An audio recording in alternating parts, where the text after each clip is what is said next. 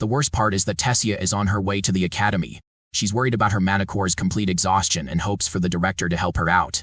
Right then, she hears a loud monster screech. When the princess exits the carriage, she sees a giant barrier of red.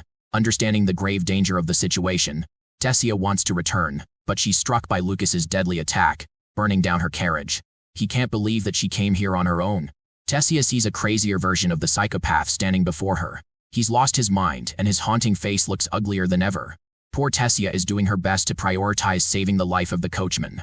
But there's no use as Lucas makes sure the guy is dead, just so she could focus on him fully. Lucas thinks she's got her priorities messed up for failing to defend herself. Suddenly, the elf princess casts an attack to stop him. Even though she's hurt, Tessia wants to stop this madness on her own. Lucas chuckles at the very thought of her putting up a fight. He mocks her for barely being able to stand on her 2 feet. It's true, the bracelet is actually preventing her from using the extent of her powers. She can't even use her magic here. The maniac grabs her and recommends that she stay in one place, mocking her by making fun of Arthur too. Then it clicks in her head. Tessia understands that the reason he's yet to kill her is because she isn't even the main target. He's going to such extreme measures just to beat Arthur. Provoked after hearing the truth, he mercilessly slams her into the ground. Tessia continues to mock him for his inferiority complex. Lucas gets pissed and slaps her across the face, reminding her that he could always tear apart her body as that would be enough for his mission. To this, she smiles, what a badass. Tessia grabs his arm and understands that she's going to have to sacrifice herself for this fight. Her vines grab a hold of Lucas, restraining him and slicing off his limbs. Tessia is doing her best to hold on, refusing to become a tool for him to manipulate Arthur. Lucas is not having it and unleashes an attack that sends her flying. Her bracelet comes off, but even Lucas doesn't want to risk her dying in an all-out attack, so he puts it back on her wrist. Then he grabs her hair, dragging her body all the way to the inside of the barrier. Poor Tessia's lost all sensation in her body. Her final thoughts are to escape, as her vision becomes hazy before the students getting trampled underneath the monster's feet. In this dire situation, Elijah is doing whatever he can to protect the students. But he is far too overwhelmed and gets ganged up by the snarlers. Refusing to surrender, he casts earth spikes to kill them all. Then he makes his immediate escape to find someone. Elijah sees a cultist and quickly hides. The cultist is currently instructing the students to become a part of their alliance, as that would be the only way for the beasts to exclude them from the attack. The dwarves and the elves will suffer a worse fate, as their manacores will be destroyed for good. Elijah questions what led to such a horrific outcome.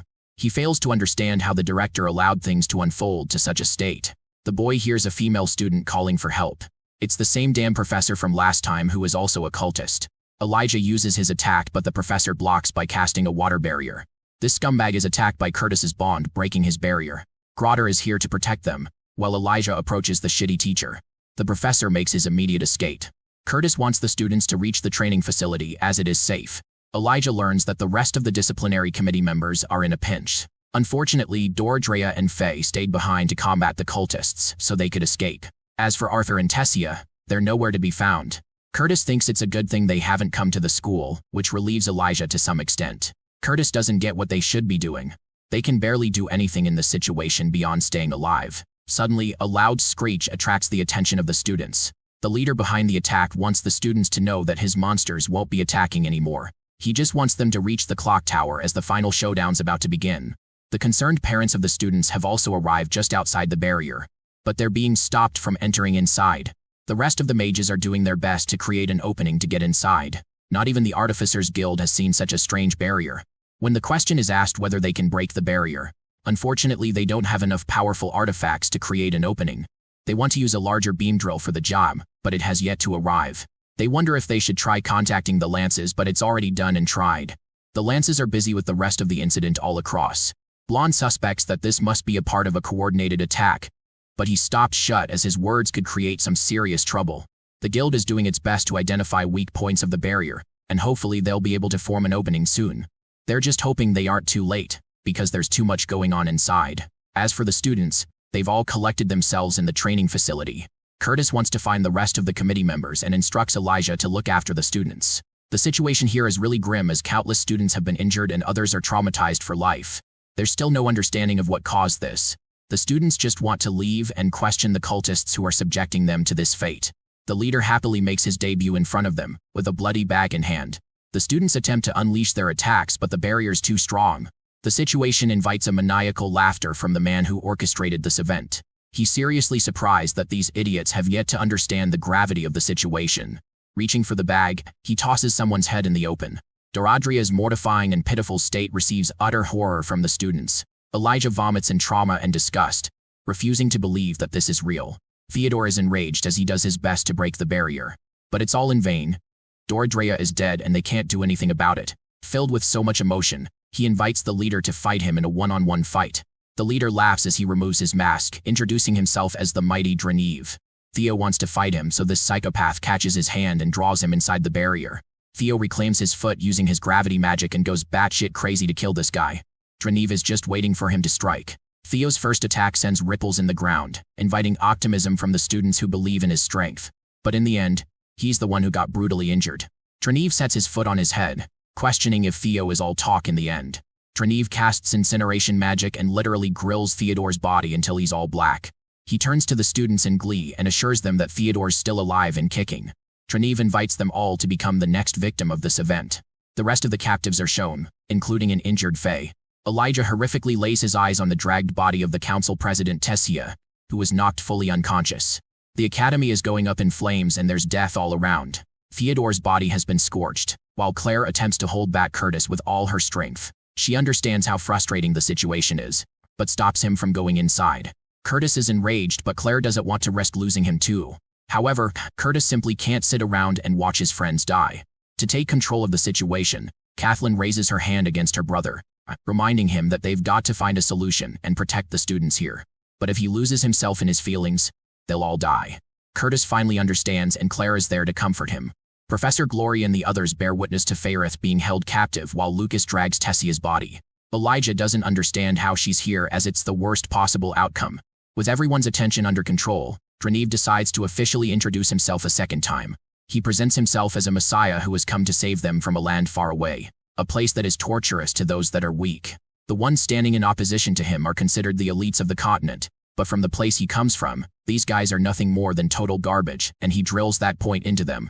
That's why he's only preparing a few of them so that eventually, when his master becomes the ruler of the continent, they'll also share a place in the kingdom. Dronzer thinks they should all be parading with excitement about the strength they could obtain. He calls forth Lucas as one of his own, who reminds everyone that he's now beyond the strength of the elf princess and even the committee members. Seeing this fucker's face, Elijah is beaming with anger. He's betrayed them once more. Lucas sees his face and decides to take it a step ahead. He draws his ugly face near Tessia's body, which overwhelms Elijah's body to incredible levels. He's burning with a single emotion: the desire to kill someone. The boy doesn't get what's happening to him as he casts metal spikes and surrounds himself in a cloak of purple. Even though Elijah is brimming with fear, his body reacts on his own, cutting past the barrier and annihilating the monsters on metal spikes. This version of him is sinister and dark, merciless and cruel. It makes him question his own identity. The Cutlists try to stop him, but Dronzer understands the gravity of the situation. Elijah's body collapses on its own. He's destroying his physical body in a final-ditch effort to kill Lucas. The metal spike manages to pierce Lucas's shoulder, but that's where he burns out completely, losing consciousness. The really surprising part is that Dronzer is out here comforting his body, while Elijah's final thought is for Arthur to come and save them. Humility, loyalty, resoluteness, and courage. The four tenets of the great family in which Claire was brought into. Those qualities are what made her become a skilled swordsman. She believed in those qualities and trusted them, until now. Until she realized how ignorant she had been. While she fails to comprehend the magic that was used to break the barrier, Claire senses that this is their only chance to strike. And yet, her body is riddled with fear and she can't move an inch. The professors are here and want to take on the fight instead. But Claire knows that they will fall short against Dranov's powers. It's as if they are prepared to accept their own deaths. Claire's own committee is awaiting orders from her side, questioning if they should support the professors. But she's here losing her sanity, inquiring why she has to be the one to lay such a heavy order. They're prepared to follow her command, but inside, Claire simply wants the professors to fight instead. She doesn't want their lives to be thrown away. She sees Drive retrieving Elijah's body, while Theodore is burned to crisp, and Dronzer gets the Aaron treatment. Professor Glory turns around smiling at the girl, which reminds her of her values.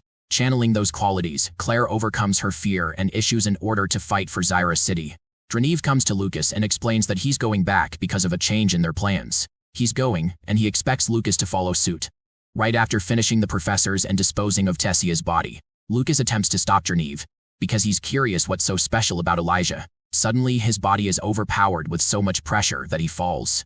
Dronzer isn't in the mood to answer any questions. He merely steps into the portal, expecting great things from his servant. The professors do their best to stop this guy from escaping. But Lucas interrupts their attacks and unleashes his scorching flames against them. The professor summons a giant fiend of his own, devouring each of Lucas's summons. Then there's Professor Glory, who engages Lucas in a close combat fight with her twin blades. Unfortunately, she wasn't expecting a monster to attack her from her blind spot. Luckily, Glory kills the monster and rages on to catch Lucas. The cultists are doing their best to support Lucas, which is troublesome for Glory. The disciplinary committee helps her out by assisting in their own way. Glory questions what they're doing in a dangerous battlefield like this. Claire crushes the monsters and states that it's everyone's battle. They're only doing what they've been taught. Glory turns around to focus on her goal, while Claire coincidentally spots the traitor Kai, who is walking away as if nothing happened. The redhead erupts in anger and targets him. She runs past the mess and directly attacks Kai.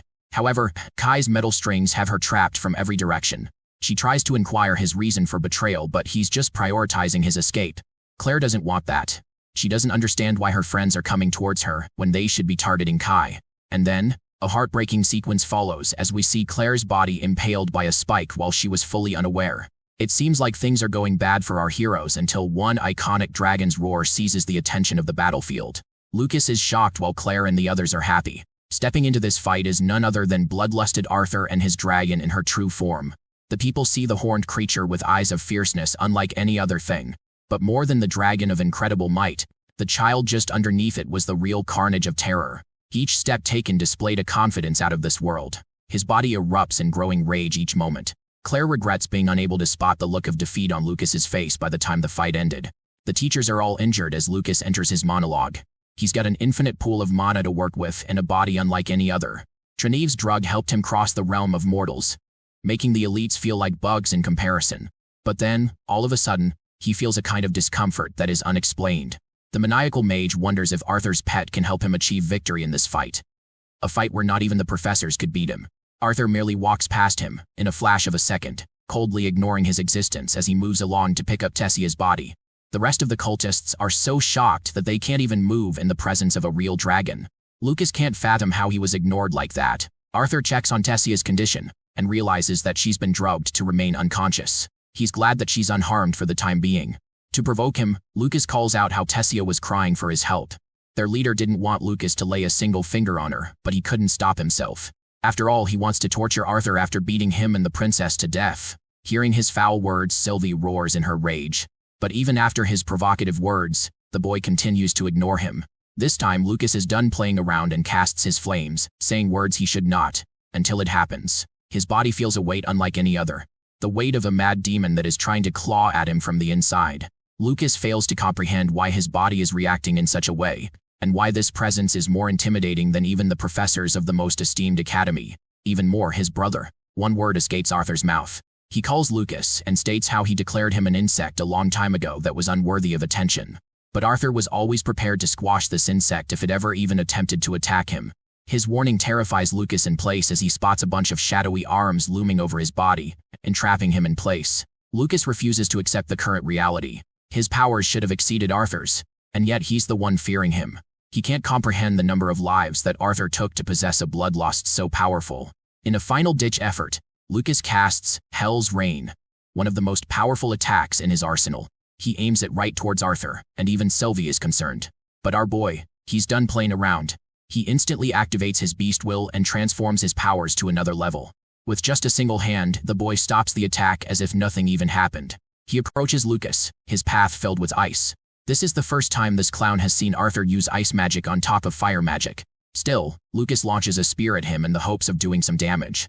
Arthur easily evades the spear, catching it with his left hand, while preparing a focused bolt of crackling lightning in his right. He releases the electrical bullet that makes its way to Lucas and strikes him down, severing his arm. Lucas remains helpless on the ground while Arthur approaches him. He wails in pain and agony, shocked that Arthur is capable of casting lightning magic on top of everything else. The boy simply grabs his remaining arm, freezing it in ice. Arthur glares at Lucas, confirming that he's exactly what he says he is. Then he exerts his full strength on Lucas's arm, shattering it from his body. The desecrated remains of the boy flop to the ground. He can't even speak a proper sentence without bawling his eyes out. Lucas reminds Arthur of his connection to the Wykes family, but that means very little right now. Arthur holds his leg in place before activating downforce gravity magic, crushing it in a pool of blood. Lucas screams in pain as Arthur questions if Treneve is the individual responsible for the mess at the academy.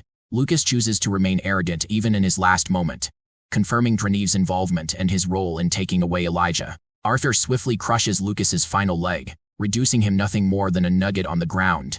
The boy has accepted that the world is changing and he can do very little about that fact. But he's going to make sure that a lousy scumbag like Lucas doesn't make it past today. Arthur rests his foot on Lucas's crotch. He wails in pain and agony, begging Arthur to stop. But it's pointless as Arthur curses the mage for his next life as well. Activating downforce, he annihilates Lucas's in the most disgusting way imaginable. The defeated mage is dead, and he didn't even die honorably. Those who were watching this massacre only became overwhelmed with fear. Some were amazed, but in the end, Arthur was reminded of his loneliness. He'd exerted too much of his power just now, and it takes a toll on him. Here's the worst part. That piece of shit's brother arrived with 2 more lances by his side. Baron is infuriated at the lifeless remains of his brother. He becomes so mad that he unleashes an attack that blows Arthur away. Even Sylvie is barely able to dodge the attack while Arthur is slammed into the wall. Sylvie tries to attack the lances despite Arthur's warning. Unfortunately, she too is frozen in place by Lance Ferre's devastating might. Wilfred cast his lava golems to help the students and take care of the mess. Arthur has suffered a brutal injury from the previous attack, and does his best to re-enter the second phase. Unfortunately, Baron has lost his mind and can't believe that a boy reduced his brother to such torturous lengths. His attack is stopped by Ulfred, who tries to take control of the situation. Baron has lost total control, and doesn't understand the fact that Lucas is the one who threatened everyone here. Ulfred explains that Arthur is the savior, not the threat. Even after hearing that, he fails to stop and plans to repay Arthur in kind for mercilessly killing his little brother. Ulfred chooses to act by using his golems and stopping him in his tracks. But Baron totally loses it and unleashes his full strength even against a fellow lance. Arthur awaits his fate as Baron attempts to use his finishing move against Arthur. Curtis and Kathleen are unable to stop this from happening, until Lance Ferre intervenes with her ice magic and even gets Baron on his knees. She emphasizes that it's her decision, and the council's to decide the fate of the boy along with his dragon. Baron reclaims his senses and follows orders. The situation is tamed at last, as the students are rescued and the academy is cleared. Many lost their lives during the incident. Arthur is patched up by the healers as Ferre comes up to ask if he's all right. He just lost his mana for the most part. Ferre hands him handcuffs for the time being. She knows that these cuffs won't be enough to stop him, so she takes a step ahead and smashes an artifact next to his chest. Arthur wants to follow their instructions, but hopes that they can do the same for his bond. Mirai is surprised to find that the boy has an entire dragon to himself as a bond. She releases the spell, while Arthur orders her to return to her fox state. Sylvie is pissed for what they did, but right now, even Arthur understands that they're outmatched by the lances. Sylvie accepts and transforms right back to her fox state. She runs to Arthur and worries what might happen to them. Arthur doesn't know either, but he thinks they'll be okay. The boy and his bond are both chained together and following the lead of the lances. They're going to be taken to the Mage Guild camp until they receive further orders. Here, many people are gossiping about the death of a noble from the Wykes family. They don't know the truth of the situation, but Arthur's brutal killing methods are being called to question. He's being judged for his class too. Even his family arrives at the scene in worry. He asks Varai if he can have a moment with his family. She grants him permission, a decision that pisses off Baron the most. The older brother has listened to many testimonies of what went down, and he still has his emotions overwhelming him. Arthur smiles before his family, separated by a barrier. He tells them that it's just a misunderstanding, and that he'll be okay no matter what. He just wants them to take care of the rest while he's away. Arthur emphasizes that he's going to be okay as their son. Now Varai's ring glows a beam of yellow, which means the council has already arrived at a decision. The lance recommends Arthur to continue moving alongside them, and he has to unfortunately obey their orders without question. Varai reads a scroll announcing the official decision made by the council. The official decision is ruled against his favor, deeming his mana core to be restrained and his title as a mage to be stir-piped from him. He's also going to be completely incarcerated, a decision that is effective at once. The boy stands at the center of the academy, with his family breaking into tears on the ruling decision made against their son. Some students are gossiping in his favor, while others against.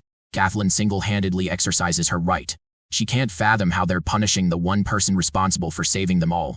After all, if he wasn't here, the lances wouldn't have been able to save anyone. She wants to use her parents to rescind the decision. But then it is shockingly revealed that both the human and dwarven families voted in favor of this judgment. The only ones who didn't were the Elven King and Queen. Kathleen can't accept this betrayal by her family, but Curtis thinks it's inevitable, and they can't do anything now. Arthur realizes that there's nothing stopping the lances if the decision is made by the higher-ups. What's worse is that he's being treated like he led the attack in the first place. The boy requests Farai's attention and asks permission to speak to his family a final time before leaving. She allows him to do as much, and the boy approaches his worried parents. He smiles like always, masking his fear and emotions. Arthur confirms that he'll help clear the misunderstanding sooner or later. His mother is a crying mess and understands that in reality, not even Arthur knows what's going to happen. Ellie is crying too, and Arthur now regrets being unable to spend enough time with her. He assures her that he'll be back and goes away stating it as a promise. His father is the last to speak. Reynolds wants to remind the boy that no matter what happens, his family will always continue to support him. My respect for this guy is seriously not enough. He assures Arthur that they'll always care for him. Such words actually reduce the boy to a fragile state as he goes away. The three Lance are there speaking to one another. Baron is the first to leave, and he gives our boy a murderous glare before taking his brother's body and leaving. Ulfred creates a lava golem to manage flight and assures the boy that he's not going to experience any burns. Even if he does, he doesn't have a choice. They take off with Farai using flight. Even the little Sylvie is caged in a water spell. Arthur gives the academy a final look, and that's the end of the scene. From the other side, Baron's roaring thunder descends straight to the Wykes family manor. He carries the deceased body of his brother. Ignoring the butlers around him, he kicks the door open, taking the maids by surprise. Baron requests an immediate meeting with his father, adding to the seriousness of the situation. Soon after, we see his father infuriated to find what became of Lucas and his representation to the Wykes family. Even after investing so much on him, it was all wasted in the end. He also channels his hatred towards Baron forever, even retrieving the scoundrel back, without being able to exact revenge. Baron catches his father's hand before he's able to hit him. He wants his father to know that he's still a Lance despite all this mess. The Patriarch wants to remind Baron that he only got this position because of his link to the family. He wants to know what happened in detail. Baron expresses how Lucas became responsible for leading an attack against an academy, alongside a man named Dronzer. The kid who killed Lucas, on the other hand, tortured him in a brutal way before ending his life. Hearing this, the Patriarch thinks there might be a way for them to turn the situation in their favor. He calls Adeline, one of his reliable secretaries. He wants the council to receive a message regarding the recent attack. He also wants to paint the picture that his poor son Lucas was manipulated and brainwashed by Dronzer. He was the victim and was recklessly murdered at the hands of a commoner who ignored his pain. In return, they seek nothing but death to the killer of the one who disgraced the Wykes family name. They will prepare a funeral for Lucas in the meantime, hoping for the council to make their decision. Baron agrees with such an account and supports it fully. The secretary leaves to submit the message, while the Patriarch continues minding his business. As for the funeral, he doesn't even give a flying fuck for Lucas and simply wants Adeline to handle the rest. This man really doesn't care. We're back to Arthur in the next scene, who wants to inquire just how far they'll have to go. He also doesn't think the handcuffs are needed as he obviously can't fight two lances in a mid-air battle. But it's not that they're worried about him. They're worried about mana beasts going out of control and attacking them out of nowhere. That would stir up trouble. Arthur is disappointed that the lances are incapable of handling a bunch of mana beasts. To that, it is stated that while lances are incredibly powerful, they're still human. The beast glades holds an immense amount of mysteries, so anything could go on and take them by surprise. Ulfred remembers that he's speaking to a kid, but Arthur reminds him that he's also a prisoner. He's a chill guy who just wants to talk. Unfortunately, he's stuck with Farai and Baron, both of whom are cold at conversations. Ulfred is dying to know how the boy managed to become such a powerful mage at his fragile age. It's surprising to Arthur because it's not like he fought in front of the lances.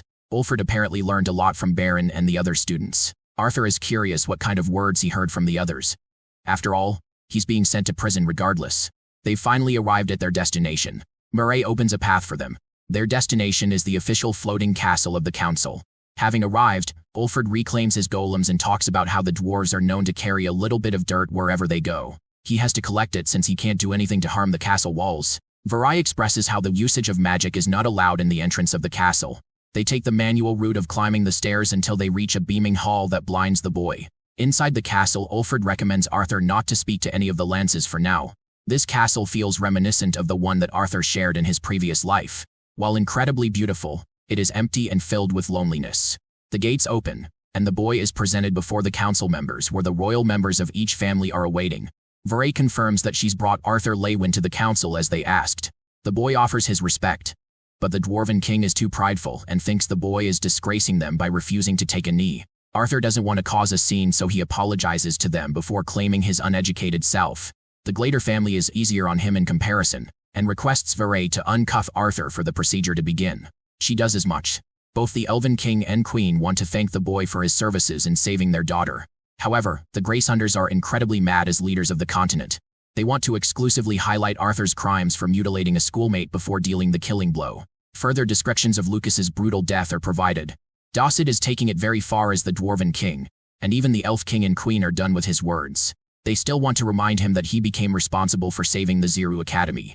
But Dossid thinks it's nothing more than a convenient excuse as it doesn't justify the treatment Lucas received. He thinks Arthur plotted this scheme to get one up over his rival whom he hated. The Elven King points emphasis to the fact that Arthur saved the Academy and the children of every race. That's why the Dwarven Queen merely seeks for the boy to receive permanent stoppage as a mage. They deem him a threat that can't be tamed. They fear the future where he and his bond become enemies of the races. The Elven Queen thinks they're being severely judgmental over this reaction. She wants Priscilla's thoughts on the situation.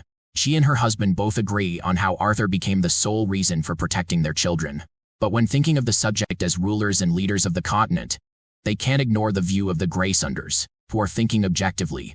But this triggers the Elven King, who can't accept the fact that they have to go to such lengths of crippling the boy and then killing his bond. Dossid roars against the Elven King, who fights back, stating that they can't throw baseless accusations here. Dossid takes a step further by saying words he shouldn't. He points out the weakness of the Elven family for losing their most trusted and powerful assets, the lances. Arthur wants to speak, but Dossid hammers down on him, reminding the boy of his place. One side is acting extremely irrationally, and Arthur sees that. He speaks his voice, claiming that his presence here is pointless if he isn't allowed to say a word. He wants to offer his side of the story or what followed the event. The obnoxious Dwarven Queen doesn't want to listen to his words at all, and orders Ulfrid to lock him up beyond further orders. The same goes for Sylvie as his pet. The Elven King raises his voice, strongly defending Arthur and even making sure his only lance gets in on the scene. Aya is called out, but Dossid is arrogant and reminds the Elven King that he's got nothing more than one lance at his disposal. The tension settles as he sits down and stops Aya from acting.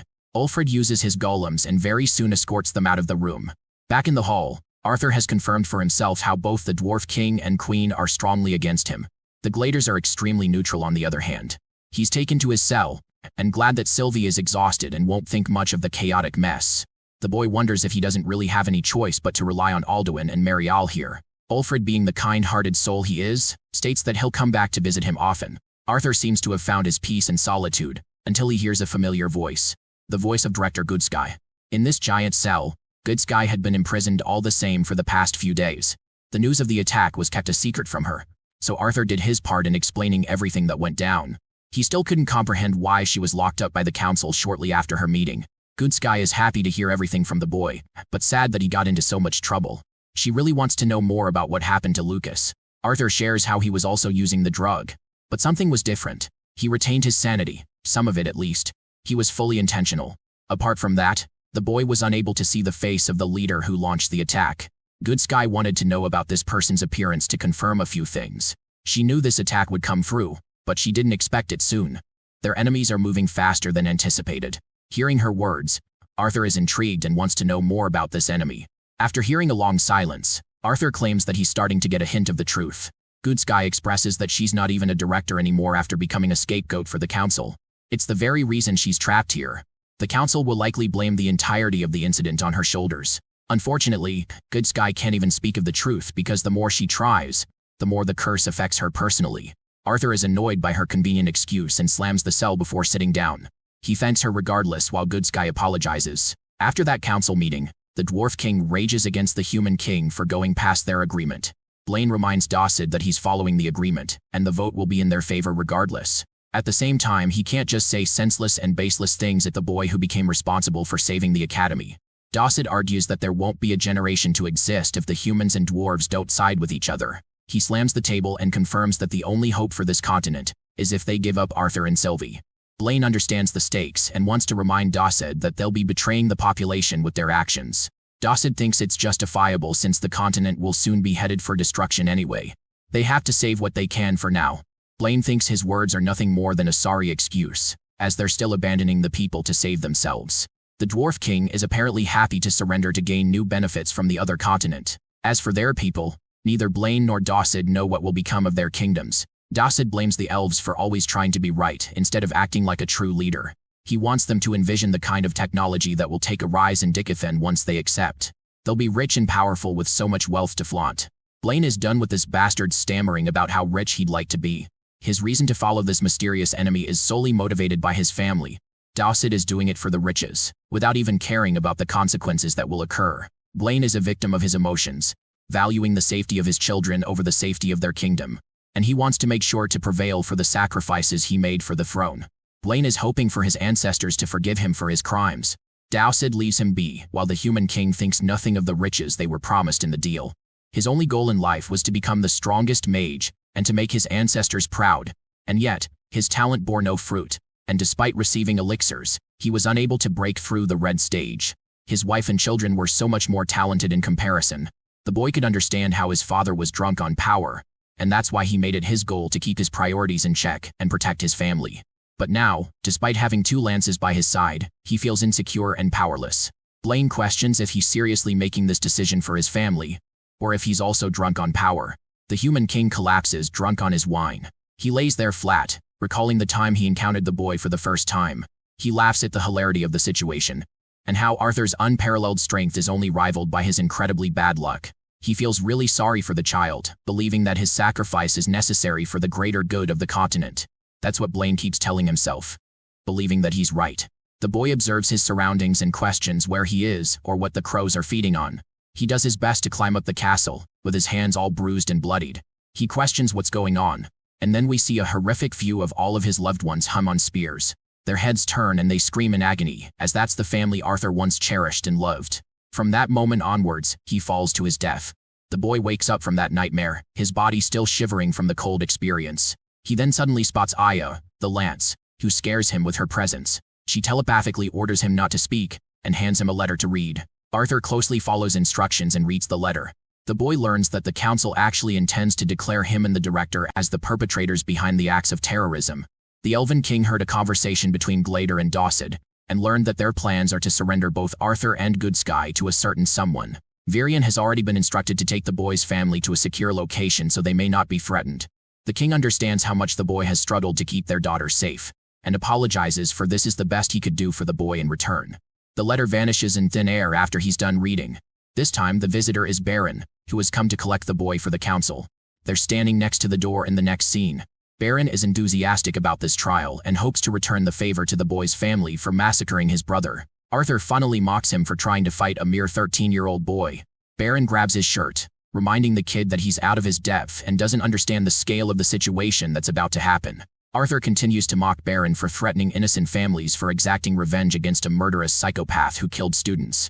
He also reminds this brain-dead fool that Ulcuus willingly joined the bad guys and chose to kill the students, even going as far as to join the dark side. Hearing all of this, Baron has no choice but to shove him onto the floor. The door opens with a bone-chilling sentence for Director Goodsky, who is sentenced for public execution. The boy overhears this and sees Goodsky being escorted by the royal guards. They exchange a look at each other and Arthur's sad seeing her pitiful state. Next, the boy is brought before the council. They start off the sentence declaring the mercy of the council, and how Arthur's actions could have led straight to execution, but they've inevitably decided that the boy's actions were for the greater good. That's why his harsh sentence will include that his title be stripped, and HSI benefits be revoked. Finally, he will be imprisoned until further notice. That last part catches Arthur's attention as he requests them to clarify. Blaine expresses that the victims of the families are being closely monitored right now, and as soon as the tragedy has escaped the public mind, the boy will be freed from his prison. So it's kind of like temporary detention instead of an actual imprisonment sentence. But make no mistake, Arthur understands that these bastards aren't doing this out of kindness. Rather, their goal is to deliver him alive to someone. That's why they're planting the future thought of freeing him. The boy agrees to the fairness and questions what will become of his bond. Queen Graysunder becomes extremely infuriated that he has the audacity to think about his bond in times like these. The Elven King explains that losing one's right to being a mage also implies losing in touch with their bond. As painful as that sounds, Arthur understands the situation. Dawsid acts arrogant, claiming that his pet will be in good hands and taken care of. Blaine orders his lance to return the boy to his cell and keep him chained. From this meeting, Arthur has confirmed for himself that the Graysunders are only in it for themselves by allying with the Vritra clan. Anyway, Baron takes the kid back to his cell, where he's shoved inside and slammed shut. Come to think of it, Arthur thinks this place is quite peaceful if you just ignore the imprisonment factor. At least it's better than the previous cell he was in, the room full of white.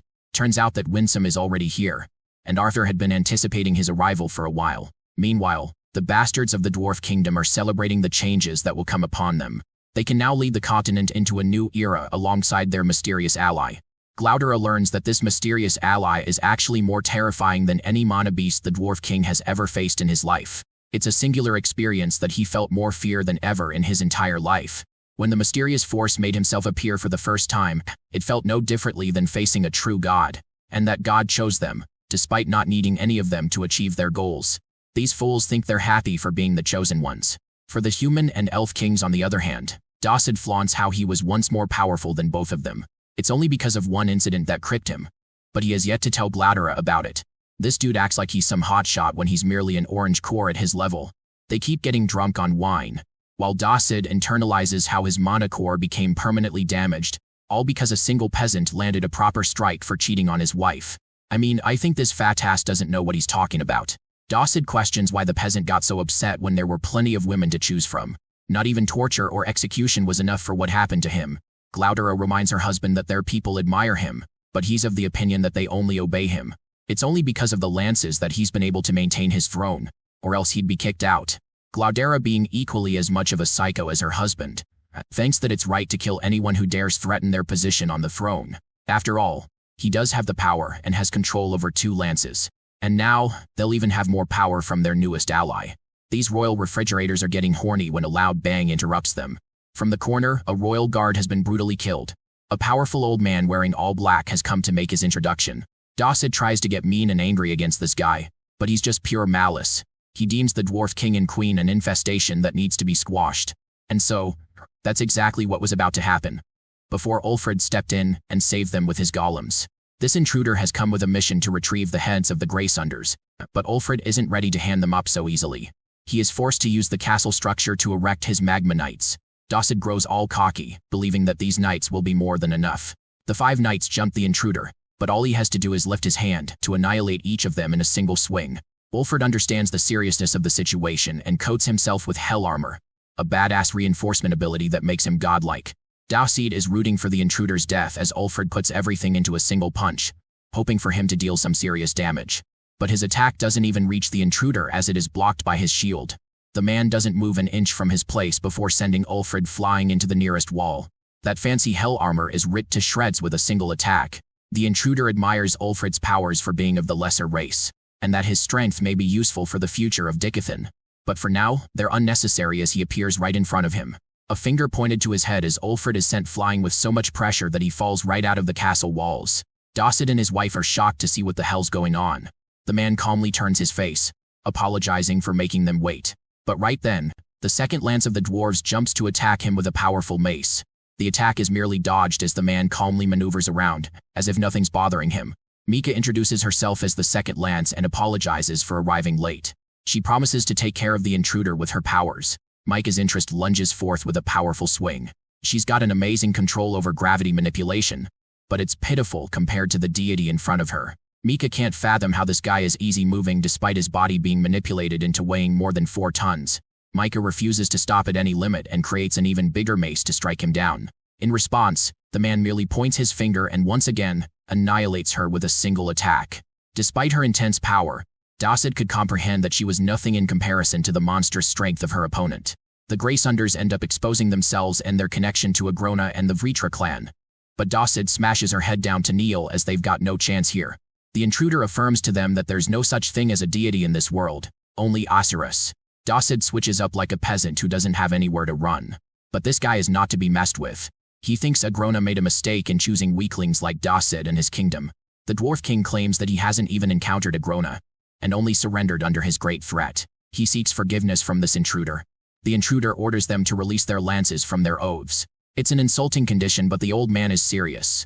Dawsid was taught never to break the oath, but he's willing to violate that sacred condition for the sake of his own life. He quickly releases both and begs for forgiveness.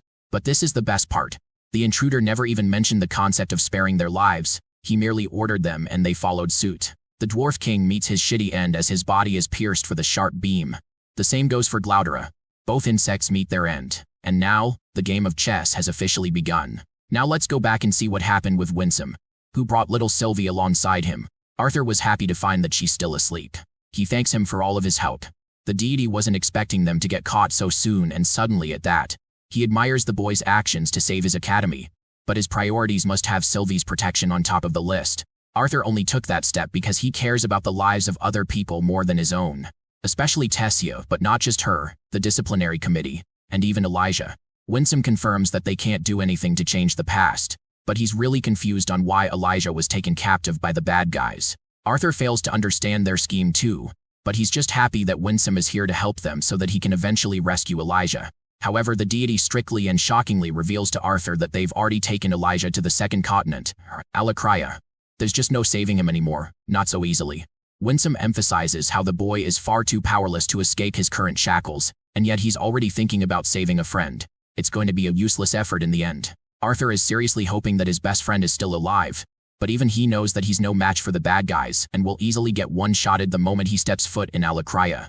Now that he's got nowhere to go, he questions what he should do. Winsome is just happy that Drive left right before the boy's arrival. After all, the Vritra clan seeks to capture Arthur in one piece. And if they also find out that he's related to Sylvia and Sylvie, then not even the best of deities could protect the boy in one piece. The path is clear, and it means Elijah won't be rescued. Arthur can't accept that, especially knowing that the majority of those on the council are already working for the Vritra clan in secret. He can't hide his family for long, and the Lances are soon going to act anyway. He can't hide in the Beast Glades territory because of the mana beasts. So in this shitty situation, Arthur is dying to know what his options are. The deity understands the boy's frustration, and knows that Arthur thought a lot in silence. The Grey Sunders share a close connection to the clan, and the Gladers are only reluctantly on their side. Winsome is actually impressed with the boy's sharp observation. Right as he was about to establish their next plan of action, Baron cracked the door open to question Winsome's identity. He wants to know if he and the other intruders share a connection. Winsome confirms, and that's all Baron needed to act as a lance. He activates his powerful flash ray, which is easily blocked as if it were nothing. Winsome deems the human nothing more than a child, giving him a pure demonstration on how outmatched the lance is compared to a deity. Baron's ego gets the better of him as he activates another barrage of attacks. But Winsome plays around, merely tapping the electrical discs as if they were nothing. He uses his heal ability to knock Baron down with an absurd amount of pressure. The lance is powerless in this situation, so Varai takes it personally to step up and orders Baron to stop trying. He doesn't get what she's saying. Varai sharply notes that they're dealing with a deity, which also means they can't joke around with them. She gives Winsome proper respect before requesting a humble meeting with the human king. Here, all of the council members and Winsome's partner are there. Arthur sees the other guy, who introduces himself as Aldir. He wants to make things very clear. Both Winsome and Aldir were sent here to give the free races a shot at survival for the war to come. Thankfully, even Director Goodsky is in one piece. The Elven King and the others are now certain that war is imminent no matter what. Aldir made sure to eradicate the Grey Suddeners and took their lances under his control. He also politely alludes to the alliance that were made with the humans. Blaine speaks up, humbly accepting how the deities are more powerful than the free races. He wants to know why the Asuras aren't acting to defeat the Vritra clan on their own. It's a good question, but Aldir expresses that things are more complicated than just that. The Vritra clan operates with free others under them. The evil Asuras have broken their law, and if they were to fight, the entire world would be flattened. The Asuras have formed a direct treaty not to cast a direct attack or interfere with the affairs of the lesser beings. But Arthur is immediately quick to point out the contradiction on how their current acts to eliminate the Grey Sunders violated the same treaty. Winsome explains that the Dicathan continent is soon going to face a population to fight the Vritra clan. But Arthur is pissed and mentions the Blackhorn demons that were responsible for invading their nation for many years and causing havoc. He is fueled with anger, remembering how they brutally killed a lance. The Elven King stands up in confusion, questioning how the boy knows such information. Director Goodsky reveals a fragment in the palm of her hands, revealing what he's talking about. Aldir now sees why Arthur is deemed a complicated creature. But as it turns out, the spies sent to Dicathan aren't Asuras, but rather, these monsters were also lesser beings in the past. They've just undergone countless experiments. Mariel is worried that these monsters are so powerful that they're capable of easily annihilating one of the strongest mages in Dicathan all around. So there's just very little chance for them to win. Aldir explains that the demons are Agrona's trump card. They're not too many in number. They're only going to be dispatched right after learning their involvement. Aldir is going to play the part of a general in the war to come. But even the Asuras are hoping to protect and defend Dicathan as part of their plans. After the meeting, Arthur questions where they're headed, as they should be involved with the talks of the war. Winsome explains that Aldir will take care of the discussions. For now, He's going to be taking the boy to his family, and there he will bid them farewell for the time being. The boy is confused and asks for clarification. Winsome turns around and emphasizes that Arthur will be taken to their homeland, the land of the Theodos, where he and Sylvie will continue their training. Arthur walks with Winsome, annoyed as always that he's got to take a long walk in the forest. He was expecting the deity to grant him the privilege of teleportation to Rinia's place. He could have done that, but it would lead to a barrier disruption that is guarding his family. Arthur understands now. They mention the topic of the 8 races of Asuras in the land of Theodos. Each race is supposed to be composed of numerous clans, but only one clan is a part of the High 8. The Vritra clan is part of the Basilisk race, but the boy still can't accept how the other clans tried to assassinate Agrona on their own. After all, the treaty was their priority, so he was expecting them to cater to the lines of peace. This means Agrona's a really gruesome threat for even Asuras, so much so that they're ignoring the treaty for now. They don't understand his intentions or future plans for now, so the clans ultimately decided to get rid of Agrona in the way they deemed fit. Despite all of this, Arthur struggles to fit his bond Sylvie in the picture, or why her mother Sylvia ended up in the Dicathan continent. Winsome stops to reveal a precious secret that only a few members of the Indrath clan know about. It is revealed that way back then, Sylvia personally traveled with the elite division to take down Agrona by herself. It was a suicide mission from the start, and while Lord Indrath refused to let her go, Sylvia snuck out anyway. She revealed her powers too late, and it was already difficult for her to return by then. There's also no information on her capture or why she chose to remain hidden.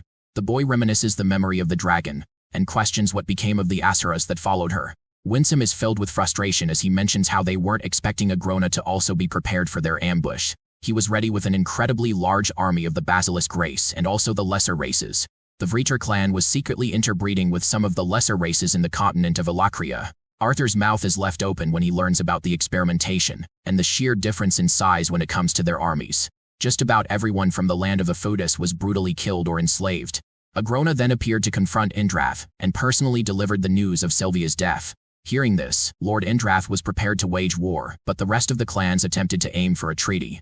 This treaty forbade the Asuras from acting directly and preventing the collapse of the planet. The 7 Asura races of Theodos waging war would become the end for all, so they sought accountability from the Basilisks instead. But then they realized that it would be wrong of them to punish the whole race for the wrongdoings of their leaders. Arthur considers their methods terrifying and beyond description. He reflects on how the rest of the clans could have followed the same approach as the Vritra clan, and helped create soldiers of war via experimentation. But they retained their goodwill and morals, refusing to stoop to Agrona's level. If Agrona truly spent those years in the Alakria continent, then it's understandable to assume that his army must have grown to an incredible magnitude. Apart from the mere power difference between the 2 continents, now they have an enormous army to worry about. Then Arthur realizes something. The 6 ancient artifacts that were handed to the people of Dicathan, those were exclusively given so that the 3 races could help and even the battlefield. And this is the part where Arthur himself comes around, as an important pawn playing on the side of the Asura clans in the giant war. Winsome expresses that it would be easier for him to think of his family and friends when considering his motivation to fight. On that topic, Winsome questions what the boy is planning to say to them for his departure. Arthur nods. Despite his saddened look, he's already made up his mind. Switching over to his family's perspective, Rinia is keeping them well and warm. Arthur shocks everyone with his presence as they come running towards him. They embrace their beloved son and kind, the family reuniting one final time. Ellie is more concerned about Sylvie than anything. After all, her brother is one hell of a persistent fighter who always comes back in one piece. Suddenly, all 3 of them feel an immense pressure that terrifies them. Arthur wants Winsome to chill with his spiritual presence and introduces the man to them as his teacher. The deity stares them down and thanks him for saving their son. Alice is dying to know what kind of teacher he is, but before Arthur's about to answer, she stops caring about that and prefers that he have a nice meal before talking about things. They change and have some fun for a while, until Winsome signals Arthur that it's time. The boy nods and requests Rinia to leave because he wants to speak to his family in private. They follow his lead while Reynolds gives Ellie one good look before entering inside. Reynolds asks if the boy's teacher is also going to join, but Arthur denies by shaking his head. His quiet demeanor is making them worried. But Arthur is preparing himself to speak about a topic that is really difficult for him to express. He opens up by mentioning how he came into this world. But then Arthur pauses, while his mother questions if he means when he was born into this world. The boy hints that he wasn't really born to begin with. Alice doesn't get what he's talking about. But Arthur expresses the memory of his first time being born, and that time, he was transported and reborn instead of experiencing his first birth. This guy literally breaks the isekai trope, and basically confirms that his old world was taken from him. Alice is stumped while Reynolds fails to follow the boy's words. His mother gets up in his face, questioning if the boy is all right in his head. She doesn't get what he's talking about, or if his teacher put something in his mind. But Arthur denies any such thing. He claims that only his parents know about this truth, the truth that he's sharing now. He doesn't understand how it happened either. But the best way for him to describe such a situation is by referencing a reincarnation. Alice once again questions if something happened to the boy while he was away. But Reynolds is firm with his tone and wants his son to keep talking. So then, Arthur fully described his understanding of the previous world and his life. What kind of man he was and the relationships he had with other people during that lifetime. He wanted to paint it with immense detail, so that they could understand he wasn't just making up the facts. Throughout his story, his parents despaired and turned silent, not a single word escaping their mouth. Reynolds then asked questions to humor the conversation, but his face was mostly masking his emotions. Alice, on the other hand, was more shaken than ever. She couldn't control her body the more the story went on. The conversation wasn't long, but it felt like several hours had passed. That is, until Reynolds finally understood where the boy's talent in magic and fighting came from. He was used to the Kai system in the previous world and adopted its principles to mana in this world. Hearing this, his mother sobs and laughs in the face of the unbelievable situation. She thinks this is a sick joke, and constantly tries to reassure herself that she's being messed around with. Alice wants him to just confirm that he's kidding around. She looks at him with her face all flushed, denying the fact that a former king's consciousness stole her child's body. To that, Arthur turns his face away and feels crushed to admit that none of it is a joke. Reynolds pulls her back, and all those precious memories of the times they shared come rushing back to her. Alice grips her hair and refuses to accept that this is truly happening. She experiences so much panic at this cruel reality. Reynolds attempts to comfort his wife to the best of his ability, and even Arthur visibly feels tensed up after his words. He gets up, understanding that he's said enough, and leaves the room. Then the boy comes outside to play with Sylvie, until Reynolds comes outside to tell his daughter to go and comfort her mother for a while. Arthur grabs Sylvie and Ellie just goes away before coming right back and bolting her brother with a hug. Both brother and sister experience a lovable moment. Ellie just wants her brother to come back, no matter how many times he has to leave them. Reynolds takes the boy on a walk, expressing how his mother is asleep after experiencing the shocking story. Even Arthur's speechless, but he now knows that his parents believe his words. Reynolds doesn't doubt his son as he sees no reason for him to do so. Also, the pieces all fit well into the frame. Everything makes sense now. Arthur is really disappointed to ask if his father is all right after hearing that. Burt Reynolds, who is usually stoic, bursts in his anger. He doesn't know what to make of his family or his son anymore. The memories they shared were nothing more than an act. He blames Arthur for attempting to act like the son they could have had. Reynolds has no idea how he should act around the kid, as King Gray's actual age even supersedes his own. And yet the boy is 13 in his body. Reynolds is even more pressed that Alice had to mother a grown man believing that it was her own child. It makes him so mad that he smashes the wall right next to them, even injuring his fist. Reynolds is dying to know if Arthur's truly their child, or if the reincarnation robbed their actual son's consciousness. Hearing all of that, the boy remains silent on his feet. Reynolds understands that he said way too much in his anger, and expresses that he's just perplexed with this revelation. Arthur habitually stops himself from calling Reynolds his dad, before referring to the man by name. It weighs heavy on his heart, but not even he knows about the truth of the situation.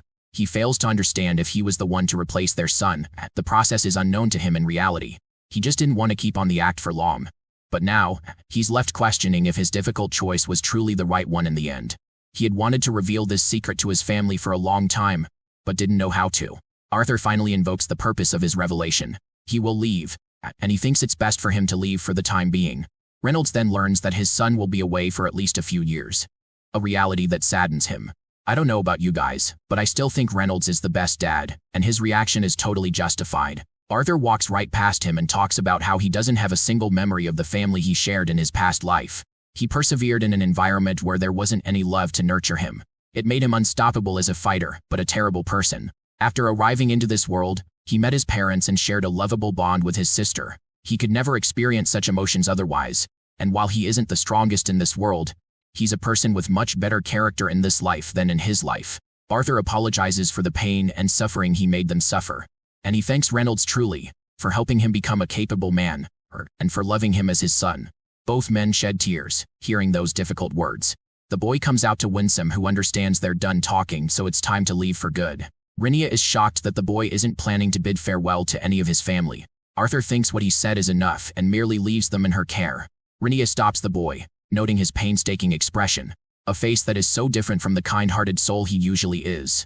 She's hoping that after persevering long and hard, he doesn't return to his previous ways. Because if he sinks to that level, it will be harder for him to get back out. Saying those words, Rinia promises to take care of things for the boy here while he's away. Winsome makes his preparations by setting a disc and using his blood as activation. The disc opens a portal. Arthur wants to know if there's anything unsettling about his current expression. The deity notes that his expression is just like the pantheon Asuras. They are warriors who turn off their emotions in order to fight with incredible force. He wants the boy to be fully focused on what's ahead after he's done with things here. Arthur, with a determined look on his face, declares himself ready. Let's see Reynolds' reaction from what followed after the scene. He despised himself for being unable to tell Arthur that they still considered him as a part of the family. But what he despised even more was wishing that he had never confronted them with the cold, hard truth. Reynolds, now a defeated father, comes out understanding that he always acknowledged his son to be unique and different from others. It was hard for him to accept because of his pride, because he let himself believe that he was the one who raised a genius. Everything pointed in the right direction. The boy was strange from a young age and incredibly talented as a swordsman. Then he had talents as a mage too. Rinia breaks the news of the boy's departure. Shockingly, Rinia also knows about the boy's past life. She was always afraid of the day where he would confess the truth. She sacrificed a lot to figure Arthur out. But Reynolds thinks that he isn't a kid anymore with the revelation. Rinia thinks of him as one because at her age, you'd consider just about anyone a child. She always thought how funny it was for people to talk highly of one's wisdom with age. The same goes for their intelligence, believing that intelligent people should be cold and logical. Those two traits combined, an intelligent older person should then be remarkably cold-hearted. Rinia teases Reynolds and asks if he views her as a cold-hearted machine. The father doesn't get what this has anything to do with his son. Rinia explains that he's just afraid of the boy confessing the truth, wishing that he didn't. He's now wondering why the boy decided to tell them the truth in the first place. Rinia shares her opinion that men are blinded by their brains sometimes. The emotion of the heart is different, and clashes with the feeling of logic. It is the reason that gets them hurt or even killed sometimes, but humans can't help but follow it. It might make them seem inferior as an individual, but strengthens their bonds as a group. Reynolds inquisitively asks if his son was operating on emotion when he said such things. Rinia wonders what that boy was thinking, but she is aware of the simple reality that she's known Arthur ever since he was a toddler. He's come a long way, and this step was necessary for him to take so that he could break his limits. Rinia gives Reynolds something wrapped in a white cloth. Apparently Winsome gave it to her as a gift to Arthur's family. When he opens it up, a cute bear emerges from inside. Ellie is immediately drawn to the bond and requests to keep it. Reynolds found himself startled by his daughter's sudden appearance. The bear finds an attraction to Ellie. Poor Reynolds was hoping to keep it for himself, but he's at least happy that his daughter gets to be the one to inherit it. She decides to call this little murder machine Boo, because the bear's eyes make it seem like it's always mad. Also, Ellie informs her father that Alice is also awake now. In the next scene, Reynolds goes to visit her and see how she's holding up. She had been asleep for a few hours on end. Alice is devastated to learn that Arthur's left them. She feels incredibly sad for treating him like that. But Reynolds believes that she handled it in the best way possible. Still, the mother regrets calling her own son a sick individual. She didn't want to accept reality. Yet here she is sobbing in her husband's arms. Even Reynolds understands that her reaction was warranted for the craziness of the story. Then Alice questions if she's a terrible person for doubting the boy as their own son. While Reynolds knows that her words are wrong, he just can't have the heart to say the same thing when deep down, he struggles to find an answer. Alice, being the mother of the child, endured a lot just to bring the little one into this world. She was the one who took care of him and taught him the ways of the world. But now, she just learned that the story had been a lie. Reynolds wants to be the stronger individual in this situation, and wants his wife to rely on him. Alice apologizes once more, so he embraces her lovingly, and emphasizes that they just need time to digest what has happened. Their son knew of this fact before he told them this. Alice also learns that they won't be seeing him for a few years at least. Alice stabs even deeper, questioning the kind of son they could have brought up if Arthur didn't just steal his body. Reynolds experiences a shock hearing those words and suggests her not to wallow in that kind of thought or believe in such words. But Alice is lifeless, and she's full of thoughts on how their real child could have been like. Reynolds sheds tears, unable to control himself despite forcing himself to be strong. He wants her to accept Arthur for being who he is, but Alice merely can't accept that. She wants to remind her husband that they haven't called him their son ever since the conversation began. Which means, deep down, they've already accepted the cold reality that he isn't their own. Reynolds calms her down, assuring her that they're both struggling with that pain, but they'll learn to live with it. There's also the truth that they've lived with Arthur for 13 whole years, fighting together and celebrating many joyous occasions together. That is the meaning behind their relationship. It wasn't just the blood or their past lives, but the memories they endured and made together. Reynolds wants Alice to remember when Arthur put his own life on the line from his way back to the city. If he didn't care about them, he wouldn't have done something like that. He wants his wife to understand that neither of them is a horrible person or a terrible parent, but it will take them some time to accept the fragility of the situation. Poor Alice wipes her tears, thinking that she looks despicable, crying her eyes out. But Reynolds simply grabs her and gives her a peck on the head, reminding her that she's just as beautiful as always. Honestly, this is such good chemistry between the two. They're made for each other, don't you think? Ellie comes right up asking her mom to take a look at her new pet. Alice doesn't even know about Boo. But both of them manage to make light out of the situation, and they once again embrace each other in joy. Now let's see how Arthur's holding up on his side. He's just arrived in the land of Epheotis, the continent of the Asuras. It's a beautiful place through and through. Winsome welcomes the boy to the Indrath clan's castle, a structure unlike any other.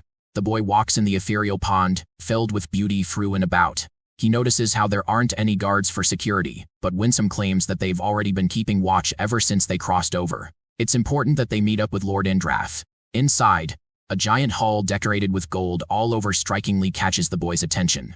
Arthur realizes that this is Sylvia's real home. He asks Winsome for any tips before meeting the almighty Indrath himself. But in this case, even he doesn't know what to expect because of the uniqueness of the situation. They're brought to a room where two human-like people are keeping watch. They refer to Winsome as an elder, glad that they've retrieved the human boy. They're then escorted to Lord Indrath's room. The door opens as Arthur awaits in anticipation. They enter inside, where the almighty ruler is sitting comfortably on his throne.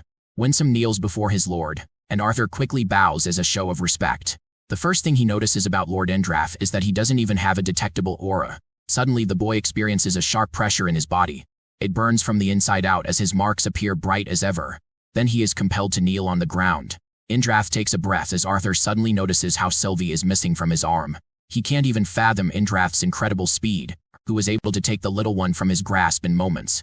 Indrath just wants a happy reunion with his granddaughter. He's a little disappointed that Arthur didn't train her at all, hence her mana levels are barely manageable. While she's in her hibernating state, Indrath understands that the boy has only held her back. Winsome apologizes for being unable to train Sylvie during his time in Dickathon.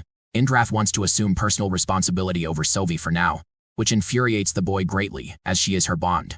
The man taps her head, making her jolt up and awake. Sylvie's eyes lock in with Indrath as she questions where she's at. Arthur doesn't know what to tell her, and simply asks if she's feeling all right. The little one wants to return to sleep, and Arthur grants her permission to do whatever. Then he turns to Lord Indrath and expresses how Winsome has explained what is required of him, yet he still doesn't know what should be done during his time here. After all, if training was the only thing that was necessary, a dungeon in Dickathon could have worked. There's no reason to bring him to the land of Epheotis. Indrath claims that he's declared Arthur to be one of the necessary pieces on the board against his war with Agrona. He assumes that Arthur is already aware of the stakes and mutual benefits for both sides. Indrath wants the help of numerous specialists to assist with the boy's training. It's a very special privilege for a lesser race human like him to receive training by the gods. Arthur wants to know his thoughts regarding the war and when it will begin. Indrath chooses to be private about that matter and asserts Arthur to focus only on his training. When the boy is ready, he will personally tell Winsome to return him to Dickathon. As for Sylvie, she's also going to be staying with Indrath until her training is fully over. Arthur is personal about Sylvie more than he is about himself. He really wants to know when he'll be able to see her, or if at all. But Winsome recommends that he get the move on instead of asking too many questions. After the meeting, Arthur is furious about the purpose of the meeting. He was ready to receive Indrath's scolding, but not ready for Sylvie to be stolen from him. The thing is, Asuras aren't exactly fond of the boy either. That's why the meeting was held privately, if anything. There's the issue that the gods have to rely on one lesser being as their tool. It hurts their pride greatly, but Winsome wants him to understand that neither of them will receive any kind of ill treatment. They're both important after all, but Arthur knows that his importance is only related to his utility in the war and nothing more. Winsome grabs the boy's arm and recommends that he hold on tightly. Arthur isn't impressed to say the least. It's just a tree. Turns out Winsome shoves his damn body right into the tree, which sucks him in and pulls him right into a kind of dungeon or cave. Winsome greets Cordry, who appears to be a bald figure with markings engraved over his body. He understands that Arthur Lewin is brought to him for training purposes. Winsome explains that this guy is his personal friend from the Thyestes clan, just like Aldir. The boy greets him in kind, while Cordry is curious on how Winsome was able to get his hands on the ether orb. Turns out that it's Indrath's gift to invest into Arthur and bring out the best of his abilities. The boy looks confused and inquires about the real purpose of the orb. Essentially, it will boost his training progress by a lot. They're using the dragon race's power to influence ether, an element that dictates the flow of the universe. And that orb will separate Arthur's body and soul, allowing him greater control over manipulation of time. Arthur didn't follow a thing that was said and wants a recap. Winsome explains that along with the orb, Indrath has also signaled the use of exclusive training grounds. This training ground is filled with ether, which will further boost Arthur's training progress and even heal his wounds immediately. The pawn surrounds the boy as he asks in confusion. Winsome assures him to just wait and watch. Let's revisit King Gray's previous life. At the institution, he shared 8 hours of non-stop brutal combat training. After this training, they had to endure 10 hours of meditation for the nurturing of their Kai. This kind of training was brutal and shared its flaws. The most important information he gained there was learning about the vital spots of the human body. The techniques, on the other hand, were merely trained to inflict the most amount of damage against a person. Yet, he followed his instructors strictly and attended every single lesson that he possibly could. That's how he honed his skills. And before his Ki Center even reached cultivation, King Gray spent countless hours fighting and losing against his peers. And now, he thinks the same is happening as he's placed in a similar training situation. This guy Cordry is beating the crap out of him. Arthur is defeated again and collapses on the ground, but Cordry doesn't stop as he whips out a brutal punch against the boy's shoulder. Arthur experiences so much agony from his swollen and broken shoulder that he's brought to tears from the pain. And yet, he stands right back on his feet, showing his perseverance. Cordry mercilessly restarts his attacks, but suddenly the fight is drawn to a stop. Arthur wakes up after the traumatizing training session, immediately vomiting after the experience. He's never endured such harsh training before. The boy pants and gets back up, claiming that he wants to go again. Cordry is impressed by the kid's willpower, as they've been training for an hour inside the spatial dimension, yet only 5 minutes passed outside. Winsome expresses that the more he's forced out of the realm, the more time he will waste from his training cycle. Despite slowing down the time greatly, he won't be prepared for the upcoming war if he's knocked out every few minutes. But it's not like the kid is at fault either. It's seriously just Cordry killing Arthur in a matter of minutes without end. The four-eyed freak explains that he's holding back immensely, and it's an issue because young Asuras can hold their own for a lot longer than Arthur does. Cordry is impressed that the boy is at least coping with his death well. Arthur thinks it's one hell of a compliment in this situation. The training session continues as they both transfer to the dimension again. Here, 1 week has passed since their brutal training. Arthur has been eating brutal attacks left and right. Right when they began, Arthur learned that he'd be fighting Cordry in his soul state. It's only thanks to the wonders of the ether orb that he has reduced the pain of death. But in reality, it only made him shiver to grasp the kind of horrific pain he'd have to deal with in his actual body. Cordry smashes his ribs as Arthur is once more defeated on the ground. It was at this point, he had spent far too many months in the same grassland, training consistently against Cordry, who kept his patience with the boy. When he came here for the first time, Arthur's neck was broken from a single punch before he was even able to react. Cordry didn't shift his training pattern, and despite weeks of training, the boy was barely capable of evading any of his attacks. He finds himself defeated once more, and advised to believe in his body as it will never betray him. Arthur wakes up from his terrified state. The only way he could think about their power levels was an embarrassment. He was an ant facing against a mountain. Back to his training, Arthur's dodging continued seeing progress. He was getting grazed but not totally injured. Even Cordry couldn't help but compliment his endurance and longevity in the training. He wants the boy to forget about the pain as his body will take care of it on its own. Desperation is one other thing that Arthur needs to master. Still, after much dodging, the boy gets kicked in the face and gets knocked down. Cordry is impressed that he saved himself from dying. In response, Arthur launches a nuclear middle finger at him because that's just the kind of situation he's dealing with. Cordry wants the kid to rest for now. He recommends taking a break from combat training. But it's not because of Arthur's shortcomings. Actually, even Cordry is impressed by the level of his adaptation and fast growth. It's because of the boy's stubbornness that he recommends another form of training. Arthur doesn't understand though, because he was told the ether orb would take care of all injuries and maintain his essence despite death. But Cordry isn't exactly referring to the boy's body. He points to his head, claiming that he'll get damaged here if anything. The boy is experiencing so much death that it doesn't seem like an endpoint. It nears a kind of pain that even the Asuras fear with their lives. A kind of trauma that will build up and get in the way of their training. Taking on so much pain, it will hinder the body, and the body will eventually do its best to save itself, even if Arthur doesn't want it to. Cordry recommends enduring just the right balance of pain, so that it becomes a weapon of war. Arthur's stubbornness strikes again as he calls himself ready. But Cordry is very much insistent on his point, and releases a kind of pressure that is unlike anything he's ever seen before. With all of his strength, he punches straight through Arthur's soul state, killing him in a single blow with such terrifying might. He then wrests the boy's body to the ground, claiming that Arthur has endured a kind of life that is different from most others. But because of that, he's picked up on bad habits that will require some unlearning. Cordry wants to create the ultimate fighter out of him, someone who could challenge even the Asuras. He pulls his punch out of the boy's chest. Arthur reflects on this gruesome experience. His body is trembling and he doesn't know why. He wonders if it's because of the wound, the excitement of his training, or from the prospect of war to come. The boy rests on the grass field, blood pouring out of his body, as he thinks to himself that it must be all free of those feelings. More on the experience he just had. Arthur describes Cordry as an actual predator. The fight begins again and Arthur lunges full speed with his sword. The man merely blocked it, and just like that, a month passed outside, and a year inside the trading field. Arthur was honing his sword skills, enough for Cordry to commend the sharpness in his movements. But even so, just one hit exhausts him completely. Arthur tries to run towards Cordry in an effort to fight, but his body fails him as he falls to the ground. He's at his limit, and Cordry continues to be impressed with his limits. Arthur accepts defeat and questions how long he lasted using the king's force. Clearly not enough. Cordry wants him to retry, but this time, without the use of weapons.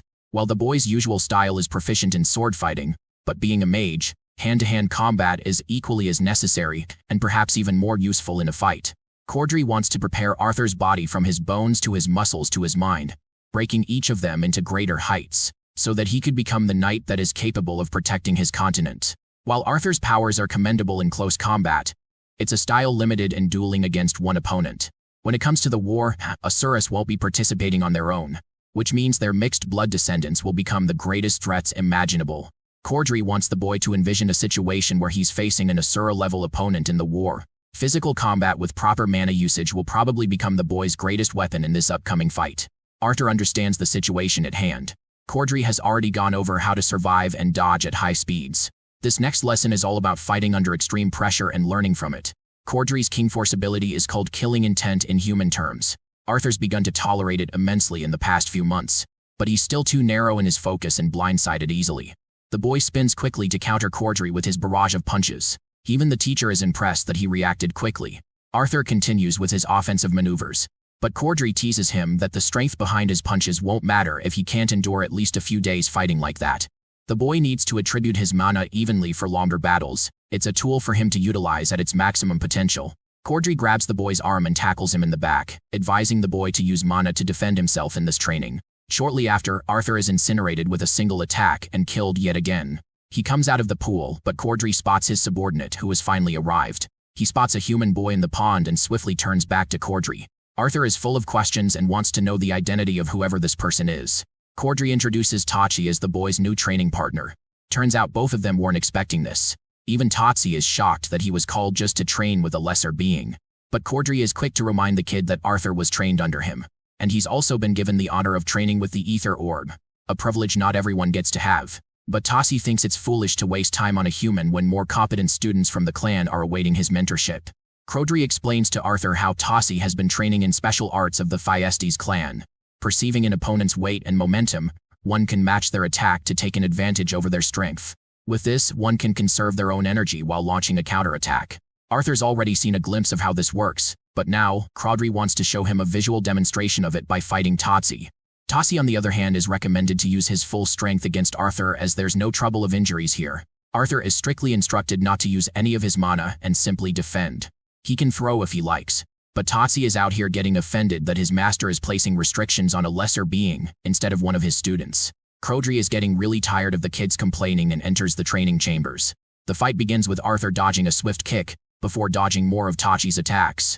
It turns out that Tachi is the one struggling here, despite being only 7 years old and boasting an immense amount of talent in his training. And yet Arthur's holding his own after all the restrictions on his body were placed. He's slowly managing in his movements and responding accurately against each strike. Everything about him is improving at an alarming rate, as if his body is discarding any unnecessary movements. It's something beyond an explanation. Not even Cordry comprehends the sheer number of people that Arthur must have faced to become so sharp in his perception. The boy blocks Tassi's attack, while Cordry's thoughts on the boy continue. He's brought up a whole number of pupils from the great clan, But training Arthur has been a different experience entirely. It has helped him reach a new kind of feeling for himself, an excitement to see where this boy will end up, and how he will progress as a fighter, emotions that Cordry didn't even feel about himself. The only thing he cares about is Arthur's inevitable growth, and the emotion he describes for it is nothing short of excitement.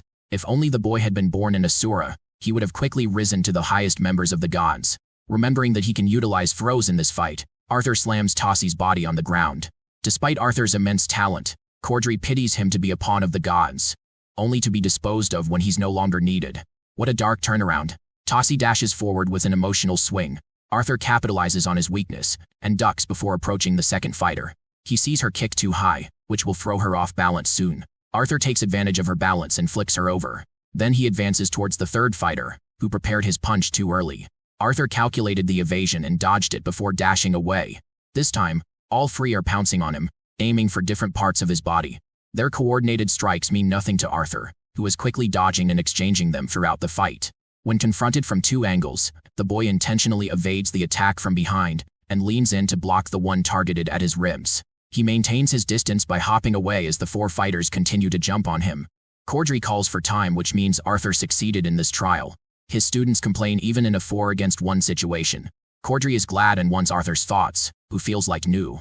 Next, he fights his teacher. 4 months had passed in the outside world, and 4 years inside the training realm. Arthur's brutal training continued with his body barely aging on the outside. Yet, it allowed him to gain years of muscle memory and experience that he would never have acquired otherwise. The boy's 14th birthday recently passed, but just like any other day, he couldn't stop but focus on his training. The teacher had helped refine the boy's mana in combat, but never really taught him anything about new concepts of training. This made the boy unsure, making him wonder if it was due to the limitations of humans against the deities. Another theory came to his mind. Maybe Cordry didn't want the boy to learn the special arts of the clan on a lesser being. Still, Arthur kept entrusting Cordry on his word and absorbed knowledge like a sponge. The day came where Winsome had come for a review. Arthur thanked the 4 students who helped him train, but they looked sour and angry for being unable to beat him, especially Tachi, who was pissed more than ever. The boy then turned to Cordry, thanking the master for training him for all these years. It was a mutual exchange of satisfaction between the student and the master. Arthur wants to have his next portion of training, but for some reason, both Asuras are standing there quietly. Winsome confirms that the next phase of training will soon begin. Unfortunately, they're both a little upset seeing the boy remain the same as always. This confuses Arthur greatly. He talks about how his mana core has jumped up several levels, almost reaching the mature stage of Yahello. However, Winsome expresses that while the ether orb helps train a body, it is still forbidden to be used on children for extremely long periods of time. This could actually cause a real displacement between the body and the soul, especially if a person has yet to mature properly. Lord Indrath was hesitant on using the orb on the boy at first, but the imminent war made it impossible to consider other options. The really shocking part to Winsome is that they've yet to see any changes in the boy's mannerisms or speech patterns ever since the training began. While his mind did develop mentally, Arthur didn't exhibit any kind of physical changes that a normal child should have received. To this, the boy expresses that he's always been considered wise for his age, and treated as such for his entire life. So it's kind of a habit for him to present as much. Then there was the fact that he became professor at Xyrus Academy, creating a divide between him and the other students. Hearing this, Winsome is relieved that it won't hinder his training a lot. As for Cordry, he's thanked once more for his help, as the rest of the Asuras pale in comparison to this guy's experience and maturity in close combat battles. The master thinks nothing much of the training as he too wants Arthur to become a killing machine to slaughter monsters bigger than him. He grabs the boy's shoulder and reminds him how the mages in the Alicria continent have also received training from the Asuras. This then means that mana arts on that continent are actually way more advanced than on Dicathan. It's a really upsetting situation that they've been snared in such a risky situation. But breaking the treaty would only cause the entire world to become destroyed.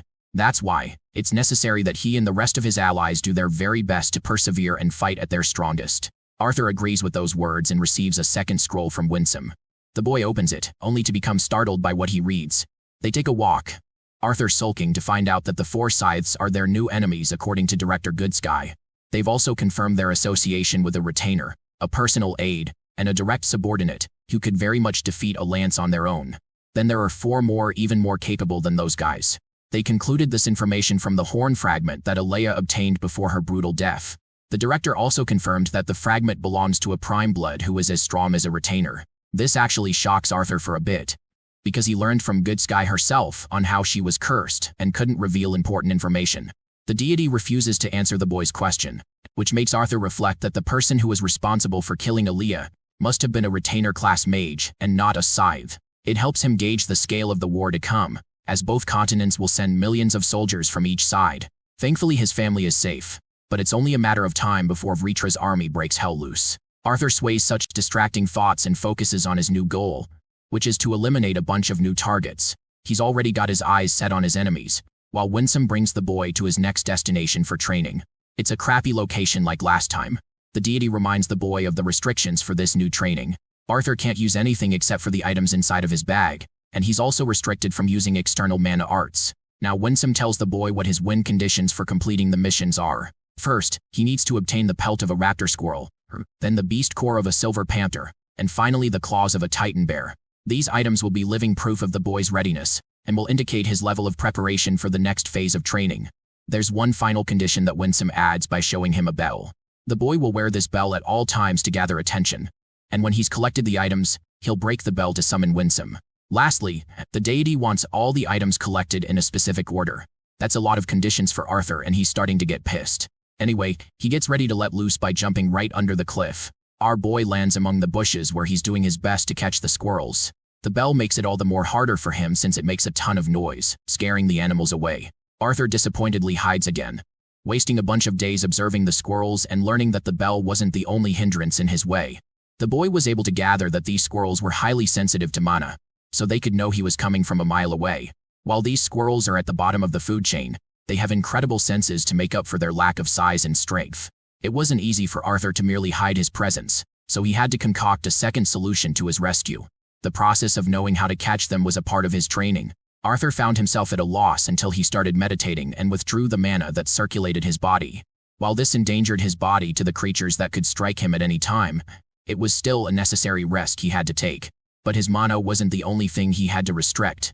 The boy quickly realized that it was also necessary to clear his mind and intentions when hunting prey animals. So he did that, and eventually the squirrels gathered nearby. Unfortunately, the kid got cocky and scared them away again. It was another loss for Arthur, a task more difficult than he anticipated. More days passed, and he kept testing the limitations of the squirrels to gather more information. The first information he acquired was that a slight leakage of his mana alarmed them greatly. This meant that he had to be extremely precise. Then, the second realization he took on was that internalizing his mana was another solution to the problem. However, too much concentration inevitably signaled the squirrels and notified them of his intent, causing them to scatter. The final thing he discovered, and the most useful of them all, was that his external mana flow didn't become a hindrance. And that's how Arthur decides to set his bait, completely calm and channeling his mana as an augmenter throughout the rest of his body. For his usual technique, he had to balance the output of purified mana from his core to the mana channels, which allowed the input of the atmosphere mana through his veins. Many years had passed since he picked up this technique called mana rotation for the first time, and now he's capable of using the rotation like second nature. Achieving the right balance, the boy was able to exercise mana without anything noticing his presence. He peeked his eyes open, and the squirrels were dancing right in front of him. With a smile across his face, he shouted in excitement, having found the correct solution at last. One night, Arthur reminisced on how his recent exercise had been taking a toll on his body. Even after following the process for days, he could barely maintain the technique with motion. Then that lousy bell made things even worse for him. He wonders what Sylvia's up to and how she's holding up. Even the thoughts of his family and friends pop up. He can't help but think about them. But then his thoughts rush back to his training and how important it is for him to complete it as soon as he can. The following day, Arthur decides to utilize his mana in bursts of energy to capitalize on the squirrels before the bell could be heard. So now, he's training by speeding his way to the tree before the bell even makes a sound. This additionally requires him balancing his internal and external mana so that the squirrels don't catch him. On his first try, he failed. The same went for other tries, as he couldn't possibly move at a consistent speed without the bell making a sound. The process was very frustrating. It reminded Arthur of Cordry's words, who insisted on controlling the flow of mana and power while manipulating one's presence, erasing one's presence using the atmospheric mana, and then utilizing godlike speed of internal mana to reach an opponent. This is the kind of skill set that Winsome is trying to test from Arthur. The evening comes around and Arthur exhausts himself trying over and over again. The deity observes his training from afar, questioning what the kid is doing, wasting his time for 2 weeks. Winsome overestimated his capabilities and thought that Arthur would be more than capable of catching a squirrel. He internalizes how raptor squirrels are simple-minded creatures, so the only requirement is erasing one's presence and staying motionless with bait fixed in his hands. Still, he's glad that Arthur was able to learn the fundamental skill of erasing his presence at least. Winsome is actually stunned to find Arthur execute his high-speed move, as he swiftly grabbed the squirrel just milliseconds before the bell went off. Winsome is thrilled to see this kid achieve the first step of Mirage Walk. It is stunning to him how a human boy was able to grasp the fundamentals of a special technique like that. It is something that separates the Thyestes clan from the rest of the Asuras in their physical prowess. If he's able to get this far from just observing Cordry, it makes Winsome wonder for the boy's future progress in the upcoming 5 years. Now for his next target, Arthur locates the silver wolf who is currently hunting down a defenseless little squirrel. The boy erases his presence and executes the same exact technique to land a powerful punch, but he misses the wolf as it swiftly dodges with its immense speed, bouncing away. Arthur uses his speed to match the wolf's trajectory but finds himself lost and at a dead end. He smashes the tree next to him in frustration as his new trial begins. Turns out that Winsome decided to approach the boy right after his first accomplishment of hunting the raptor squirrel. He told the boy what he had done and how he executed the initial step of the Mirage Walk technique. Then, after 3 weeks of scouting the forest, the boy was able to discover Claude, the silver wolf he deemed his target. He had become skilled in using burst step by now, but still, his skill was lacking when it came to catching the silver wolf. Arthur stared at his reflection in the running water, expressing his tired state. After refreshing himself, he turns to observe a squirrel having a meal. The boy's hungry and dying to eat something. It is there he observes a hawk viciously snatching the squirrel before taking it away as its lunch for the evening. This hunting maneuver taught the boy one thing. He learned how the hawk calculated the precise movements of the squirrel and formed a counter-maneuver accordingly. Now Arthur knew a piece of the puzzle. Another squirrel caught the bird's attention. It swiftly flew over to the second squirrel and grabbed it before Arthur could. The boy failed despite activating his burst step, so for his next phase of training, he made observing birds his new mission. These guys were extremely stealthy with their movements and blasted speeds far more agile than a damn squirrel. They would always be aware of the squirrel's intuitive trajectory, so they manipulated their prey's movements. Arthur was able to witness each scene unfold in immaculate detail, and knew of the bird's motives before it made a move. But that didn't apply to his personal hunt. The silver wolf he was hunting, Claude, was smarter than any squirrel he had seen, so smart that it always avoided a direct flight with the human boy. And despite using his Mirage Walk sequence, Arthur struggled to move the required muscles for a proper attack. While it's quick enough for squirrels, it's not nearly as fast for the silver wolf, who dashed away in mere instants before Arthur could reach it. Another failure in his face. The boy began to wonder if he could somehow eliminate the motion required for the burst step in the first place. That would make it seem as if he's teleporting from one space to another. That's one way to manipulate the wolf's movement. From his previous life, he learned about the body's intricate muscular system and how it worked in pairings to another. The flexion of the biceps happened when the arm curled, while triceps activated when the arm straightened in one motion. Similarly, ABS contract with a forward motion of the body, but the calf muscles were just as crucial. Despite their small size, the propulsion of the forward movement of the body relied on them. The mechanisms of the body were more complex than anything when put in motion, that went for all kinds of physical activities. The knowledge he obtained from his previous life was starting to prove its use. Arthur decided to mask his presence and concentrated on specific manipulation of mana into particular muscles at one time. Basically, in this training, he was aiming for precision and accurate timing. He wanted to achieve a kind of movement that would require the body to move without appearing to move at all. If he can master this kind of skill, then he would surpass even Cordry in one realm. Arthur mustered all his strength to use a mirage to walk in a standing position. But it was proving more difficult than ever. The following day, he found the forest awfully quiet. He had yet to see a single squirrel in sight, until Arthur found that a fight between 2 silver wolves was on the loose. They were going at it against each other in a brutal fashion. Arthur caught the exact movement when one of them injured another's eye. But then something happened. Claude, who was supposed to win the fight, ran away from the battlefield. It made Arthur wonder if the current moment was his one and only opportunity of winning. He used everything in his burst step movement and excelled with so much speed that he appeared right in front of the other silver wolf. A fight broke out between the two, with Arthur struggling at first, but eventually capturing the creature in a chokehold. Regardless, he too got his body clawed from behind, until the animal did everything in its power to make both of them fall down a cliff. In this situation, Arthur just had to utilize his mana, or else he would suffer a brutal fall. So he made for a safe landing with wind magic, and the silver wolf rested unconscious. It was at this exact moment that the boy felt the presence of something even bigger. This towering monster viciously stared at him from above, a monstrous bear without any rival. It was at this moment that he knew he fucked up. Arthur faces a titan bear and finds himself extremely baffled when he sees that the bear is actually shorter than him. All that build-up only for the bear to end up tiny. The boy wonders if it's a cub he's dealing with. Really surprisingly, the bear is capable of speaking and drags the body of the silver wolf away. The bear is provoked with Arthur's tampering and obliterates him with a single beam. It sends the boy flying as he questions what he's defending against. The titan bear throws energy waves that destroy and slice everything in their path. Arthur's evasion could only help him so much, and he finds his ankle slashed. The titan bear is pleasantly surprised that the human is capable of putting up so much of a fight. Arthur evades more of its slashes and eats its powerful beams until he's reduced to vomiting blood on the ground. This makes him realize the consequence of what would happen if he lost here. This isn't the ether orb where his body will survive, and yet the tiny midget bear he deemed a harmless creature is now approaching to finish him up. As his only defense, Arthur makes a smokescreen and evades again. He has noticed the bear's consistent use of the slashing attack. The titan bear reveals its menacing face and expresses his disappointment with Arthur constantly running away. So he plays into the creature's hands and surrenders to eat a full blow. The bear throws a beam right into his face. Arthur barely dodges the blast and understands that he's dealing with a blunt force attack each time the bear launches a punch. The boy's legs are nearing their limits with the constant blood loss.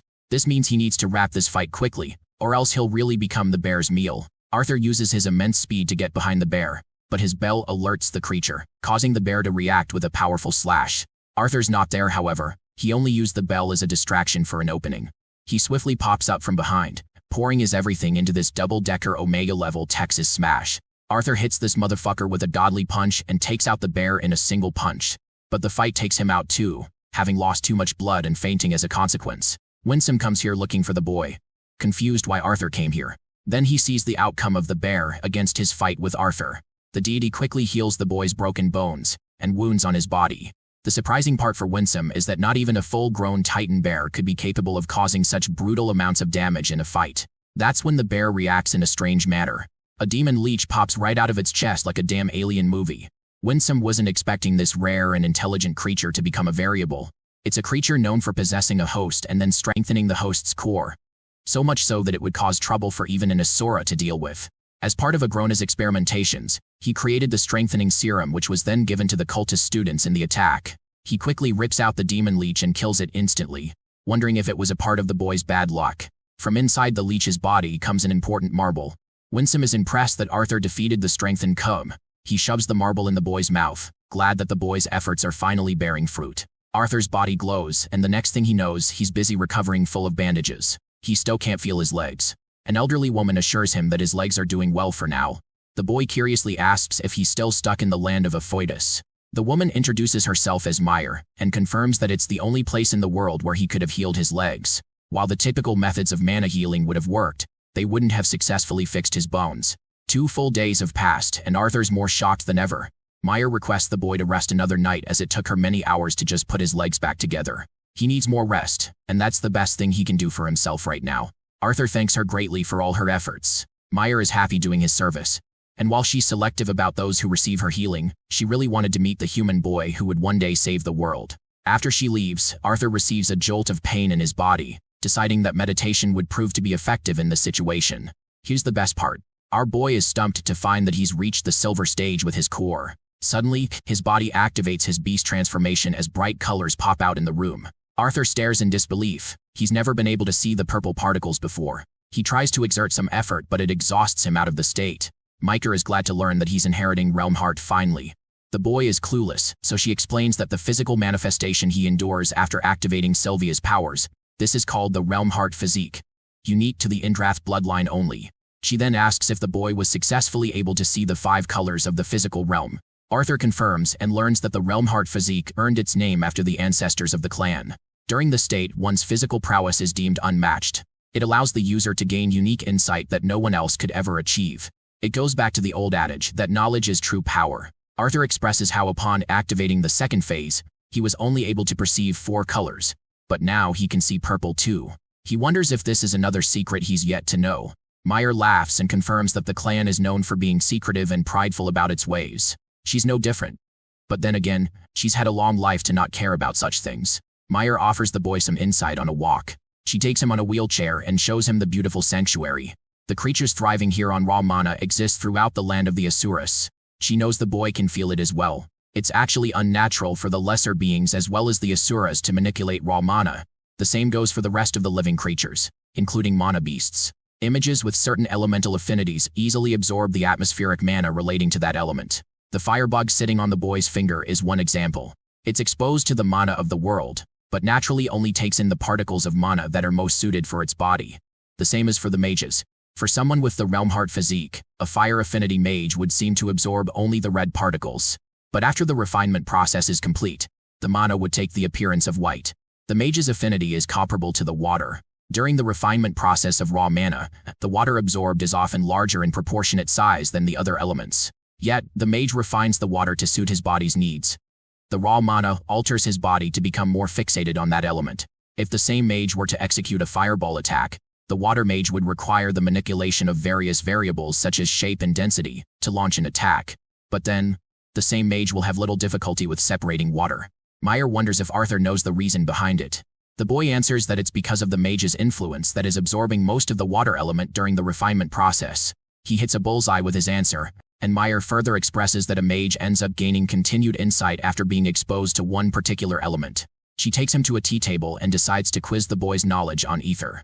Arthur expresses that he knows very little, but he knows for a fact that it can manipulate time. Turns out that ether is entirely different from mana itself. While both of them compose the world they reside in, ether operates in a different playing field than mana. Some have theorized that ether is actually the fundamental building blocks of this world, while mana is the fluid that fills it with sustenance in life. This means, in simple terms, ether is the container or the cup, and water is the mana or the fluid that gives it life. One can easily manipulate the water without even using mana, but it's actually a greater task to mold the shape of the cup without breaking reality. Even among the Indrath clan, there's no proper theory on how ether actually works. The only answers they do have is their ability to detect ether after tapping into the Realm Heart physique. Meyer explains that the physical beings cannot even sense ether. There are fundamental laws in the world stopping them from doing so. And now, for the purple particles that the boy saw in his second phase. They're actually ether particles themselves. It's only after the use of the Realm Heart physique that he can detect the glass cup or the boundaries that govern the world. As for mana, the more he strengthens his core, the more fluid or mana he can manipulate. But ether is on a whole different level, as achieving control over it could make one unstoppable. Now for the components that make ether as a whole.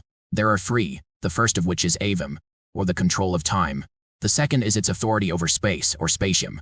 The third is the influence it has on living beings, or vivum. Of these three, they're so intricate and detailed that no mage can ever be capable of learning about more than one at a time. And yet, they discovered a way for certain Asuras to test their true limits. Arthur inquisitively questions how, waiting for an answer. The lady smiles before transforming into the beautiful Realm Heart physique of her own. The answer lies in the runes of the body when using the special state. The boy is flabbergasted. Meyer continues that each rune symbol is different for every user of the Realm Heart physique.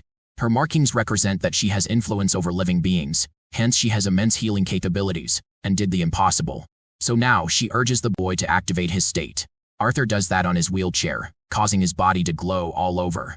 She was only able to catch one glimpse of his state before, but now she's even more impressed by what she sees. The boy plays around with each element one by one, before he's able to see the ether particles again. He's never been able to notice them before. Meyer believes that it's only natural for a human to not understand the true purpose of the form, which lies in studying the imperceivable matter. Ether is virtually different from mana, and the boy won't see any success if he tries to manipulate it in the same way he does with mana. She tries to paint a picture of a cup filled with water.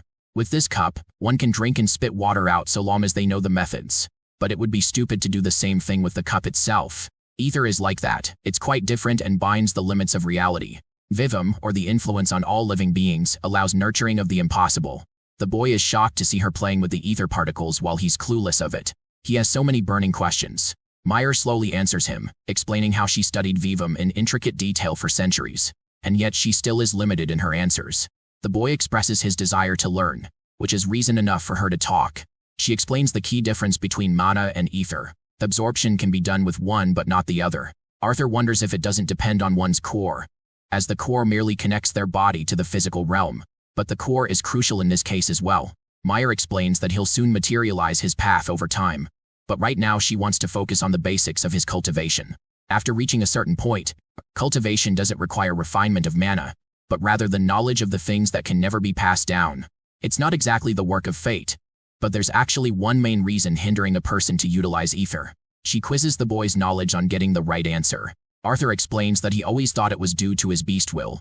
While it's half the answer, it's not the main reason as to why he can't manipulate ether. The boy reaches a sudden enlightenment, realizing that it's because he can manipulate all 4 basic elements. You see, having insight on all 4 elements allows them to look ahead of the fluid of mana and reach for the glass cup or the container. She also sees Arthur struggling to maintain his realm heart state for long, and advises him to release its powers. The boy follows her instructions and taps out of the state. But he's curious if Meyer has an answer for the kind of ether he's best suited for. Before answering, she gives him a warning. She wants the boy to acknowledge that it's uncertain if he can manipulate ether in the same manner the Asuras can. The boy has all 4 elements on him, and even a dragon's will, including the realm heart's physique. Despite all of those talents, he's limited by his human body. This is an answer that frustrates the boy. Meyer makes up for his mood by offering a benefit. While she's unsure as to why he's unable to manipulate time at his current evil, she theorizes that the boy's path is different from controlling Evum or the flow of time. Instead, she believes he was unable to fully grasp full control of ether manipulation despite the dragon's powers. That's precisely why, no differently from Sylvia, the boy controlled the spatial boundaries. Meyer's theory leads to one answer, that instead of controlling time, the boy has the ability to control space. But even after learning this fact, it doesn't change the fact that he's yet to control this ability. Arthur is in a pinch and really wants a solution to his worries. After all, he's been unable to make good of the superior abilities he possesses. It's because of the limitations of the human body that he'll be unable to handle the burden of ether. His frustrations are valued and acknowledged by Meyer, who pities the child for having unbearable potential for greatness, and yet he is only held back by his body. She wasted her time telling him all of these things to make him realize that he's still got an ability with him, and with eventual knowledge, the boy may discover a boundary beyond the knowledge of even the Asuras. Finally, the lady expresses how she's basically broken many of her clan's rules by sharing so much knowledge with him. The knowledge can be used against the race of dragons if it comes down to the wrong hands. That's why she wants him to be cautious about everything. Even if he can't materialize the full extent of the realm heart physique, it will still prove to be an incredible advantage to him in the upcoming battle. He can manipulate all 4 elements and exercise many tools in his arsenal using it. However, Meyer wants to seriously warn the boy about the burst step movement technique that he made. She orders the boy to never use the technique ever again, because its determinants outweigh the benefits. It seriously makes Arthur slump in a bad mood. He wasted weeks of training and every hour of his day to piece together a powerful technique, and yet it proved fruitless. Meyer wanted to know about the concept of Mirage Walk and how it worked. She was stunned to find out that it was Arthur's personal creation. The boy desperately hoped that some of his explanation would persuade her mind.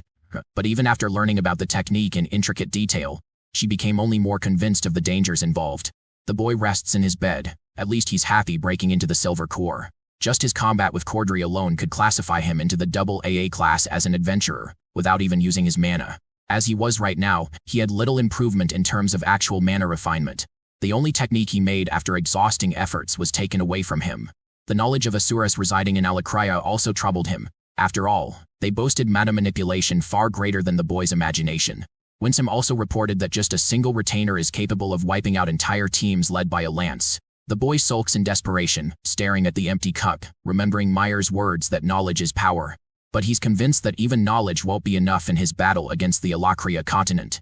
More healed up and ready the next day, the boy manages himself some movement. She can already see that he had a difficult night. Arthur still feels bad just moving his legs, but he's at least capable of moving now. Meyer thinks it's a good thing, because she has personally requested Winsome some time to train him. For how long? That depends on the boy's achievements in the duration given. She wants to impart some of her knowledge with the boy to help him guide in the correct direction. After all, he's a human who has much to learn about mana. Meyer wants to start off with spells, so she tells Arthur to bring up every single magical spell he knows of and attack her. The boy's about to prepare one, when she's already able to guess that he's preparing a water sphere and a gust of wind in each hand. Arthur is stunned to see her assume so perfectly. She reminds him to maintain his focus and concentrate on attacking her. Arthur, now frustrated that he was read like a book, gets into position.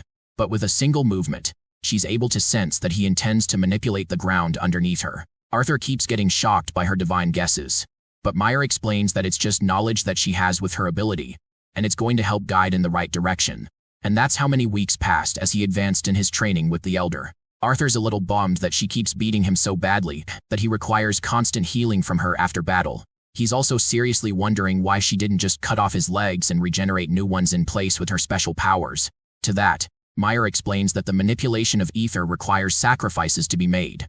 While it's possible to heal major injuries, she'd be extracting the ether from some other life form to help Arthur. The boy is fed up and wants her to stop beating him up non-stop. Meyer laughs at his youthful little remark and recommends that he start avoiding her strikes. She wants him to remember that it is the imagination that mainly affects the focus of the spell. The boy's going to encounter many enemies that will either use incantations in an effort to trick him. But Arthur's annoyed that she's drilling this exact concept so many times in his head for weeks. Meyer argues that it's only because he's getting overconfident in his replies and countering the spell before it's even manifesting. It took her many decades to perfect it, which is already pretty fast for people like her. Arthur gets up, once again ready to give it a shot. He enters the realm heart state and sees her manipulation of ether particles with wind. The boy understands what's coming and protects himself against the wind bullet strike. An excellent response to her attack. Then he evades an earth spike from underneath his foot. Then a blast flares from nearby, which he deflects. He's getting hit with one other earth spike from behind. But Winsome makes a surprise appearance and catches the piece for him. He's come to collect the boy and apologizes for his intrusion. Arthur's seriously shocked to see even Winsome pay his respects to Meyer. It makes him wonder the kind of influence she holds in the clan. Winsome apologizes for his appearance, but it seems that Indrath is requesting Arthur for a new instructor's training session. Meyer understands the situation at hand, and she's happy to announce the boy's progress in the realm heart state. She really wants to govern the progress of his training ahead, and tells Winsome that she'll be around to see how he develops, reminding the boy to focus on the knowledge she gave him. She hopes that he uses realm heart physique more often. Arthur promises to master what she taught him by their next encounter, and that's how they bid farewell. After taking a walk among the trees, Winsome consistently glares at Arthur. Even the Asura is shocked to notice how Meyer went the extra mile with training the boy. Now curious, Arthur questions Meyer's status. Unfortunately, not even Winsome can say anything that she hasn't told him already.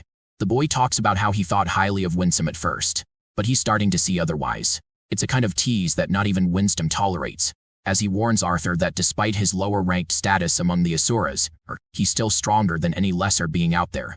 As for the boy's next instructor, they head right into the portal to see what he's up to. Coming out of the portal, Arthur's intrigued to find nothing but rocks around. From his training with both Meyer and Winsome, the boy learned many skills for war. Now he's going to use those skills in one style that will further utilize his elemental magic as well as his melee combat. One voice roars from the cliff above, noting the human that is to become his student. The voice talks in an arrogant tone, almost as if he's disappointed to find Arthur as the savior of the Dicathan continent. This instructor goes the extra mile in being flashy as he descends down a cliff, causing an explosion. Then, a giant arm grabs Arthur's tiny little body, before he stares at the towering golem before him. The creature sets the boy down before dematerializing into a humanoid state. Aizawa's cousin from My Hero Academia over here wanted to scare his student, but he failed miserably. This is Ren, his newest instructor. Arthur introduces his name, but Ren wastes no time with the bullshit. He's already judging the boy for being late and wonders if he should slice Arthur's fingers as punishment. The kid's really scared now, and thinks it's outrageous to punish him so strongly for something like that. Winsome explains to Ren that there aren't any severe consequences in human society for being late. This disappoints Ren greatly, because he would have imagined the race to be at least consistent with time with anything. He considers Arthur's race underdeveloped and, for the lack of a better word, fucking retarded. Bro is so cool he smacks his cape in Arthur's face and explains the purpose of their meeting on a damn mountain. And then, without stuttering even once, this dude orders Arthur to get buck-ass naked. Before long, the kid takes off his top and bottoms, revealing a muscular and athletic body. He even teases Ren and asks if he should go the extra mile in revealing his T-Rex and family jewels. Ren notes how the future savior of mankind is seriously sassy in his remarks. He also glances at Sylvia's feather around the boy's arm, before snatching it in a flash. Ren thinks that it's offensive that Arthur's using it as an arm warmer. The feathers of dragon wings are made of unique properties of both mana and ether. Interestingly, dragons never shed their wing feathers from the moment of their existence. So for one dragon to actually offer someone their feather indicates a devoted and loving consideration. Arthur softens inside, knowing how precious Sylvia thought of him. Ren breaks his happy time by pulling his arm and observing every muscle of his body. Bro is seriously the Diddy inspector or something, because what the fuck is the purpose of that? Ren concludes his findings and orders Arthur to cast a spell using his right hand. First, he'll conjure a stone pillar with an accurate height and specific radius. Both things fly over his head, but Arthur follows the command and executes it anyway. He then showcases a bunch of different elemental spells, of every single element under his command, including ice and lightning. The basic measurements and calculations aside, now Ren wants the kid to exercise his mana arts in actual combat. So this guy uses one of his fucking golems and orders Arthur to quickly launch a spell at it. The boy casts an electrical spell, but this bitch is not stopping at all. It swipes Arthur from under his feet, his attack failing to hit the golem. Arthur realizes that he's dealing with a damn trickster, and at this point, he just can't with the ambiguous training. The boy expresses that he's most confident with fire and water, but he can only do so many water spells here. Ren knows that, and learns that the boy is 15 years of age. He thinks it's time for long-range manipulation analysis. Arthur is pissed and gives Winsome a good side-eye before following the training. A bunch of different golems. No, correction. A fucking army of golems descend down the mountain range, which shocks Arthur on Ren's ability to conjure so many of these uglies in one time. Ren wants Arthur to have fun dealing with them all. The boy immediately enters his realm heart physique and lunges forth to fuck them all up. It's the definition of a one-man army fighting against the planet of the apes or something. Arthur's out here punching the shit out of them, until nothing remains of the golems apart from their broken bodies. Cocky as always, he returns to Ren, asking for the next challenge. The arrogant instructor is glad that the kid is having fun in his own way. Next up, he wants the boy to use some of his physical capabilities. Winsome did say that he's good with handling a sword, but he's also learned Cordry's melee training too. Arthur's fine with all that, but the part he's really pissed about is him staying shirtless. Ren gives his 12-page essay on how his naked self is necessary for accurate analysis. He also reminds the kid that he's not gay, so there's nothing to worry about. That's hilarious if you ask me. Ren requests to see the boy's primary combat of choice, flicking him in the nose like a grumpy uncle. Arthur casts his unique blade, and the second Ren sees it, he's in shambles. Dude breaks out into fucking laughter a second later, egging the kid on. Arthur thinks he's just making fun of him, so he asks for the sword back. But Ren turns to Winsome and wonders if he knew all along. For the exciting reveal, you guys remember how only Arthur was capable of unsheathing the blade? Yeah, Ren shocks him as he effortlessly unsheathes the weapon. Arthur questions if it's because of his state as an Asura. But that isn't the right answer either. For the right answer, Ren shockingly reveals that he's the very creator of this fancy weapon of his. Yes, the very blade that Arthur unsheathed for the very first time. It had the author's name imprinted on it. Arthur is having too much trouble comprehending the situation at hand. He's dying to know how the weapon found its way in Dicathan. It turns out that this blade was one of Ren's experimental weapons, that he personally classified as a failure. He had no use for it and tossed it away in the beast glades, thinking that no lesser being would be able to see it more than a cane.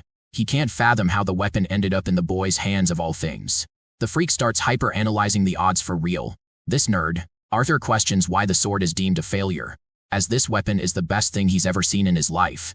Ren is offended at the thought of Arthur comparing his special blade to primitive weapons of the human race. His purpose with this sword was to make it usable for any wielder, but he can't see it as a good idea anymore. It's nothing more than a sharp tool, really. It still makes everything all the more interesting.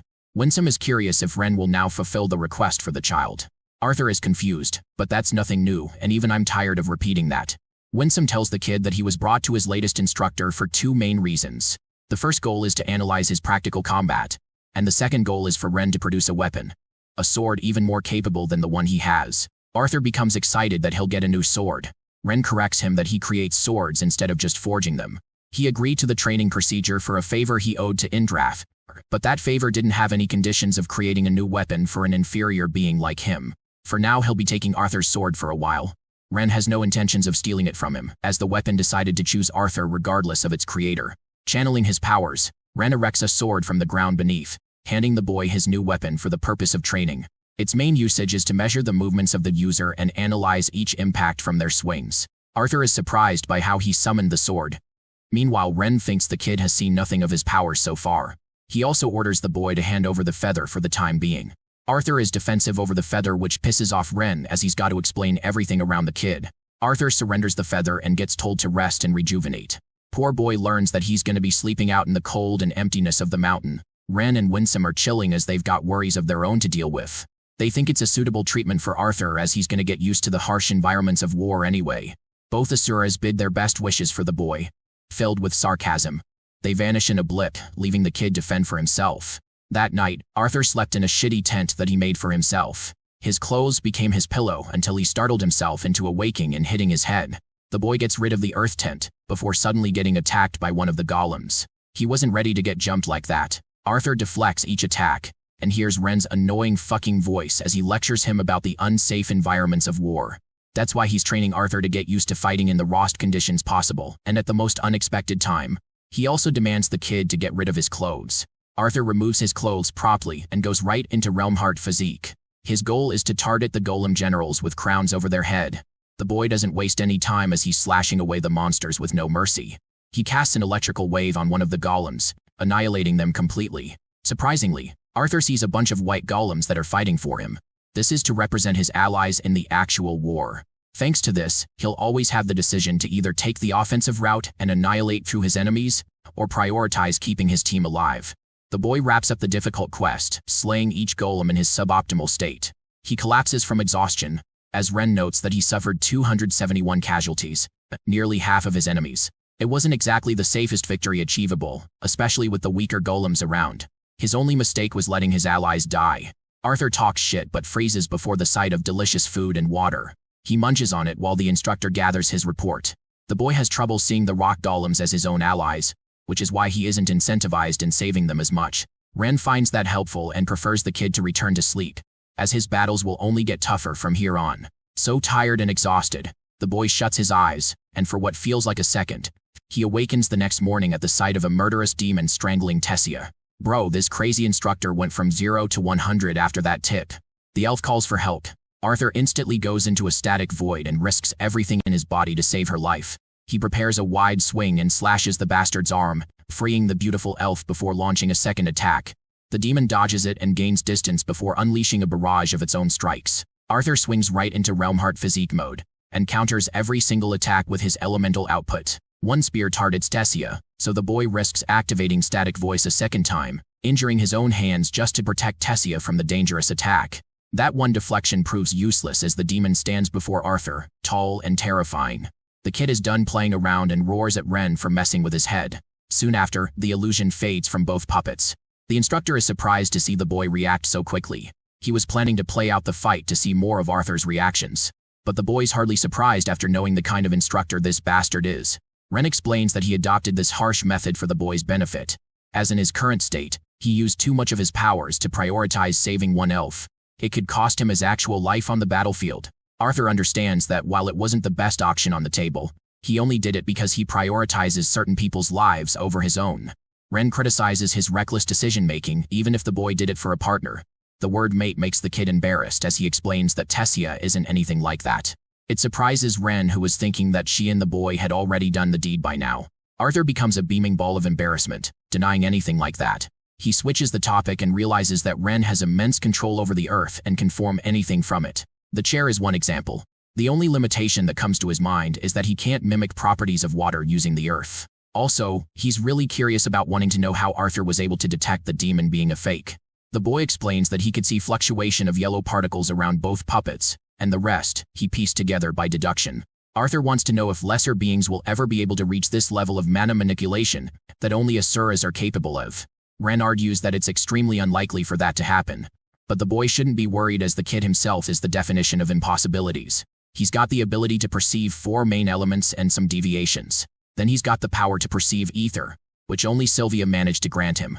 Every single thing about the boy is peculiar, unique, or different. Not even the best of deities have that kind of broken luck or talent. Arthur finds himself very happy to hear those words, and asks for the next mission.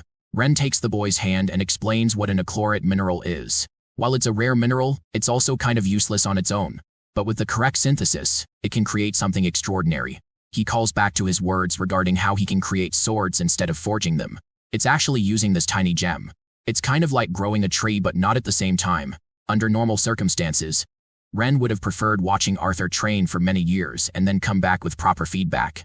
But right now, he's gonna have to take a gamble considering their specific circumstances. Just as Arthur's about to question his ridiculous words, this dude presses the sharp mineral in the palm of his hand, making it bleed.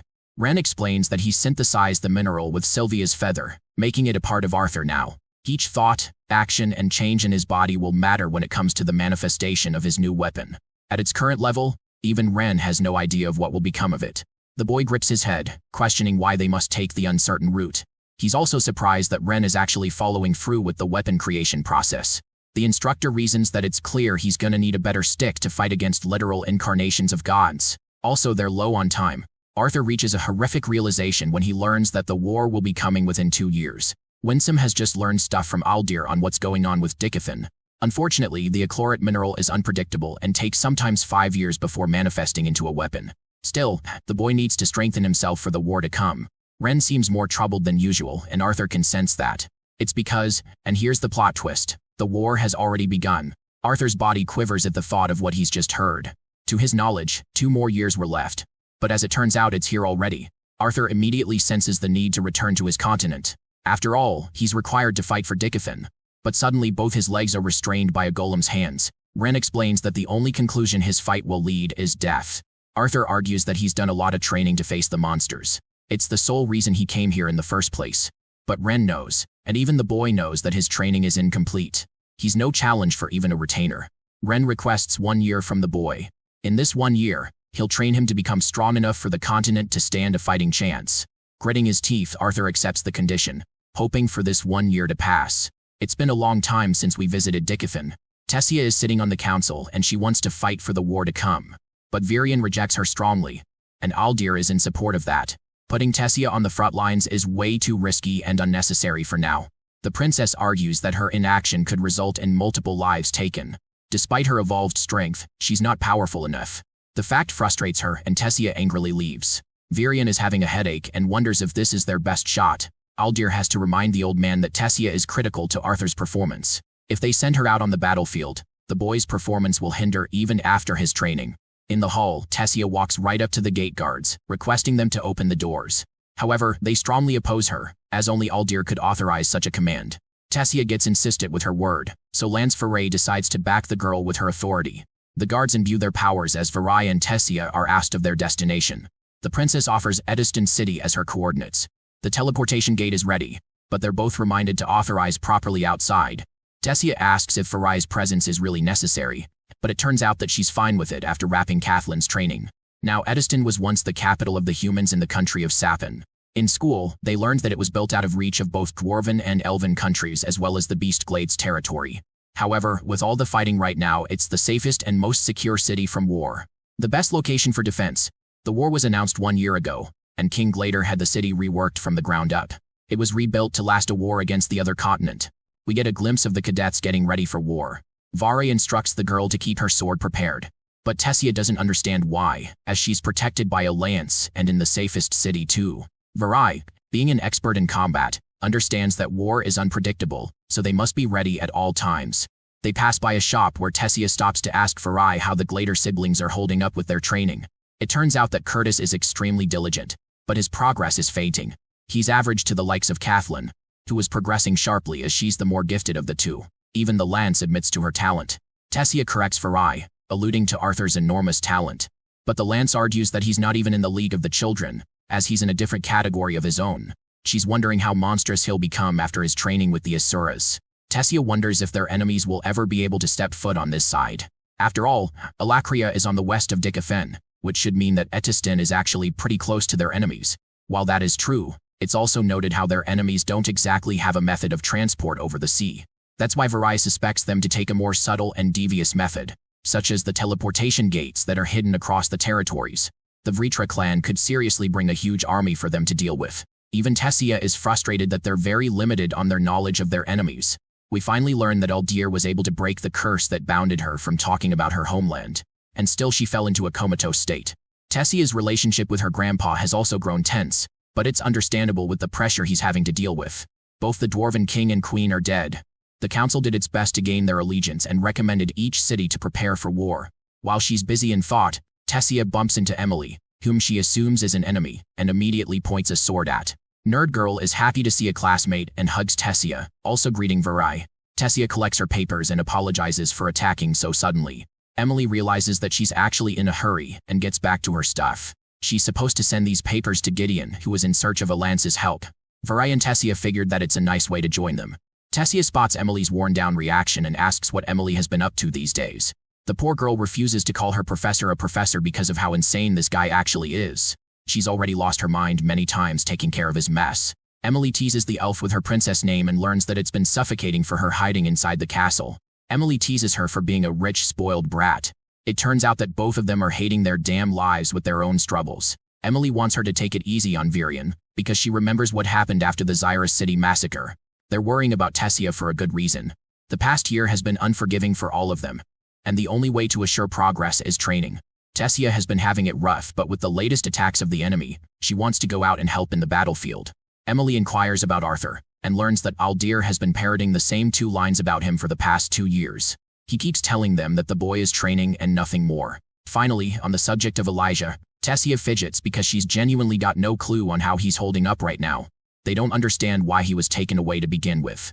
She remembers his attempt to save her, and that's all. The touchy subject comes to a close with the group arriving at their destination. Emily fidgets with the door and cranks it open.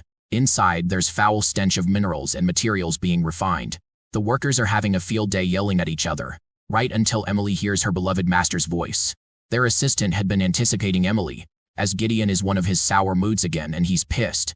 Before they're able to talk about him, the inventor comes on his own and grabs the notebook. He's all quiet before closing the notebook and cursing the situation. He'd previously submitted a formal request to the council for a lance, and he's happy to get the best of them for help. Vare questions where they're headed.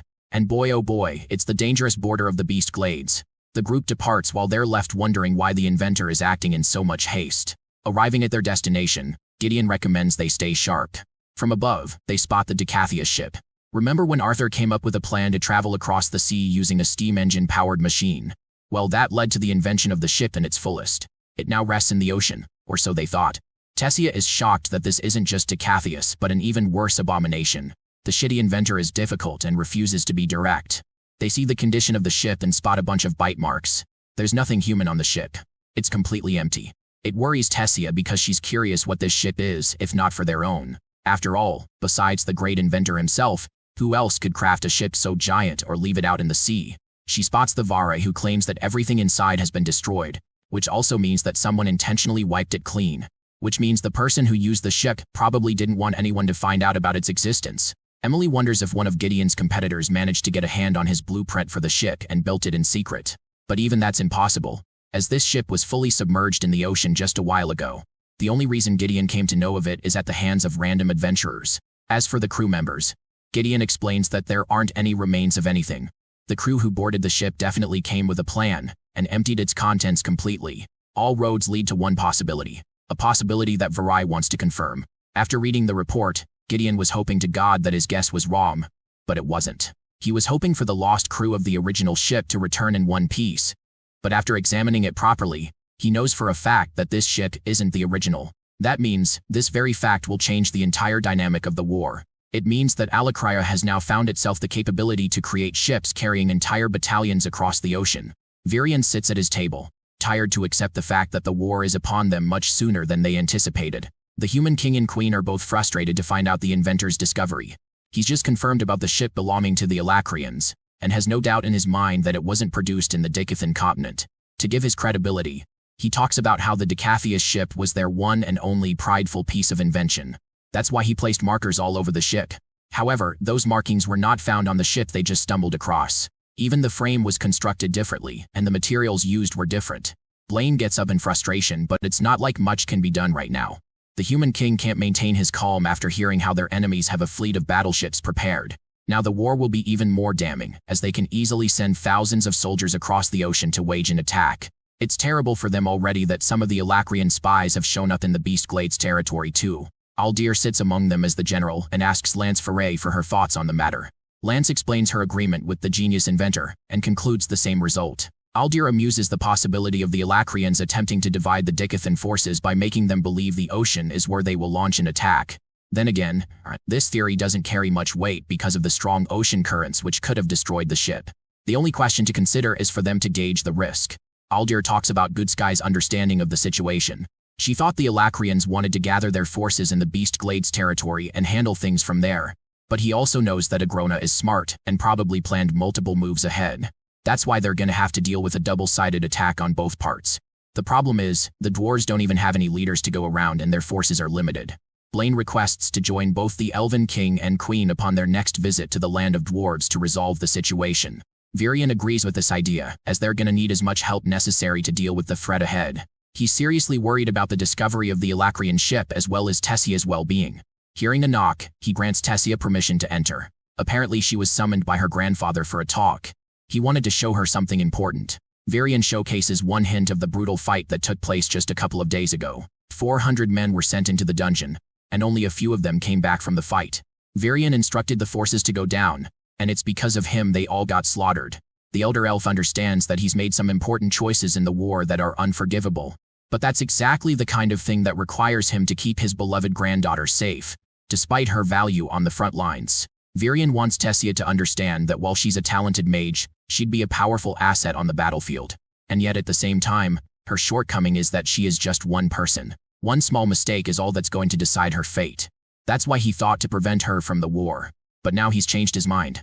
Varian tests her resolve and questions if she's prepared to face the fight after seeing the brutal battlefield. To this, the brave elf nods with confidence. Varian challenges her to a fight to see if her words carry any weight. The roles of the fight are understood by both forces. Varian jumps right into his transformed state and attacks her head first. She dodges and uses her vines to entrap him and get him from his blind spot. He dodges a few of the vines, maneuvering the best he can. But all that dodging made him forget about Tessia's attack from behind.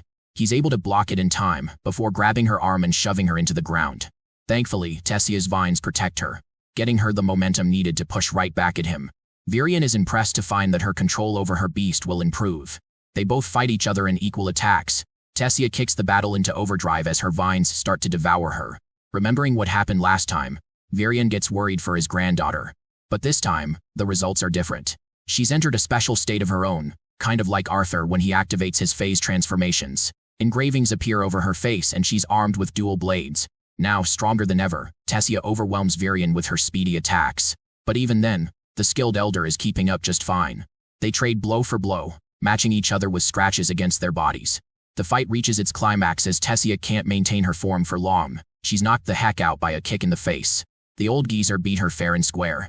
Tessia rises in shame, failing to land even a single hit on him. But seeing her like this, Varian wants her to remember that he'll be her commander on the battlefield. This basically confirms that she's passed the test in his expectations. She's happier than ever and thanks him. But the old geezer's got his own conditions for that. First, he wants her to get consent from both parents. Then, he wants her to do her best not to become a liability to her team. Finally, she will be removed from the team if she can't take proper care of herself. Tessia blindly accepts everything in excitement. Varian taps her head and warns her to stay away from her second phase because she's yet to master her form fully. Aldir's already told her that the Elderwood Guardian she's assimilated with is different from others, but it's yet to be mentioned why. Still, Tessia intends to avoid using her second phase until she really needs it. Varian calls her and reminds her that he stopped being her grandfather. He's gonna treat her like a soldier. And because of that, she must understand here and now that she'll have to follow every order, no matter how difficult it seems. It's his final warning to the girl to back out from the war. But Tessia rushes in to hug him instead, confirming to her commander that she'll be a reliable asset who supports the continent. With their salutations wrapped up, Varian is still afraid for her safety, but he doesn't tell her that. In the next scene, the old elf makes his way to the lower levels of the castle. Here he meets Anna, who is treating the director in her comatose state. Anna gives a general review of her condition. While Good Sky is doing well in her unconscious state, they still don't know if there's a way to bring her back. So Varian decides to do his thing, the same as always. He greets her and talks about the recent update of the Alacrian army, how they've discovered a battleship. He's confident that Good Sky wasn't aware of the ship either. But apart from that, he's come here to tell her about something special. He just gave Tessia permission to enter the war, a decision that is very much unlike him. Varian laughs at the kind of reckless things he said. But this poor old man is really afraid. He understands the stubbornness of his granddaughter. That's why he wanted to take part in the war under strict supervision. But poor old Varian collapses in his emotions. He stepped down as the Elven King, and now he's been placed with an even bigger responsibility than before. On the daily, he trains with a proper Asura to become stronger and remain in shape. After all, this war is going to require his very best for Dickathan to survive. But at the same time, Varian doesn't want to do this. He doesn't want to be tangled in this mess. All he cares about is to enjoy his final days and see Tessia grow up and become strong. He couldn't have imagined a day where he would be sending his own granddaughter to war. The Royal Council members are doing their best to play their part. But even after that, they're all dependent on Varian for orders, as Aldir deemed him the most fit to lead the three races. Varian shivers under the incredible pressure, the weight of becoming a leader. Having lost and outlived his precious wife, he deeply grieved, and now he fears that a day will come where he will have to outlive his children and even Tessia. That's the future he wants to prevent. Embracing her gentle hand, he apologizes to Good Sky for not knowing sooner. He could always tell that something was wrong. The curse placed on her wasn't fully removed by Aldir. She risked her life to leak the information regarding the Alacrian continent and the Vritra clan. He failed to stop her and became responsible for reducing her to such a state. Virion crumbles because he deeply regrets having done that to her. He's reminded of all the good times they shared together as friends. While many despise her for being a spy, he never thought of her that way. He thinks she's the strongest person in her heart. The war will begin soon, and he knows that this may be his very last visit. But Virion wants to promise her that after the war, he'll exhaust every living breath to make sure she wakes up. With the emotional roller coaster coming to an end, let's see Tessia's performance on the battlefield. Her team is doing its best, and they want her to remain in one piece so that her grandfather doesn't berate them. But this girl is a powerhouse and carries her own weight with little to no trouble. Tessia's really curious if they've located the boss monster yet, because there's just no end to these guerrillas. The sharpshooter Stannard is doing his best, while one of the team members recommends they fall back for a retreat. Tessia knows that she's right and orders her team to fall back for the meantime. But make no mistake, they're not in the mood to leave these bastards roaming. Tessia instructs Stannard to go all out while she pins the creatures down. Using her vines, she catches all of them in one spot. An ability called Ivy Prison. Next up, Stannard loads his propulsion blast and fires an incredible laser that annihilates the entire field. The monsters are all cooked and Tessia's team has just become the victors. Stannard is coming up with new spell combinations, but the recoil is painful for his body. Caria teases him for not training enough, but it's all in tough love. They laugh with each other as Tessia orders them to focus on the next initiative. Unfortunately, these guys are hungry as hell, and they've set their sights on Tessia's lunchbox. Darvis gets slapped by Caria for harassing their leader, but this guy's way too chill and calls her a shorty. The teasing is strong with this one as he even calls out Stannard for his short height. While they're flaming each other for height, Tessia wants to remind them that none of them are exactly looking like a supermodel in a dungeon like this. At the same time, she'd kill for a shower. The team advances ahead. A gate opens as they return to the safety camps. Tessia tells everyone to freshen up. She does the same and comes back to group up with her buddies. Tessia is really glad to see them progress in their relationship and getting comfortable with each other after 3 months. Suddenly, she's called by Helen. Both hug each other in good memories as Tessia introduces the rest of her buddies, including Jasmine's team. Darvis, being a fucking playboy, goes right up to the beautiful blonde and shoots his damn shot, enamored by her 2 very big personalities. Tessia's out here watching his spoiled character come to life, despite his talent as a mage. Then there's Caria, who belongs to the Reedy family, known for their gauntlet techniques and amazing mana control. Darvis and Caria both had their fair share of tragic pasts with their messed up families, but this allowed both of them to relate to each other well. At the same time, Darvis over here is a Chad who only likes flirting with women and secondarily protecting Caria. Caria is notably optimistic despite her terrible past. According to the elf princess, Caria is the glue that keeps the team blended together. Seeing them mingle around reminds Jasmine of both Arthur and Tessia, which of course makes her flustered the most of all, and the others roar in laughter. Stannard's special-looking crossbow is an object of interest. Turns out the kid got it made for the use of his deviant powers. Stannard can actually store spells into beast cores, which is insanely cool and expensive all at the same time. Stannard's assessment was unique among all. He was introduced by the inventor Gideon, known as a dark yellow stage conjurer with dual affinities. The kid had a deficiency in his own mana core which set him back, yet he loved his uniqueness and worth with his deviant powers. Tessia admires that her team is among the youngest soldiers all around, and they're fighting for the country's safety at such a young age. Their entire division had been doing okay for the most part, but it really made her wonder what Helen's team was up to all this time. Turns out that she's disappointed to mention how they just returned from the borders. It was a tough battle there, so they were sent here for the purpose of scouting, and that's exactly why she wants to warn them of the danger that is to come. Stannard curiously asks what they witnessed at the wall, but it was so tragic and discouraging that the entire group fell silent.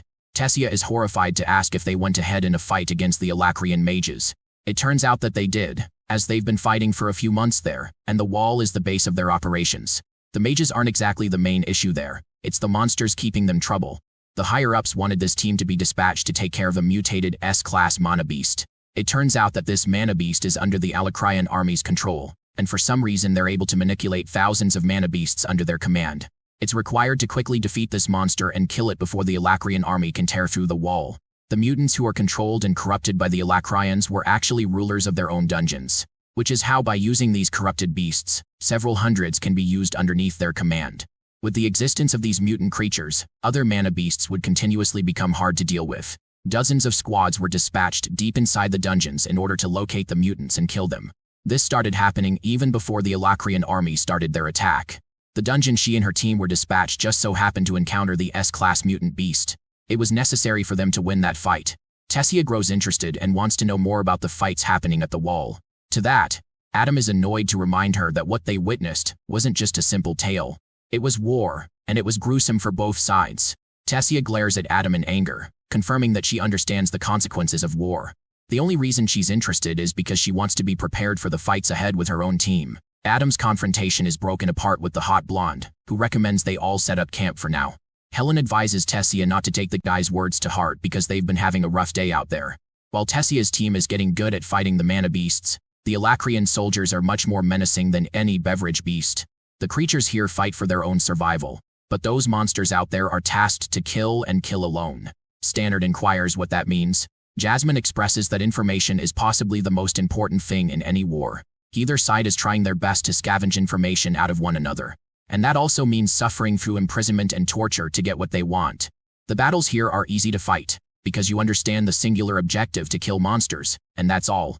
But fighting against other humans who can actually feel the same pain they do, it becomes more complicated than ever. It's hard to distinguish which side is right in a war, and that feeling takes them all in a loot. Tessia is about to ask something when someone returns injured, begging for a medic. Helen asks if they're failed in these types of situations, but apparently Tessia denies such a thing. Later in the treatment camp, Drogo greets Tessia and wonders if she's injured by any chance. He also spots Helen and greets her properly. Seeing her appear here, Drogo is curious if something happened. Elder Albreda already knows that the princess has come here for information, a fact that Tessia confirms. Helen understands and apologizes for her rude interruption. She just wants to send updates back to her own seniors at the wall. Helen thought the fastest possible way would be to come and talk to the slumbering prince, but as it stands, he's out unconscious, and it may take a while for him to wake up before they get their answers. Standard wants to know what happened to this guy. The medic tells him how the kid suffered from a dehydration problem and didn't have anything to nourish his health for days. His feet are a mess, indicating that he's been running for his life non-stop. But the curious question on the table is, from what was he running? Suddenly, this guy wakes up grim. He questions how long he was knocked out for. But it had only been 10 minutes, so it's not a biggie. Albreda gives him some water to get replenished. Drogo knows that this is tough, but they've got to know about his side of the situation, about what happened to his team. Sayer grips the sheet in anger. In pain, he grieves the loss of his teammates. The only person who survived was himself. The guy had a short disagreement with his teammates and ended up staying behind. But then, feeling guilty for leaving them, he decided to catch up right after they left. However, the moment he got there, what he saw was horrifying. The team had walked into an ambush of gnolls, monsters that were even deadlier than anything he'd seen up there. Some of them were even equipped with man-made weapons. Poor guy saw his team utterly ripped to shreds. He had nowhere to run and tried his best to mask his presence. Luck was the only thing that saved his life. He tried to hide for many days before, eventually, he took a chance and set up a teleportation gate to exit the location. However, the risk was too heavy because the gnolls could have destroyed it, so he ran for his life. Drogo wants more clarity regarding the teleportation gate he set up. Sayer is terrified to reveal that there was a giant door behind the monsters, as if they were trying to protect something strongly. He's horrified to express the news of his finding, that they finally located the S-class mutant's den at last. Moments after that, Drogo's voice roared across the cavern, alerting them the message of the location. Everyone there, hundreds of soldiers prepared themselves for the battle to come. The kid, Standard, had done his fair share for the time he was here, but now this fight was the real deal. The actual target, a real mutant for them to fight. He could tell that all of his team members were clearly nervous. But their team leader, Tessia, looked composed and confident, despite being the youngest of the group. The princess adjusted her here, making him gaze at her for an unusual period of time. Lil Bro knows that she's out of his league and already in love with Arthur, so he tries to shake his feelings off. Standard focuses on the fact that the beast they fought is seriously nothing compared to the monsters out there. He goes out all geek mode when Carria comes out and startles him. She suggests to him that it would be nice if he started stretching. Standard understands that she's just caring for his safety and accepts. The Vanguard teams are all lined up for their orders. Drogo, as the leader, warns them to get ready for the arrival of the true battle. They have no understanding of the dangerous monsters that are on the other side of the gate. Tessia takes charge and emphasizes to her team that they'll have a delicious meal after they clear this dungeon. Now, I don't know about you guys, but that just seems like a death flag to me. Anyway, the Vanguard teams are put into position before they rush ahead into battle. Right upon entering the gate, it's a massacre. Standard is horrified as he witnessed the brutal slaughter of many soldiers. Darvis is doing his best to keep up while Korea is sickened to find that they've lost another ally. The fight is hard but they're holding on. Standard catches himself blindsided so Korea alerts him for the monster nearby. He's busy reloading so Korea swoops in to protect him in the meantime. Standard also shoots down 3 monsters on his own. Darvis impressively teases the kid for not being useful enough. Korea is in deep trouble and requests backup. Darvis goes ahead to save her while Standard is busy with his side of the monsters. Korea manages to go on the offensive with her gauntlets and pummels her way through. As for Tessia, she's using her ivy prison to cage the monsters all down. Tessia bursts ahead as an unstoppable force, slashing past all of the monsters like butter. Then, she instructs Darvis to corner the creatures in one spot. On her command, Darvis casts a crossfire spell, separating the monsters from the soldiers. The rest of the adventurers do their best to erect earth spikes. Then a combined wind and fire spell destroys the monsters underneath. Tessia is holding on with her vines, Korea with her gauntlets, and Darvis with his flames. Drogo sees this and allows the long-range shooters to finish the job. Standard is one of them as he prepares a cannon while the rest of the mages shoot their projectiles from range. He orders his men to step aside for Standard to take his shot. The boy prepares a gigantic orange blast and releases that son of a bitch like a Kamehameha beam. The red blast erupts into an explosion upon impact against the monsters, destroying everything in its path. Drogo observes the aftermath of the attack, which has left a crater in the ground. Next, he orders the healers to get into position and raise their flags. He wants the rest of his men to collect the injured soldiers to the medics. Darsu is really proud of Standard's progress. The leader celebrates the amazing victory. Despite enduring an attack from an entire army of mana beasts, they've decided to continue forward. But about Drogo's words, Standard doesn't exactly think it was an overwhelming victory at all. He can't see anything as a victory when many of their soldiers lost their lives. It's no longer just a number, as 10 of them have already lost their lives when they haven't even reached the end of the S-class beast. The question is, how many more lives will be lost by the end of this raid? Tessia sees the injured being healed, but something about the situation makes her upset, and Standard can see that. He directly asks her what's wrong. The elf remarks that it's good that they won, but still, losing soldiers makes her feel hurt. Darvis comes up and teases her for acting compassionate towards the commoners and whatnot. Korea grabs her hand and emphasizes that they did their absolute best to secure that victory. Standard backs this statement and confirms that it's always a risk when going into battle. They can't save each soldier, and that is the reality. But he didn't word that right, and Tessia only gets more upset hearing the remark. Standard tries to make up, but the princess is worried that she'll never be able to catch up to Arthur's level. Even Korea knows that she's talking about the special guy who she can't stop talking about for some reason. Darvis is pissed because he doesn't even know who Arthur is, aside from the fact that he's powerful and charismatic without any weaknesses. It's clear in her discretion that she's being biased. But Korea thinks the green-haired Casanova is only jealous because Arthur's the guy he wants to be. He was even popular in school but never accepted that on his own. The teasing continues when Tessia expresses how she felt scared of him upon their first encounter. Korea vividly remembers her saying how they escaped some slave traders. Tessia at the time felt like she wasn't saved because Arthur wanted that to be kind. Rather, it was probably intended as a pragmatic move on his part. Hearing that, Korea deems him a bad boy who does whatever the fuck he wants. Darvis, being the jealous cunt, thinks little of Arthur's accomplishments. He recalls how Tessia got kidnapped at the academy, and Arthur wasn't there to check up on her after the fact. To this, she angrily responds how he already checked on her health with Virion, but left in a state of hurry for his own matters. Darvis, being jealous, continues to paint Arthur in a bad picture. Standard and Korea both try to stop him for yapping shit that he doesn't know anything about. He even calls Arthur a coward who ran away from the far. Tessia, filled with frustration, denies all of that rubbish. She believes that Arthur is a lot of things, but being scared is not one of them. He values his loved ones too greatly to disappear without purpose. Darvis goes away still making fun of her crush. Even Standard is doubtful of Arthur's powers, but Tessia confirms that this guy is seriously strong. Korea is dying to meet this guy in person, and Tessia is all the more happy to introduce them to him soon. I don't know about you guys, but I just know this is one of those ugly foreshadowing moments. Okay, the mages are all up and exploring the deeper parts of the den. The place is awfully quiet, so Drogo relies on his gestures to give them a signal. He expresses that they're going to reach the point where Sayer's team was annihilated by the mana beasts. From the report, it's understandable that they'll be running into hundreds of orcs and monsters about. That's why he wants the team to be ready for what's coming, praying that all of them are safe by the end of this battle. Drogo charges with his men until he comes to a stop. He looks around, monitoring the situation. The dude is shocked that all of the monsters are dead. This invokes fear and uncertainty in the heart of the soldiers, who don't know if they should be celebrating or be afraid. Deciding to move ahead, Drogo signals them to advance towards the door. They approach the gigantic door, and Tessia instructs her teammates to remain in formation. This door comes with another scary revelation. It's not closed, which means something or someone has already gone inside. Dorog orders his men to open the thing as Stannard prepares his weapon. Inside, hundreds of monster corpses remain slaughtered, their oozing blood leaking out the gate. The adventurers freeze to make up for the situation. Tessia moves ahead to observe what's going on. Taking a closer look, she sees the sight of one man above the army of slaughtered creatures. Arthur Lewin, the unstoppable Goliath, the Chad of all Chads, is sitting there looking cold as hell. The princess can't fathom seeing him here. The adventurers are prepared to confront anything that comes their way, but it's our little Sylvie who jumps to reach the princess.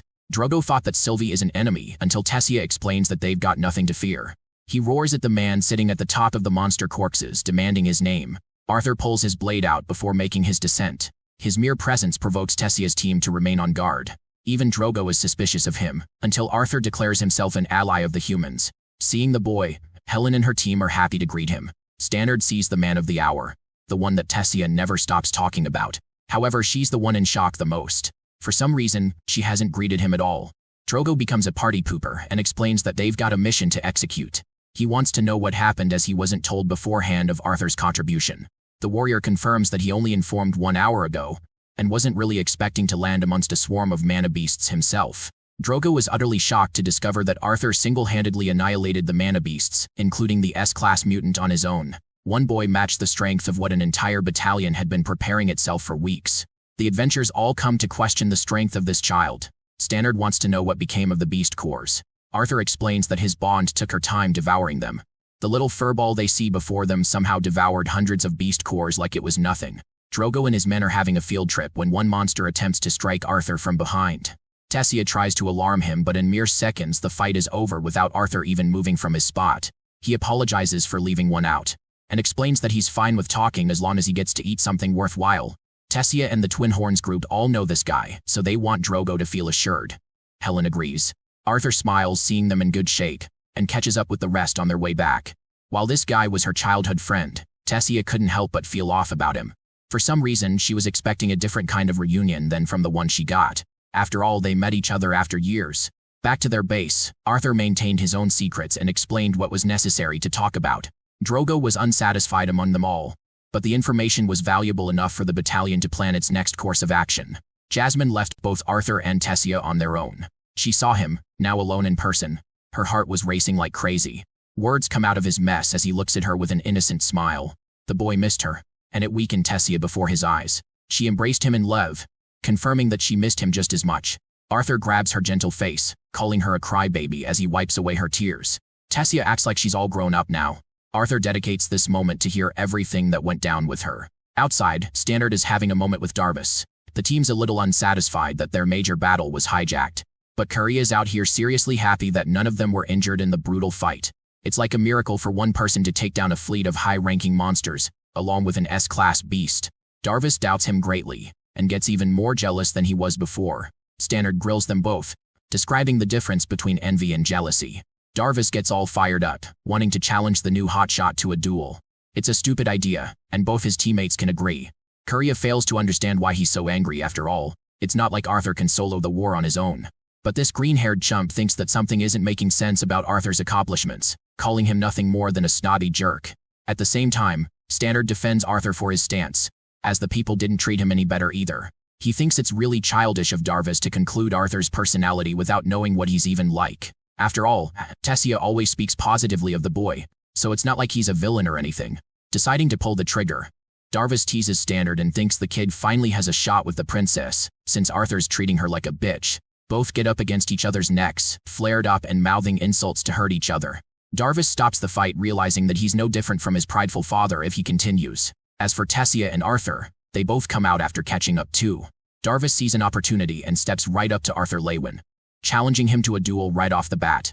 With little to no time wasted, people gather around for entertainment, supporting Darvis greatly. Tessia's team, on the other hand, is watching with worry. He readies his axe, confronting Arthur, who wants to inquire the purpose behind the duel. The green-haired chump calls it a matter of his pride, while Drogo, the referee, reminds them of the rules of the fight before they start off. Both fighters are restricted to use mana to bodily augmentations. The first person to surrender or unable to fight will lose. Now Drogo understands just how powerful Darvis really is, so he thinks Arthur out here is going to have a tough time. Even he's curious about Arthur's true strength. The fight begins with Darvis bursting with so much speed that he gets right up in Arthur's face. The first attack was a feint before he went behind to strike from his blind spot. But our boy isn't just an amateur. He sees this guy coming up and easily eyes him down. Sensing the threat of Arthur's attack, Darvis leaps away as if he felt afraid. This wimpy advance is met with confusion by the crowd. They berate him while Carria and Stannard look at each other in confusion. They've always seen Darvis easily cutting down mana beasts like butter. He's even seen him defeat adventurers among his own rank with satisfaction. But in this situation it's almost unreal. To see Darvis feeling fear for the first time in battle. Still, the green-haired freak show goes on ahead to strike while Arthur gently sways his body, evading each swing. Darvis tries to go faster with an aerial attack, but Arthur merely blocks his axe before releasing just a single punch against his abs. Darvis is sent on a retreat, unable to believe that he's facing such monstrous reaction speed. He tosses a giant piece of earth, but Arthur merely crushes it with a tap of his punch. That attack was yet again a tactic for Darvis to catch Arthur from his blind spot, but he easily dodges without any trouble. Arthur is merely toying with Darvis, tapping his body from the front and back, before unleashing his furious jabs all over his body. The strikes only connect right when Arthur's walking away as the victor. With his arms rendered unable to be used, Darvis releases his axes before collapsing on the ground. None of the spectators even saw what happened. Carria is the only one who could see Arthur activate mana flow rupturing, blocking the channels of mana with his bare hands. It's an impressive feat, especially since augmenters strengthen their channels after reinforcing their bodies. But what Arthur did here, it was precise and fast as if he were a veteran. Stannard admits that they've just witnessed something amazing before their eyes. Poor Darvis can't even get up because his body's all fucked up. Out of the blue, General Virion himself arrives to meet Arthur, and he's brought Aldir alongside him. In the camp, Virion, being his grandpa's self, chokes our boy for not informing them of his return. Arthur sees Aldir too, who is glad to see that much has changed for both Sylvie and Arthur. Turns out they received a message from Winsome about Arthur's departure. Though Aldir wasn't expecting the kid to pop up at Tessia's battle station right away, it turns out that Ren is the one who wanted things to happen that way. That cheeky bastard. Tessia remarks that she felt great seeing Arthur instead of an S-class monster beast behind the gate. Arthur confirms that they didn't even have a second to spare as he was getting jumped by so many monsters right after arrival. Tessia is amazed to hear that Arthur's story was the reality. He really did take down those monsters by himself. She's got a ton of questions to ask, but Virion stops her, explaining that he's got matters of his own to discuss with the boy before anything else. Tessia is told to stay here for now, but Arthur will be going away with them. She's annoyed that he's being taken away from her right after coming back. It's important for Arthur to tell them what's going on. Her grandfather emphasizes that after the clearance of this dungeon, they'll have their own battles to take care of. And that means her team is going to get even busier. He wants her to remember what they agreed upon. She's now a soldier and he's her general. Hearing that, Tessia is happy to follow his command. She remembers his advice to level up from her fights slowly and build her strength. Aldir wants them to head out at once. Before leaving, he senses that Tessia's strength has increased from the past few months, which means her recent battles have helped her a lot. Hearing Tessia call Aldir her master makes Arthur astonished. He wasn't expecting a student-teacher relationship to form between the two of them. Anyway, Arthur comes out of the tent and sees Stannard with a smile, who only salutes the guy as if he's too important to ignore. The three of them move their way up to the teleportation gate. Sylvia intentionally didn't speak to Tessia because she's all grown up and keeping her little secrets too. She wants to surprise her on their next encounter. The three step inside the gate, only to meet a giant fucking bear greeting them outside. From behind the bear's head, pops up little Ellie. Even Arthur is freaking shocked to find his sister mounted on top of the damn thing. She runs into her brother at first glance. Arthur takes his sweet time adoring his little sister for a moment. He's teasing her before Ellie spots both their parents. Arthur, remembering what happened last time, tries to get away, but finds himself completely off guard as they embrace him with loving and open arms. The boy can't believe that he's receiving such treatment after what happened. But Alice, as a loving mother, reminds him that he's still the person she raised for more than a decade. The same goes for Reynolds, who's now keeping a beard. He knows his son has been through the worst of his training. Also, Alice really can't stay mad at him for long after loving Arthur so much. The kid is happy to confess that they both indeed have given him more than he's grateful for. Ellie pulls his shoulder because she wants him to ask about Boo. Arthur sees that titanic monster and jokes around how a giant dog is called Boo of all things. Provoked from his remark, Boo out here tries to exert its full force on Arthur's shoulder. The ground is in shambles, but to the monster's shock, nothing happened to Arthur. He thinks the pet has quite the temper. Turns out Ellie instructed her little pet to test out Arthur's powers right after his return. Arthur's seriously amazed to find that Ellie has properly bonded with the beast. He wonders when it happened. Apparently Winsome has been keeping tabs from Arthur. He's the one who left the mana beast with the boy's family before leaving. Turns out it wasn't Arthur's doing at all. He just gave this monster as a gift. Arthur thinks it was a ridiculous idea to give a giant bear like that to his sister. Reynolds explains that the bear was a tiny thing when they got it. Boo has aged quickly in just 2 years. Aldir insists that they get the move on and keep their reunion for later as more pressing matters are at stake. He promises the boy that he'll see his family often, so he's got nothing to worry about. Arthur bids farewell to his loved ones before leaving again, this time more relieved than ever that a bear is being protected and no longer lonely. Even Sylvie is happy with this development. In the next scene, the boy is surprised that there aren't any royal family members accompanying them.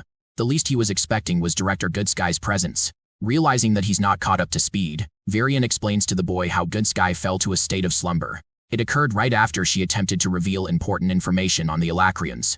Hearing that, Arthur groans in pain, feeling sorry for what happened to her. He wants to know everything that went down. Hours passed as the two leaders talked about the things that happened in the past 2 years. Arthur had to catch up with the information that wasn't provided through Ren or Winsome. From Varian's information, the Human King was currently focused on refining a relationship with the Dwarven Kingdom, hoping to get them on their side. As for Curtis and Kathleen, they both took Tessia's path and formed their own teams to gain personal experience on the front lines. The boy's own family stayed at the castle for protection. As for the Hellstay family, they went elsewhere. Vincent did his best to assist with the war. Arthur asks Varian if his parents showed any interest in fighting too. Turns out that Reynolds was ready to go, but the elf recommended that he stay out of the fight until Arthur's return at the least. The boy is very much grateful that Varian handled the situation well, as he would have suffered much pain if his father died before his arrival. Next, it's finally time to address the main point of the meeting. After all, Arthur understands that he wasn't just brought here to catch up to speed. He knows that something serious is going on. So serious in fact that Tessia's involvement was considered unnecessary. Varian shakes his head, as if to deny that, but Arthur cuts the old man off, claiming that he knows that he cares about his granddaughter. Arthur knows that the war is a threat to everyone after all. Their defensive maneuvers won't matter if the hidden teleportation gates have all been set up by the Alacrian spies. Something about this is too suspicious. Arthur mentions how the Beast Glades territory is the perfect place for the Alacrian army to gather. After all, they've already acquired the S-class mana beasts. But that strategy would be too obvious. That means, the only reason they haven't made a move yet probably indicates that either Dicathin is actually stronger than Alacria, or the other side is intentionally stalling for some other reason. And judging by Varian's grimacing face, the boy can tell that it's the second thing of the two. Varian confirms that they've just discovered something like that. Aldir starts off by saying that it's okay for Arthur to doubt them after he reveals this information. Then, he spreads a blueprint of a battleship. A ship that isn't Decapheus, but a ship built by the Alacrians inspired by Arthur's design. The boy is furious and crumbles the paper. Right as they're about to talk about the next subject, a soldier barges inside to inform critical information. They've just sighted the Alacrian armies, who are approaching through the western coast. The man shivers in fear as he declares the arrival of the Alacrian ships. Horror sets in the room and Arthur's expression is proof of it. Without a second wasted, Arthur blitzes past the guard with incredible speed. Sylvie tails him, worried about what's about to happen. The boy is so fast that not even the guards can keep up with him. Arthur is so impatient that he wants to open the door without the guard's permission. The guard reminds him that they can't do anything without either of the general's permission. And since they have yet to hear a word from either, they can't allow him to go. Arthur expresses that he's just had a meeting with both of them and he's received permission to head out. But these guards are on a whole different level of arrogant. They don't want him to cross no matter what he believes. They also want to remind him of the dangers of the situation outside. Arthur's done playing around and exerts a pressure so menacing that their senses snap shut. Arthur warns them not to take him lightly at a time like this. Aldir comes up to catch up with the situation and authorizes Arthur to leave at any time. Still, he warns the kid against doing something reckless as it would only waste Winsome's precious training. The boy agrees and bolts towards the teleportation gate, setting the location coordinates to Ediston City. Now let's observe what's going on with the director. She's unconscious, having bad nightmares of the people who wanted her knowledge. They goaded her, telling her that her knowledge will be critical in turning the tide of war. They didn't even want to care about her well-being after the fact. But this trembling nightmare is the reason she finally regains consciousness. All this time, Goodsky believed that she was free of the curse. It reminds her of the conversation she had with Varian, the last time they were a part of the Great War. For many years, both of them were enemies, but he stayed conscious of one thing. She teased him that he probably loved her. Varian denied the cheating accusation since he was a loyal man. Anyway, he kept thinking about Good Sky's greater effect on the youth. He could always envision her as a mentor figure of a big academy that guided the youth to the greater future. It was something that came out of nowhere to him, but Varian was bent on one thing. He really urged her to become a teacher because it would fit her role. It was that time when Good Sky entertained the thought of opening an academy in Cyrus City. It was an interesting idea, so she wanted to share the opening of the school with Varian, who laughed at the idea and denied his contribution. He did amuse the thought of sending his grandkids when they reached the right age. Good Sky took it as a challenge and was ambitious enough to make it the greatest academy in the world. Varian shared the loving moment as they both hoped to celebrate the opening of the academy one day. And from then on, Good Sky's memory is corrupted. She finds herself bleeding in pain.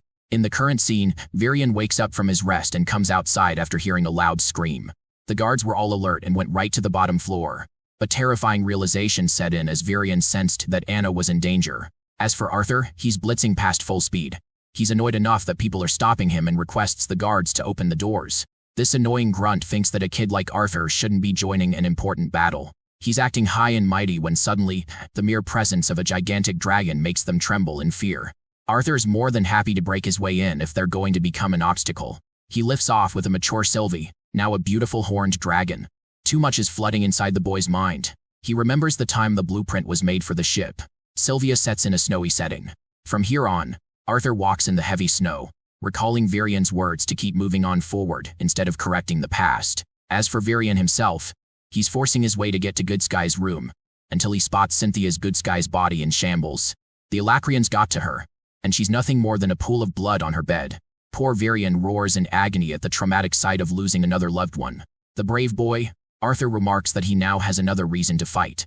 From the snowy top, he gazes at the fleet of battleships coming their way. The boy now fights for another reason, to correct his wrongdoing. The true war now begins.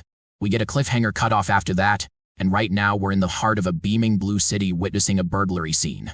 Two kids are trying to make a fortune, lockpicking the door while one is guarding. The lock's finished, and like a typical young boy, Nico is prideful of his powers. He goes around searching for some valuables. The boys reason to themselves that what they were doing was actually necessary, that it was justifiable to steal from someone when his own orphanage was at stake. It was precious money that they didn't need for themselves, but for the sake of the orphanage. This kid is Arthur's past self, King Gray, who had just finished the job. Gray was curious if they should really be trusting a man who was willing to buy from a bunch of kids. But Nico was confident, really confident for some reason. Knocking on the guy's door and waiting out in the cold, they both grew agitated like hell. The man slowly opened the door, before receiving the two annoying kids. Nico told him that he's here with his friend to sell the merchandise. The man has them enter inside, but immediately they're taken aback by this strange yet strong smell. Nico tells Gray to look around while he's done talking. Gray does exactly that and makes his way around the warehouse. He checks on a book while the man is inspecting the quality of a gemstone.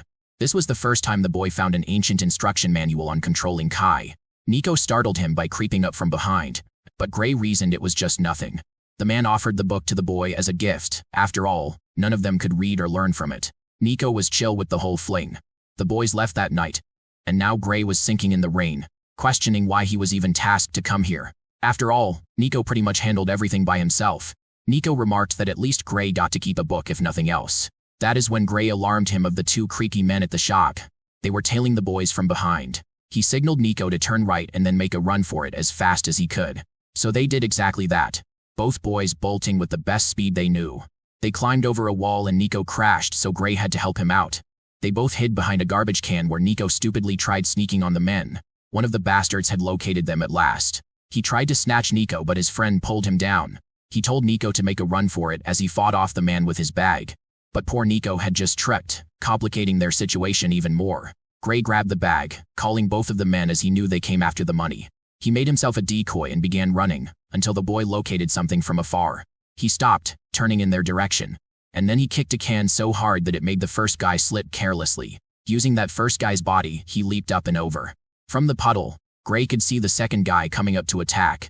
But even his punch was quickly dodged by the sharp boy, who then countered with a savage fist of his own. This punch, which was charged with his full strength, broke the man's nose. It made him a bleeding mess, allowing Gray the chance to escape with his friend. Having made their escape, Nico excitedly told Gray the reason he was brought along. He's a fighting genius who could hold his own against people much stronger than him. But even Gray claims that he didn't know what happened. For him, time just slowed down. But Nico vividly remembers the boy catching dishes with his immensely fast reaction time. Anyway, Nico was certain of it from a young age, that his friend was a fighting genius for some reason. Both boys hurried back up, hoping to make it to their rooms before anyone caught them. Even the faintest sound terrified Nico. But right as they're moving along incredibly slowly, one voice calls them both out, wanting them to come over here quickly.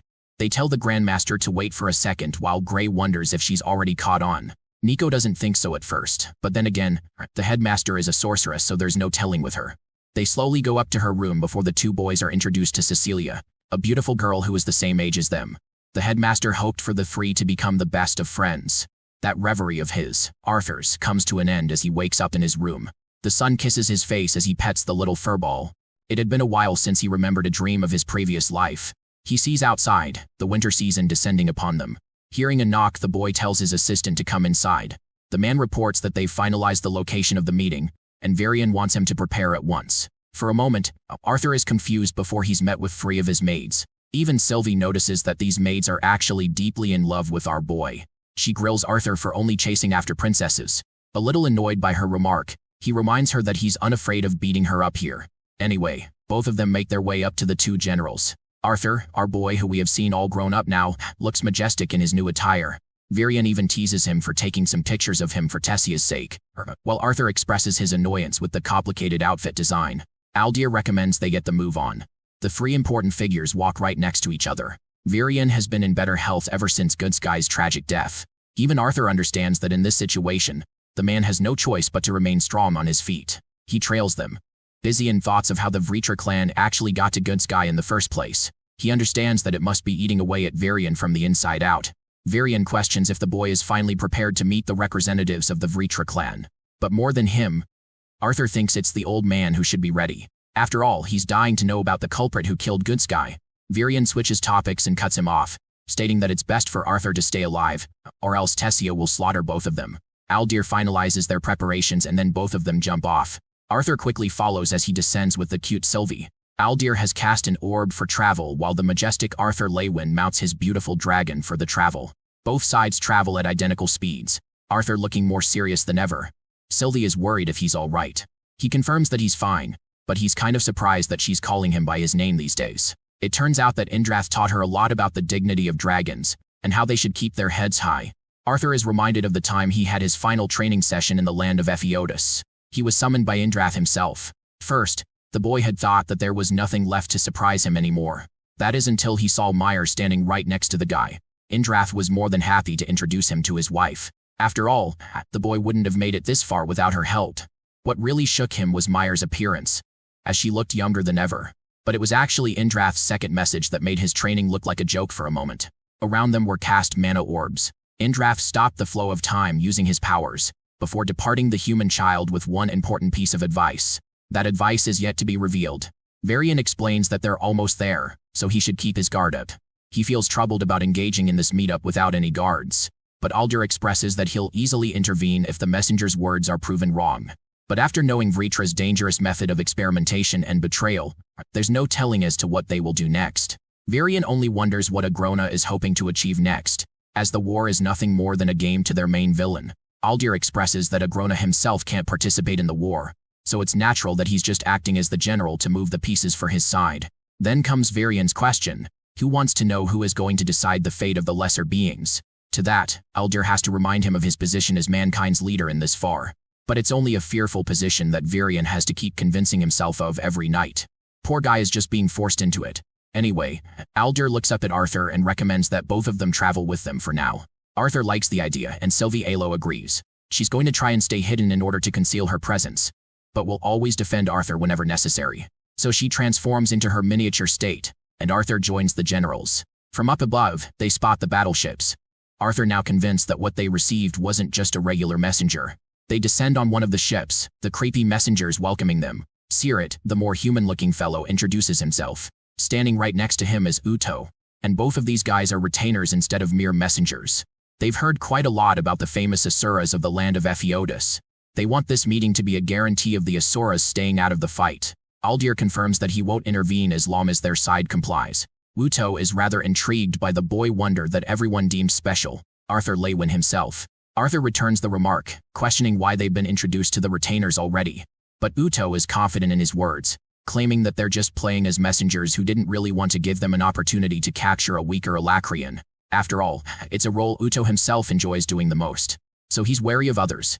Anyway, Silrit warns Uto not to get overboard. But he's severely overconfident since Asuras can't intervene in this fight. The Asura wants to hear the message at once. Silrit explains that their leader has requested to deliver one message alone.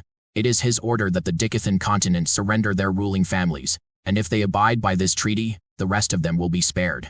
Continual resistance will only invite permanent destruction from their side. Hearing this message, Varian's temper boils as he mocks the ridiculous terms. It's nothing more than an ultimatum, but Uto argues that it's actually a saving grace for them, since they've got no chance otherwise. This smiling freakshow assures them that he'll be merciful in killing them with the first auction. Silrit has to remind his maniacal retainer friend that they weren't sent here for a fight.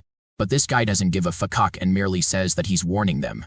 To make it even more provocative, he talks about Varian's granddaughter, and how he's going to enjoy slaughtering her while she watches. But this remark actually gets on the serious nerves of Arthur Lewin himself, who manifests his blade. But before that even happens, Varian has already struck this bastard with a bitch slap. But that's exactly what Uto wanted. He thought nothing of the attack and revealed his fragmented horn. He's the motherfucker who downed Lance Aaliyah and reduced her to a horrific state. The memories all come flying back to Arthur. He's now furious, and charges ahead to ask if he's the one who killed Lance Aaliyah, the one who was sent into the dungeon and had her limbs severed before death. Arthur's got a bloodlusted murderous look on his face as he asks this question. Uto casually thinks about it for a moment, but he can't remember which one. He's slaughtered many of the Dicathan people the same way. Then he's suddenly reminded of the beautiful elf he cut up. Uto provokes Arthur with a mischievous smile, as if challenging him to make the first move. He laughs in the boy's face, and all Arthur can do is nothing but restrain himself greatly. Varian grabs the boy's shoulder while Sylvie is there to restrain him too. Cute little furball, always there for her papa. Instead of giving in to his feelings, he questions if there's anything else important for discussion, or if the Alacrians only wanted to convey an obvious threat. Apart from that, Silrit offers them 2 full days to come to a decision. If the royal families aren't surrendered in that duration, the Alacrian army will take it as an answer. Both sides withdraw from the confrontation after that. But Uto, this little bastard, is just egging Arthur on even more. He describes Aaliyah's pitiful scream that made it difficult for him to deal the killing blow. That's why she was kept alive for as long as possible in agony. Now completely having lost his senses, Arthur releases a crackling ray that grazes past both retainers. Uto calls the move impressive and cute until it hits the ocean and explodes with a loud boom. Arthur's got a serious look on his face that basically says, "You're gonna get fucked if we fight for real." He turns back, hoping to settle their score on the battlefield. Coming off to Tessia's location, we see the remains of the monsters after Arthur's slaughter being collected by the whole team. They're being precise with the collection procedure, careful enough to properly extract the horns and fangs. They need valuable materials to forge better weapons after all. Among them, the green-haired punk is as overconfident as ever. He's pissed that they're still busy in the extraction procedure from the junk of these monsters. Unfortunately for these guys, Arthur's little pet ended up devouring all the cores, which puts Stannard in a pretty tough position since he can't conjure any more ammunition for his weapon. They can't believe that a tiny little Bond was able to devour so many cores at once. The green-haired shithead even thinks that Arthur might have stolen some cores. What's more, he can't fathom how an entire tower of monster corpses became stacked on top of each other. They wonder if it was Arthur's little stunt to appear cool and amazing, which is probably the author's real intention if you think about it. But this theory is disproved by Stannard, who explains that these beasts are different from normal monsters and appear more psychotic than usual. That's why they were probably trying to gang up on Arthur to collectively reach their prey, which of course, did not end up going their way. Stannard, being the brains of the operation, shines through. That is until a sudden tremor even shakes him to his senses. The idiot behind him thinks very little of the situation, but it's clear that something is brewing from behind the scenes. Anyway, we go back to Tessia, who's almost done with the extraction process. The adventures are slower than usual because there aren't any rewards to collect in the first place. Adam is just glad that they didn't have to participate in the shitty part of the process. Tessia curiously asks what these two are looking forward to after this raid. Turns out they'll return to the Zyra city to gather supplies and then eventually return to their next dungeon. As for the elf princess, she's not very excited to note that they'll just return to the flying castle until further orders are given to them for their next mission. Adam laughs and argues that she should use all the time she needs to get some rest from this opportunity. While Tessia is speaking to them, Jasmine and Caria are staring at something strange up ahead. Durden is inspecting the composition of the glowing wall and seems to find it rather odd. Right when they least expected, cracks started appearing in fast. The wall was about to collapse, and Durden's only instruction to his friends was to run. They all ran for their lives as a bunch of orcs popped out from behind. None of them expected this, but they all got into battle position to face off the threat. Tessia and the rest of Helen's team realized the gravity of the situation. These monsters are too much for their group to handle, and they're literally taking each adventurer apart like butter. Among them, even the arrogant shithead gets smacked with a seriously powerful swing. Darvis hits the ground while Tessia steps up with her vines. She cages the creatures using her typical strategy, allowing Helen's powerful archery to spear throw them with ease. But what they weren't expecting was a flank attack from one of the orcs. This behemoth aimed right for them. But luckily both of these competent warriors evaded without suffering a brutal injury. From this fight alone, Tessia is coming to wonder one question only. How in the hell did Arthur Lewin, the one-man army, take down nearly thousands of these creatures all by himself? Even Darvis can't hold off more than one orc at one time, and he's dearly struggling to manage over here. Karya, stepping up with her powerful gauntlets, saves his ass. She comes to knock some fucking sense into this fool. Unfortunately, Darvis is currently handicapped because of the technique Arthur used on him. His mana channels are all messed up. Tessia, as their team leader, orders both of them to run to the door with as many soldiers as they possibly can. They do exactly that with a bunch of monsters chasing right after them. But this is when the graceful Jasmine comes around to cover for them. She leaps away, and by herself easily slashes a group of orcs without much trouble. As for Darvis and the other adventurers, they're being safely escorted out while Stannard and Helen's team are keeping them cover. Even Adam is shining his best with his spear strikes, though he's also finding himself panting from the fight. Suddenly, a giant explosion is heard from behind. He recognizes that it was Durden's doing to save his ass just now.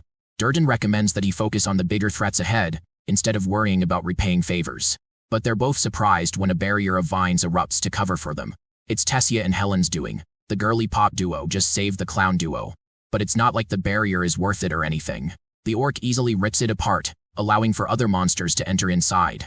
Adam whips out his damn spear and stabs the shit out of one of the orcs, before Helen swoops in with her burst shot, knocking down 3 monsters all at once. Adam's really impressed by Helen's kill count, and I have to agree that this girl is seriously popping off in this fight.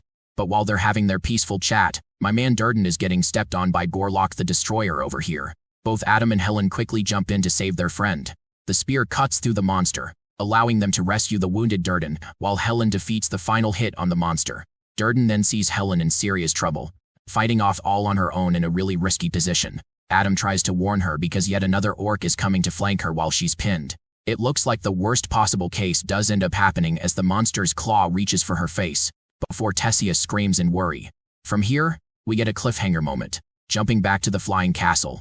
From the teleportation gate, emerge both Arthur and Virion after their encounter against the retainers. The boy is seriously hoping that the old man isn't considering their offer right now. However, Virion is struggling with the weight of the decision at hand, because he thinks that the prevention of war and an immediate surrender could really save innocent casualties in the long run.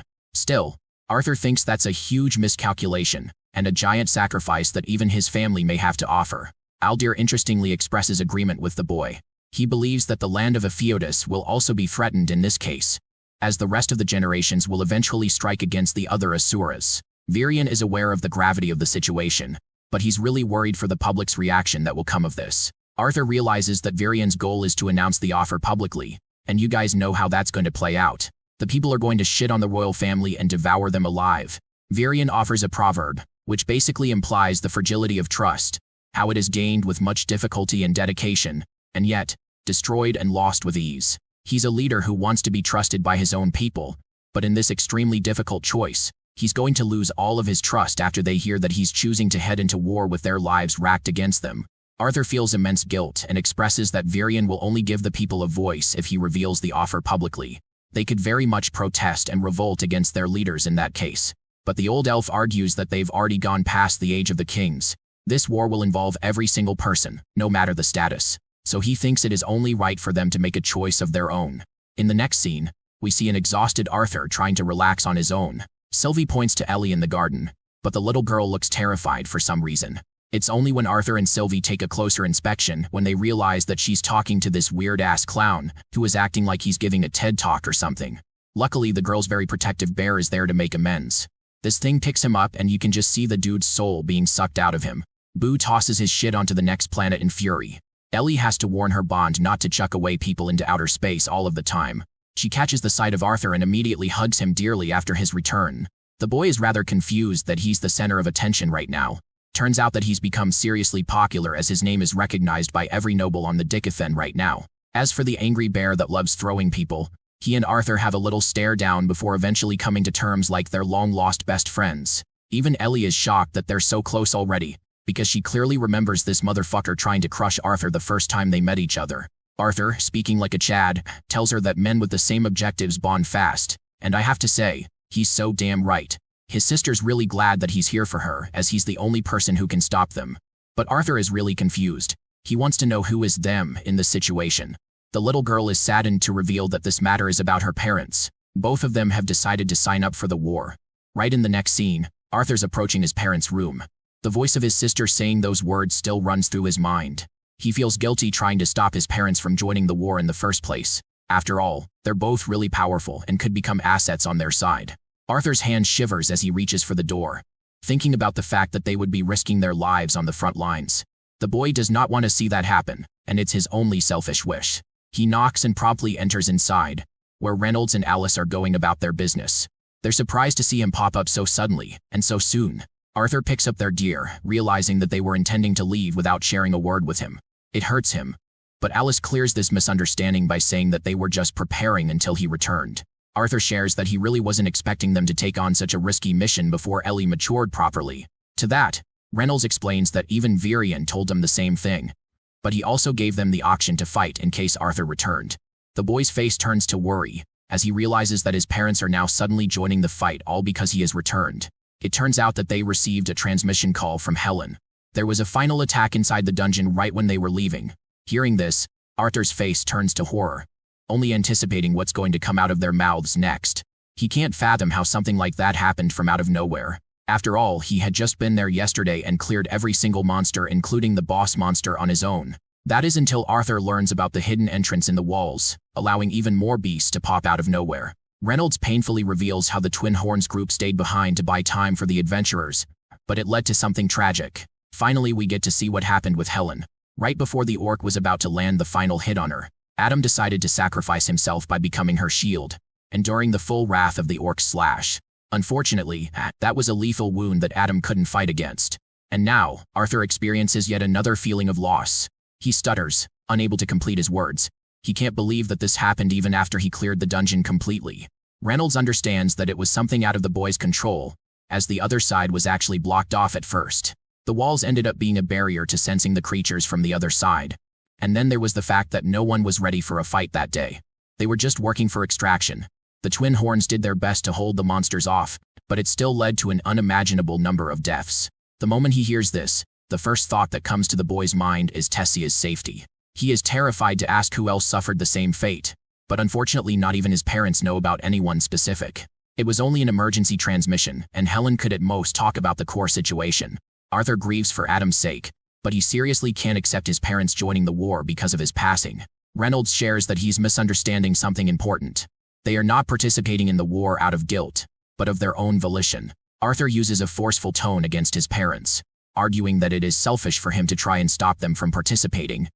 But it's also selfish of them to risk their lives when it isn't necessarily required. He really doesn't want any of it to impact Ellie's mental state, as either of their deaths could lead her to a terrible state. Alice responds, agreeing with Arthur's words completely. They are choosing to make a selfish decision here, knowing the consequences. However, it's actually her who wants to participate in the war more than anything to help the Twin Horns. It's not even primarily Reynolds' choice. Arthur is stunned and he asks his mother again if she's really certain of her choice. But Alice confidently declares that she's sure. Arthur finds himself struggling to reason with his mother, arguing that she stopped using magic in the past because of the trauma she endured. So it doesn't make sense to head right into battle now. Alice and Reynolds exchange a nod before deciding to tell the boy another tale. His mother requests the boy to sit down so he can learn more. Arthur already knows about the history they shared with the Twin Horns. But the part that they missed out was that they had one other member before the boy's birth. This person was called Lenza, a purple-haired cheery girl who was the opposite of the sensitive and careful Alice. Their chemistry matched, and they got along super well. Now, for Lenza, she was extraordinary in swordsmanship, cutting apart monsters like butter. She was a known augmenter, talented as ever before joining the Twin Horns group. They were all surprised when she was the one who requested to join them. At the time, Lensa became the image of the team as a whole. She was constantly peeving Reynolds and making him embarrassed with Alice. Poor Reynolds had to struggle with her teasing. She could even make Jasmine smile with her forward personality. But unfortunately, Lensa didn't end up staying with the team for very long. Just 2 years, until the Twin Horns experienced a tragic accident. They were ambushed by a pack of stingers, and it resulted in gruesome wounds among the entire team. Alice did her absolute best to heal her team, and for people like Reynolds, recovery became faster. Their wounds were easier to heal, but one person's case was different.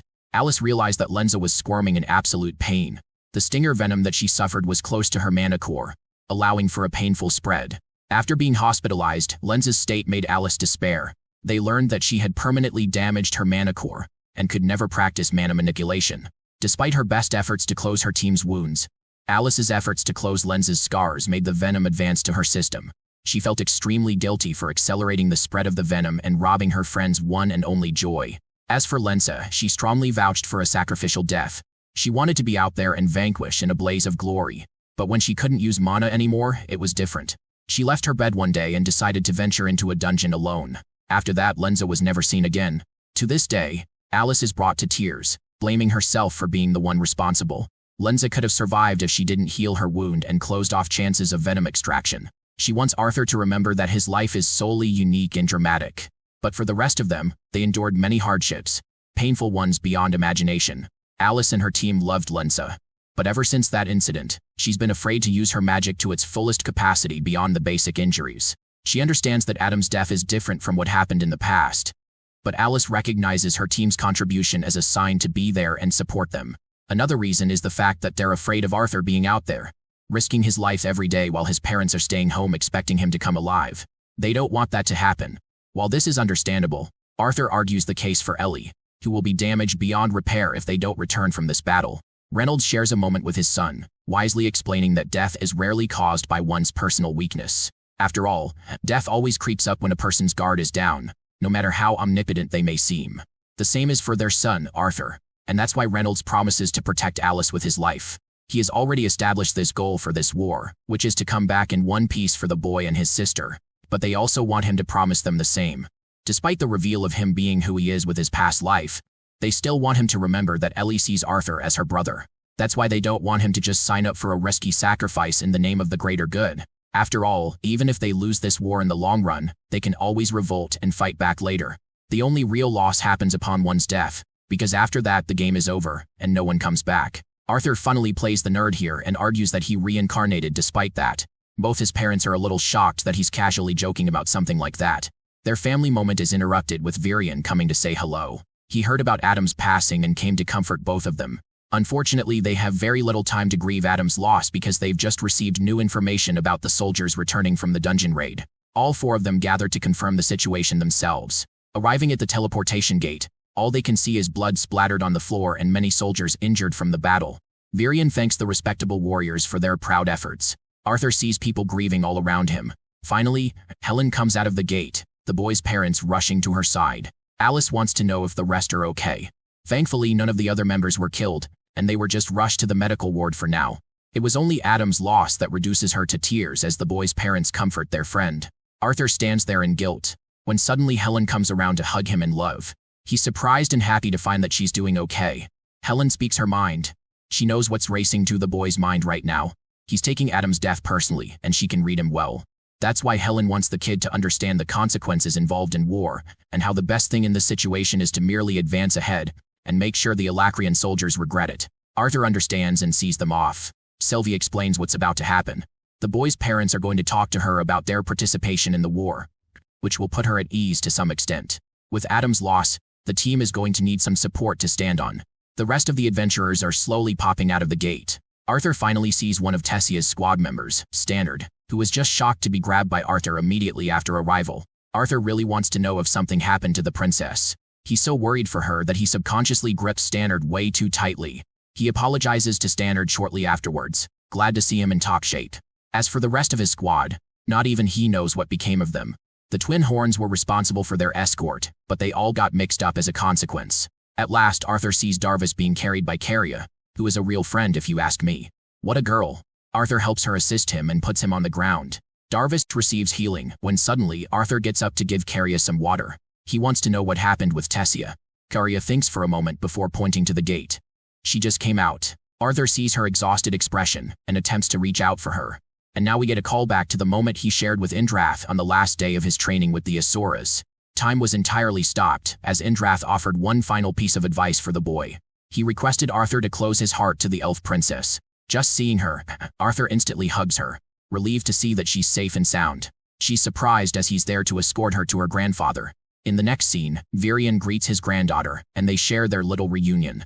Unfortunately, she was unable to speak to Arthur in length as she was immediately requested to heal the injured in the medical ward. She was okay herself, apart from the exhaustion. The injured were being treated, while Standard and the rest of his friends slept like babies. Tessia arrived before them, happy to find her team safe and sound. Standard's smile was proof that they had come out victorious. Later in her room, Tessia drops to her bed, finally feeling relieved to return to her bed. She looked to her right, cherishing the frame of her time with the lovable Cynthia Goodsky. That night, Tessia found it difficult to fall asleep, despite her tired state. She wondered if Virian was up and awake at this hour. So she decided to explore the hall, searching for her grandfather. But that is when she heard the voice of both Arthur and Virian sharing a private chat regarding Tessia's future. Arthur urged the elf to mention the facts directly to Tessia. He wanted Virian to tell her now because the reveal later will only make her suffer even more. Their conversation really intrigued her as she peeped attentively. Arthur consistently urged Virian to tell Tessia everything, because if she finds out from someone else, she'll be devastated. But Virian stayed stubborn in his stance. So Arthur became annoyed and questioned what would happen if she decided to go anyways. Arthur argued that Tessia is more than capable of achieving something if she puts her mind to it. But what Virian said afterwards really shook Tessia to her core. He revealed the report of Cynthia's death and how it would negatively impact the princess the same way. Tessia's brain flooded with the memories of her dear master, unable to comprehend the reality that they were just talking about. The conversation ends there, with Arthur leaving for his room, waiting for Virian's call to tell Tessia. But what neither of them expected was to encounter her right in front of them. They're seriously shocked as Tessia stands dazed, requesting to be taken to her master at once. The trio take a walk downstairs, heading for Goodsky's room. Tessia can't fathom why she's being treated in such a terrible place, when these rooms were specifically made for traitors and murdered. Unfortunately, it was the safest place imaginable for now. Virian wants them to offer Goodsky a proper goodbye when the time is right. He arrives before the cell, requesting it to be opened. When the door opens, they see a casket. Tessia immediately collapses before it, learning that only a few people are aware of her death. Even though a woman as brilliant as her should have deserved a ceremony with all of her students and her peers, she did so much for the continent, and yet she died a disrespectful death, only to be placed in a cell. Virian attempts to console her, but Tessia bursts in her anger, roaring at her grandfather for keeping something so precious from her. She questions when she would have been able to learn about Goodsky had she not heard them talk about her. Tessia loses trust and starts questioning everything he said to her. She did so much to demonstrate her growth, and yet he still treated her like a child. Tessia's feelings come to a stop when she sees Arthur Lewin intervene, directly calling her a child in spite of the situation. She can't believe that he's just said those words, when he should be comforting her in her most fragile moments. Arthur gives her some serious tough love, stating that it was reckless of her to just head right into the front lines, thinking that it will earn her maturity. It's only going to jeopardize her life. Arthur forgets the stops and literally calls her a tantrum-inducing child. Even Virian is fucking shook because he's out here wondering if the kid has lost it. Arthur follows up by reasoning how clueless she is for not understanding her grandfather's intention of keeping Cynthia's death a secret. He's seriously dying to know what the public response would be if they came to learn that someone important to them was killed right in the safest location of the entire continent. His words continue to anger her. Arthur brings up her age, calling her just a 17-year-old. But in response, she's pissed that a boy younger than her is saying all these things. And yet, neither Virian nor Goodsky ever thought of a boy as a child. To this, Arthur counters that it wasn't because he was trying to prove himself as an adult. It's just the impression that was formed of him. Virian attempts to stop Arthur from saying something foolish, but for some reason, he's in the mood to argue and insists on it.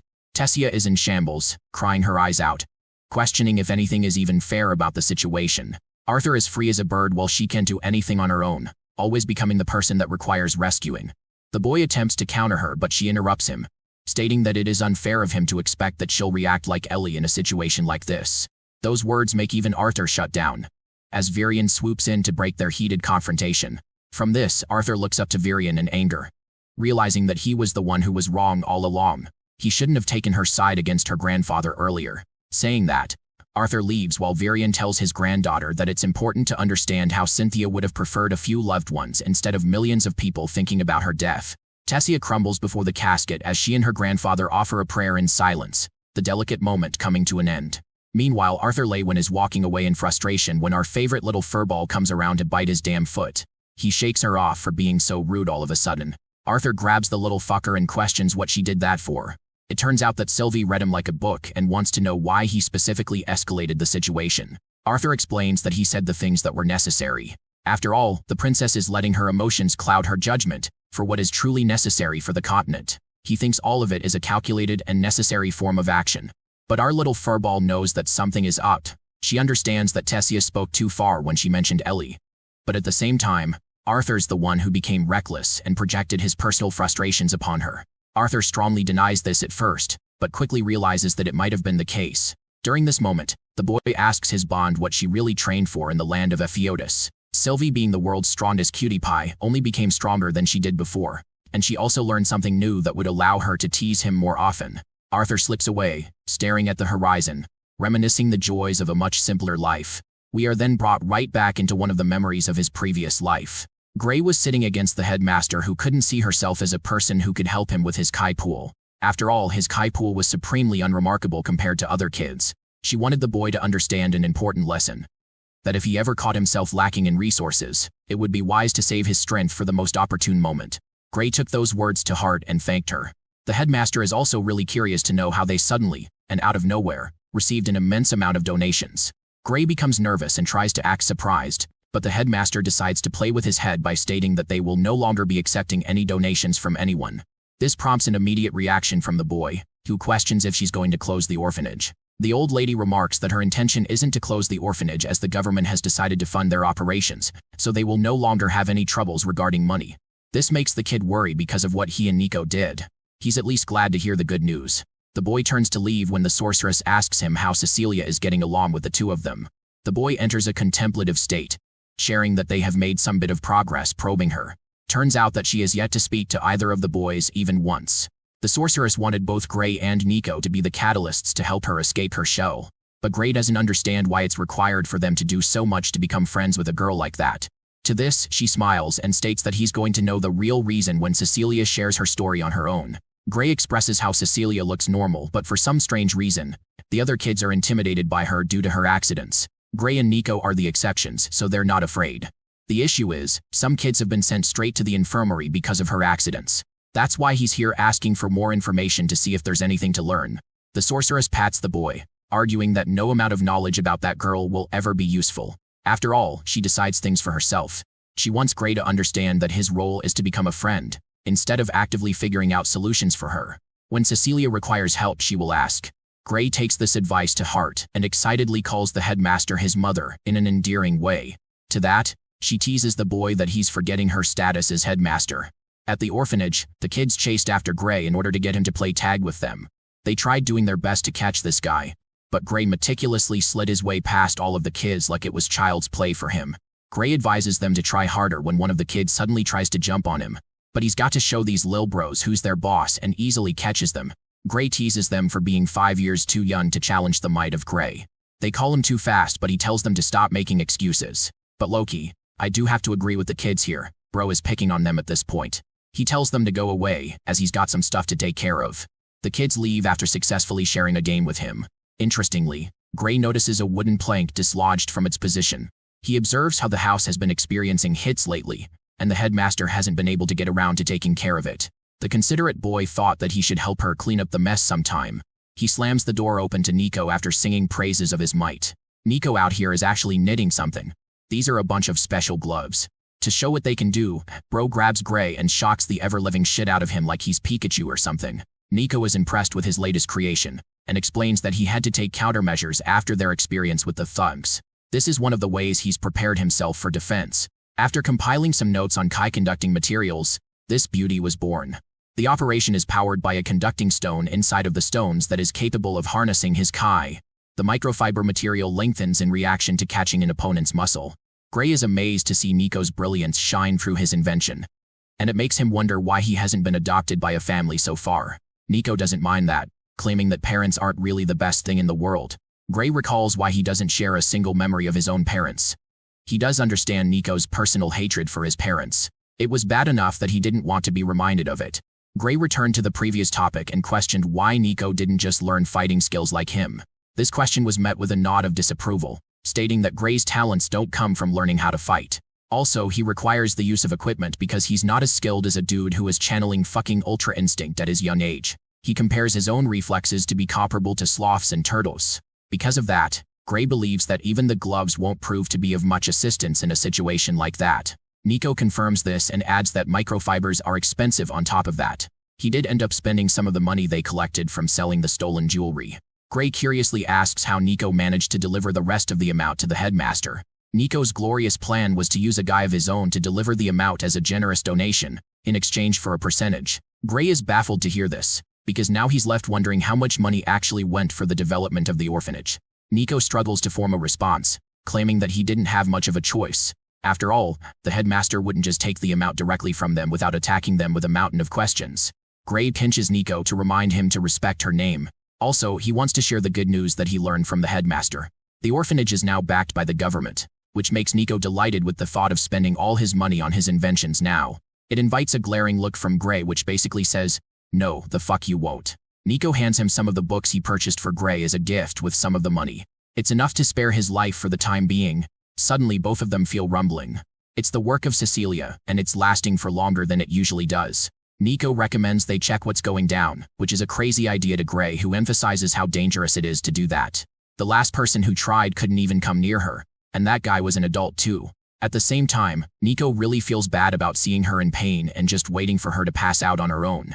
Gray instantly calls out the dude for having feelings for Cecilia, reducing him to a flustered mess. Nico denies the accusations like he's dodging a case, but also confesses that she's pretty. Anyway, the two of them try to make their way through the orphanage, stumbling in their steps. Upon arriving at her room, they see Randall standing there. But for some reason, the adults aren't intervening to help her. Gray quickly grabs Nico's gloves and dashes away to act on his own. He wears the gloves, understanding that Randall simply won't be able to get past Cecilia with this level of an intense outburst. So he unveils the place on his own, where he sees the girl emanating a pool of ki unlike anything else. She was an irregular among the Kai users. Even the best practitioners of Kai couldn't produce more than a gust of energy. But this girl was a monster with her disruptive waves of Kai. The only issue was that she couldn't control her powers. According to the headmaster, Kai outbursts only happened with emotional provocation. Some Kai users described this power as a gift, but Cecilia was a child, and it felt like a curse to her being. The boy did his best to call her out, but Cecilia was in so much pain that she couldn't stop crying. She begged him to stay away from her as even the slightest gust was able to cut Gray's skin. Despite the dangers, he pummeled his way past the torrents, even though she warned him of the dangers. Gray extended his hand, requesting her to grab it. Cecilia reached out for his hand until they finally made contact, activating the special glove. The crackling lightning canceled out Cecilia's episodic outburst as she fell to her bed, knocked unconscious. But even Gray couldn't manage to maintain his consciousness, as this tiny little glove robbed him of all his Kai. The boy fell right next to her, with Nico rushing inside to see them. Let's go back to Arthur's present day. He's out cold with cute little Sylvie while his maids are requesting him to come out as he's gonna be late for Varian's speech. Lance Baron decides to act with his powers and decides to wake up our boy with a nuclear fucking alarm. Bro literally destroys the damn door and reaches for Arthur, who quickly grabs the bolt of lightning to protect himself. Arthur's not exactly pleased to run into this dude again. The Lance is impressed that Arthur's also improved in his own way. The youngster accuses him of being treacherous and dishonorable to strike him while he is vulnerable. Baron only came here to tell him that he's gonna be late for their speech, as the rest of the Lances are already sitting at the teleportation gate and waiting for him. Arthur reflects that it's inevitable for the two of them to share their differences because of what happened to Lucas. At the same time, Arthur understood something important when Baron told him that they were at war. It meant that both him and Baron were of utmost importance. Their roles were critical to decide the tide of the war, and their differences mattered very little in front of that. The rest of the maids apologize for their inconvenience, but they really want him to understand that he's getting late. The maids even assist and offer to wash him up if he's not in the mood. Our boy thinks that won't be necessary and chooses to decline the offer. They bring over the finest uniform that Alder especially made for Arthur for the speech. Aside from Arthur, the Human King is also getting dressed up and ready for the speech. Blaine is seriously afraid of the consequences that would come with Virian's announcement regarding their continent's decision.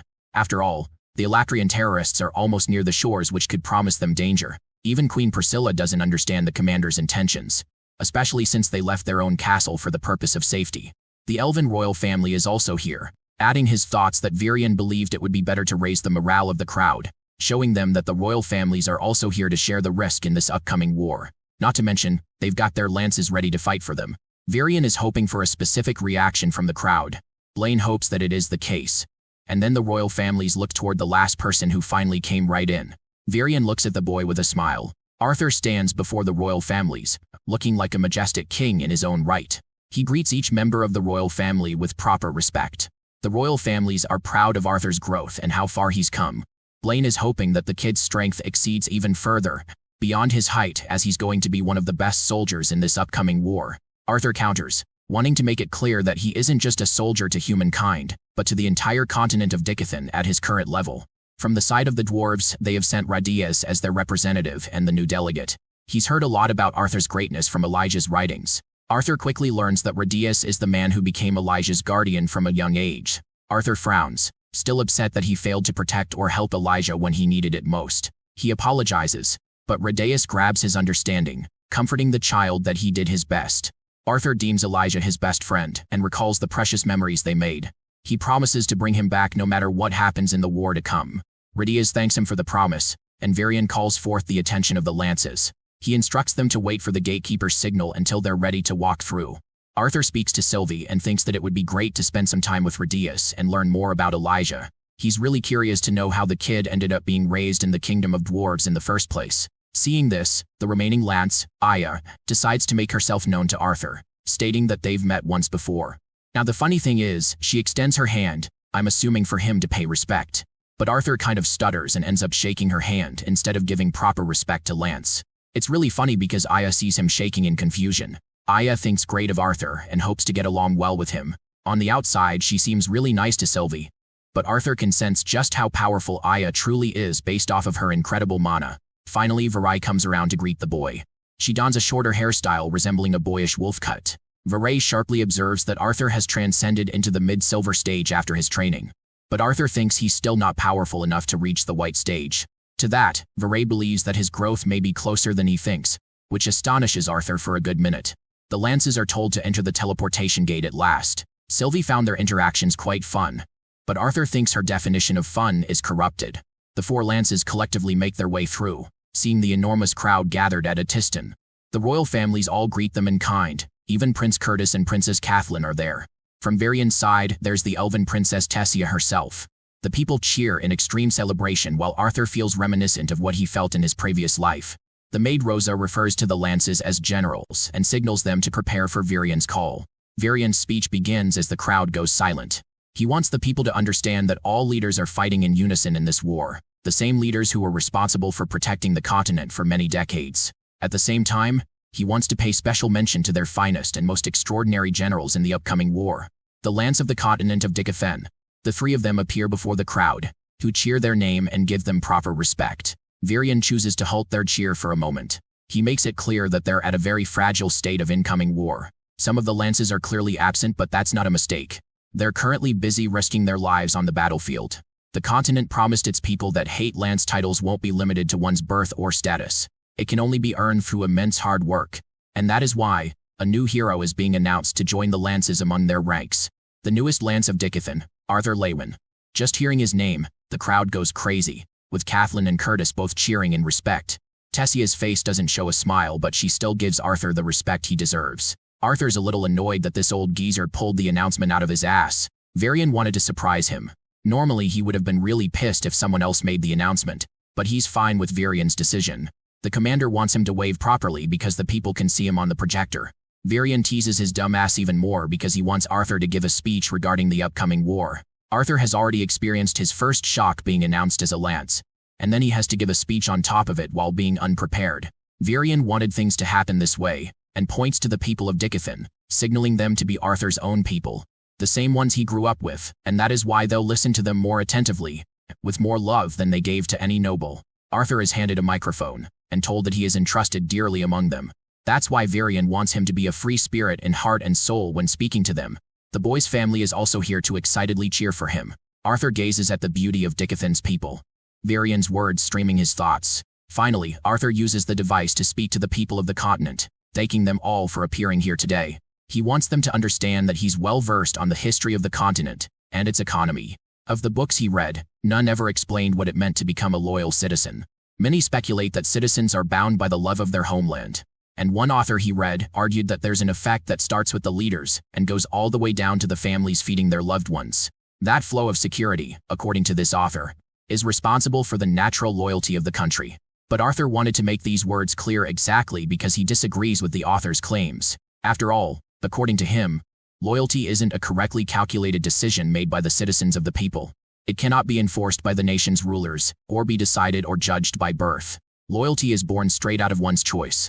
It is chosen and nourished by the support of friends and other relationships alike. It is guarded by the promise to protect each loved one and to evolve together. Arthur believes that it's arrogant to even define loyalty, or to box it into a definition. After all, the people of the continent show loyalty in their own hearts and different ways.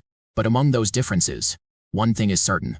It is that loyalty is easy to manage when life is easy. It's easy to support the king you serve and the families people lead when the land is as prosperous as ever. It's truly easy to celebrate an army's victory, to show them support when times are easy. But this war, Arthur notes, will not be easy. It will be brutal, and he wants the people to know that their loyalty to the continent of Dicathen will be tested from here on. They're going to face the choice of death, facing it together with the people, or the choice of living amongst enemies. Arthur wants everyone to know that he stands up here because he's already made up his choice. And it isn't dictated by his title as a lance. His loyalty wasn't bought or provided to him. His loyalty extends to this continent and the people living in it. His loyalty was molded by the childhood he shared with the people, and then his life as an adventurer, a student, and then even a teacher. Finally, he'll have to prove his loyalty as a lance. He understands that the continent and its leaders all share flaws in their ways, but without a doubt, they've tried their best, and they're doing their best uniting the three kingdoms to form a council unheard of before. The leaders of the three races have come together, putting aside their personal differences, and to share resources with each other to better the lives of the people. Arthur points out to the curtain of discrimination which still surrounds them, but he makes it clear that the continent is their own. A dangerous army is waiting for them beyond this city, and over 100 ships are creeping up to their shores. They've all been given the option to flee, or to surrender the lives of the royal families that have served the continent. It is between that or continuing the war, causing the destruction at an even greater scale. Now, I want you guys to remember that Virion was supposed to make this part clear to the people. But I guess Arthur decided to take up his burden for him. What a guy. Arthur continues, declaring Commander Virion as the man who was ready to sacrifice his own life to protect the continent. But his hope was different. He wanted to fight, and to risk death for the kind of life he had treasured in Dicathen, instead of relying on the promise of their enemies which they may toss aside. However, Arthur refuses to make that choice for the rest of the continent. He just wants every single one of the citizens to understand that the people up here, the royal families and the lances, will fight until their dying moments, in order to protect the continent from the invasion of their enemies. Arthur's speech is met with a bunch of reactions, but the most prominent one is the roar of the Dicathen continent. Instead of lashing out against their leaders, they want to show their support to them. At this moment, Sylvie decides to manifest herself as the beautiful black dragon, roaring alongside the people. Arthur is glad to see her, while the people continue to cheer for the Dicathen continent as he walks away. Sylvie wants to know how she performed, which is really funny because all this furball did was roar at the end, leaving the difficult parts to Arthur. Curtis and Kathleen come to meet him, remarking how brilliant his speech was. They'd already heard that Sylvie was a dragon at school, but they're even more happy to see him back. Kathleen wonders if he will be staying at the reception made for nobles. But Arthur doesn't have any plans for that, as he's got a personal event of his own to deal with. That event he's talking about is to share the grief of Adam's death. In the next scene, those closest to Adam all gather around to pay him a final show of respect, remembering him as the warrior who fought along and yet never changing, a big mouth who was fiercely loyal to his teammates. Reynolds reminisces the good times they all shared, understanding that it's wrong to cling to the past. He wants them to remember Adam as a fighter, a protector, and a friend to them all. Adam, being ambitious as always, wouldn't want to sit still. He'd always want to pursue strength, which is why Reynolds wants the same to become of them, to channel his motivation, to become stronger and lead the world to a better place. And that's how Adam's funeral marks its end, as his loved ones weep in remembrance. Arthur takes it pretty hard too, while Helen exclusively thanks him for coming. Durden and the others are sorry they couldn't make it to his speech. They all want him to understand how proud they are of his progress, even though he's haunted by the loss of a good friend. Surprisingly, even Virion skipped the noble reception at the city and came here. Arthur emphasizes that holding the funeral at the Flying Castle was more than enough from the commander's end. But Varian willingly made the decision, remarking that the kings and queens are there at the reception, which is enough. Apparently, Varian wants to talk to Arthur about yet another urgent matter. He hands Arthur Aaliyah's artifact, the same one that all lances possess. Varian confirms, stating that if he bonds it with his blood, it will trigger the boy's growth, pushing his body right into the white stage. While it's true that Arthur isn't an elf, Varian seriously wants him to serve under the Elven Kingdom. Arthur wants him to know that he would still fight for his sake and the rest of Dicothan even if he didn't receive such a special artifact. Additionally, he declines this offer, stating that he does not want any help penetrating into the white stage. After all, Arthur intends to do that on his own. Aldir interrupts their conversation and agrees with the decision. Arthur realizes that this dude was hiding in the shadows. The Asura argues that the artifact will indeed grant the boy immense strength, but it severely limits the person's ability to grow stronger. He thinks it's a good choice for a lesser being to use it in times of absolute need. But for the critical warrior Arthur Lewin, things are different. Inside, he has Sylvie's dragon blood as well as his brimming talent coursing through him, not to mention the incredibly powerful will of Sylvia herself, which may seem like a disadvantage at present, but it will prove to become a massive strength in the future if his survival is guaranteed. The boy hopes that such a future comes true soon. Varian asks Arthur if he's truly prepared for the war. To that, surprisingly, Arthur says no despite all of his training. And yet despite all of that, he is fully prepared to fight for his loved ones against the Vritra clan. Reynolds and his wife Alice are ready to head to the war. Ellie is most devastated by this while Arthur feels disappointed. There's a saying that death only makes itself appear when it has taken away someone we truly love. And in this case, Arthur is really worried about his family, to the point he doesn't want them to go. Alice grabs his hand and comforts him one last time before entering the dangerous battlefield. Arthur's hand shivers in fear. He completes his thoughts, believing that death should always serve as a reminder for people so that they can protect those closest to them. Back in his room, that very night, he feels the most hurt. Sylvie comes to talk some sense into him. After all, he did just argue with his family right before they left. But Arthur, he's dejected and thinks that each time he makes some progress, something happens and pulls him back. He seriously doesn't get why his family isn't willing to take his advice, especially when he only said things that were true. Sylvie points out that Arthur advised them to hide for the most part, which is the truth. Arthur is extremely concerned about the safety of his family in the war, but he's just happy to note that Ellie doesn't have a part to play in this. At the same time, he despises the fact that they're recklessly putting their lives on the line. Sylvie becomes his vessel of thoughts and understands what he's saying. Arthur is really worried that his parents aren't taking his words because they no longer think of him as their son. Sylvie reminds him that they're trying to do their best regardless of the situation at hand. Also, surprisingly, Sylvie also possesses the knowledge of Arthur's previous life, so he has to ask how she knew. Turns out that she's always been privy to his thoughts ever since the day she came into existence. This is a massive secret that makes Arthur flustered. This little thing has been stalking his mind for ages and never told him. Personally, she's discovered a way to keep her own thoughts hidden. But the same doesn't go for Arthur. The boy realizes what this means, and his little bond confirms that she's also been listening to his emotional wreckage regarding Tessia as of late. Sylvie wants him to understand that they'll be heading to war soon. She learned from Indrath that she's still too weak to reach the heights of an Asura, yet she's strong because of the bloodline.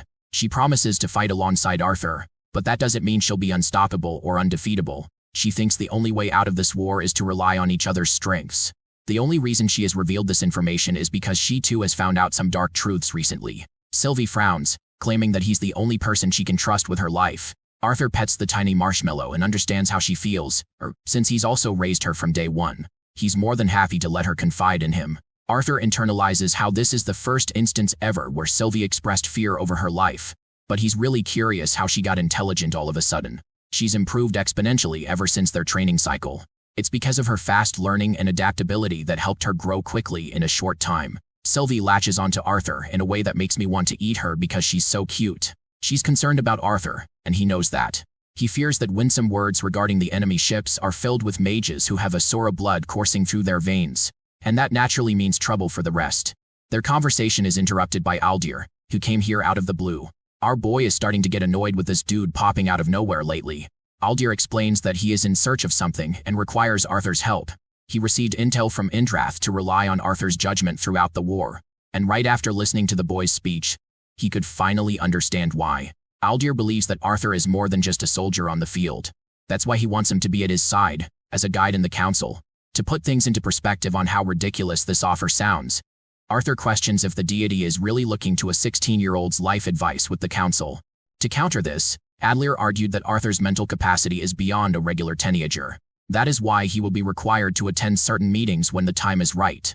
But he also wants to make it clear that he's got certain plans for the boy. Arthur seems frustrated and questions why someone as wise and capable as Aldir isn't chosen for the role of making decisions. Aldir tells him that this fight will be unlike any other, and his time to contribute will also shine. If the Dicathan continent wins and uses Asuras to fight alongside them, then Agrona and the rest of his clan are destined to fail. The world will have access to a new continent in the end. Arthur points out a sharp assumption, questioning if Aldir has lost someone he loved by Agrona's hands. To that, Aldir confirms that enough people have lost their cherished ones. The boy shares that he's got no intentions of slowing down with the state of the war.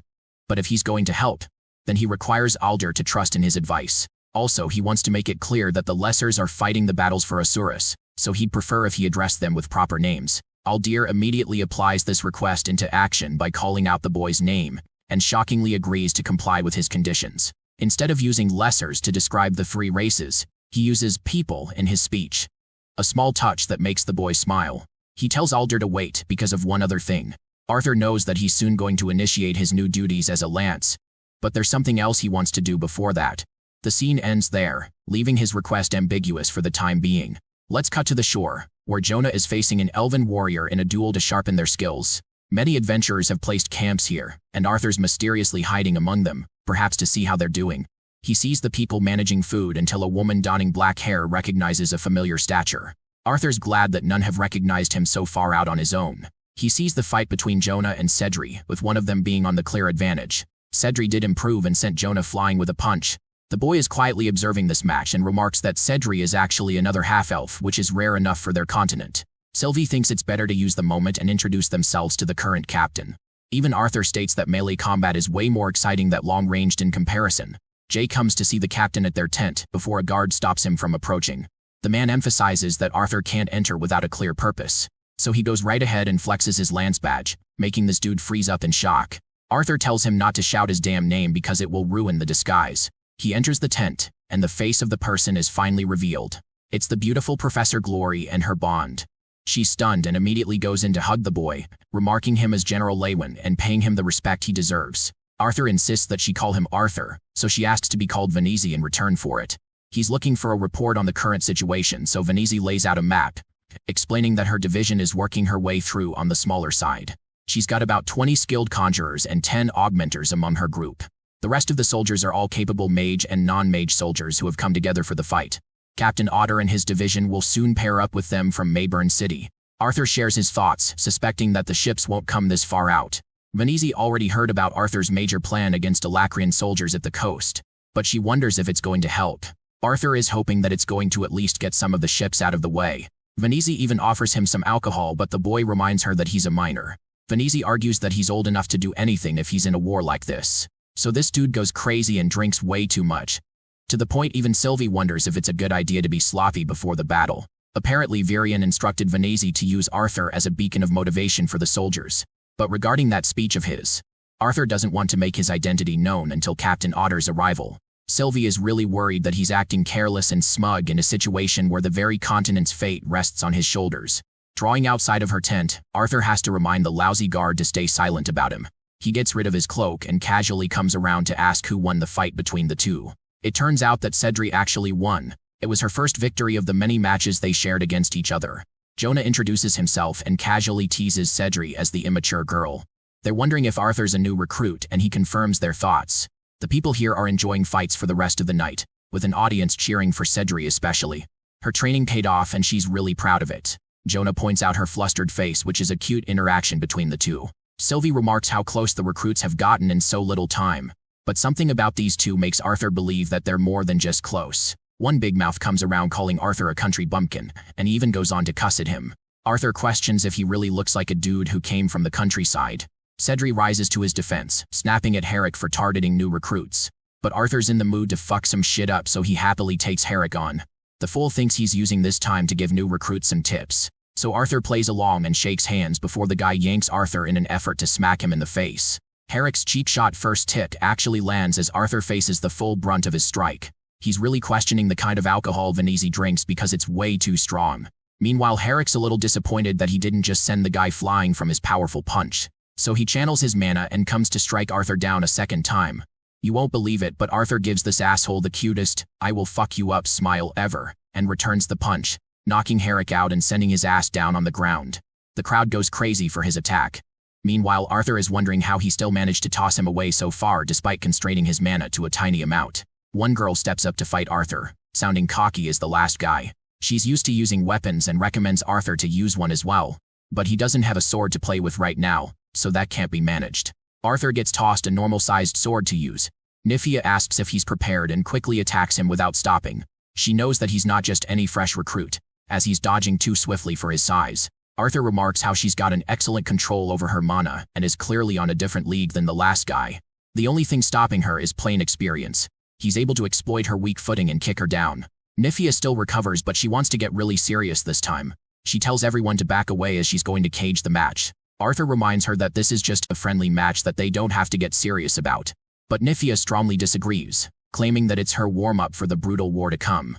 Remembering that, she uses her earth magic to form a cage, reminding him that anything goes in a war. But Arthur funnily reflects that it's a stupid analogy since there aren't any cages in an actual war. In his previous life, the boy came to understand that people become careless when it comes to fighting with a strong ally above them. Certain soldiers still believe that they're going to win this fight as long as the lances are doing their battles for them.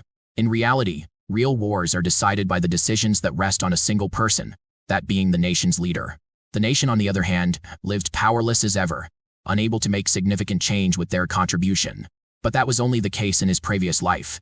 For this war, he's got hungry soldiers who will only feel even more motivated to fight with a lance among them. Arthur goes crazy on his attack against Nifia, and still has time to think about his thoughts. He thinks that the very existence of mana is enough to rectify some of the mistakes made in a fight.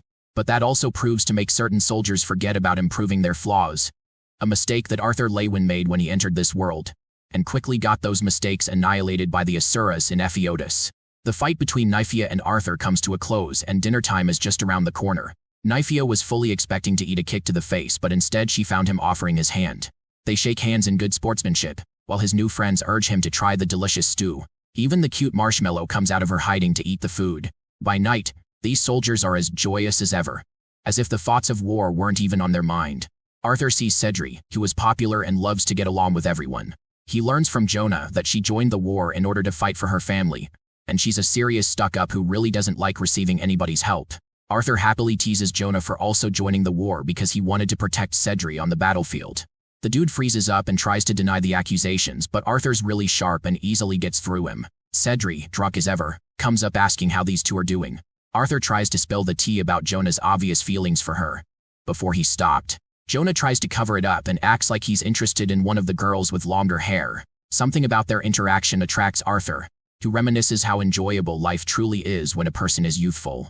The black-haired lady from before comes around, startling the boy all of a sudden. She consistently noticed him entering Venizi's tent.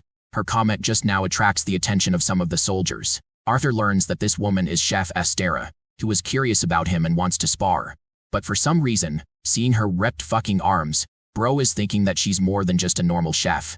They both get to the dueling site, where Astera recommends they should fight seriously and give these people a show. Shockingly, this woman flash steps so fast that it surprises even Arthur for a second.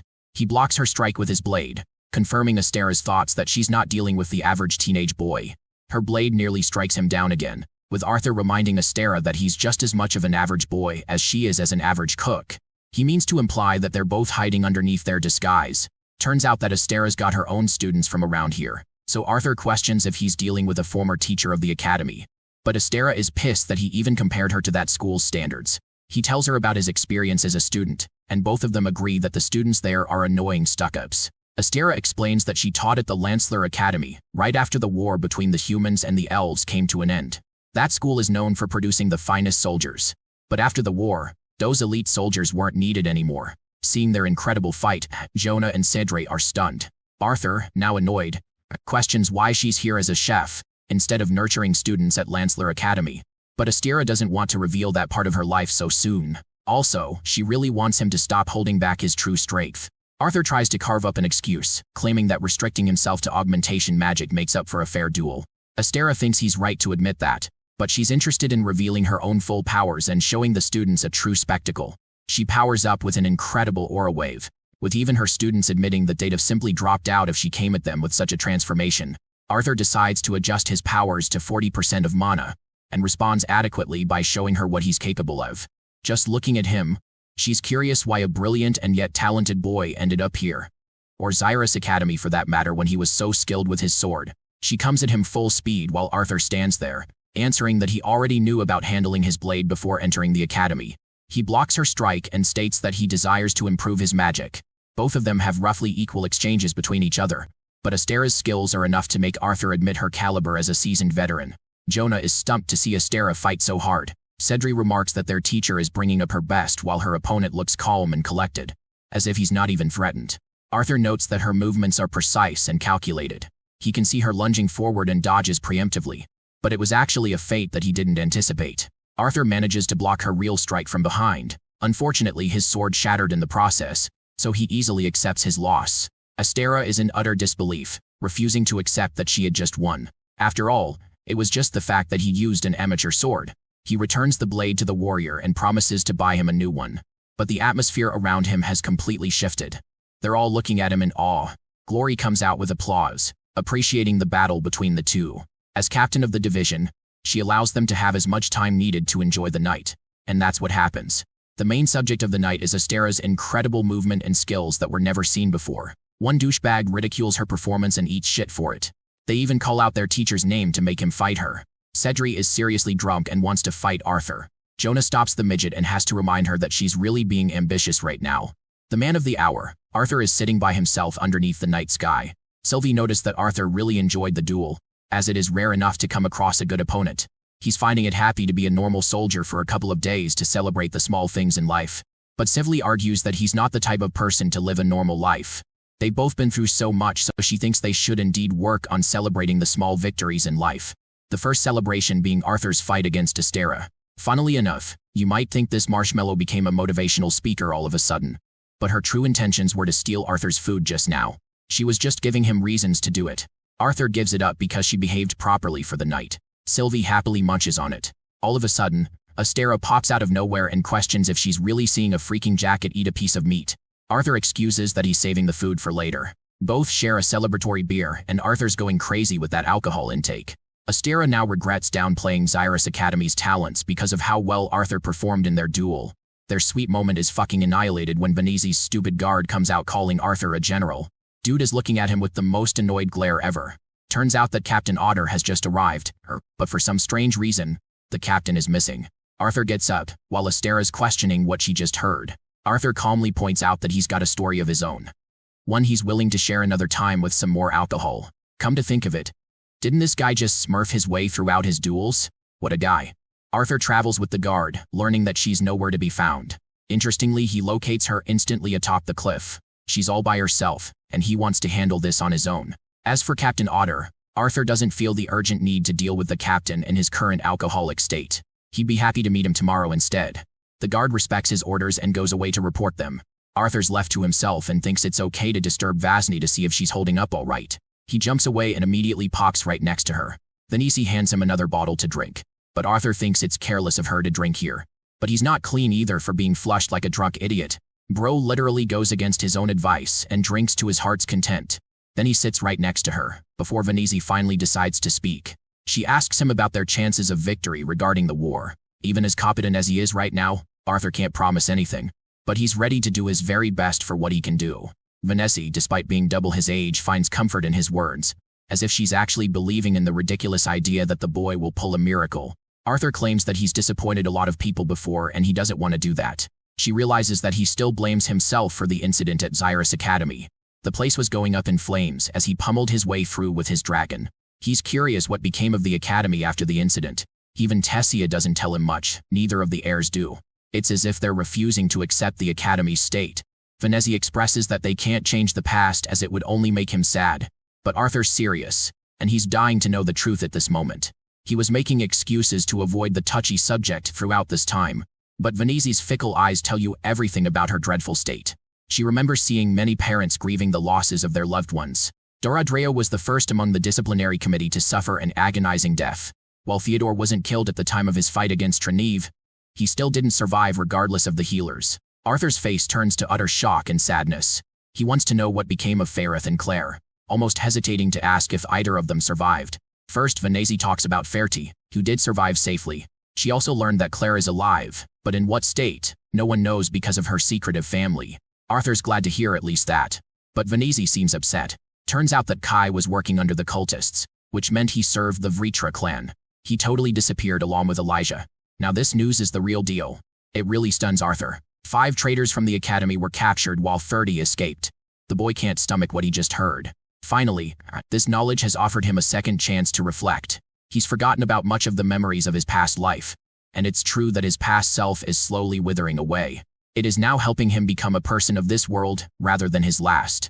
But it is true that in this very sensitive and fragile moment, Arthur is hoping to embody the values of his previous self, the man who was as cold and calculating, the one who suppressed his emotions and did not show weakness of any kind. From the encounters he's had today and the people he has known throughout his life, the boy sorrowfully wonders how many of them will be lost in the upcoming battles. Venezi tells him that he made a difference, even if he didn't save every life that was lost that day. While she taught at Xyrus Academy for a bunch of years, she understands that the people of Xyrus are strong and will continue to grow their resolve. But without Arthur being there wouldn't be anything for them to rebuild. He is the single reason that the school managed to reclaim its honor. He's the reason they can fortify themselves again. That is the importance of Arthur Lewin. Venezi takes heavy guilt and remembers failing Arthur time and time again. At the Widow's Crypt dungeon, she remembers losing him and was unable to help him even then. But the boy, being as outstanding and brilliant as ever, returned to them. Even with the attack at the academy, she couldn't have imagined the kind of strength that he embodied. Venezi wants to be strong for her soldiers, but she's the one feeling powerless and afraid. Hearing this, Arthur requests Sylvie to keep watch over them for the night. She understands his request and turns into her draconic state before flying away. Arthur then gets up, perplexing Venezi as he offers her his hand. Arthur wants her to be with the soldiers, to enjoy the mellow moments throughout the night. It's their duty to join them. The scene quickly cuts off right to the next morning, where this dumbass is sleeping like a cat because he partied all night. Venezi wakes him up and doesn't return his blanket even when he uses the authority of a general. She reminds this fool that he rushed their meeting to the next morning, so he'll be dealing with this mess. Bro is handed with so many documents to review and finish before the meeting. Sylvie startles the hell out of him by popping her head out from his tent. Arthur remembers being carried by her when he fell asleep like a drunk madman. Regarding her report regarding the enemy ships, Sylvie couldn't find anything noteworthy. She wanted to try and explore deeper, but it would have risked her presence. She also really despises the smell coming from this man as he reeks of alcohol. Arthur shortly prepares himself for the meeting. He spots both Cedre and Jonah being lunatics who freeze before his presence. Venezi is just mentioning his name when he arrives. Arthur is introduced to Captain Jarnus Otter, a serious-looking man who speaks very formally and shakes the boy's hand. Otter suggests both divisions get acquainted with one another. Even she thinks it's a good idea, and asks Arthur input regarding a way to divide their forces before the attack. To this, Otter disagrees. He believes it'd be better to form a collective attack from the coast, instead of dividing forces. Venezi speaks for Arthur, claiming that he's the one who has been entrusted in the final say. Otter acts arrogant and thinks the Lance shouldn't intervene with the decisions of the captains who know their divisions more than him. Sylvie is really pissed about this dude's slimeball attitude. Arthur thinks that he's got nothing more to say and tries to leave. When Venezi asks if he's got some opinion, Arthur calls out the idea as a foolish one for combining forces in one point. Otter roars at him, questioning what better form of attack would be recommended instead of attacking directly from the ocean. His damning attitude invites a serious tone from Arthur, who reminds him clearly that he's the one sent here to govern their decisions. He warns Otter not to disregard his opinion as if it means nothing. That alone shut this bastard for good. Arthur mentions that he doesn't have a major role to play in making the decisions of the captains. He's gonna leave that part to them. Suddenly, Arthur and Sylvie hear something so concerning that they draw outside. The people of the camps are drawn to despair, and as they spot a sliced arm fall out of nowhere and splat onto the ground. Understanding that the war has begun, Arthur roars at his soldiers to advance forward for battle. He wants Otter's input regarding his division, which was supposed to keep watch on the cliff. He tries running away when Arthur stops him, stating that the captain will be foolish to go up against an army all alone. Otter can't stand seeing his soldiers die on their own. But Arthur believes that he should pay attention to the more important battle here, fighting alongside Venezi's side and assisting the best he can. Her troops are organized into a position to fight. Thankfully, this airhead takes Arthur's orders and joins Venezi. Even he knows that there's no point in playing the hero with the kind of situation they're in. Instead of forming one large group, Venezi intelligently split her group into different units. Each unit was composed of its own strategic formation. Augmenters walked along the flanks, guarding the line of conjurers and archers as their role. The foot soldiers were standing at the front lines, ready to make the most out of the attack. The head of each unit, or the leader, is positioned just under the foot soldiers, giving their orders and protecting the conjurers the best they can. It's clear to Arthur that this just can't be an attack from a mana beast. It's possible that some other group is operating, but Arthur senses that something is seriously wrong. He sees Astera and wonders if she'll be okay on her own at their base. Astera is one of the best augmenters, so Arthur leaves everything in her hands. Before his departure, she wants him to be careful, an advice that Arthur returns for her as well. He tells Sylvie to get ready and give a quick understanding of the situation as he needs information quickly. Sylvie does that and takes it to the skies. The soldiers view the dragon hovering above them, staring at the beautiful creature in joy. Sylvie reaches the top and wants to remind Arthur one last time that she's extremely limited in what she can do in the fight. Arthur understands what she means, and it relates to the Treaty of the Asuras not to intervene in the war. While that's one thing, there's another awakening process that Indrath made her endure. Unfortunately, until she can awaken her ether powers fully, she'll be limited in her strength and apologizes for not saying sooner. Arthur doesn't mind it and understands that Sylvie tried her best. As for what's happening at the cliff, Arthur is horrified to see soldiers getting their heads popped off. He could never have assumed that this would happen, and that was his critical error. Below him was a sea of blood as monsters annihilated Otter's division. Sylvie can't comprehend why the enemy forces were able to make it on top of the cliff without any of them noticing. After all, not even their ships were visible.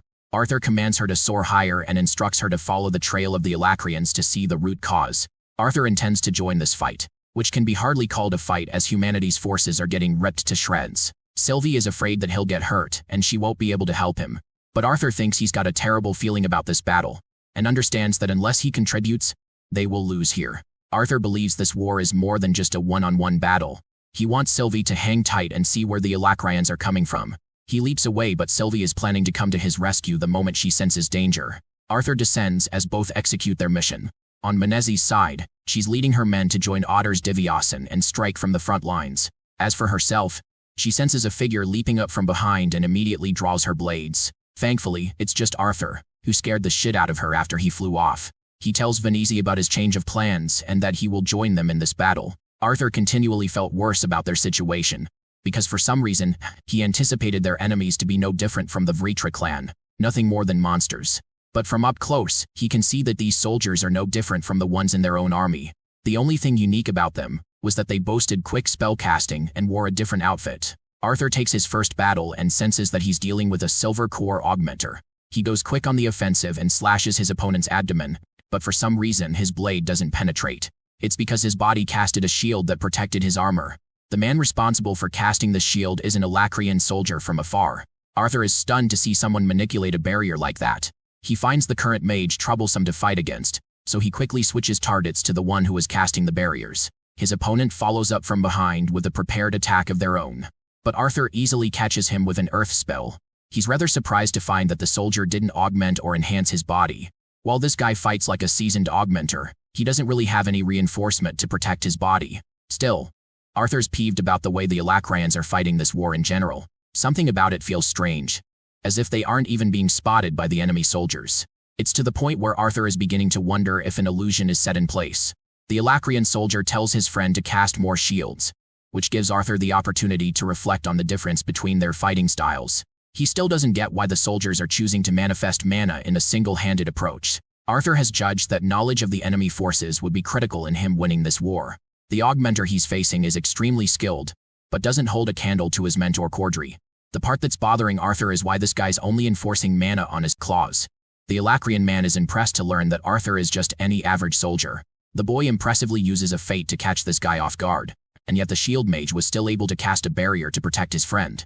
Arthur is perplexed because none of the Alacrian soldiers seem to be worried about the shield mage, as he's defenseless. Just as he's about to attack him, fireballs come targeting him out of nowhere. Arthur points his blade to the long-ranged enemy soldier from far away. He then throws his sword at full speed to take that guy down. Luckily, the sword is deflected by the shield mage casting yet another barrier. Then the guy with the claws comes up around, casting deceptive magic to trick Arthur. The dude literally creates fake shadow clones of himself. But this illusion of his just gives Arthur an easy crutch to invoke one of his strongest abilities, the Realm Heart Physique. This power allows him to distinguish between the fakes and the original. It turns out that the illusion being casted is actually made by the shield mage instead of the augmenter he's fighting.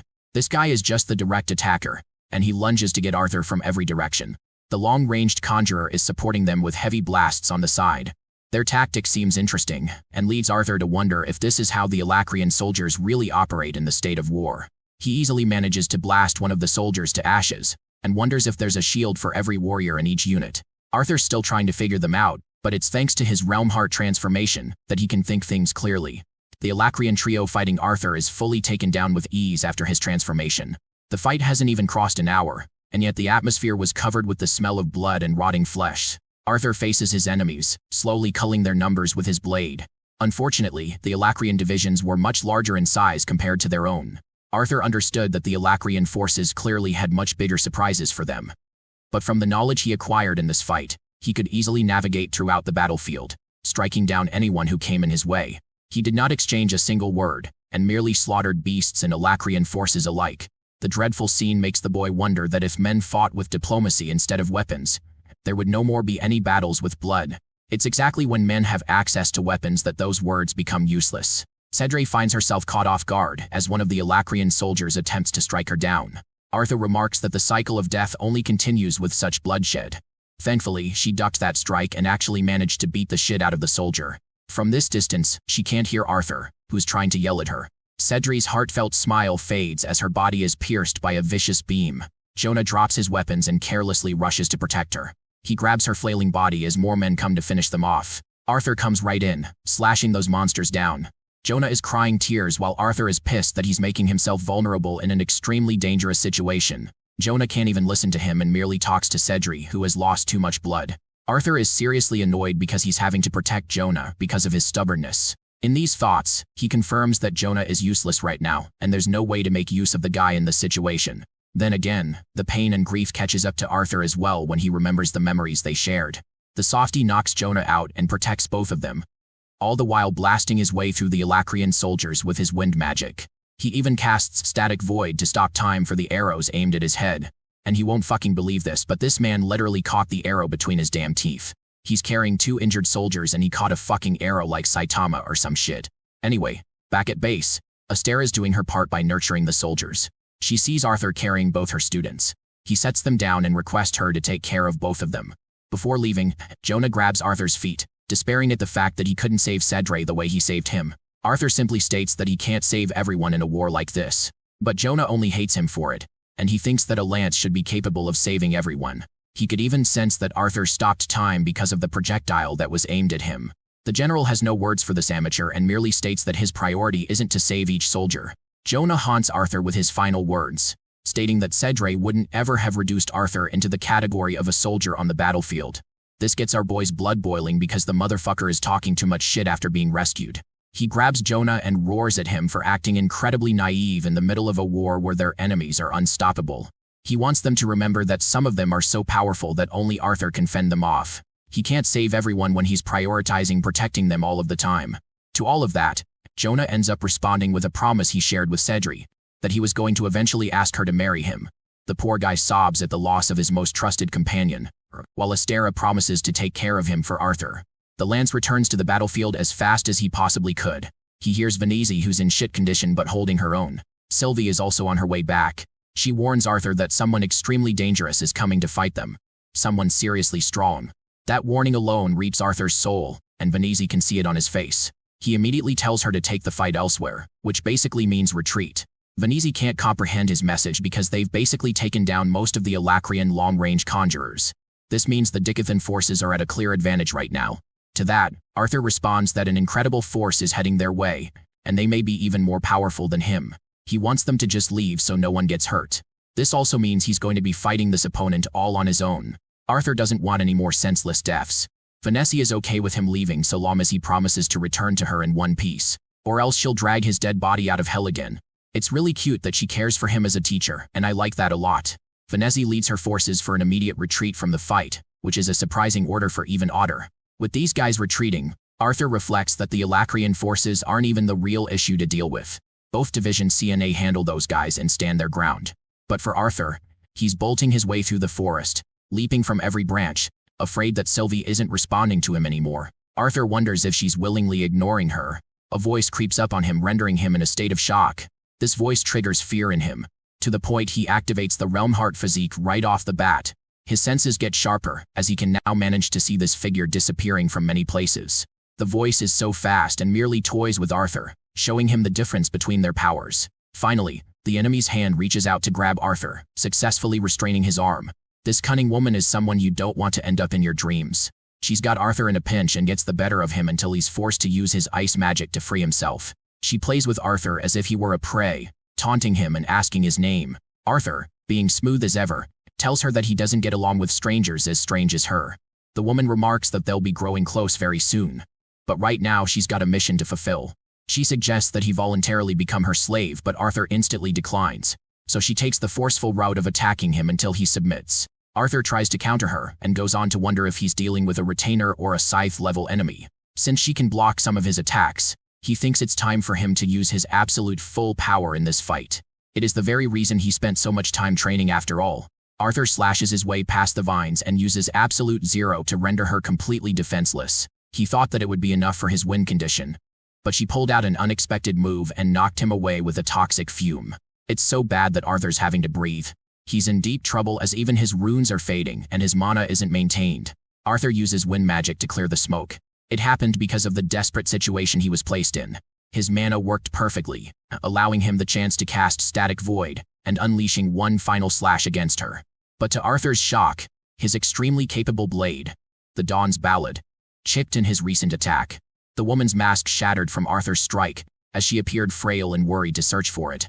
She tries to search for the scattered pieces of her mask and unleashes an outburst of anger when she's unable to find it. Arthur wants to use this opportunity to slash her, this time with the intention of freezing her. So he activates Static Void again and attempts to slash her abdomen. Unfortunately, he's extremely lacking in his mana to cast a full freeze. This puts him in a critical situation as this witch of a woman turns to him, telling him that she can no longer keep him as a pet after what he's done. Then she unleashes haunting fumes that nearly get to Arthur until he remembers the burst step technique that he created and was warned against by Lady Meyer. Arthur unleashes it in the time of need, appearing right behind her and grabbing her arm in order to freeze her. The smart enemy slashes her own arm clean to protect herself from fully freezing. What's worse is that Arthur's skin is burning from her acid. He does his best to seal his wounds using fire. His enemy is provoked to humiliate her to such levels, claiming that she is a powerful Vritra. She delivers haunting declarations of what he'll do to Arthur's body after he's beaten down and defeated. Arthur comments that she really must be a scythe to say something so bold. But hearing this, the woman becomes even more savage. She talks shit about the scythe of Elakria, who is worshipped by many. Arthur learns that his opponent is of the retainer rank, and yet she's so strong that he's been forced to a critical situation of mana. His runes are dimming too, and his attacks aren't working. If he wastes any more time, it will end terribly for him. Arthur powers up an attack and understands that he needs to cast Burst Step no matter what. So he does that and gets the better of her. It looked like he was aiming for her head, when he was really aiming for his blade. Just one connection with the blade allowed him to release thunderous bolts of black lightning coursing through her body. He's really hoping that this attack is enough to finish her off because she's fucking unkillable so far. After the attack wears off, she looks at him alive and well, before launching Arthur away with a counter. This time, as he's laying on the ground, Arthur understands the dangers of using Burst Step, but he's inclined to use it at least one more time. Thankfully, Sylvie manages to find him just in time. She wants him to throw their enemy in her direction, so Arthur releases a wind spell, causing her to whip into the air, where the mighty dragon grabs her, knocking her unconscious.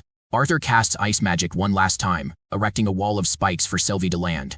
The mighty dragon goes all the way with a powerful swing, launching this woman full speed into the spikes, with so much devastation that it even launches Arthur to the nearest tree. He's there, barely alive, before seeing Sylvie rush towards him in a hurry and calling him Papa, a name that she said she would never bring up again. Arthur thinks of her words before fainting, while their enemy remains defeated at last. Otter and his men step foot in the forest where Arthur's fight just finished. They went to scout for the boy and find this current mission boring and stupid. He thinks Arthur's a liability, a weak boy who got lost in the middle of the war. After what happened, Venezi instructed them to aim for a retreat. Otter later came to know that it was the Lance General who issued the order. While he was impressed by the persistence of humans during the time of the Elven War, he really found it disappointing that they were no longer the same ruthless savage bunch that he used to respect. Venezi got injured and Otter couldn't comprehend why the Elacrians decided to fall back instead of marching ahead. It was strange because Venezi was the one who called for the retreat, and not them. Still, Otter can't come to terms with the fact that Arthur left his post and went off elsewhere. One of his men points to remnants of burning acid on the tree. They're all shocked once the tree burns open and completely crashes on the spot. Those same acidic traces are left up ahead. Recognizing one of his soldiers screams, Otter issues the order to march ahead.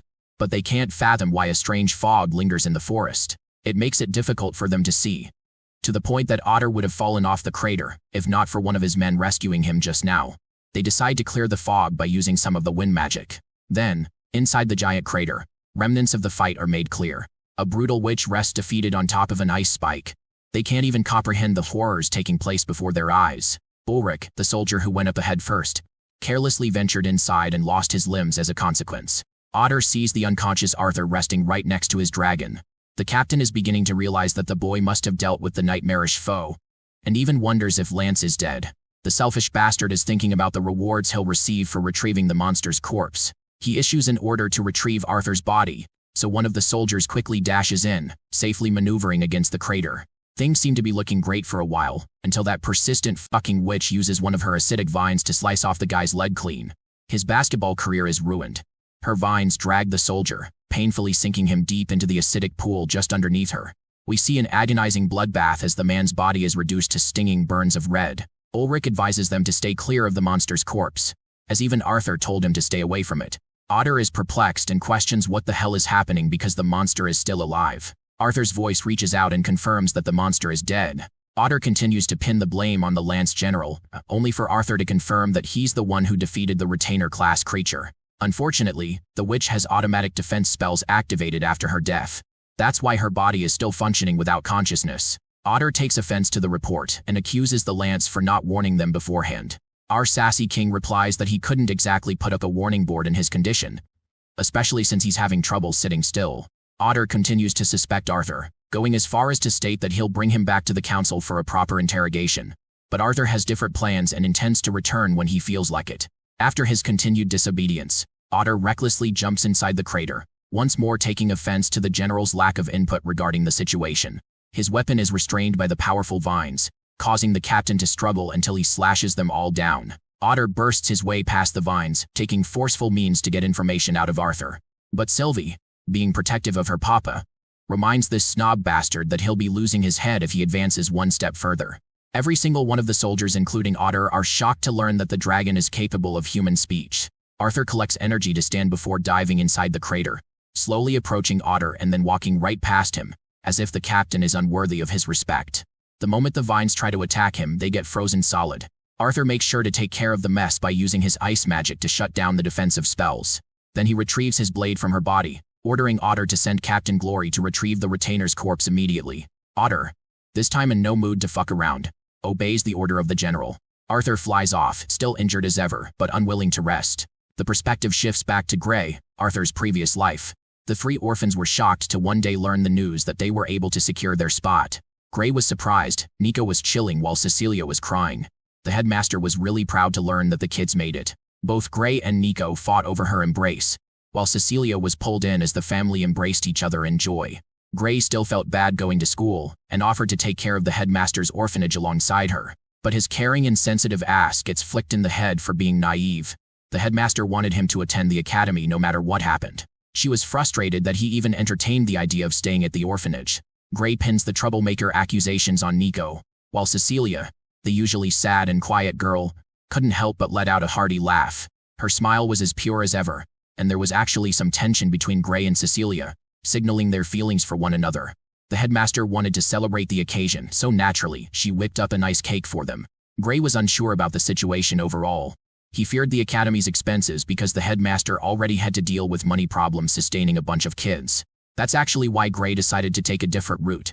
The route of exploring a military institution to get better at key control. The benefit being, there's no tuition costs. Nico thought his friend had lost his mind as he wouldn't exactly receive the best education. It was more like a scouting camp for brainless kings and whatnot. The students were always grinded to the bone and kicked out if they were unworthy. Nico understood that he was trying to repay the headmaster, but just couldn't grasp why Gray had to choose this path. Seeing him get all jumped up and worried like this, Gray smiled before letting out a laugh. It's as if Nico didn't want to be left alone by himself. Their banter continued for the day. Let's transition back to Arthur's world in the present. He's nearing the border, stretching his limbs to release some tension. Sylvie's shocked that his legs are in one piece, as this idiot had to rely on Sylvie's ether healing instead of Meyer. His burst step really could have done a number on him, but Arthur thinks she did just okay, because he just needs a bit of healing to correct his body from this point onwards. Sylvie questions if now would be the best time to execute a dangerous mission such as this, especially considering the state they're both in. Sylvie warns him that they don't even have any leads to pick up on. But Arthur's confident as he'd already gone to the map of Darv to discuss some mission plans with Virion. He knows a rough idea of what they're seeking. At the same time, the problematic part is where do they start looking from? Jumping ahead, we see Arthur getting lucky enough to find what he's looking for. It looks like an ordinary wall, but he knows there must be a secret lock here somewhere. Sylvie, being tactical with her size, locates the exact spot, which reminds Arthur that dwarves are supposed to be shorter than humans. After seeing the lock, he places his hand on the designated spot. It lights up, while Arthur wonders if earth magic was enough to pull this off. But it didn't do anything, so he decided to deploy a risky move by activating the Realm Heart state, believing that there's a specific pattern put in place. Unfortunately, in the state he's in, Arthur can barely sustain his physique and coughs out blood. Sylvie is really worried, but she knows he's a stubborn ass and won't listen. That's why she wants him to wrap things up so he can get some good rest. Arthur tries to break the pattern without using the Realm Heart physique. To his astonishment, the wall lights up a pattern, this time unlocking the door. The boy is really proud of his application of the Realm Heart physique. Anyway, he stumbles inside the tiny space, while Sylvie feels embarrassed calling this clumsy fool her papa sometimes. Arthur reminds her that she only came into existence because of him. This little sassy furball gets on his shoulder because Arthur intends to use a mirage walk from here on out to mask his footsteps. Venturing deep inside, he sees an endless amount of Alacrian soldiers teleporting from the gate. And now they know for a fact. They know for a fact that the dwarves are secretly betraying them by giving the Alacrian army access to their portals. One of the soldiers actually becomes suspicious enough to peek his way through the tiny gap, but Arthur hides just enough for him and Sylvie to remain unnoticed. The soldier is called, so luckily there's no deeper inspection. From their conversations, Arthur has learned new, unfamiliar words, but he's surprised that they talk similarly to the Decathan continent, even when neither initiated any contact. Sylvie believes it's because of the intervention of Asuras, as the Vritra clan was once a part of the Great Eight races of Asuras, so they secretly sent representatives to cultivate advancement in both continents. It's similar to the logic behind the artifacts. It happened even before that, but the artifacts were known to be a major change.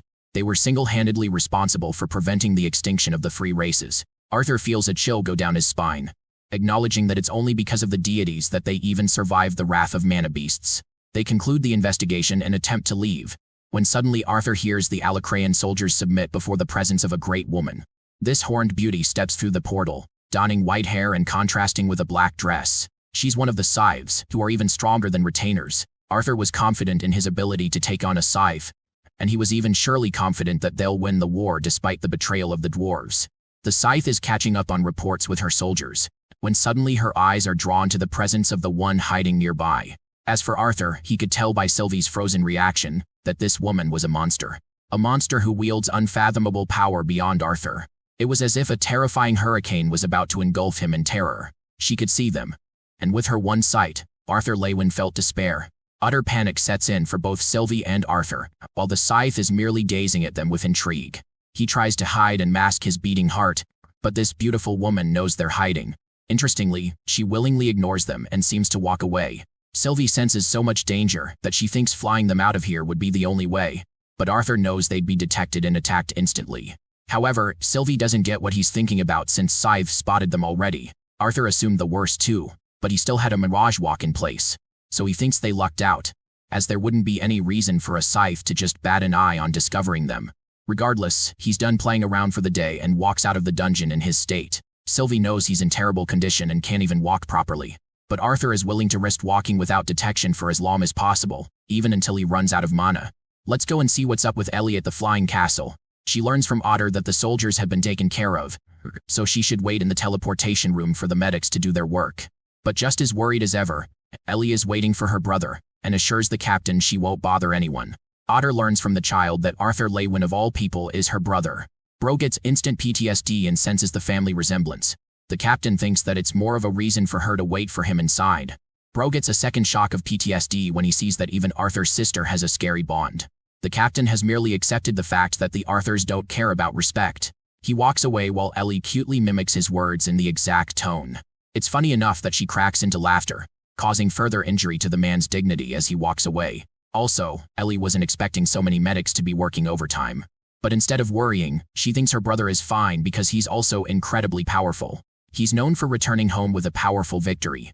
In that exact moment, the majestic dragon rises to the castle before crashing right down. She has brought Arthur Lewin, in his barely conscious state. The medics can't believe what became of the lance, but Sylvie is extremely worried because he ended up depleting his mana cord just to protect them. He's been totally unconscious for 5 minutes now, so the situation is critical. He's lost his legs and incurred chemical burns on one half of his body. Just like last time, even to Ellie's shock, they all learn that the dragon is capable of speaking the human language. She orders the medics to prioritize replenishing Arthur's mana core and offering him blood transfusion on the go. Ellie backs up Sylvie's command with her authority. The medics prioritized working on saving the life of the lance at full speed. After a while, Arthur opens his eyes, with Sylvie happy as ever to find him awake. He wonders what happened and spots his sister and her bond asleep. The medics explain how none of his loved ones left his side the entire time he was unconscious. When Arthur discovers that he was down for 2 days, he wakes up in worry because he's supposed to be at war. Unfortunately, his condition is still on an all-time low. Dr. Mendel, the head of the medics here, wants to see his consent for an operation. But Arthur doesn't give a crap about any operations beside his mission objectives. Mendel tells him that Virian's having a meeting with Captain Otter and Glory, as well as Lance Aya. Arthur suspects that they all return to the southern border, but he's seriously afraid that they'll run into a scythe and get decimated. He even bites at Sylvie for not warning Virian, but she was so worried about Arthur's well-being that she couldn't trust random people alone with him. The Lance inquires about Aldir and learns that Virian is the only person who knows where he is. Mendel wants him to focus on mending his injuries for the time being. Arthur surprisingly complies and requests a diagnosis of his situation. Mendel confirms that they've got one, but he wants him to understand that he's a deviant capable of using mana to distinguish multiple layers throughout the human body. He can separate the muscular layer from the nervous and even the skeletal layer. And right now, Arthur's legs are marked all over the place. He has endured the worst injuries imaginable, and it's only thanks to his mana core that he's returned to life. Arthur realizes that he was actually a goner if Sylvie didn't save his life, but she's afraid she'll have to do this a lot more often in the future. As for his treatment, Arthur's lower body has been imperfectly healed for the time being. He literally cannot walk without expending mana, which is why they're gonna have to break his bones, tearing his tissues and dividing them into small segments, before guiding them for realignment. Yeah, that shit sounds scary as hell. It's a painful process and could even affect Arthur's career as a whole. That's why they seek confirmation from his side. Sylvie looks at him worried, but Arthur tells them to proceed with the operation. The only thing he demands is that his sister doesn't learn about the painful procedure.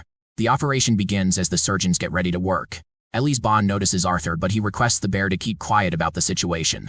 Mendel explains that Virian has sent only the most elite healing mages of the free races to help restore Arthur to full health. First up is Seldia, who apologizes for what she's about to do. Sylvie promises to rest by Arthur's side, as he's sedated by Seldia's magic. Finally, Mendel closes the window shut, but Sylvie interestingly catches a small glimpse of Tessia's hair, which means she was sneaking on them.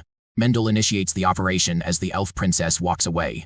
With his painful operation going around, let's pull back and transition into Gray's memories again. They were on a shopping spree and purchased so many books for only one term. Their studying at the orphanage paid off, and Nico was excited about their future to come. Gray, on the other hand, couldn't exactly find the excitement in the life of constant homework, while Nico, being the genius engineer he is, found himself amongst infinite opportunity. Gray smacks a book against his head to stop him from acting weird. Nico teases Gray for being just as lonely as him. Cecilia is disappointed by both of them and claims that she's uninterested in sitting with either of them. They took the subway because trains existed in this world. Here, Gray reflected that the city of Arkestead never really appealed itself to him, but as he was sitting in the train, leaving for the station, he could find it a pleasant place. Nico was running down the checklist of what they should be purchasing next. By the time they arrive at their station, it's raining. They forgot about backpacks because they were focused on getting uniforms and textbooks. Things like backpacks and supplies seem cheaper in comparison. It was raining, and Gray thought it'd be better for them to make haste. He was really focused on the surroundings, as if his senses were telling him something. As if something was wrong. He knew that Kai masters could sense the slightest presence of Kai from other people. And while Gray wasn't really a master, he could sense an emotion, a dangerous one. Bloodlust. Suddenly, the assailant attempts to shoot Cecilia before Gray pushes away both of them, allowing the shot to only graze by her arm. Gray orders Nico to run away with Cecilia at once, and stays behind to deal with the threat. He managed to block a projectile with one of the books. It's some sort of injection with a liquid. Gray makes his escape, knowing that whoever made that shot also possessed a really powerful aura. The man signaled his subordinates to chase the kids down. They don't care about the boys and are here to hunt Cecilia. Gray catches up with his friends, informing them about the tranquilizers. Nico questions why they're being hunted as they didn't even steal anything.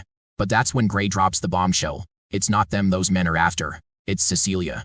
The kids make a run for it until Cecilia loses energy and tumbles down. The dart that grazed her weakened her body. Cecilia wanted both of them to run and leave her behind, as those men weren't allowed to kill her to begin with. Gray understood the situation and tried to run with Nico, who left her with something useful. Unfortunately, poor Cecilia was abandoned just like that, frightened and all alone. The men caught up to her, realizing that the boys must have escaped. They could see that the tranquilizer did its work. The green-haired punk tried to retrieve her body, when suddenly, Cecilia turned around with the special glove, electrocuting the living crap out of him. It was their plan all along, as Gray jumped in and targeted their leader with Nico. But this guy was good, easily dodging their attacks and kicking away Nico. Gray still managed to get an elbow in, but it's not like he coil damaged much against a trained fighter who pinned him to the ground. He admitted that the boy possessed some potential, but his life was soon to end. Gray was being choked out when Gray pulled out the tranquilizer he unhooked from the book. Using that, he stabs the man's shoulder, and instantly the effects kick in. He stumbles and falls to the ground, unable to follow them any longer. The three kids try to make their escape, but the leader reminds them that if they don't kill them here, they'll just keep chasing them down. To top it off, this murderous bastard burned the damn orphanage down. Gray couldn't handle seeing it go up in flames and reached for the retrieved dead body. His hand trembled as he uncovered the sheet, seeing the headmaster's corpse resting before her eyes. The boy shed tears. He loved her the most out of everyone. He cried his heart out, cried until he was pulled away. Those haunting words, the reminder that he had nowhere to go, it followed him. What a perfect time to return to Arthur Lewin, who wakes up at the sound of Tessia's voice. She's crying as if she'd lost him, while the boy questions what made her so upset. But Tessia states that he's also crying, as he woke up from the dream with his tear-filled eyes. I don't know about you guys, but this scene is a really nice touch and I really like it. Tessia smiles before him. It had been a while since he faced her and even talked to her. He could see that Arthur suffered scars of her own, but she teases him, arguing that cooking is more brutal than fighting. Tessia is really worried about him and couldn't handle the news when she heard from the captain. Arthur is stunned because it basically means that Tessia was promoted to the head of the unit. But that's not the crazy part to her. The crazy part is that Arthur nearly had a dance with death. He's happy enough that she's doing all right. Tessia refuses to argue against him and simply sits next to him. She knows that he risked so much of his life to make sure everyone else survived. She could never have imagined that the war would turn out to be so tough on him. Seeing him in this fragile state, Tessia is reminded that he's only human, instead of the unstoppable mage that everyone else sees. She pairs it up by adding that he's also a toddler with his emotions. Virion is secretly eyeing on their conversation when suddenly their disguise is blown away as the door kicks open. Tessia is the most embarrassed. The Elven King and Queen wanted to opt out and were only here to see how they were doing. Virion, on the other hand, the eavesdropping clown, states that he's come here for a report.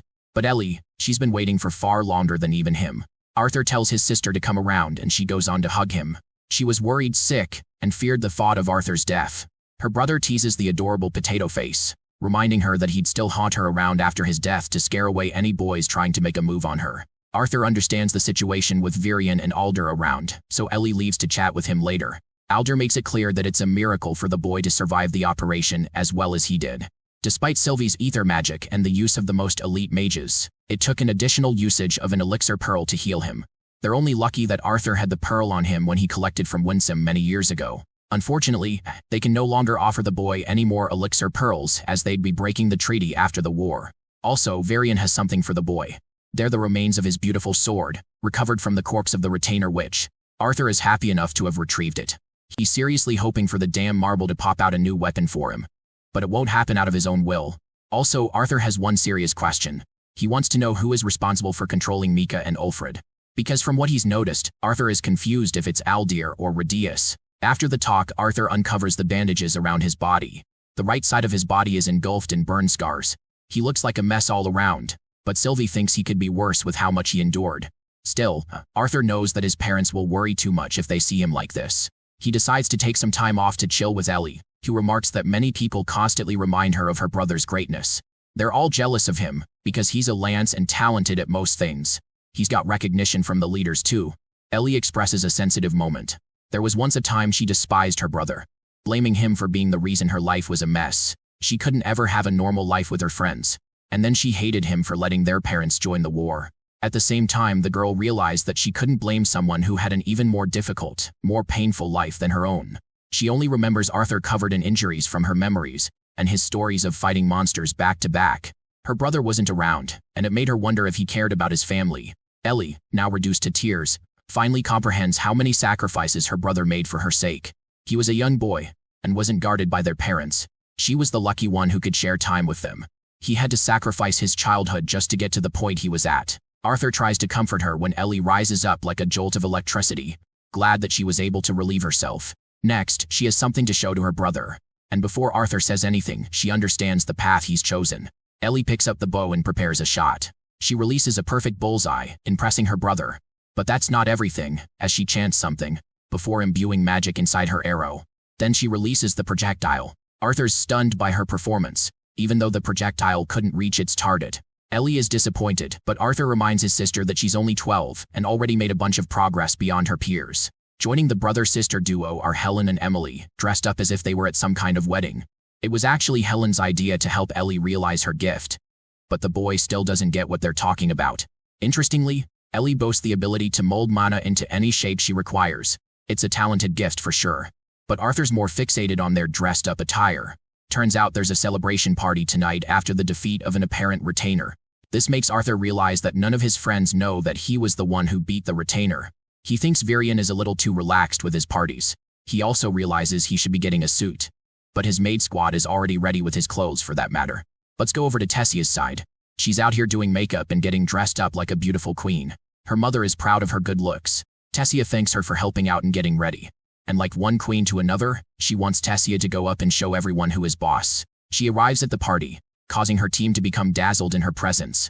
Tessia is feeling alright but feels uncomfortable with the outfit. Stannard on the other hand thinks he looks ridiculous. Carria looks just fine but has no intentions of dating the pretentious nobles. Tessia thinks they should focus on Stannard getting a date and a girlfriend after the war is over. Bro is so happy that his team is playing the ultimate wingman for him. As for the green-haired Darvis, he won't be getting any of those privileges anytime soon. Tessia and the rest of the group make their way to the party. They were underestimating the scope of this thing, until their jaws dropped seeing great food and great musicians paired all around. Tessia thinks that Virion overdid it. She's looking for Arthur and gets teased plentifully by Carria for it. She thinks he must be resting in his injured state. Darvis acts all cocky after hearing the mighty Lance get injured. He loses his shit when he spots his stupid family and tags Carria along to do away with them quickly. This leaves Tessia and Stannard alone, until Emily comes around to meet them. She was the one who set up all the lighting artifacts, allowing for a beautiful scene. Emily had to do most of the work since Gideon was busy being crazy like usual. The inventor turns around to greet them, and makes excuses for why he couldn't help his assistant. Virion tasked him to see the one person who was smarter than even Gideon, which is surprising if anything. Tessia bats an eye and actually spots Claire, who looks stunning in her dress. They catch up greeting each other, while Curtis and Kathleen join up too. The disciplinary committee is all here. Kathleen in particular embraces Claire with a loving hug. They all miss their leader after she disappeared. Curtis mentions how they were worried sick for her, and how they're glad to see her doing fun. Claire tells Caspian that she's going away to talk to her friends. With Tessia, Curtis, and Kathleen around, she brings up how Curtis became a teacher at Lancler Academy. He's having a fun time training the soldiers to release them into the battlefield. As for Kathleen, she's fully fixated on her training with a lance. Tessia's managing her own team out in the war. The elf princess confirms that she's finding some improvement each day. It's only thanks to the Bladeheart family's sword techniques that allowed her to improve faster. Claire feels jealous, with hints of despair, knowing that they all became much stronger. Kathleen brings up her injuries from the incident. Thankfully, they're all healed. But as for her contribution in the war, Claire denies that she won't be joining them. The only injuries that healed were physical. But Claire lost something very important. She lost her mana core. She can no longer exercise magic, a despairing shock to her friends. She has coped with it for the most part. She still wants to help out with her skills as a swordsman in order to train new soldiers for the war. Kathleen beautifully points out that Claire's resolve is even a more brilliant assessment of her abilities than the color of her mana core. Her touching words bring Claire to tears. She tries to slug and make fun in the situation, hating that her makeup was just ruined by her tears. Her friends are there to look out for her. She wipes her face, and wants everyone to know this fact except Arthur. The only thing she regrets the most is being unable to fight by his side and repay him for his actions. They promise not to tell him, but it's not like they've been seeing him lately. Tessia claims that he's just grown up. Curtis and her friends continue to tease her for knowing Arthur a little too well. Claire makes it all the worse by adding fuel to the fire and bringing up Kathleen's feelings for Arthur. This makes Curtis shocked because he's out here questioning his life's decisions. Tessia, on the other hand, wonders if Arthur's type is Kathleen instead. Suddenly, Claire feels a chill down her spine. Lance Foray appears in her rather unique outfit. I already know she's been to birth an army of simps from this one panel. Mariah has come here to escort the three of them. She's fine with Claire coming alone, who feels shivers down her spine even after feeling Varai's suppressed mana. They enter the main hall where Varian gives his speech, being the center of the attention among the crowd. He wants to share some positive news in the time of great turmoil. The news of the first victory of the war. They've all come together to celebrate the man responsible for destroying one of the most powerful soldiers amongst their enemies. The Alacrian retainer's frozen remains are put on display. Tessia wonders if Varai was the one to bring this monster down, but her face seems just as shocked as everyone else. The man responsible for defeating the retainer is called forth. Lance Godspell, Arthur Lewin, in his first great win. Tessia freezes after coming to terms with reality. Arthur begins the speech by mentioning how it is disgraceful to show a corpse in front of the public, but he's here to talk about more important matters. The nobles of this party understand how each person among their territories is waiting for the current state of the war. They could only operate under a shade of assumption before, but now Arthur claims that he's brought exciting news. He brings up how he, as the newest and most weakest lance among the generals, was able to defeat a retainer on his own. These were supposed to be one of the strongest soldiers of the Alacrian forces, and yet Arthur actually lies to the public, stating that he incurred no injuries from the fight. This exciting news is a gift for everyone to share among their people. But Tessia is really stumped to see him in this state. The fact that he's recovered so quickly is ridiculous. Arthur allows the nobles to closely inspect the retainer and enjoy the evening. They draw near the corpse of the witch, but Tessia thinks the resemblance matches a human. She spots Arthur leaving with Varian in another room. The door closes with Arthur crumbling down. He had to put on a tough act out there as if he wasn't injured in every part of his body. The old geezer just won't stop handing him ridiculous speeches. Thankfully, they got what they needed from the event. Gideon recorded it whole. He plays it on the projector to see the reactions of the people. Radaeus, for some reason, felt shocked and even troubled when he heard that Arthur sustained 0 injuries. Interestingly, Radaeus is fixated on observing Varai's reaction. That's actually why Arthur intentionally froze the corpse, to make Radaeus believe that only the strongest lance was capable of defeating the retainer. And only then did he drop the bombshell that it was him who defeated the retainer. Radaeus' face is full of unhappy expressions, especially since the weakest lance managed to deal a brutal blow on a strong retainer. It's not enough to prove Radaeus' loyalty, but they now understand what he's doing. Arthur surprisingly bumps into Tessia, who managed to hear just about everything. Meanwhile, Sylvie is having the time of her life devouring meals left and right. Arthur comes out to see the festive mood spring to action, but even the slightest of bumps causes him pain. He's having trouble standing as he can, so Tessia grabs him, stating that she's doing it so no one else invites her for a dance. At the same time, she doesn't want the chicks to get good with Arthur either. They walk around as Tessia introduces Arthur to a bunch of different people across the room. Their status made it impossible for the two of them to be ignored. Tessia had a solid understanding of the politics of this world, and knew what was more important than anything. She could create personalities and handle people well. The same happened to Arthur in his past life, but he was meant to appear strong and indestructible in comparison. He didn't care about getting on anyone's nerves as the mighty king. And yet, in this life, he's a general, so he has to be more careful. Tessia makes it all easy for him to handle. Arthur smiles at a bunch of elven beauties, immediately causing Tessia to get annoyed as she wraps him tightly. Ellie waves at them from a distance. Arthur sees a bunch of dudes approaching his sister and signals to his homie to do what's necessary. His stern expression causes Tessia worry, but it's a calculated move to gesture Ellie's bond. The bear has locked its target and scares the shit out of the two guys. The couple arrives at the same balcony as before. The happy occasion makes Tessia rethink about life. It really paints the picture that there isn't any war out there. She frequents this spot to see the beautiful clouds and the ocean. She thinks it's childish of her to imagine something like that. But Arthur believes it's only right to be childish sometimes. Now that she's the head of a unit, she's responsible for handling some lives under him. It's going to be tough for her to manage that, going forward.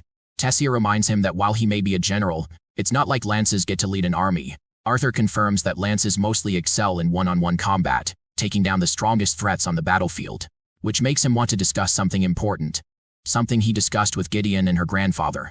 The princess understands that he's not the sentimental type unless there is reason attached. This means that he's probably planning on another dangerous adventure. She describes Arthur's personality as an open chapter. with some obvious parts and then some ambiguous parts. Naturally, Arthur questions what she's talking about. Tessia grows closer and asks him about his big secret. She's dying to know how he's so good at everything he does. A generational talent. But that's not entirely the truth. Arthur simply has the experience of his past life at his side. He tells her that he read a lot of books, but Tessia is a little underwhelmed with his revelation. She finds it frustrating to accept the fact that they're just half a step away from each other in their mana cores. She's a beast tamer who has studied under the best teachers and even an Asura no differently than him. But the more she tries to reach out to his level of strength, the more she feels that he's drifting away. Tessia places her fingers on his neck, begging him to promise that he'll come home safely. She just wants him alive, no matter his injuries. After a pause, Arthur worriedly asks why she's so bent on catching up to him. To that, Tessia reveals that it's only then will she muster the full confidence to express the three magic words, "I love you." The following day, all lances as well as the royal families and important representatives share a meeting at the council. Arthur requests 2 divisions under him for the mission ahead. Radius explains that they're keeping their soldiers tight on the western coast. If they send 12,000 soldiers north, then they'll be rendered completely vulnerable. The Elven King agrees with Radius' input, highlighting the coastal battles. Even the lack of a single division could flip the balance in favor of their enemies. Queen Priscilla confirms that they've yet to fully evacuate civilians from the important cities. Adding the withdrawal of coastal forces will reduce everything to shambles and cause harm to the cities. The Elven Queen offers to send 2 divisions of the Elven troops stationed near the border for the task instead. Commander requests the opinion of the generals. First of all, Baron harshly criticizes Arthur's intel and believes the sacrifice isn't justified. Micah agrees with Baron's view of the situation. She believes that moving troops like that will take a long time even with the teleportation gates. Ulfred agrees the same. Even Aya disagrees and apologizes to Arthur before mentioning her opinion. Finally, the most sensible and astute of the group, Lance Foray offers a different perspective. She believes that if Arthur's information is on the dot, then the correct choice would be sending more than 2 divisions up north. Arthur's surprised because he wasn't expecting her to speak up for him. Still, it may work against their plan if anything. The commander agrees with Farai's input, knowing that a retainer and scythe could lead the next invasion and cause disastrous levels of damage. Consequently, he believes sending 2 lances by Arthur's side should be the more reasonable approach for investigation. Blaine strongly contests this decision, emphasizing the importance of lances in the battles they're having. If lances leave for too long, or if a retainer shows up behind their backs, it could be devastating. Commander Virion counters that as leaders, they need to prioritize the most important task at hand. Most lances can't exactly contribute in large-scale battles because of their destructive output. It renders their own soldiers useless and makes the lances inflexible. That's why sending 2 lances to prevent a large-scale battle in the first place seems like the right idea. The council agrees, so Virion requests the 2 lances to volunteer. Radius raises his hand, offering his 2 lances in Aldir's absence. This is exactly what Virion was hoping to achieve. He confirms that Ulfred and Micah will both be sent up north with Arthur for investigation. Since this is a reconnaissance mission, their top priority is to stay clear of enemies. The council meeting is dismissed and so far, everything is proceeding smoothly. The rulers were stubborn but it worked out. Mika is happy to join Arthur on a joint operation. He pays them proper respect as the senior lances. Ulfred is impressed to find that he's got some manners, despite his odd behavior. Arthur insists that he needs rest for the night. The 2 lances are left with a positive impression of him. Ulfred wonders if it truly comes from becoming a lance. And now for some exposition dumping regarding Radius and the starved boy he found among the caverns. The boy couldn't trust anyone and displayed fear at first. Ulfred learned how to read and write from his mentor, but he always suspected that he would be betrayed someday. But that never happened. They looked like family, and he thought of him as a father figure. Graduating as the top conjurer of the Earthborn Institute, he was selected as one of the royal guards. The Grey Sunders were brutal in their own race, but he served the king and queen with utmost loyalty. That is what Radius desired of him after all. When there were selection trials running for lances, he almost wanted to back out. Ulfred only swore his loyalty to Radius after all, who even respected his decision to withdraw. That was the case until Elijah was brought home. Radius, being his kind self, brought another child and cared for him. But he never knew why Elijah was never told about him. Radius then forced him to become a lance, to serve the family. After all, even if he was ready to disobey the king, Ulfred wouldn't dare disobey Radius. The man had reminded Ulfred that his service to the royalty will be temporary, as he was his true master. That's enough to tell you the kind of man this guy is. Let's revisit Arthur, who is a flustered mess after Tessia confessed those words before his face. He can't even compose himself and Sylvie is enjoying him getting embarrassed. This almost makes him want to spend another day in the castle just to enjoy time with his loved ones. After all, he was brought to his knees and nearly got crippled from his most recent fight.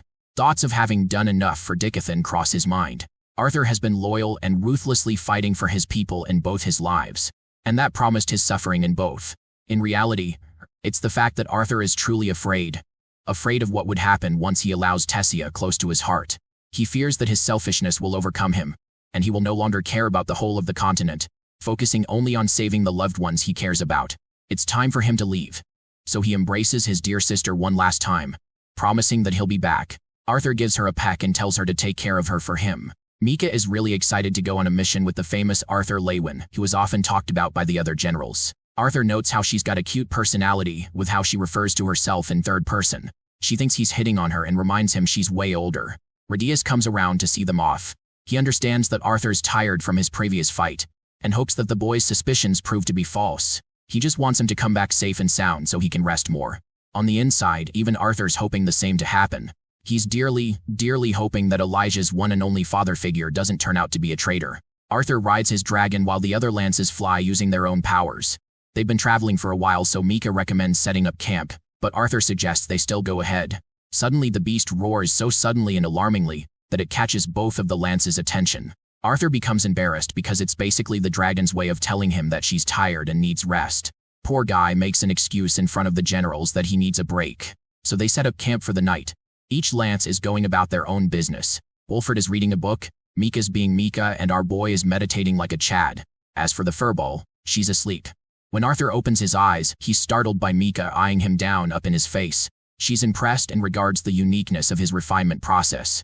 Even Ulfred claims that the refinement process isn't visible for an ordinary mage, but when Arthur does it, it's as if the other mages are drawn towards him. Arthur wonders if it's because of the fact that he's a quadra-elemental mage. Mika is stunned to hear that, while Ulfred now understands how the boy was capable of becoming a lance for his age. At first he thought the council was exaggerating his powers. Mika excitedly asks Arthur how it feels to wield all the basic elements, but Sylvie reminds this fool to keep sensitive information private. Arthur goes on to admit the difficulty of handling deviant elements like gravity. The most difficult part of being a quadra-elemental mage is that he doesn't know which spell to cast since he's got so many options. Ulfred argues that he must have a couple of comfortable elements, which Arthur confirms. Just a fun reminder for you guys who either skipped ahead or forgot. Arthur actually feels most comfortable using fire and water. Anyway, Mika is interested in teaching our boy gravity magic since he struggles with deploying it. Arthur admits that he lacks confidence doing it more than anything. Mika childishly explains how gravity magic works, but her explanation is too obvious and dumbed down. Ulfred believes that Arthur has more chances learning gravity magic from a rock than this buffoon. He does highlight Mika's genius, as she's the most talented even among the most famous dwarven conjurers. Mika learned magic via pure intuition.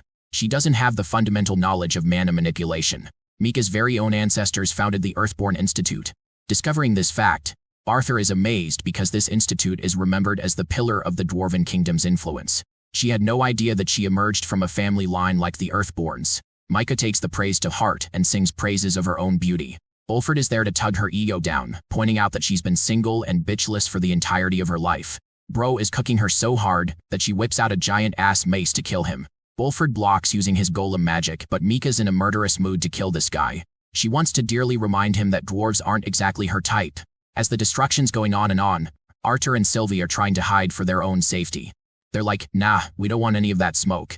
Mika's tantrums continue, but Ulfred doesn't stop there either. Bro literally destroys her by pointing out her privileged background behind the only reason she still maintains her reputation. Dude straight up calls her a fossil with the maturity of a sperm. Mic drop right there. Their destructive battle is going on and on, while Arthur and Sylvie are like nope, and escape the battleground. Mika calls him Old Fred, which is funny. I'll give her points for that. They both call each other childish and engage in an all-out war, until finally Arthur decides to intervene by splashing a weak water magic spell on both their faces. He reminds them that they're about to destroy the freaking mountain they're standing on. Arthur suggests calling the Vritra clan over to settle their affairs. Both lances turn away, still roasting each other behind their backs. Ulfred creates his camp for the night using earth magic. Mika is fucking hilarious because she does the same, except she's got a finger to flip him off with. Meanwhile, Arthur is out here realizing that the most powerful forces in the entirety of the continent are nothing more than a bunch of babies. He doesn't feel the need to set up anything and just sleeps with Sylvie. The following morning, they're all up and ready to rumble. Ulfred learns that Arthur's got somewhat of a plan to locate the retainer and scythe they're looking for. First he takes off his outerwear and drops it on the ground, before stomping the living shit out of it. Both of the generals are confused as hell. Arthur proudly presents the tattered clothes to Mika, stating that they'll be wearing these dirty things. His plan involves playing the part of slaves. As for Ulfred, he's going to play the part of the slave master. Arthur holds out his broken note mask as he says this. How nostalgic of his journey. As they're flying ahead, Ulfred plays around Arthur's mask, fixing the broken bits with gold. Their plan is to cross the Valden territory and then travel by foot. After all, Arthur knows that scythes are more than capable of sensing mana fluctuations from afar. So they do just that, and step foot on the land. Arthur outlines that no one from Alicria would be out here scouting for lances, and only a handful of adventurers ever even wear masks. That's how they're going to acquire the information needed from the townsfolk. Sylvie is worried that something will go wrong as the people could easily lead them to Alcrian forces. Arthur believes that it won't happen, and if it does, they'll prioritize escaping. Interestingly, Arthur points out that another lance was sent after them in secret, but he can't sense her at all and confirms that it's Aya he sent. Nicknamed the Phantasm, she's known for masking her presence extremely well before assassinating her targets. Anyway, they're almost near the main road, so it's about time they get into proper disguise. Arthur messes up his hair. Mika feels like shit while Ulfred feels like a king. Arthur really wants to sell the axe, so he scrubs dirt against his face. Micah's having nightmares just thinking about it. But it's natural for them to play the part of getting dirty and go unnoticed. Arthur goes full-on machine gun mode and chucks dirt in her direction. Even after relentless dodging, Mika ends up getting splashed with the dirt, much to Ulfred's amusement. She's annoyed that she couldn't be the master, but Arthur thinks it's obvious why they didn't do that. She looks like a child and no one would believe them. Anyway, they've made it and their disguises are ready. Now the plan is to follow the road and head into the nearest town. So they walk for a while before Ulfred calls out a bunch of dudes riding by. He tells them that they're heading north after their carriage was attacked by bandits. As for his mask, Ulfred perfects an excuse for that too, saying that he's hiding his identity to stay safe. The dwarves take pity on him, but still turn him away as their horses can't handle the extra weight. But you know how it goes, money talks louder than reason. So these chumps easily persuade themselves at the sight of silver coins. Mika's really happy at first, until the carriage owner expresses that both slaves will have to travel by foot. Poor girl is once again demolished and has to walk for at least an hour now. Mika is surprised that Arthur knows this part of the world. It's only natural he would know, as he grew up in this humble hometown. After an hour of walking, Arthur takes a moment to observe his hometown. He hasn't been here in a long time. Not even Sylvie knew about it. Unfortunately, Ashbur is now worn down more than ever. As they walk up ahead, Ulfred identifies at least 40 men inside the tavern. But Mika recalls at least 43. Arthur reminds the lances not to use any magic because they will draw attention from scythes. But the thing is, these guys weren't even using mana. They're just good at sensing people. But this causes Arthur worry, because he knows that their plan will go up in flames if they manage to sense Aya following them. They enter the tavern, with Arthur warning them of what not to do right off the bat. They're seated at the table as the waitress comes to take their order. Ulfred finishes up the order and the hottie leaves. Mika is annoyed that she had to wear a promiscuous outfit and doesn't get the point. Even Ulfred agrees, funnily stating his idea of a good-looking woman. The people of the tavern are enjoying themselves, but Arthur's drawn to a man in the corner. The waitress brings them their order, while Ulfred tells her to bring 2 more bowls for the slaves. She gives them a disgusting stare before leaving in annoyance. Mika is out here devouring the ale because it tastes really good. Arthur senses danger as some folks are creeping up on them. They recommend the slave master not to spoil his slaves too much, but Ulfred reminds them point blank that it's his business to deal with. The tavern owners emphasize that they're more than what they seem. They've got an entire stable of slaves for him to look around. Ulfred declines to look, while both Arthur and Micah are infuriated just hearing that these bastards have enslaved women and even little girls. In fact, they've even got dwarves and elves among their collection. Ulfred is about to crash out and reminds the 2 scumbags that interracial slavery is strictly prohibited. These lunatics laugh in his face, stating that it's exactly why their slaves sell so high. Sylvie wonders why there's a value difference among humans, dwarves, and elves. Arthur explains that noble families interbreed with their dwarven and elven slaves to allow their children to become powerful. That's exactly how Lucas Wykes came into existence. The forest around the Elven Kingdom and the Kingdom of Darv, both are hard to navigate. This makes elven and dwarven slaves extremely rare, so the fact that these bastards have numerous foreign slaves must mean they're the worst of the worst. Ulfred decides to switch up and plays along with them to see what they've got. The tavern owners are interested in taking him to their boss. He requests keys to his room and orders Mika to prepare his room before his return. Arthur understands that it's because Mika's emotions were spiraling out and could have jeopardized the investigation. Also, this isn't their main mission, so she's supposed to stay behind. Arthur goes up to meet the man. This guy, this son of a bitch, is actually Sebastian, the once royal mage of Blaine. Arthur vividly remembers crippling him badly. He casts a barrier around them and acts all smug. He's also curious about Ulfred's mask as he's never seen a noble wear one. Ulfred plays along and points out that this well-dressed mage also seems to be out of place from where he should be. Now drunk as ever, Sebastian disgustingly asks the kind of girl he's looking for. Ulfred tries to counter-argue, but Sebastian brings up the point that he came here looking for dwarven and elven slaves. Ulfred goes out to perform an Oscar-winning performance, slamming the table and going on a tantrum about how noble women look down on him. He fabricates a story on how his face was ruined, and how he's even shorter than his damn slave. Sylvie and Arthur both agree that this guy's acting is top-notch. He matches the energy of Sebastian, who recalls serving the royal family, and how women no longer give him the same respect because he's stripped of his title. Ulfred acts surprised and questions why he retired from the job. Sebastian smashes his drink, infuriated to remember how a kid humiliated him. A dual attribute conjurer at the solid orange level receives no respect anymore. Ulfred matches his energy once more. Sebastian senses that he's found a best friend in Ulfred, and that's a testament to his acting skills. As for his slave, Sebastian roars at Arthur because he can't quite place why he's pissed off about him. Dude gets used as a walking stick and he complies.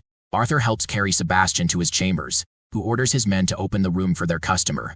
When the door opens, Arthur's face is struck with horror. He sees Damon, a vile piece of filth, reporting that one of the pregnant women died giving birth. But that's no trouble to Sebastian. He's excited to hear that they got a baby girl as a slave out of the situation. Arthur wants Sylvie to shut her eyes, because only he can see how miserable these girls look in their condition. They're lifeless in their bodies. Sebastian wonders if Ulfred has found someone intriguing. As a response, Ulfred loses his temper and attempts to kill this guy at once. Even Arthur doesn't get what's going on. The guards rush to stop them, but Arthur quickly enters the Realm Heart physique to one-shot them. It's really funny to me that this dude just used his strongest form on level 1 thugs. Ulfred goes crazy and literally kills Sebastian in the worst way imaginable. The thing is, now Vreecher will be certain that it's the work of a lance because he didn't kill this guy in a normal way. Speaking of which, the worst they feared does end up happening. Out in the distance stands the monster known as Uto, the same terrifying demon who ended Alea. He's so happy to see the boy wonder here of all places. Arthur is surprised too, as he was expecting to find a different retainer here. This impresses the demon, as he wasn't expecting Arthur to be so knowledgeable. Even Sylvie senses the extreme danger in the situation. Knowing that their fight could bring about casualties, Arthur suggests taking the fight outside.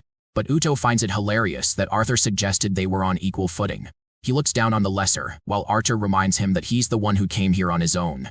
Here's the shocking plot twist. Arthur points out that if Uto wanted him dead or perhaps captured, he would have used Ulfred's help and a bunch of soldiers to deal with him. Laughing away at the boy, Uto finds it funny and accepts the boy's provocation. Basically, his pride is too heavy and he does not want any others to interrupt his fight. Ulfred tries to intervene, reminding the retainer that their deal was to kill Arthur Lewin in a subtle manner. But that's exactly when Uto impales his damn nose, reminding the lesser that he doesn't give a crap about Radius's instructions or what their plan was. Sylvie wonders if it's really alright to leave Ulfred on his own. Arthur decides to break the green sphere, which is a signal to Aya to handle the rest. Ulfred gets up and notices that he popped the bead, which means Aya is close by. Now the situation is changed entirely. It means their entire plan from the beginning was a setup. Ulfred descends to the hidden Alacrian soldiers and tells them to evacuate at once. The Alacrian soldiers still don't understand where he's coming from. Ulfred realizes that they're not going to trust a traitor Lance of Dicothan who betrayed his own continent.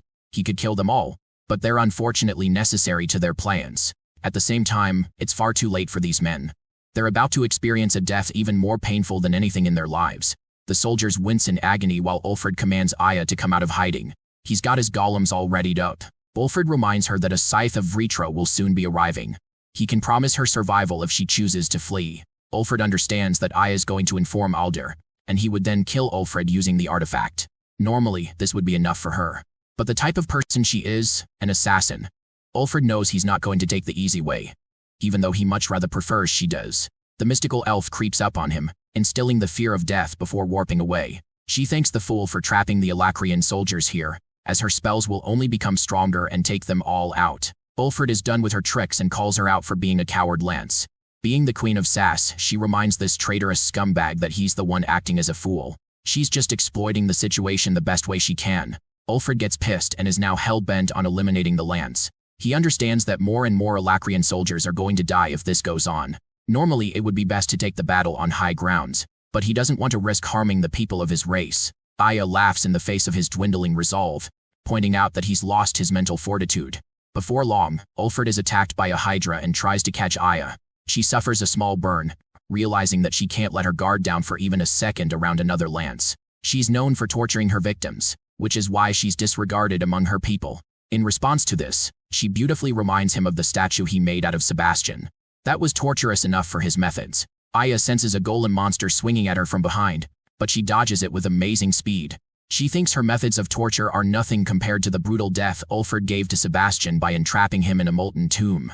The man loses his patience and justifies that a monster like him only deserved a gruesome death.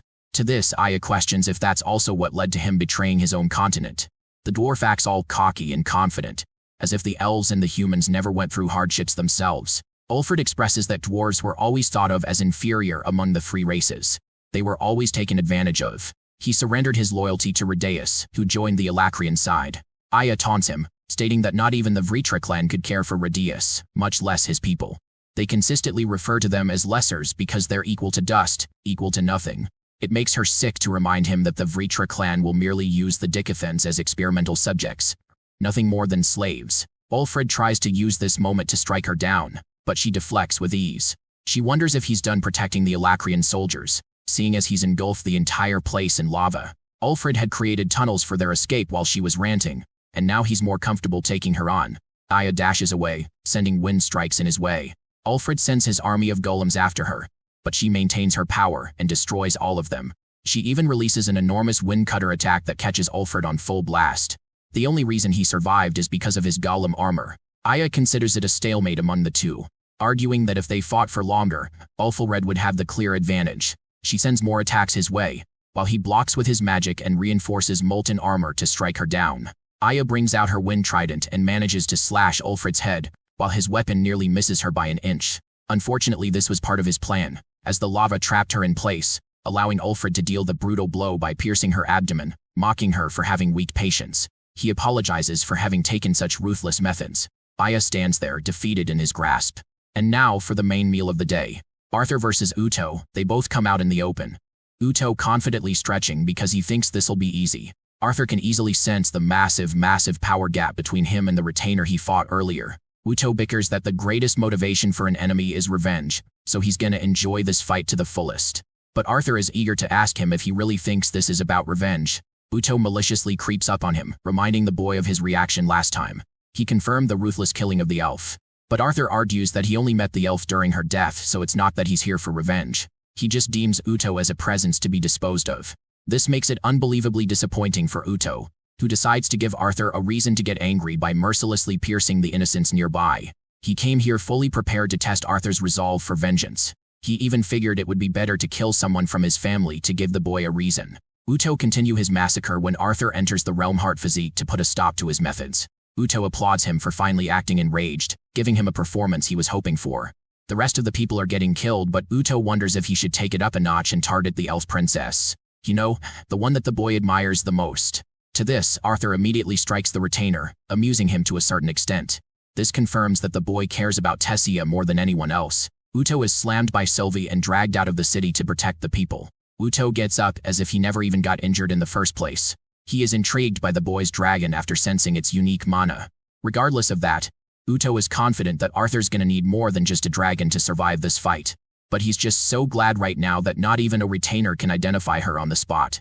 Arthur leaps into the field and slashes the spikes, carving an opening for himself. Uto dashes in, countering the boy with his claw. He's rather impressed by Arthur's performance so far. The boy manages to shove the retainer away, before launching a wave of wind magic attacks at him. But things have yet to be settled.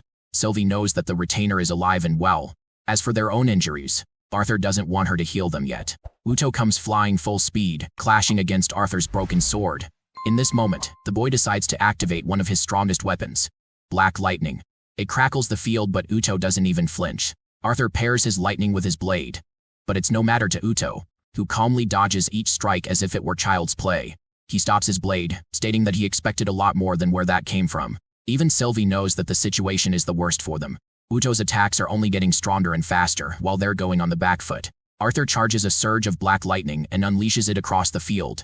Thanks to his Realm Heart physique, He identifies that Uto's powers only manifest in shadows. It's also why his spells are becoming increasingly stronger the more darkness sets in.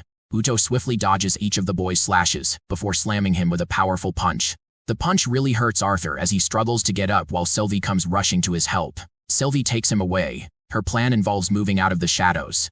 But Uto's chill and merely raises his spikes to the point they reach the cloudy horizon. It's only thanks to her incredible speed that they're high up for the spikes to disappear. But this dude is a literal monster. He catches up in the air, impressed that they were able to exploit his weakness just now. Arthur gestures to Sylvie to be ready and lunges forth using Thunderclap Impulse. His plan was to slash Uto a single time, but he clearly missed, allowing Uto to counter him. Luckily, he blocked the attack and managed to get on Sylvie because he can't fly. Then he jumps again, this time using Black Lightning to bring Uto down. But he's having no trouble dodging Arthur. Uto blocks his blade and sends him back. Uto is rather disappointed that even after his powers were weakened, Arthur couldn't even land a single hit that actually left an impression. He finds it really unamusing with how weak Arthur is.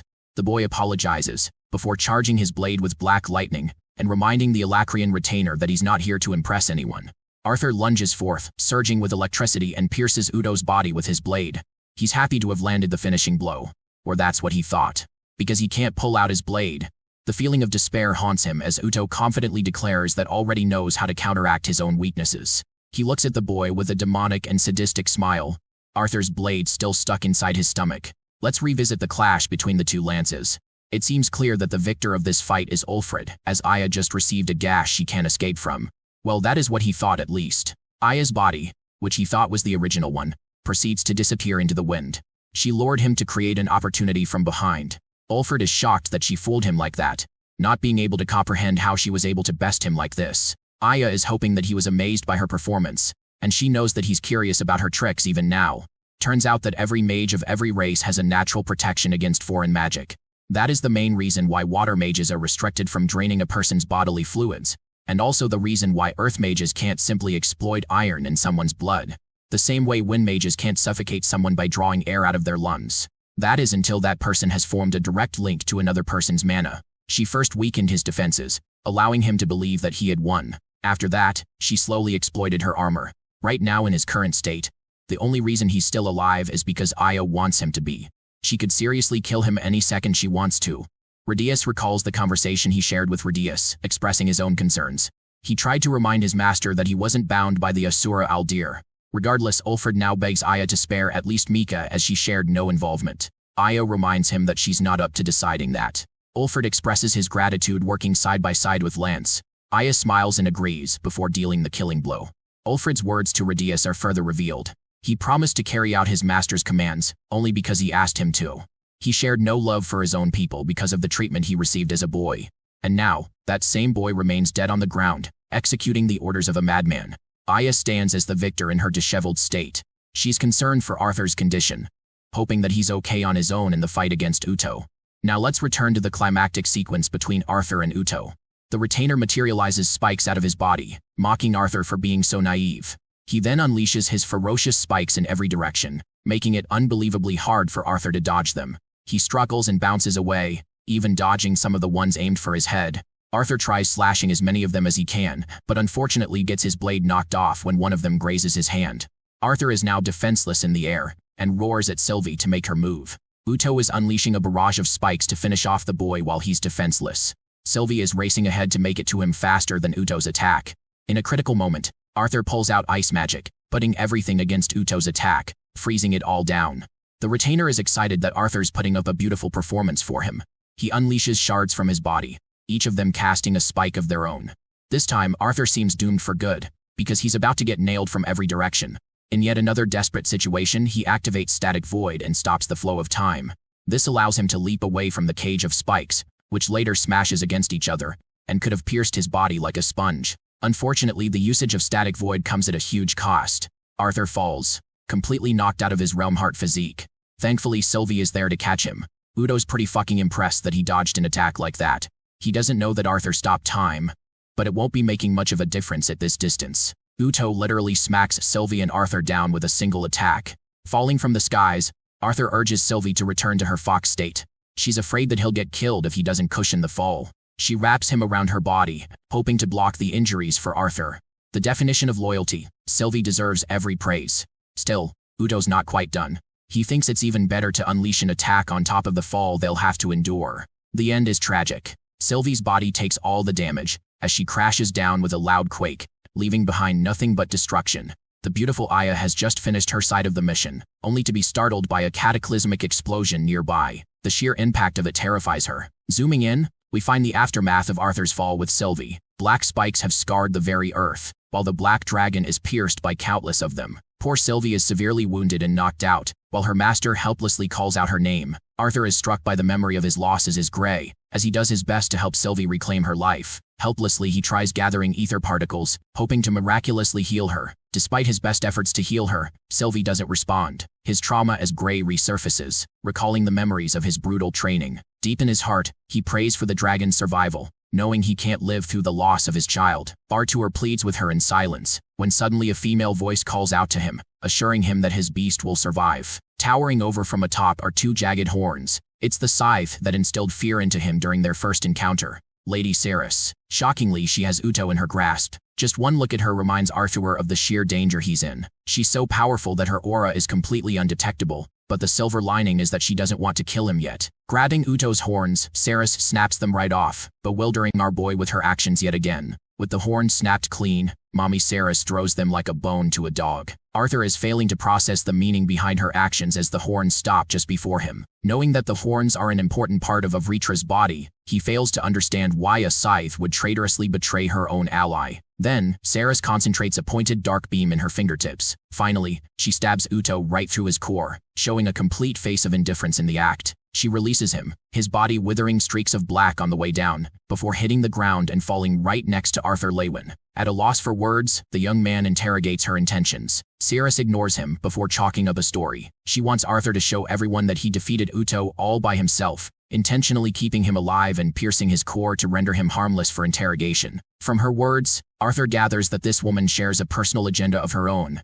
and he's fine with obeying her in his pitiful state right now. As she's about to leave, Arthur requests to know Scythe's name. Ceres Fritra declares herself to the human, who is thankful for her kindness. Smiling, Lady Ceres calls him an interesting boy, and orders him to get stronger quickly for both their sakes. The horns she gave him are going to help him evolve even further beyond, as long as he can extract the mana stored inside of it. Arthur clutches the horns and Ceres is gone. Relieved, he stays next to Sylvie, realizing just how pathetically weak he is right now. It's the start of the war and he would have been killed by a mere retainer, so his chances of taking on a scythe are even worse. As he fades into black, Tessia's voice wakes him up. She's joyously running towards him, inquiring where he'd been. Suddenly her clothes change and she extends her hand out to him. Unfortunately, our boy's mana is so low that he's starting to succumb to hallucinations. At the same time, the thought of leading a peaceful life with his beloved excites him, until Tessia's expression turns to grim. She moves back, before haunting Arthur Lewin with bone-chilling words. She calls him undeserving of happiness, and reminds him of his sins. All those people died for his selfishness. In both of his lives, whether as Arthur Lewin or King Grey, his hands are soaked in blood, and he's destined to be alone. The traumatizing resurgence of memories snaps at him, as he helplessly tries to reach out to Tessia. Suddenly, our boy breaks free from the hallucination and wakes up to Aya's concerned voice. She's come to rescue him, and realizes that he's badly hurt. Arthur assures her that he's fine, while the Lance reports that she executed her mission flawlessly, and helped the prisoners escort without trouble. She took care of the traitorous Lance and placed Micah in custody. On Arthur's side, he sticks to Ceres's story and briefly explains that he was able to defeat Uto on his own. The Lance is really happy to hear that, and declares their victory. The exhausted Arthur disagrees and declares that this is just the beginning. And yes, insert all the title jokes because this shit is real. In the next scene, we're in the council room to hold an official meeting of the incident. Multiple accounts testified to the events that transpired, including what Aya mentioned. However, the leaders want to focus on hearing Arthur's perspective the most out of all, knowing that he is responsible for taking down the retainer. Our boy agrees to report. Shortly after, he explained everything from top to bottom, excluding the part that the Lady Ceres became pivotal in defeating Uto. The council stopped to question him numerous times, requesting clarifications or additional details. Immediately, some of them began doubting the latter part of his story. The Human King directly wanted to know how Arthur managed to defeat two retainers so quickly, even when he had yet to reach the White Core. Compared to him, Alio was killed prior to the war who had much more experience. Coming to his rescue, Tessia's grandfather highlights that Arthur is a capable lance, so he's not to be taken lightly. Again, the Human King wants to know proper details of how our boy managed to snatch victory. After all, if they could use information from him, the rest of the lances could have a better chance facing retainers and scythes in the future. But on the spot, Arthur resolves himself and even agrees with King Glader's objection. Briefly describing the first fight, he tells everyone that the witch retainer wasn't as powerful. Even against her, he narrowly clicked victory, and severely found himself injured with a broken sword. Next, he decides to reveal the hidden cost of his victory, pulling up his sleeve and showing his burn scars. Aya and the other council members are baffled. Explaining the second fight, our boy reveals that Uto had every chance to kill both of them, but his weakness came with wanting an equal battle. In a crucial moment, his opponent dropped his guard, so Arthur took advantage and won. He had to synergize with Sylvie to get the upper hand, capable of destroying the horns in one go. Another objection arises. Just how did Arthur know about the weakness of the horns? Our boy shares that he didn't really have prior knowledge, not even the Asuras did. But during his final moments with Lance Alea, Arthur learned about Uto's furious reactions when she managed to crack his horn. Baron tries to counter-argue, but Varese stops him and urges Arthur to continue. Sharing more, he reveals how easy it became to defeat Uto after destroying his horns. Right after defeating him, he passed out and woke up in front of Aya. Even with all his advantages, he lost Sylvie, who is currently unconscious in the hospital. That grim explanation leaves the council room silent, until Tessia's grandpa requests for the next thing on their agenda. They still have to address their alliance with the dwarves, now that they've betrayed the continent. King Glader slams the table in frustration, annoyed that Lord Aldir, their one and only hope through the Asuras, is out of reach right now. Radias are kept in captivity as well, which means they have no way to control the dwarves anymore. From Arthur's investigation in the region of Darv, it's clear as day that there are numerous parties assisting the Alacrian army from within Dicathan. The Elf King suggests sending forces into Darv to try and control the dwarves, but King Glader argues that it's only going to intimidate them more, which means enforcing control is ultimately useless as an approach. Hearing their suggestions, Arthur decides to chip in, questioning if the news of Radius's capture was made public. Luckily it wasn't announced, so he comes up with a brilliant solution to use that information to their advantage. His idea impresses the kings, and Tessia's grandfather thinks that anyone going up against Arthur via strategy will be demolished. That's how smart this man is. The Elven King realizes that they simply have to exploit Radia's communication with the traitorous factions, and act as if he was the one issuing the orders in the first place. Though it's going to be difficult pulling away from the Alacrian army, it's still helping them secure information. With their strategy finalized, the old man ends on the note that he will conduct Mika's investigation while Aya will work with Uto.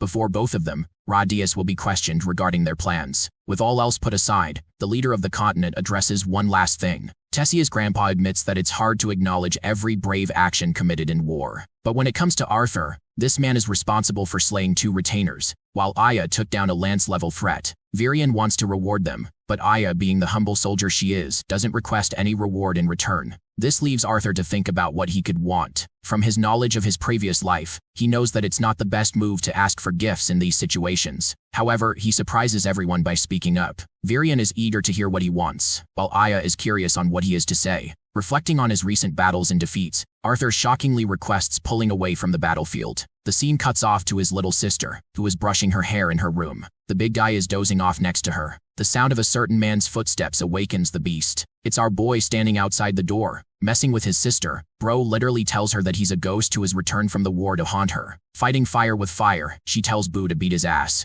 The giant bear pushes the door and lands directly on top of Arthur, hugging him tight and licking his face. Like a dog owner reuniting with his best friend, Arthur enjoys the moment, while his sister reminds him that she's not a kid anymore to be fooled by his lame tricks. Her brother smiles and agrees that he deserved the slam. Quickly, she charges at him, squeezing him tight, welcoming Arthur back home. He hugs her, thrilled to be there with her. Sylvie continues to take rest in her room, while the Dicathan soldiers are marching about. The council room receives meetings as usual. Arthur continues to be impressed by his sister's excellent archery skills. He wonders if she's capable of maintaining the same accuracy while on Boo. Slouching, she sighs in defeat. She still has a long way to go to perfect her archery skills, and Boo runs so fast that it's really tough landing even a single shot. Just imagining it makes our boy laugh out loud at his sister's misery. Arthur asks about her practicing regimen. Ellie doesn't keep track but guesses that it must be close to 7 hours a day. Since she spends so much time practicing every day, Arthur questions how she manages time during studies or playing around. Fidgeting in response, the little sister explains that she can easily wrap up homework in one day. She also acts like she's the popular kid around school, so it's easy for her. But our boy is highly suspicious of that and eggs her on for the truth. Frustrated, Ellie confesses that she doesn't really take any interest in having conversations or gossip.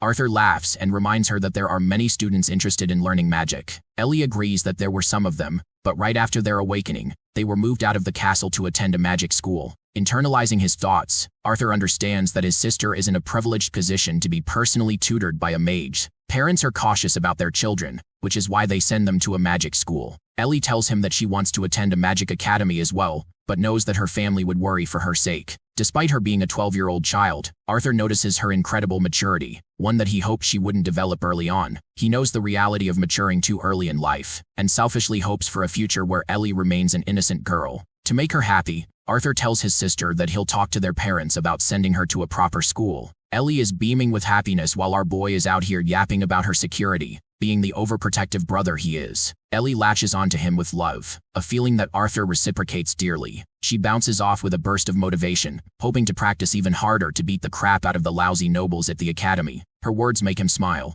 Following that interaction, our boy walks in the hall, enjoying spending time with his sister lately. Tessia and Sylvie are busy in their own ways, so he doesn't have much to do. Suddenly, Bro is startled by the crackhead inventor foaming about the economical costs. He sees Arthur and grabs his face, begging to steal his brains. Hilariously, Arthur pouts that he's not even an inventor nor an economist, so neither will help his cause. Walking ahead, Arthur learns about the increased frequency of the attacks carried on the Black Bend and the Wall. Mr. Great Inventor over here is placed in charge of the protection mission, but it's a difficult job because they barely have enough mages going around. Arthur asks an important question. Why is Black Bend being attacked at all? He learns that the city is fully responsible for food and rationing supplies as well as weapon manufacturing. Dicathan's walls are the first line of defense against the enemy army and the monsters. This means it plays a critical role in protection. Thinking about it for a moment, Arthur senses how difficult it will be to carry supplies throughout the flatlands. Instead of chalking up protection on carriages, he recommends optimizing a better supply route instead.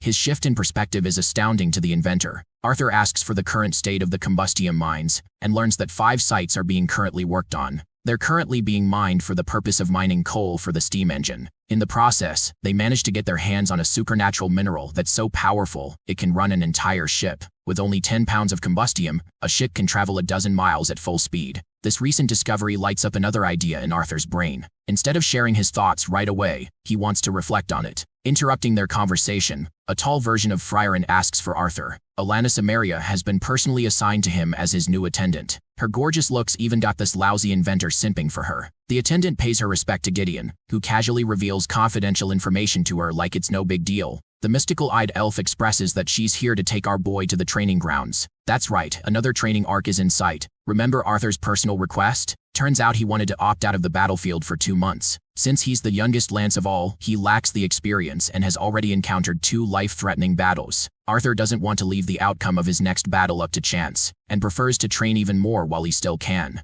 Lance Foray agrees while Varian is lost in thought. In the end, he agrees with the request, but reminds Arthur that he might still be needed if an emergency arises during that period. The Elven King brought up an interesting question. How was this man going to train in the castle? For that, our boy makes a secondary request. That leads us to the training grounds, where Alania brings him in front of 4 highly capable conjurers, just to help with Arthur's training regimen. All 4 of these experienced mages share different elemental mastery, and Kathleen is one of them. It's time to visit Gray's original training period in his previous life. Back then, he was told to touch a Kai gauge with his dominant hand. Following instructions, he extended his hands as the orb turned blood red. Every single student here recorded their key levels before receiving rank confirmation. By the end of it, Gray found himself exhausted, but the instructor remained unimpressed. Joining up with the others, Gray overheard a bunch of the candidates talking about their final test. They'd have already been tested on numerous fronts, so only one thing remained. Gray knew his Kai didn't mean anything, but he was looking forward to his upcoming final test. He joined up with the rest of the candidates. Instructor Grej explained that the final test centered around practical combat. He wasn't going to reveal their Kai levels, but he knew everyone had a different level. The reality of combat is that one is faced with opponents with even greater key advantages than their own. That's why this process is random. The main criteria for this test is to judge based on adaptability and success. The instructor highlights the importance of the entrance exam, as it will determine their spot in the academy. Right away, spikes of black emerged behind them as Instructor Grej spoke of expulsion upon their poor performance. The fights began, and no one really cared about hiding Kai levels anymore. Gray knew that certain kids among them were proud military brats raised for the sole purpose of becoming king someday. The first battle concludes when a girl is moments away from killing her opponent. Instructor Grej stopped her and told the cadets to return back to their group. Finally, Gray's turn came as he stepped forward. His opponent was Cadet Vlaire of House Ambrose, an arrogant child with the same military crest on his uniform. the perspective returns to Arthur's current life. Miriam has come to explain the situation. Princess Kathleen and Hester Flamesworth are two of the four mages. Arthur is stunned to find another Flamesworth, recalling Jasmine's story about her strict family. He shows more enthusiasm to Kathleen, wondering why she's come here.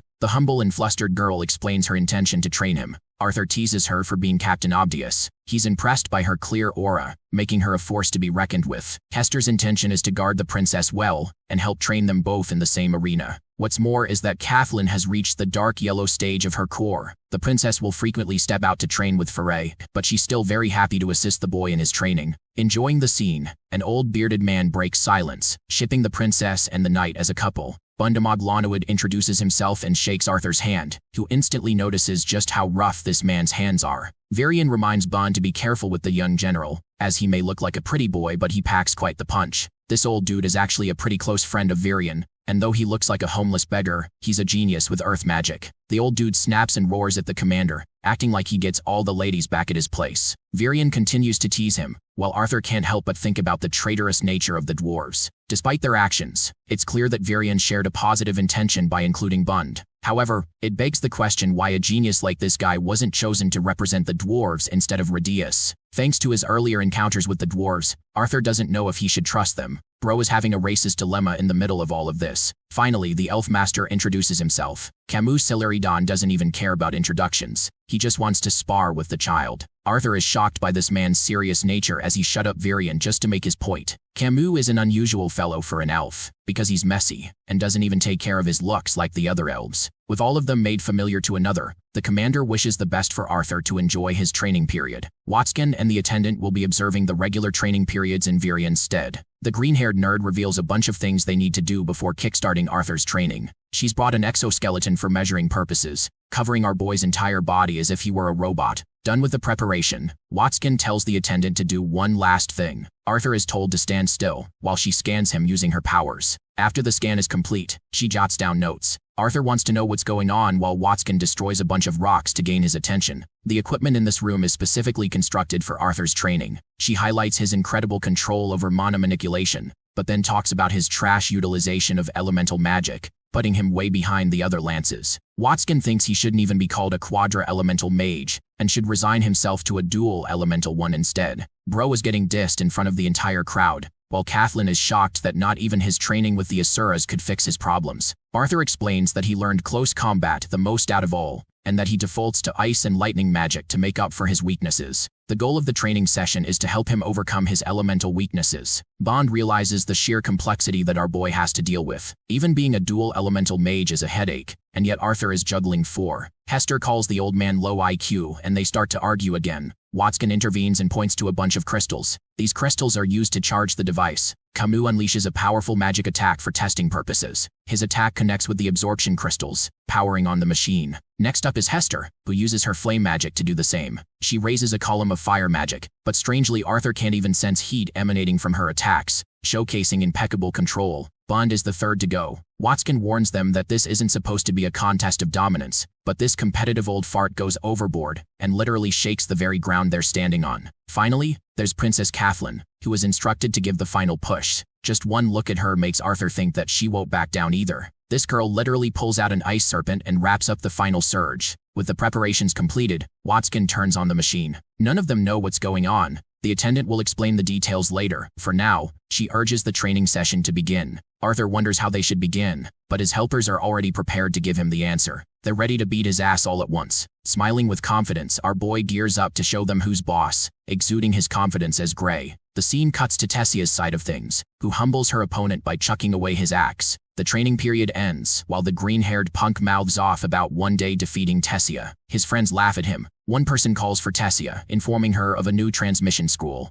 With the scroll opened, Tessia realizes the message comes from her grandpa. Varian updates her about some exciting news. First off, he talks about Arthur's speedy recovery, and how he has rejoined the castle to train for 2 months away from the battlefield. It's a request he made on his behalf, so he's going to be continuing training with his new helpers, Hester, Camus, and Bond, and finally Kathleen. Here's the thing, the sheer mention of Kathleen puts this girl into jealousy mode as she shrieks in horror. Speaking of the Ice Princess, Kathleen manipulates her element, but Arthur casually counters with his application of fire magic. Right when he's finished dealing with her, Hester's incredible ball of flames is headed our boy's way. To deal with that, Arthur has already prepared a water elemental defense strike. Here's the problem. Bund messes with his feet by raising the ground and making our boy slip, leaving him wide open to be attacked. Arthur narrowly escapes and does his best to maintain his stance. He swings wide with his blue sword, clearing the arena's smoke. Our boy belittles Bund for using cheap tricks instead of the muscular physique he's built. Bund taunts him for getting fooled easily. While he's distracted, Camus releases a wind wave from behind, teaching the young lance his first lesson on fighting conjurers. Our boy is the goat, so he deflects the attack just in time.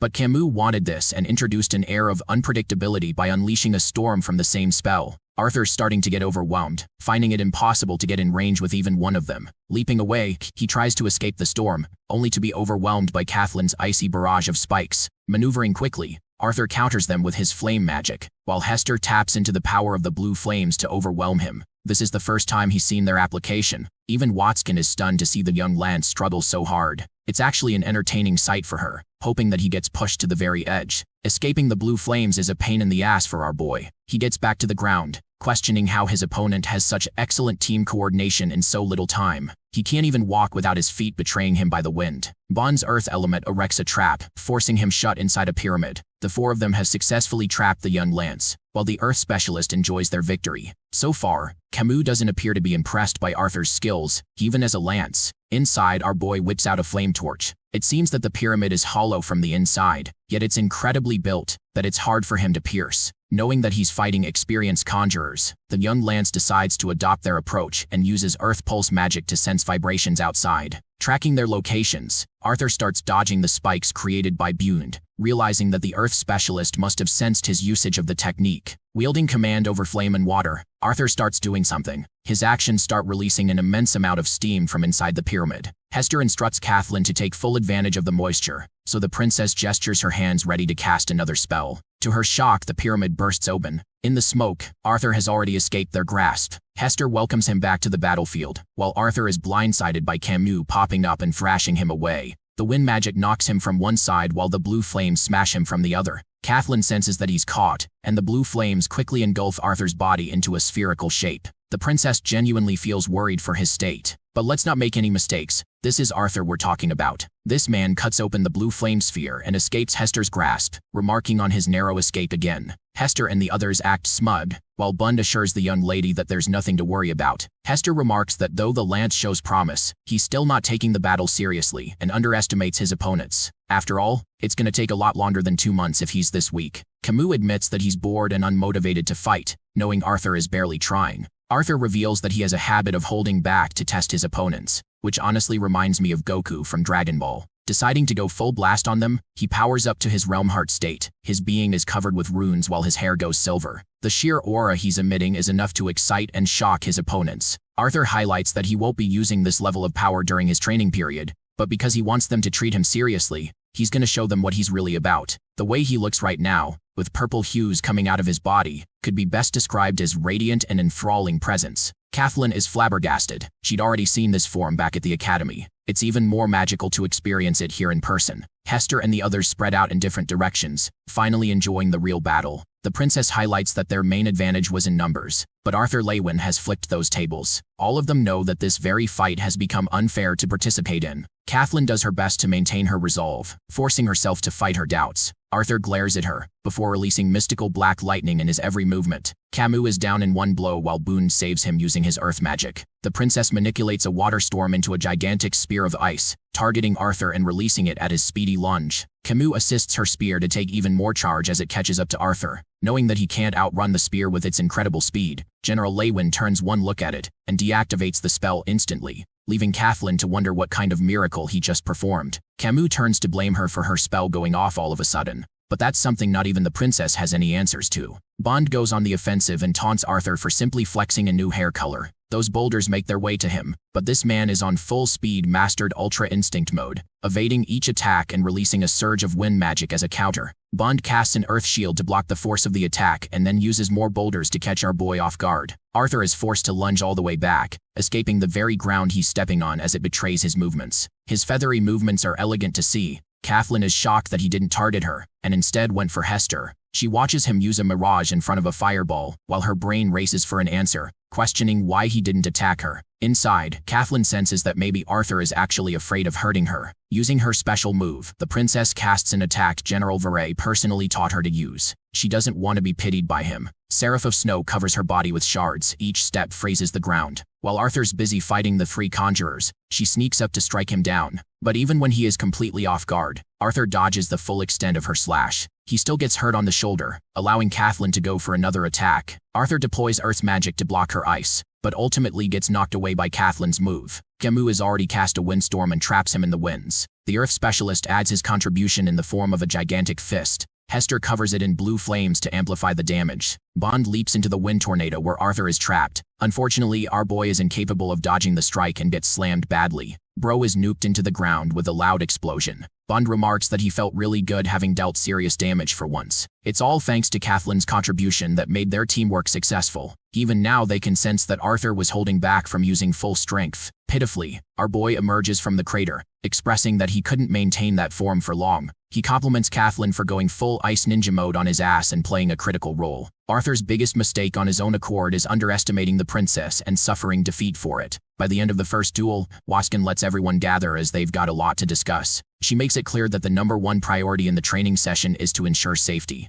Watson is currently developing a proper device which will automatically signal a defense mechanism to prevent lethal attacks. Bond thinks that all of their soldiers could use such an artifact, but Watson and the attendant understand that it would be extremely expensive to produce. Chipping in, our boy questions why he had to wear this tacky armor. The little scientist assures him that everything in this room is going to be used for measurement. His armor as well as those measuring plates are to record data to understand him better. Watson laughs like an evil villain, revealing that the sensors measure the impact of each spell into a measurement called force per unit. The chains of red mana are used to measure FPU upon being struck. Arthur wonders how that would play out if an attack is blocked. Watson agrees that it's a clear shortcoming, something she knew was going to happen. Most of the spells used in real battles are dodged or blocked. That's why she covered the entire room top to bottom with a disc that tracks the trails of mana and senses usage of a spell immediately after formation. Arthur summarizes her long-ass explanation into one tidbit that all of it is just for measuring mana. He's impressed by Watson's technological progress,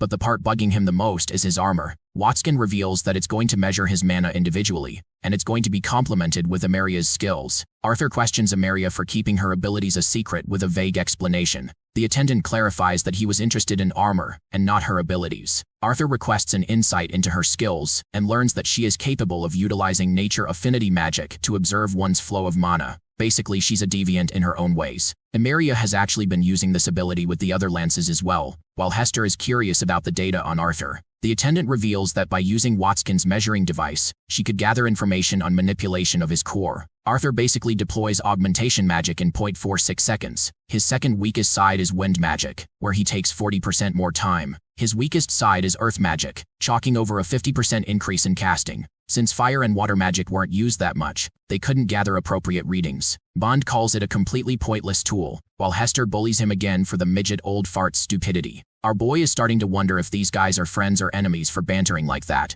Even during the spar, they appeared far too coordinated. Camus adds that he wants to use such armor as well, to which Watson is eager to supply him after finishing up more of her prototypes. Kathleen appears spaced out, so our boy comes around to check on her. She just tells him that Watson is receiving demands to make more measuring armors. Intrigued about his performance during Realm Heart, Arthur asks for the changes in his performance. The attendant reveals that the young Lance's abilities spiked 5-fold throughout each and every element. Unfortunately, she was unable to measure his body augmentation speed, though his general augmentation compares to most Lances. After his transformation, he's so damn fast that not even she could record his speed. After the training session, Arthur takes a walk around the garden with the Ice Princess and learns that Curtis, her brother, is currently a training instructor at an academy. He's reliable enough that King Glader gave him permission to exit the castle under supervision. Teasing Kathleen, Arthur wonders if she's the one who got duped. The princess argues that she wanted to become a powerful mage to seize her freedom, but so far King Glader still sees her as a weak daughter.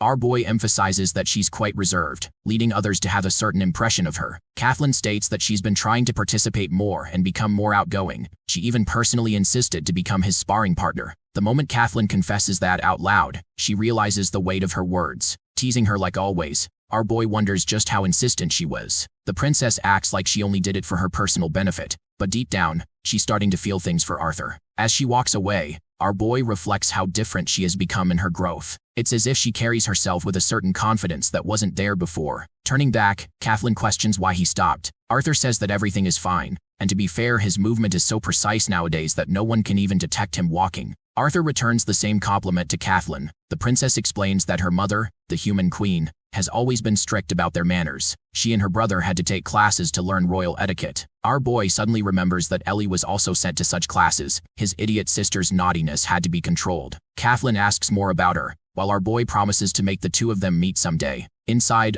Arthur wonders if Kathleen has made some new friends in the castle. The war has been difficult for everyone, so she hasn't been seeing anyone new. Arthur brings up Hester, asking if she's new. The princess explains that Hester didn't accompany her to school, but she's actually been there for most of her life. It's here that Arthur learns about the connection between all three elders. They were actually responsible for playing a critical role in the previous war. The kingdom of Darv sent soldiers to Sapin to help shift the tide of the war. That's how the two of them met. With the war coming to an end, the three leaders from each side attended summits on different occasions together. Hester actually brought up their names numerous times, highlighting their training sessions together, which adds up to their coordination. A worried Arthur wonders if she's going to be okay on her own, to which Kathleen assures him that her dear papa gave her numerous backups. Then she's also got the special phoenix worm crest, the same one our boy gave to his family for their protection. The princess is stunned that Arthur knows what it is at a mere glance, bringing up how Gideon made these as one of his greatest inventions. She thanks Arthur for the escort, who also needs to go run an errand real quick. Thanking her for her contribution in his training, he bids farewell and hopes to get stronger with her.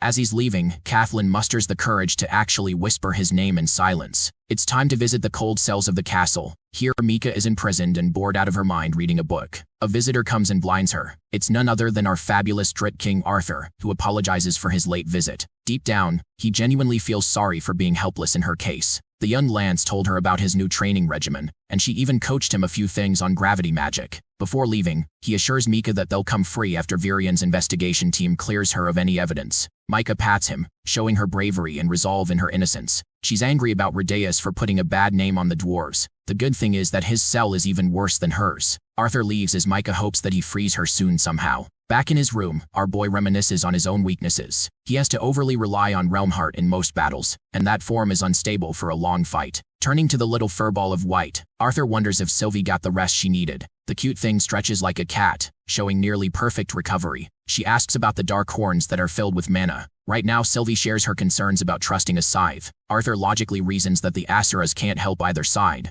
which means Ceres could have and should have killed him if she wanted. Back then he was completely helpless, and if she hadn't popped up to save him, Uta would have killed them regardless. Sylvie thinks that it will be a huge boost if the horns somehow allow Arthur Lewin to tap into the white core. Though our boy takes one, he places the other in front of Sylvie, offering her to evolve. The little furball is hesitant, but Arthur reminds her of Lord Indraft's warning about her awakening process. So far, she's evolving at a slow rate, but Udo's horn can speed up the same process to an extent. Admitting her fears, Sylvie states that she doesn't want to awaken, afraid that she will be taken away if she becomes a full-fledged Asura. The more powerful she becomes as a dragon, the more difficult her strength will be to conceal. Patting her head, Arthur reminds her that she escaped a near-death experience in their final fight. He genuinely doesn't want the same to happen again, and requests her to trust the process like they both always do. After that, both of them clutched a horn on each side and began meditating in their stance. Arthur's objective is to navigate any extractable mana inside the horn, but so far his efforts are pointless.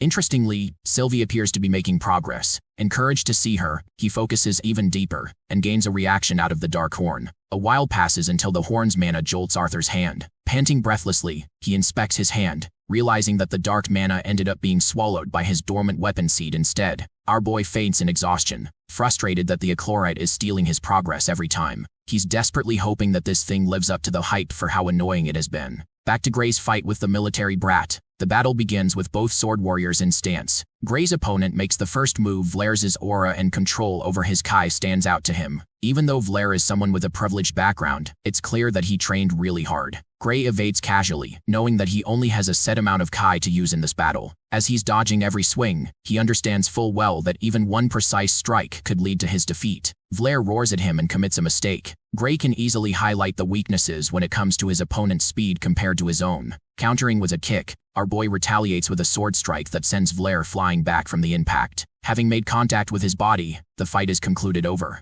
Vlare is pissed off, arguing that he can still fight. However, the instructor reminds the cadet that there is no victory in such matches. All he cares about is observing their talents. Vlare's ego can't take a loss and points to Gray landing a lucky blow if anything. To shut his yak, the instructor emphasizes that the same kid had been excellently maneuvering every single one of Vlare's attacks in the entire fight. He coldly tells him to step off the field unless he's interested in cutting more of his points. Vlare steps off in defeat while our boy's face remains steadfast. After the fight, Gray has a meal all by himself, when suddenly someone decides to sit next to him unprovoked. They discuss the outcome of their tests. Cecilia managed to ace her test and impress her testers with the amulet. Gray is glad that his friend's persistence managed to help Cecilia in her struggle. Nico was the first person of the trio to rise up after Wilbeck's death. At the same time, our boy is feeling severe guilt over his friends coming to this kind of school with him. Nico throws his arm in the air, vouching to stick together. He reminds Gray that there are all kinds of engineering students here filled with cream of the crop talent. Cecilia agrees with his words,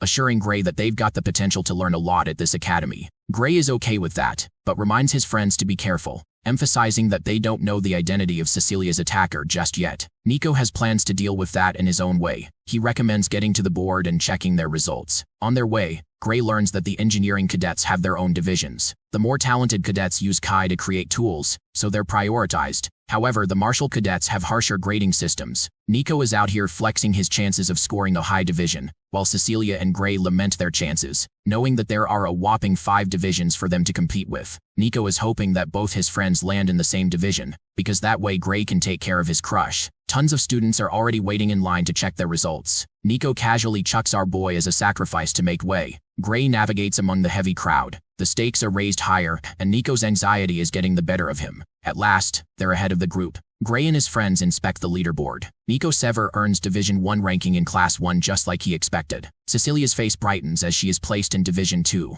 Meanwhile, our poor boy is helplessly trying to look for his name. The moment he discovers his name, Gray was met with a cold embrace of his harsh reality. His dreams to become stronger and excel were all trampled upon. Ultimately, he was placed in Division 4, second from last. Back to Arthur and the present moment. Sylvie wakes him up after he got knocked unconscious. Our boy springs back up, which worriedly makes her wonder if Arthur has been dreaming about his former life again. He assures the furball that things are fine. He just wants her to focus on herself while he's busy training. As he leaves, my poor baby has her ears sulking in sadness, showing how worried she feels for Arthur. It's day 2 of the training session. Arthur admits that his recent dreaming about his earlier life is a mystery even to him. Commander Varian catches him lost in thought and points him out, only for our boy to deflect the topic about the current training instead. Varian assures him that Alanis is competent in her work, which makes Arthur question his idea of hiring a personal attendant in the first place. The commander explains that she's already worked up close and personal with the Lances, so she's the best fit for his growth right now.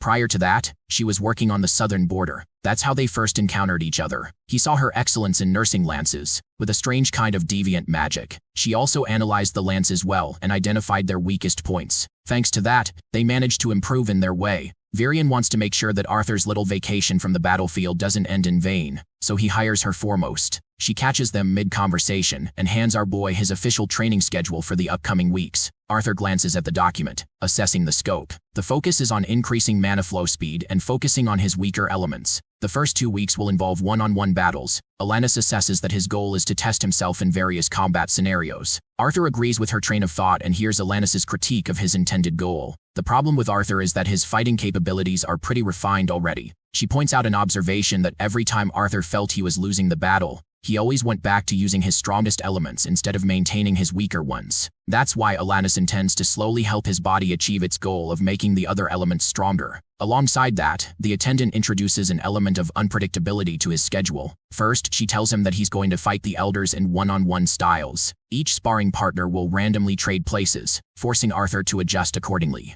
In every training session, our boy will only be allowed to use one element only. That too will switch in the heat of the moment. Arthur realizes that his initial approach of fighting numerous people all at the same time is a stupid approach, while Varian assures him that Alanis made similar adjustments for the other Lances too. The commander leaves Arthur in her hands, hoping he doesn't just break apart. Our boy is ready to take on the world, but completely forgot about the element of unpredictability as an Earth spike launches him to space. Bond is the first opponent, welcoming the dear boy with a closed fist. Right away, Arthur taps into the fire element as well as lightning, only to get restricted by Alanis's instructions. He realizes that this woman is going to be the end of him. Distracted, he loses his focus and gets trapped in the earth. The earth specialist throws powerful rocks in his direction, while our boy uses ice magic to defend himself and launch a counterattack. The ice spell catches Bond and all of a sudden, he's the one about with the disadvantage. The ice spikes are headed his way, while Hester and Camus are impressed by the young lance's excellent adaptability. Don't count the old man out just yet, as he responds with numerous earth spikes to block Arthur's offense. Commending the boy for his efforts, Bond uses a rock slide to glide ahead and gain some ground. Arthur's being pushed to the edge as he leaps up using wind magic, admitting how beautiful Bond's natural control over the earth is. Even the wind spell he just threw got blocked instantly. At the same time, that's exactly the old man's weakness, as he likes to show off and leaves openings exposed. Miss Watson is intrigued by Arthur's sudden rate of adaptation even with a new fighting system. His effort to strike down Bond is blocked again. The Earth Specialist surprises the young Lance by erecting another platform from the ground, diverting his attack. Unexpectedly, Arthur senses another attack coming from behind. They're the blue flames of Hester, forcing him to turn around with a water spell to block. Balanis announces Hester's arrival in the battlefield, which is obvious enough after she threw the first attack. The old man is annoyed he couldn't continue the battle as he began to enjoy the fight. The attendant bans water magic from this fight, forcing Arthur to deploy even more creative means to survive against Hester's flames. He can sense the sheer danger he's in. Leaping away from a powerful ball of blue flames, Arthur connects with the ground. He realizes that Hester never intended to hit him with that earlier attack, but rather forced his vision to be blocked. Using wind magic, he gets rid of all the annoying smoke. Hester uses blue flames to destroy the wind spell, awaiting his charge. Arthur lunges with a heavy dash with the aim to take her down using the wind. His enforced punch goes right through the flames, but that's exactly what astonishes him. He didn't manage to hit his target. Instead, Hester launches a column of blue flames from above, cornering Arthur at last-minute decision-making. Even Bond can see that she's going all out, while Camus has once become a victim of her tactics during training. The young Lance maneuvers against the blue flames, doing his absolute best to tame the direction of the flames. But so far, all of these attempts have been mere distractions. She's intentionally annoying him and wearing him down, and as much as he hates to admit, Arthur's falling for it. Adopting a different approach, he unleashes earth spikes, copying what Bond did in their fight earlier. This is exactly what Alanis wants him to train, to copy the skills of the specialists in real combat. The fireballs are diverted back, while Arthur grits his teeth in frustration of missing his target. Going on the offensive, Hester's concentrated fireballs start releasing ripples of fire, destroying Arthur's earth spikes. This is going really bad for him really fast, forcing him to cover his body with earth armor. Though using Realm Heart could easily help him detect her position,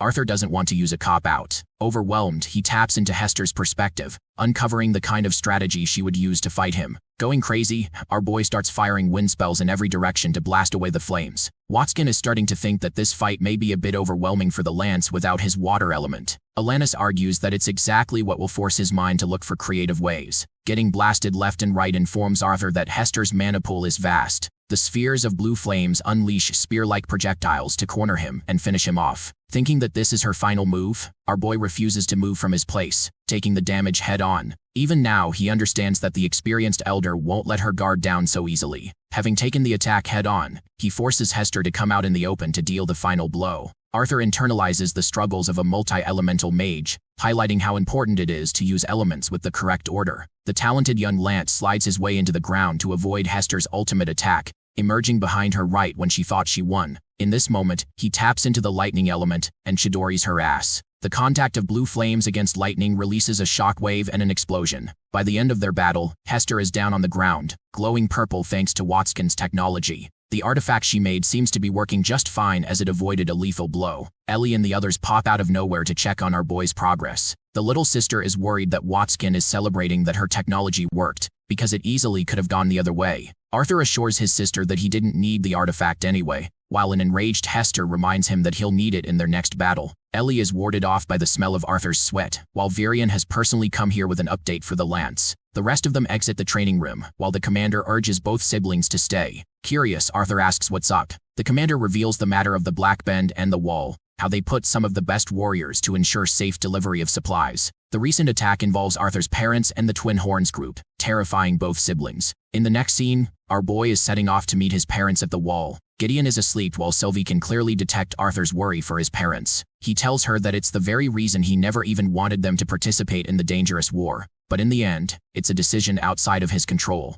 Petting her gently, he lays out his worries, expressing that it's only been a few weeks since they joined the battle, and yet they're already in danger. The scope of this war has been progressing much faster than our boy could have ever anticipated. His thoughts drift on the identity of the attackers, questioning if they're the rebels or the Alacrians this time. It's hard to imagine the enemy army sneaking their way past the wall, but given how the Darv Kingdom betrayed Dicathan already, it's clear that their enemies have stepped foot in the land without detection. The thing about the road between the route is that it's clearly flat, allowing the enemy to easily attack the supply routes without any worries. In Arthur's mind, it's possible that the Alacrians are using this tactic by sending spies to infiltrate, rather than focusing on tearing down the wall. Hester breaks Arthur free from his thoughts. The young Lance is surprised that the two of them decided to tag along on this journey. Princess Kathleen shares that she's a member of the royal family, so it's her duty to help as much as she can in matters of negotiation. Personally, she also finds it annoying that their people are being attacked just to transport supplies. Her teacher Hester argues that the Alacrians couldn't have been possibly hiding here,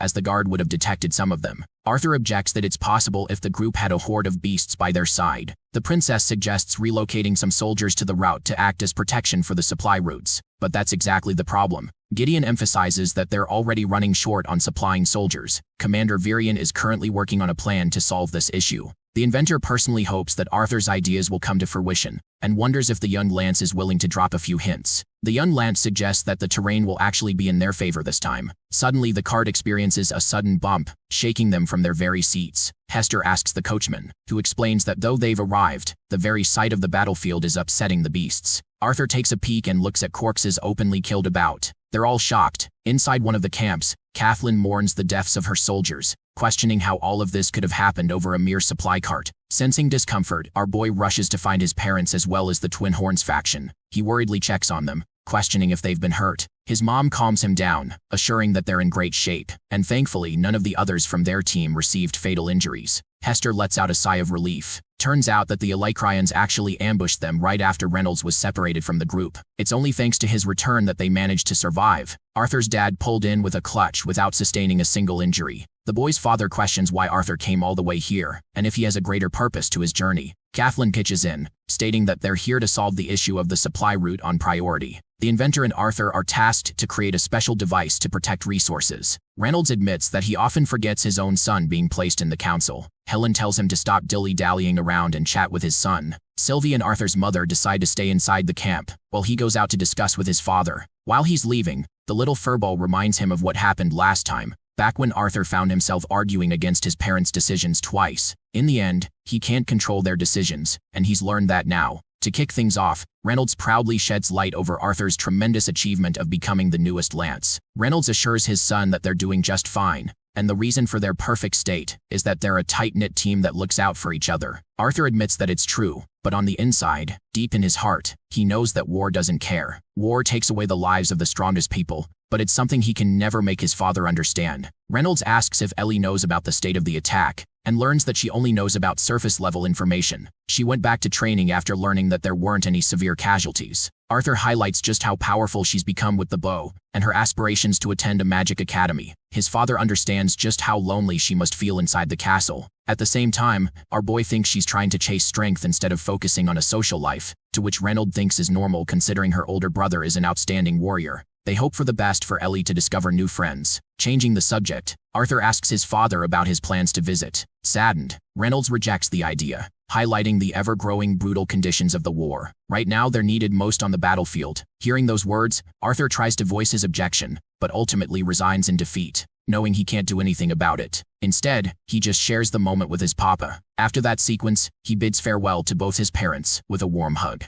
Deep down, his longing and worry for his family continues to grow, and he desperately hopes that his strategy works out to ensure the safety of the route. Kathleen is seen observing his troubled expression. When they reach their next destination, she confronts him and asks if he's okay with a brief reunion like that. Arthur assures her that he's fine with them taking charge of the wall. Hilariously, the princess can't find herself sharing the same sentiment for Curtis, her brother who she doesn't even miss being gone. Gideon urges our boy to spill the beans of his plan already. Everyone's curious about his strategy by now. The boy emphasizes that it's more of a mode of transportation, rather than a proper device. Gideon is speechless until Arthur reminds him of the combustium methodology the inventor talked about for a ship overseas. Using that same logic, they'll build a ship over land, declaring its official name as a train. The inventor is baffled by the idea of a land ship, questioning how he got such a shitty name. Arthur teases him, and the inventor snatches the blueprints off his hands. His greedy ass can't even wait to step inside the building before peeking into the specifics of the document. Gideon is literally starstruck and grabs Arthur in excitement.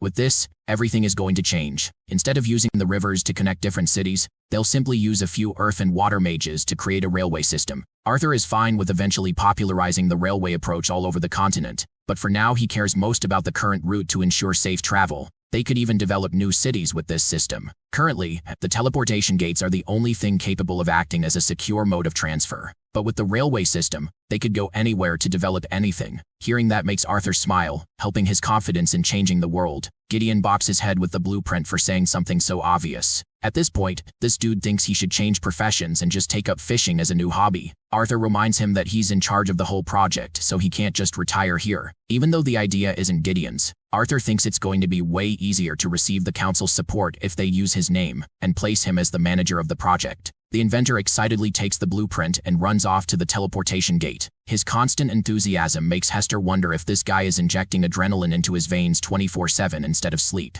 Kathleen butts in and recommends they stay the night, and instead of returning home right away, her suggestion baffles all three of them in shock. The princess realizes what she just suggested and clarifies that she wants to rest, so they can return to training properly again. She cutely suggests having dinner here, looking so adorable that both Arthur and Sylvie struggle to hold in their laugh. He never could have suspected the princess being the one to suggest such a laid-back approach. Arthur turns to Hester for permission, who is fine as long as the young Lance is planning to buy them drinks for the night. Observing the conversation between the princess and Arthur, Hester notes just how alive Kathleen looks here. This is a woman who has always kept watch over her. Hester is reminded of Jasmine from her childhood days in Kathleen's image. In the next scene, they're sitting at a tavern that the princess likes. Arthur asks where Kathleen went, and learns that she's currently drafting proposals to a bunch of nobles. It's either that or she's still angry about his joke from earlier, which makes Arthur feel guilty about going overboard. Hester assures him that he should continue teasing the young princess to the very extreme, which is quite something coming from her bodyguard.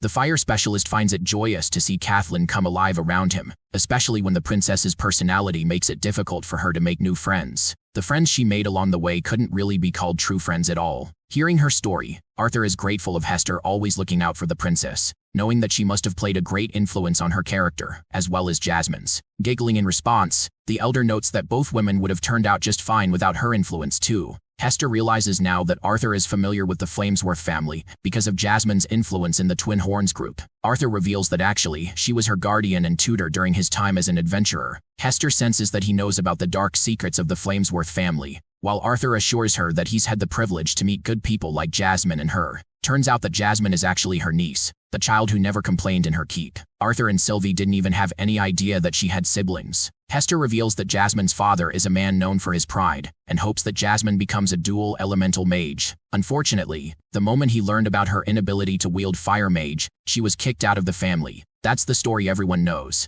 and Hester deeply regrets to this day being unable to help the little girl. Chugging down her drink to forget her sorrows, she slams the cup down, admitting how relieved she is to see Jasmine thriving with her new circle. Arthur doesn't really have any intentions of fighting Jasmine's father, knowing it's her personal battle to deal with. The prideful Hester doesn't want him going around destroying her family name, a remark that is so characteristic of the family itself. Trotius Flamesworth is currently serving as a captain of a division on the wall. While they're talking, a bunch of civilians come along singing praises of Hester Flamesworth and her contributions in war. These people join in, wanting to know everything about the Battle of Eddiston as a nighttime story. She tries to back out, but Arthur urges her to enjoy the moment, highlighting that the princess is doing fine. Sylvie calls our boy a sneaky bastard for warding away attention from himself as a lance. She warns Arthur that karma is soon going to catch up to him. Our boy doesn't even know what the teasing little furball means by that comment. Right then, a few kids arrive to ask if he's the newest lance. My guy's plan to stay low just got nuked. Suddenly, Kathleen joins the party with a beautiful dress,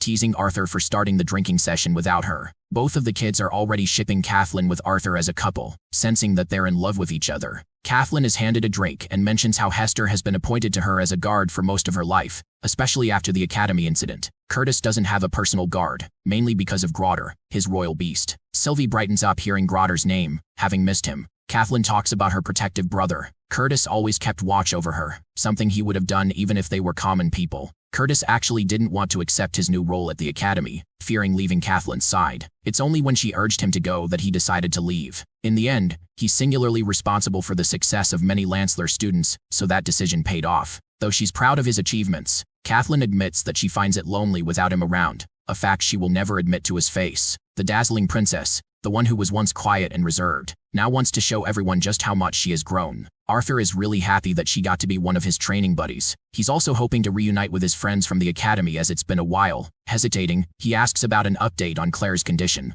The princess recalls Claire's final message to Curtis, Tessia, and her. She told him about her shattered core and regretted being useless to Arthur at the academy. Instead of talking about her, the princess goes batshit crazy and chugs down the drink. Then she straight up requests a dance with our boy. I can't lie, this man genuinely gets all the bitches without even trying. Effortless riz. Arthur is dragged into a dance, swaying his body around in odd motions. He teases the princess for expecting ballroom music instead. Kathleen fidgets and finds it annoying that it's not playing, causing our boy to laugh his guts out at her confusion. Playing the part of the charismatic expert, Arthur extends his hand, hoping to teach the princess in his ways. Their hands conjoin as they dance with each other, Sylvie dancing alongside them. While this is happening, Tessia suddenly gets a burst of anger and punches her teammate for no reason at all. The girl can sense our boy's betrayal from miles away, and something tells me Arthur is gonna sleep on the couch soon. Let's go back to the castle and take off with the training schedule. Miss Watson is out here suffering sleepless nights just to create a new model for measuring Arthur's mana flow.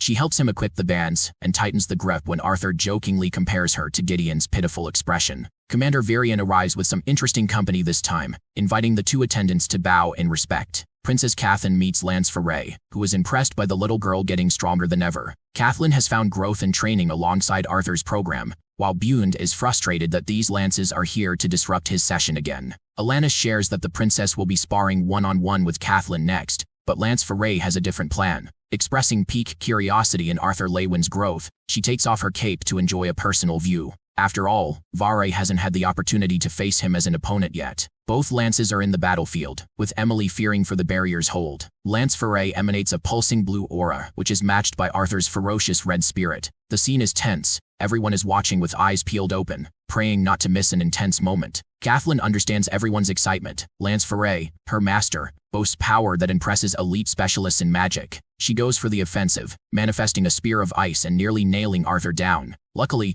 our boy's swift reflexes allow him to escape the ice field, as the spear plunders the battlefield in ice. Kathleen understands full well that even a single spar against Lance Foray will be more educational for Arthur than anything he's trained. Our boy uses water magic to send streams of water. Foray casually deflects them with ease. Going for the offensive again, Foray starts letting loose and sends icicle shards in every direction. Each shard is meant to freeze its target upon contact, and Arthur carefully dodges all of them. Seeing this side of Arthur Leywin in a real battle, Bun shares that so far, the young Lance wasn't even going all out in their training sessions. Varian explains that it's a habit of the boy to go light against his opponents. But for Varai, he's allowed to use his fullest strength. Kami wonders why he's yet to tap into the Realm Heart form, to which Ellie expresses it's because he wants to enjoy the experience of the fight. It's the first time in a long while that she's seen a truly happy expression on Arthur's face. The exceptional Lance Foray creates a dragonic beast and charges its wrath towards our boy. In response, Arthur activates the will of the blue flames and shatters her attempts to mow him down.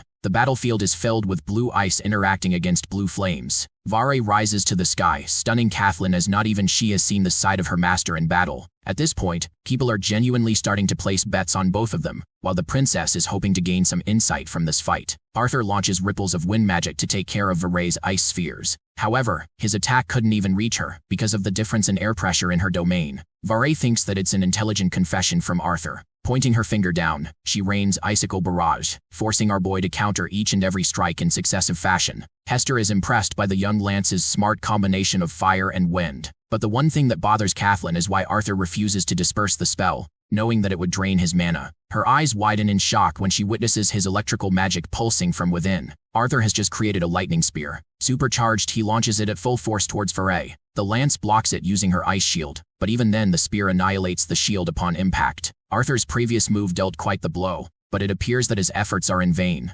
Kathleen and Baron look up to the majestic glory of Varay using her ultimate form. Clad in icicle armor, Varay is ready for the final battle. To respond to her glorious transformation, Arthur taps into the realm heart state with bright confidence to end the fight. Even though the princess has seen Arthur's transformation once more, she is always rendered speechless to see it in person. Virion quizzes Baron, slyly asking if the lance is capable of defeating realm heart Arthur in a fight. Despite being usually arrogant, Baron remains quiet. Both of these monsters are aura farming with different colors right now. Ellie doesn't get what's going on, while Alanis reveals that Arthur is using some kind of spell invisible to the eye. Baron reveals that Arthur is actually dispelling Varay's magic before it even forms, an ability he picked up from the Asurus. Virion and Hester are at a loss for words. This is miraculously impossible, but the sound of mana particles popping and colliding is evidence that he's controlling the battlefield. Pushing Varay to a corner, Arthur pops up behind with a charged aerial kick. Black lightning crackles out his attack after making contact with Varay's shield. Arthur maneuvers the fight in close combat, dealing with Varay up close and personal.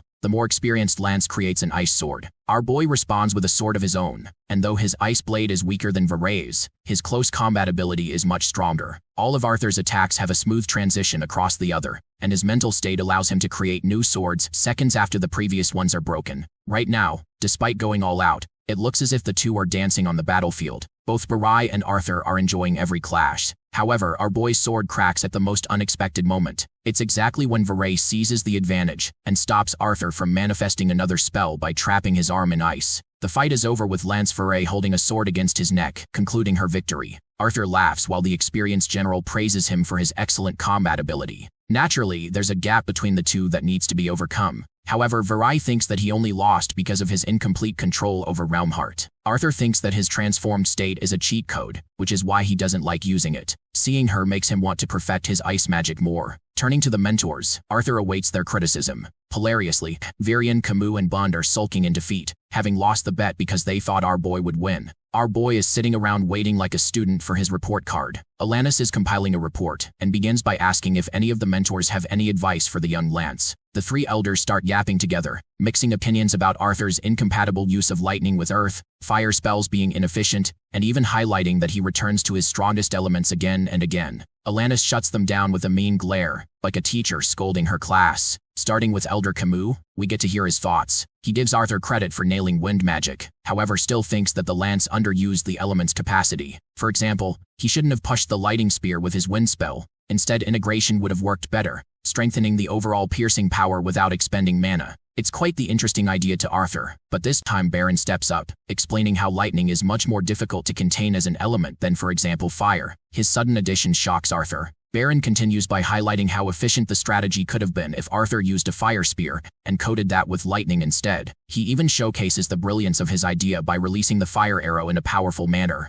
Our boy thanks him for his well-added suggestion. Deep down, their relationship is complicated. Arthur mercilessly killed Baron's little brother after all. Lance Varay chimes in with an insight of her own, adding that though Arthur is tremendously sharp with his control, he didn't use his magic as a true weapon, only as a distraction. Even Princess Kathleen observes that Arthur consistently used ice magic to distract Varay, when his real focus was on casting lightning spells instead. Bro is starting to feel like he's way too predictable in a fight if everyone's reading him so openly. Varay argues that his spell chaining technique is fast, but in a battle of attrition, it would inevitably serve as a disadvantage and lead to Arthur's defeat. The session ends with Miss Watson and Ellie feeling drained as hell. Being in the presence of two other lances as well as Commander Virion can be tough. Arthur teases his sister by reminding her that he's a lance too, but she doesn't really feel the difference as he's more a brother than a soldier. Ellie bids her big bro farewell, addressing him properly with his title as he waves goodbye. Alanis is stumped to comment on how differently Ellie behaves compared to him, which Arthur believes is because she shares the personality of their father Reynolds.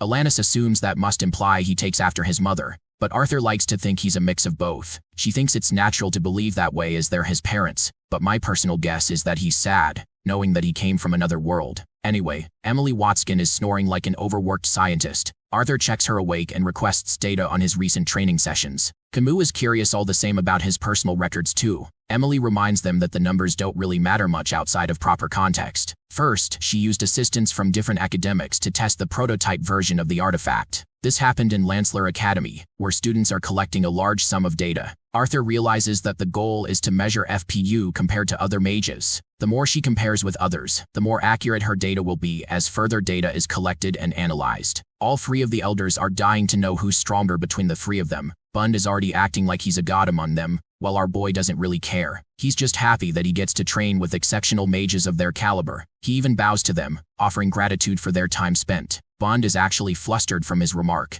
They all share a laugh to close off the day. Weeks passed by in the same manner. Training sessions continued, and each day, Arthur Lewin felt proud of his decision to exit the battlefield. Both he and Sylvie had personal challenges to overcome in order to get stronger. Each of his mentors pushed him, cornering him to become sharper, even more than his experience on the battlefield allowed him. We return to the council room, where the Elf Queen curiously asks for an update on Gideon's train project. The inventor slips up by calling it a landship, before remembering Arthur's stupid title of a train. Varai asks some heavy-duty questions regarding the dangers of the traveling route, even with the new transportation mode. Aya highlights that the Alacrians could easily destroy a part of the track. The inventor is thrilled to answer such concerning questions posed by the generals. He puts forward Arthur's solutions to both problems as he'd already observed those weaknesses. After an insistence from Virion to reveal the solutions, Gideon checks the blueprint and shares that they'll build the entire route underground. King Glader really doesn't fascinate the idea of spending a ton of money on such an expensive project. But Arthur picks up this critical error, and the human king's inexperience on the matter. He offers him to think from a different perspective,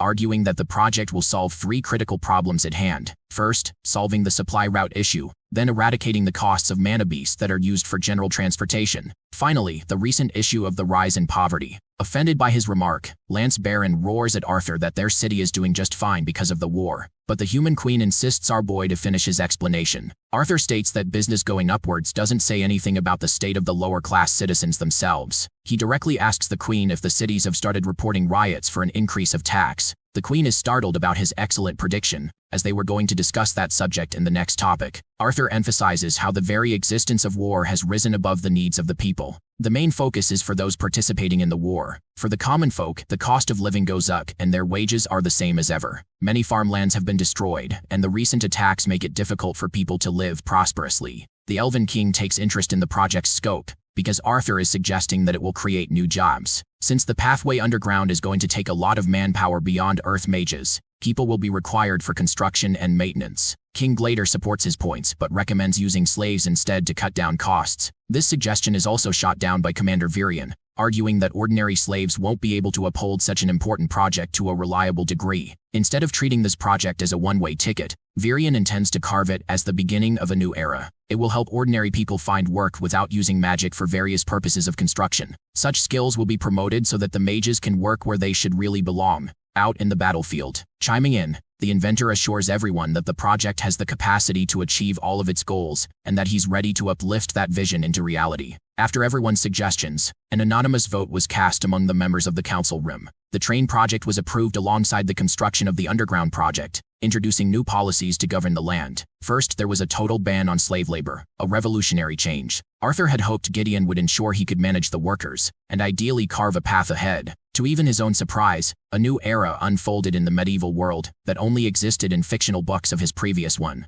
Thanks to the war against Alacria, the Industrial Revolution is springing with full force. Though Arthur could not prevent the war with his knowledge, he hoped to help the people living inside Dicathan. Back at the castle, Sylvie is meditating. Chefs are busy cooking. Normal life ensues. The training session continues, though everyone seems duller than usual. Bun face against the princess, giving her a heavy battle. Meanwhile, Arthur is stretching alongside Camus. Ellie brings him a towel and points out how he's getting his ass kicked lately. The sibling banter continues, while Elder Camus decides to teach our boy something new, insisting that he throw a punch. Arthur is flabbergasted and almost startled at first, suspicious of what's going on, but it seems this elf is ready to take his punch at his fullest. Our boy charges his fist and attempts to slam his palm, stopping right before the hit could land. Camus then easily grabs his fist, stunning the young lance. You see, Arthur's punch felt like it was moving extremely slowly. It's kind of like the concept for Gojo's Infinity. This old hairy fuck doesn't even offer an explanation as a mentor and tells our boy to figure it out on his own. Camus shares his observation when Arthur fought against Farai. It was only that battle that convinced him of something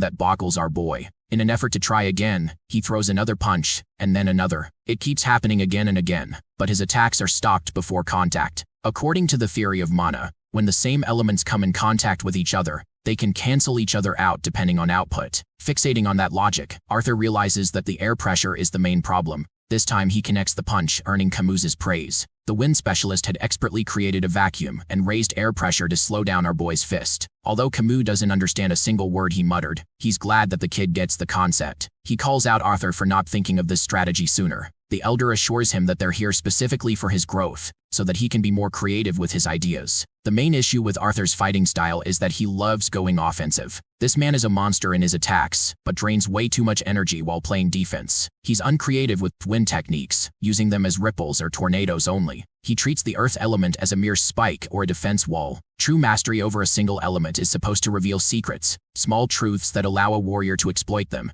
even when the goal isn't to harm an opponent. For example, Camus points Arthur to the ground marks from Bune's battle against Kathleen. The easy answer is that they were caused by craters, but Arthur realizes that he doesn't know for certain at all. In reality, they were actually caused when the Earth specialist blocked ice shards, redirecting the damage into the ground to sustain the force instead. This excellent technique nullifies offense without consuming mana. Elder Camus understands that Arthur is a general and way higher in rank, but when it comes to the boy's experience with elements, there are weaknesses. He's in a constant mode of fighting in a one-on-one battle, likely tied to his previous experience in life. His spells are always crafted to hurt his opponent, or to aid himself in dodging. In reality, the fights that really exploit Arthur's weaknesses are in which he lacks creativity, as they're different from what he's used to. With only little time remaining, the wise elder insists that he make the best out of what he's got. After training, Arthur meets Sylvie, teasing her for being all by herself. He pets the furball, asking if she's okay so far extracting mana from the horn. The process is effective for her so far, but poor Arthur hasn't received the same progress. The same day, he decides to sit down and meditate. Finally, it's starting to feel like he's making a change. This feeling is unfamiliar to him, foreign to his own feelings. Arthur is overwhelmed but assures himself that he's safe in his room. But when he opens his eyes, there's a flash of a cathedral room. Then he witnesses memories of Uto. The demon receives a worshipper, a mere servant of Blood Veil, for his guidance. Uto looks down at his family's name and insists that he remove his robe. The man removes it immediately, revealing marks on his back. The first mark was earned upon his awakening, and there are 2 crests indicating some level of mastery over the first. Right now, Arthur can feel exactly what the monstrous Uto felt in that moment. He found himself impressed by Karnal's achievements, but even more annoyed that they were focused on defensive magic. Retainer Uto declares his proclamation, granting Karnal an entry into the Obsidian Vault. Honored, the man is moved to tears, shaking with emotion as he proudly roars for Ulakria's glory. The same is for the rest of the worshippers who follow suit. The dream sequence ends and Arthur is fast awoken with heavy panting. Unfortunately, his stupid acolyte keeps draining any of the mana he extracts from the horn, making him question how he'll even manage breaking into the white core stage. He's curious and worried what kind of weapon will manifest, especially when it has absorbed a ton of dark mana from Uto's horns. Ellie's busy flunking her shots while our boy is lost in his thoughts. Call that a bar. Anyway, he's lost thinking about the markings or the crest symbols on the Alacrian people. So many questions remain unanswered, as he doesn't get what made Karnal a special case among them. Since everyone cheered, it meant that the Obsidian Vault holds some prestige for their people. As for Vekar and Sezklar, there's not enough information to conclude if they're cities or countries. Ellie snaps him out of his daydream by calling his name, hounding him for dozing off instead of giving advice. The poor guy tells her that he just wants to spend time with his baby sister, but that's not enough of a reason for Ellie, who is hungry to improve her form. Preparing her next shot, she readies her bow. Her big bro comes over and highlights how hard she's been training lately. It bothers him and he's curious why. Ellie is speechless at first, but then she points out how fast the world has changed since the start of the war. Releasing her mana arrow, she shares her aspiration to become reliable on her own, even in the worst-case scenario. Intrigued, Arthur corners her by asking if she's doing it because their parents participated in the battle. The question bugs her, forcing her to shout at him for being ignorant of her feelings. Ellie insists that even if her parents were in the castle, it wouldn't have mattered. No place is safe anymore. She's sad and angry, and considers it a sheer necessity to become strong, to play her part, to contribute and support. Despite being just a 12-year-old girl, Ellie resolves herself to fight her hardest if all her loved ones are doing the same. This side of her saddens Arthur, who is typically the type to wield all the burden alone for his loved ones. Helping his sister, he critiques her bad elbow form in her final shot, just before she released the bowstring. Ellie flinches from his pinching, and he goes on to critique her form even more. Arthur noticed the same observation in her earlier shot as well. Helping her adjust her form, he stabilizes Ellie. The mellow sequence between the two siblings comes to an end with Ellie's gratitude for her big brother. Next, we're led to a scene following Commander Virion and the youngest Lance. Some green-haired elf greets them both. This is Albald Chaffer. His family name is a big deal, and they've served the airless members for generations. Just by sensing his strength, Arthur can tell this dude can solo dozens of soldiers. Hilariously, Albald is most excited for our boy becoming the newest heir in the elven family. Arthur jolts from shock as the dense soldier helps him understand slowly. Albald is a huge fan of our boy and has always wanted to meet him. In fact, he thinks the young Lance is even more terrifying in person, which is surprising since our boy masks his presence usually. This is another strong point of the Chaffer family, as their senses are sharp. Albald is an elite soldier who unfortunately ended up defying an order and suffered a demotion, so Virion decided to place him on guard duty instead. While he's offering gratitude to the commander, it really makes Arthur curious of the order he defied. Virion tells him to lock the door, and he does so right away. They head inside, as memories of King Glader and the rest of the council start racing through Arthur's mind. This is where he was imprisoned unjustly, the same cell. The commander realizes that Arthur is disturbed by what happened. Our boy considers it ironic that he gets to meet and serve King Glader, even though he was directly responsible for plotting a child's demise. Commander Virion hasn't forgotten one bit, and even would have locked the Gladers down. But Lord Alder came in and complicated everything. The Dwarven Graysunders were truthfully incompetent, but King and Queen Glader are respected by everyone. That's why it would have raised hell to punish them at the start of the war. Curious about Lord Aldir's disappearance, Arthur raises the question of what happened to him. Commander Virion explains that he has an artifact to communicate with the Asura, but recently there's been no response. Suddenly our boy's sharp nose catches a certain stench. A torturer is busy working his tools. Gentry greets the commander while Arthur's eyes dash open in shock and horror. He despises Radius, but seeing him literally cut up and slashed on every part of his body makes him wonder if they've gone too far. Gentry is a specialist magician who can create hallucinations to ease up interrogation. However, Radius hasn't been broken just yet. Uto, on the other hand, is quite the exception. Thick skin paired with an unwavering mentality. Luckily, the restriction of movement is killing him. They're making a mark, and very close to breaking him. He cautions them to approach carefully, because even though the vault prohibits the use of magic, Uto is still incredibly powerful. The vault opens, as Uto's body is revealed to the people in the room. From one look alone, Arthur feels incredible disgust and hatred for this fucker, knowing he wasn't even close to being broken. He teases the retainer for looking pitiful, but Uto only cares about what happened to his horns. Our boy shows him the horns, causing him to flinch and insult him. Arthur assures the retainer that he isn't here for a petty exchange, while the monstrous, almost animalistic Uto assures the human that he'll slaughter him once he's out. However, our boy fully understands the root of his frustration. After all, Uto has absolutely no idea how he was defeated in that fight, and that is swallowing him alive. Again, Arthur's expert mind games damage this guy to pure anger. The young Lance orders shutting the retainer back into his vault. Even Gentry is stunned that Uto responded in such a panicking state, even though he's been tortured for many weeks without response. Arthur insists that they keep him locked shut for now. Gentry argues that this is the best time to interrogate the retainer when his mind is already fragmented and provoked. Arthur assures him that Uto won't have any clue of what happened if they drag this out, tensing him and veering him towards insanity. Even Commander Virion comments on the young Lance's merciless expression, as Arthur takes full responsibility and intends to interrogate Uto when the time is right. In the training session, Arthur finds himself in a state of pensiveness. Watskin checks if he's ready, while Alanis explains that they'll resume a free-on-one structure from here on out. Arthur's ice and water magic will be restricted for now. The young Lance powers wind through his feet and lunges with incredible speed to face his opponents. Right away, Hester can sense that he's aiming for a close combat-style battle. She's actually able to divert his attack, but Arthur is done playing around and grabs her by the shoulder, flipping the flame specialist off her feet and charging a punch right at her. He doesn't want to spend a ton of time focusing on one opponent. However, a shard of ice blocks him from defeating Hester, allowing her to get away while entrapping Arthur. This tells him that he also can't waste time dripping his guard. Using fire magic, he annihilates the ice off his body, and then concentrates the usage of the earth to trap Kathleen's feet. The Ice Princess fortifies her spell in order to escape the earth, but Arthur's approaching full speed while she's busy being covered. Knowing that the princess has an artifact as a safety precaution, Arthur pulls all the switches and chucks a heavy punch, knowing that he can't waste even a second going easy on his opponents in the war. Unfortunately for him, Camus saves the princess by pulling her away and distracting Arthur with the wind. It's a frustrating situation to be in, forcing Arthur to wonder if he should make a tunnel, but that approach would only slow him down. Recalling his miserable fight experience with Uto, Arthur understands how he had zero time to plot a strategy. Strategy doesn't matter to him right now, raw power does. His own doubts are starting to overwhelm him, knowing that he's so weak that he can't even touch a scythe at his current skill level. Arthur was trying to fight the winds when suddenly, Kathleen's magic overwhelmed him from behind. If that wasn't enough, Hester used her flames to try and suffocate him. Memories of Uto flash before his eyes. His own nemesis is still an opponent that he can't even overcome with his strength. In the end, our boy collapses. The next thing he remembers is waking up to his fellow friends, who look at him worried. He doesn't even process what happened mere moments ago. The princess ushers him to rest a bit more. Our boy apologizes to everyone,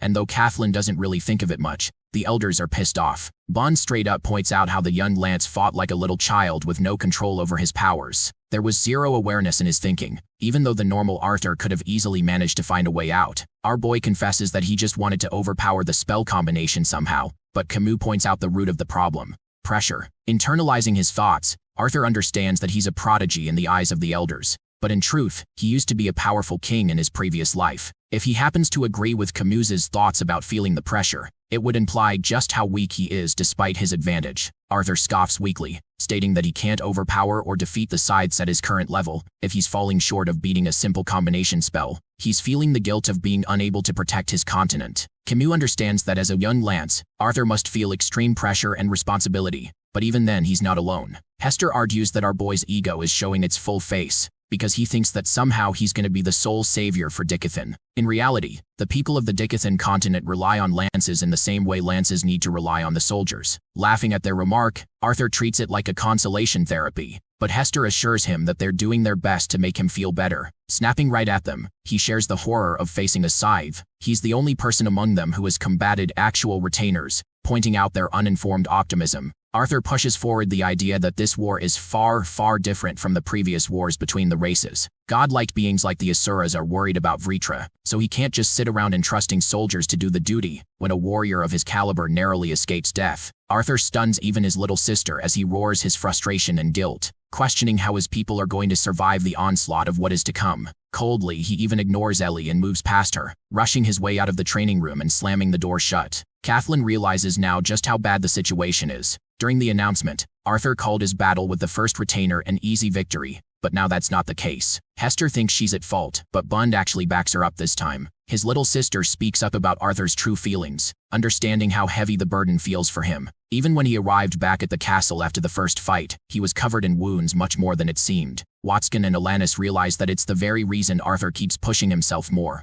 Surprisingly, Elder Camus takes the responsibility in his hands and urges to go check on Arthur on his own. After all, he's their student, and even if the young Lance may feel like he's alone, Camus wants to help him understand otherwise. Honestly, this guy is a Chad. I wish there were more teachers like him. Outside, Arthur's all by himself on the balcony. Camus gently greets him. Clearly our boy is still upset about his bitter loss and emphasizes that he won't lose so pitifully again. Camus corrects him. He has come here for the speech and not the fight. The elder understands that he's feeling the weight of being a Lance, but so is everyone else. He even points out how mature Ellie has become just because of the war. Arthur then reveals that he's fighting for the sake of his family, which is normal in front of Camus, as it's the best motivator for any soldier. At the same time, losing such a motivation can often destroy the soldier's will to fight. Taking interest, Arthur realizes that Camus is speaking from experience, and even though he's a head of a unit now, he considers it nothing more than an empty title after losing his wife as well as his vision. At first, Arthur doesn't catch the last part, then suddenly jolts himself at the discovery of Camus being blind.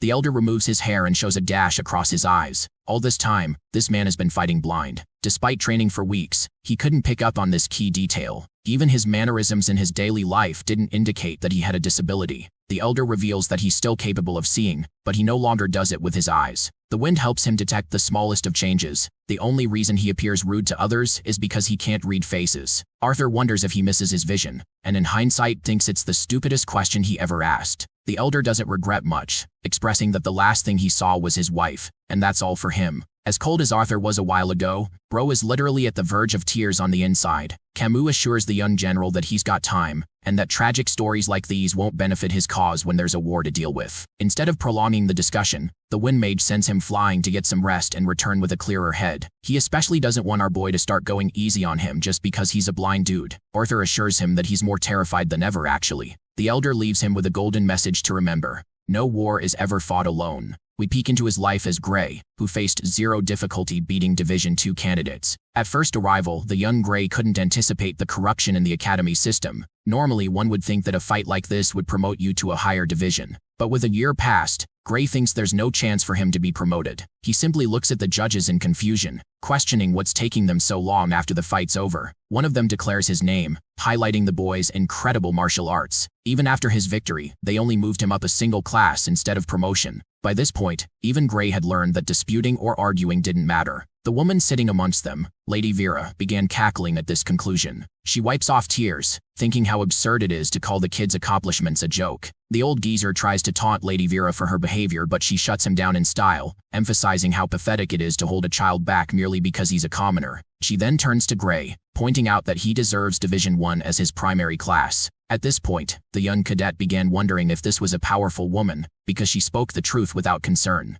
Vera even highlights that Gray's Kai usage is way better than Class 2 students of Division I category. They're misrepresenting Gray's strength as his weakness, when in reality he's making up for his shortcomings. The snarly judge hounds her, stating that he's got the experience of decades to back up his judgment. Vera plays by the rules and honors the decision. She blitzes into the battlefield, stunning our boy with her amazing speed. She knows she can't force Gray to come out of Division III, but instead, she offers the young boy a lifetime opportunity, a chance to teach him as his mentor. Back to the training session, Arthur fought and remembered memories of his previous life. It all made him question the purpose of his existence in this new world, not knowing if it's some kind of coincidence or an act of fate. He still doesn't know anything about his consciousness floating into this world. Only Lord Indrath hinted at something but refused to elaborate. In the end, Arthur had to seek all the answers by himself. He wonders if Lord Indrath would open up if Dicothin won the war. At least that will ease some of the burning questions bothering him all this time. Back when he was a child, Sylvia told him that she'll connect him for the last time after Arthur evolves from the White Core stage. Entering the room, he hopes that Uto's horns will be sufficient enough to do the job.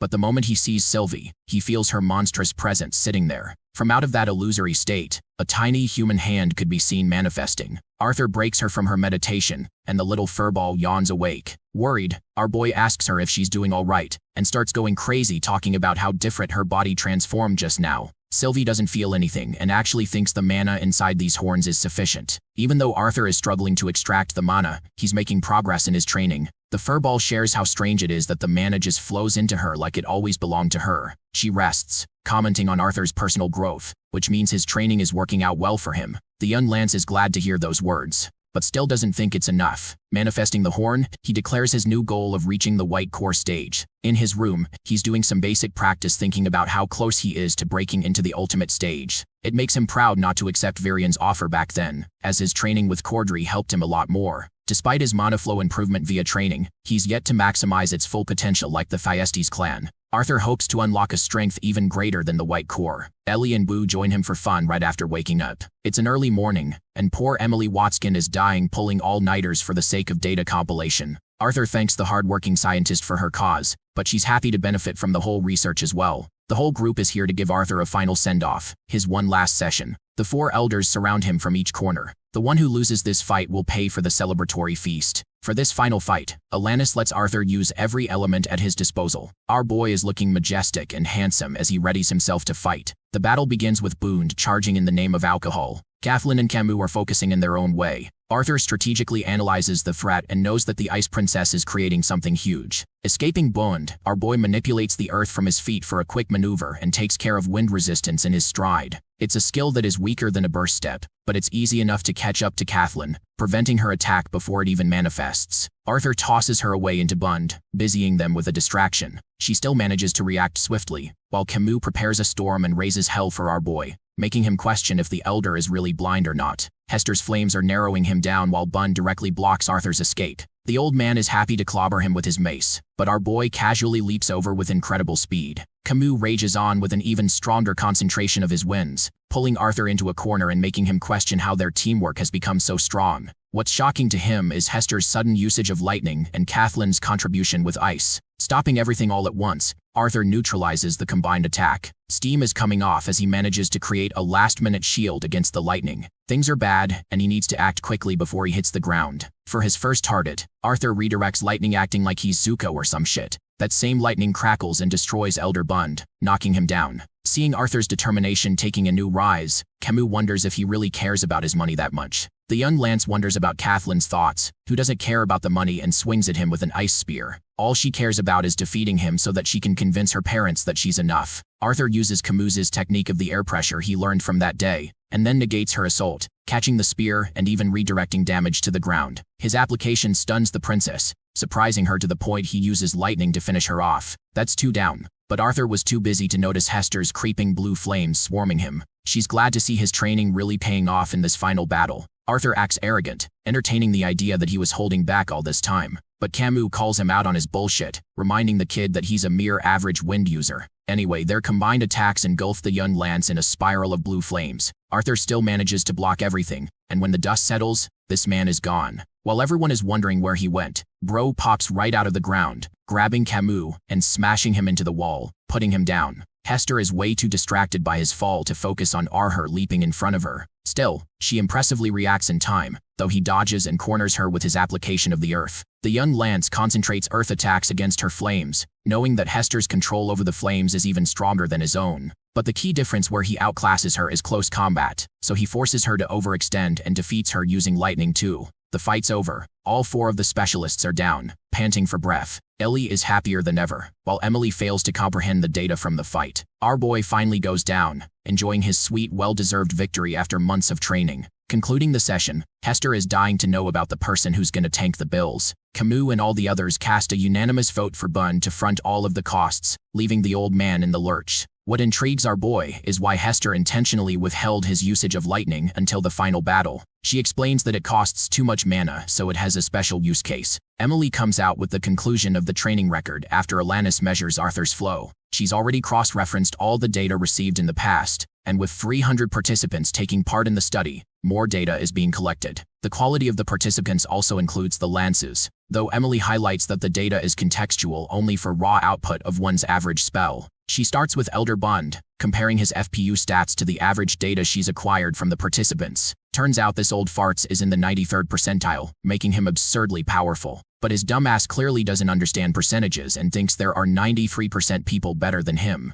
Emily assures them that everyone's percentile is going to eventually increase when more participants join the research. For Camus, the wind specialist scores a staggering 95. Hester appears to be the best out of everyone, soaring up to the 97th percentile with her effective spells. The girl is out here flexing in front of the old geezer, because now she's got the stats to back up her shit talk. Kathleen's FPU is about to be stated, but the princess requests not to know. She's of the opinion that comparing herself to others will stop her growth. That takes us to Arthur, the young Lance, who is simply in the 92nd percentile. Bond thinks it's fine because the kid's got time to grow. Hester teases the old fart for being down first in their fight. Camus doesn't want to argue with those babies and turns to Alanis, inquiring if the training period resulted in success. The attendant states that they did their best to help the young Lance increase his mana flow rate. In fact, she offers her side of the report to Arthur with some added notes he can rely on. Taking one look at the detailed notes, Arthur realizes just how much work this woman has put into his analysis. With the juicy bits concluded, Boone charges ahead for the feast for them to celebrate. Hester reminds the old dumbass that he's going to be fronting all the bills in case he's forgotten.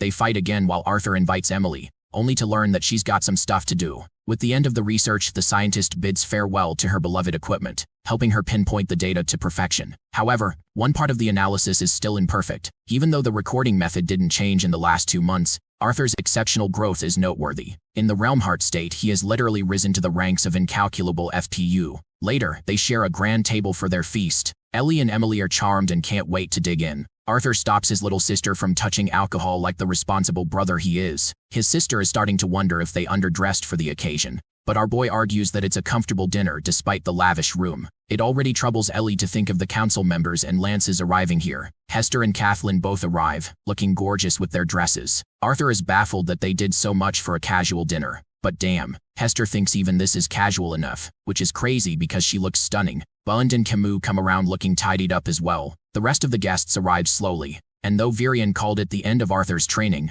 the whole situation brought relief to everyone. King Glader didn't really care, and Arthur understands that this guy still considers him disloyal to humanity. They raise drinks and enjoy the occasion a little too much, so much so that this dumbass grabs Baron by the waist and makes him uncomfortable. I hope this scene made you laugh because it killed me to see this. Aya and Varai greet him as well, while Arthur asks them about their investigations with the retainers. So far there's been nothing, but they're so glad that he's back on their side. Arthur's the happiest of them all, believing that the celebration is for everyone. To his shock, Mika makes her reunion. After all evidence pointed to her innocence, she's slow on the uptake, wondering why there aren't any dwarves in the council anymore. Commander Virian intends to clear up her confusion soon. By the end of the dinner, Virian concludes with a speech, highlighting the importance of celebrations even in the middle of a war. He hopes for everyone to enjoy the present moment, so they can fight even harder on the battlefield to come. With that spirit, they dig in, enjoying the food. Arthur's completely hammered, having drunk way too much. He's happy about the food at least. The alcohol's worth it too. I'm starting to think he's a little bit irresponsible because he lets Ellie chug down a large sip of the wine. Arthur casually uses wind magic to pull it out of her mouth. While he's eating, he suddenly gets a pang in his stomach. It's not an allergic reaction, but a sharper pain coming from within his core. The first person to sense this is Kathleen, who points to Arthur's devastated condition. His heart is beating faster and faster at the surge of his mana core. The Lance is looking confusion and worry. Arthur's heartbeat is racing faster, while the unserious Bund thinks he's messing around with his alcohol intake, not knowing the kid is borderline having a freaking heart attack. Arthur decides to opt out early, excusing himself that he can't handle the drinks anymore. He bids farewell to the party, leaving everyone alarmed for his condition. The young Lance staggers back to his room, questioning if he's found himself poisoned or something. He barely gets inside and falls down. When he checks the horn, he realizes that it's interacting with his core. It's an unsettling pain that can be described even worse than death. Arthur falls down unconscious, returning to his dream state again. After the encounter with Vera, Gray wanted to hone his Kai to become stronger next year. His friends cheered for him, but he despised the idea of being stuck in the 3rd division.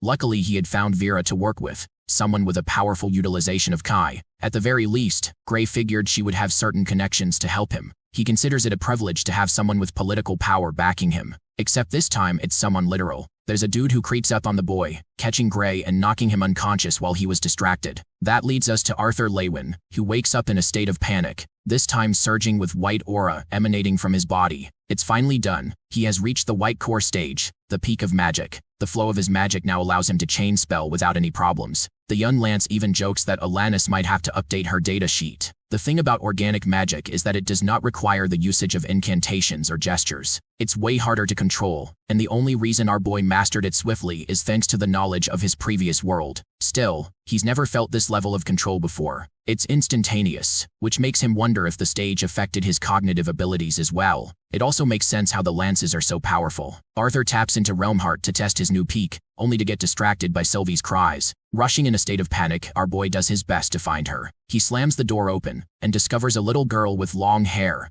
ears resembling an elf, and 2 jagged horns like the Vritra. Arthur calls out to Sylvie, who leaves his jaw dropped by her sudden transformation. A moment of silence ensues as he watches in confusion, processing everything. Concerned, he asks her directly what happened. The golden-eyed Sylvie reveals that she broke the seal after absorbing all the mana from the horn. Thanks to that, she has tapped into the human form of the Asuras. Though she hasn't been able to process the changes in her new body, and she doesn't know what to do. Suddenly she wobbles. Her figure looms over. This time covered in shadows, Arthur's face grows in terror, as Sylvie's expression turns into a toothy demonic smile. This is the voice of another being, who wonders if Arthur can hear him loud and clear. Terrified and angry, our boy questions who he's speaking to. The mysterious presence applauds them for sharing the same room during this conversation, but Arthur is royally pissed off and demands to know their identity. Sylvie laughs, before revealing that he is Agrona, the one and only frightening leader of Alakria. Arthur's eyes widen in shock. His body shudders under the realization that his beloved Sylvie's body has been hijacked by the enemy,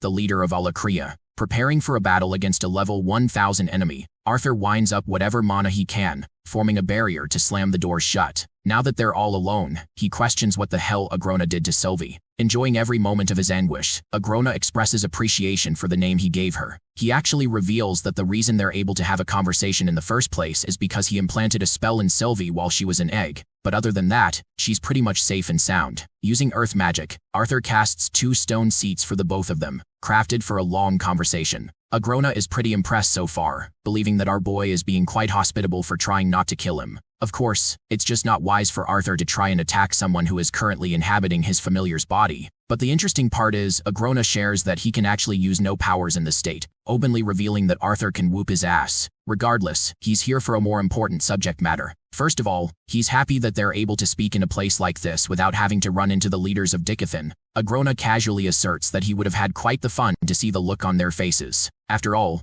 he's here invading the safest location on their continent, so that would be a statement. Ignoring the provocation, Arthur asks for the second reason. Agrona jumps from his seat, chuckling as he states that the man before him is the only person he's interested in on this continent. This makes Arthur question why a literal god of a rogue Asura clan takes any interest in the enemy. Agrona smiles in his face, while our boy senses that there just can't be a good reason at all why this scumbag has decided to seek him out. The leader of Alicria laughs at the kind of look Arthur's making right now. Watching him get all tense brings Agrona so much joy that he sheds a tear, even making a sick gay joke about pinning Arthur down. Our boy basically calls him a weird bitch, especially when he's supposed to be the super bad guy, while Agrona wonders if Arthur imagined him as some kind of evil dictator interested in taking over the world. In truth, that's exactly what he is, but Agrona intends to remain dignified to his own people. After all, on the continent of Alicria, he has spent several generations sharing his time with the Lessers, the same Lessers who changed their ethics and concepts of morality for no reason. For example, several centuries ago,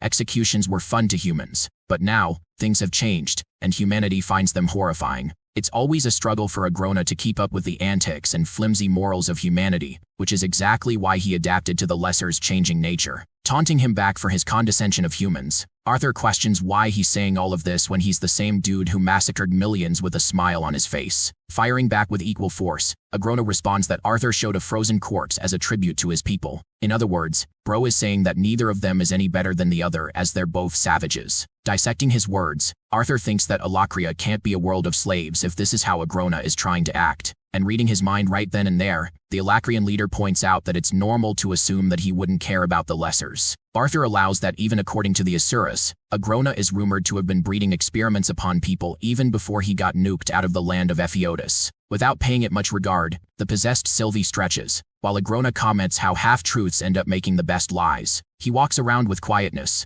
before asking Arthur if Kezis Indrath ever told him the real reason why he did all that he had to do. He also notices a bag and collects it, while Arthur asks if Agrona really wants to build an army capable of destroying the other Asuras. Rummaging the bag, the leader of Alicria collects the broken claw and taunts Arthur for not knowing anything. He tosses the fragment aside, and directly asks Arthur if someone would just wake up one day, and suddenly decide on genociding their own race. This is a valid question, but remaining stronghold in his morals, our boy retaliates that no amount of explanation would ever justify a literal genocide. Of course, Agrona mocks him for possessing the same mindset as Kezis, but then he gives Arthur a hypothetical. He asks him what would happen if there was no magic on his continent. People would treat him far differently. Even the royal families would consider him a nobody. The boy wouldn't have any significance, not even in Xyrus Academy, because without the grandeur of magic, the boy never would have entered the academy. Agrona entertains the question how Arthur would feel then, because the basilisks actually had a shitty reputation among the rest of the Asuran races. Those people looked down on him for his lack of talent, and the same Kezis Indrath who approved of him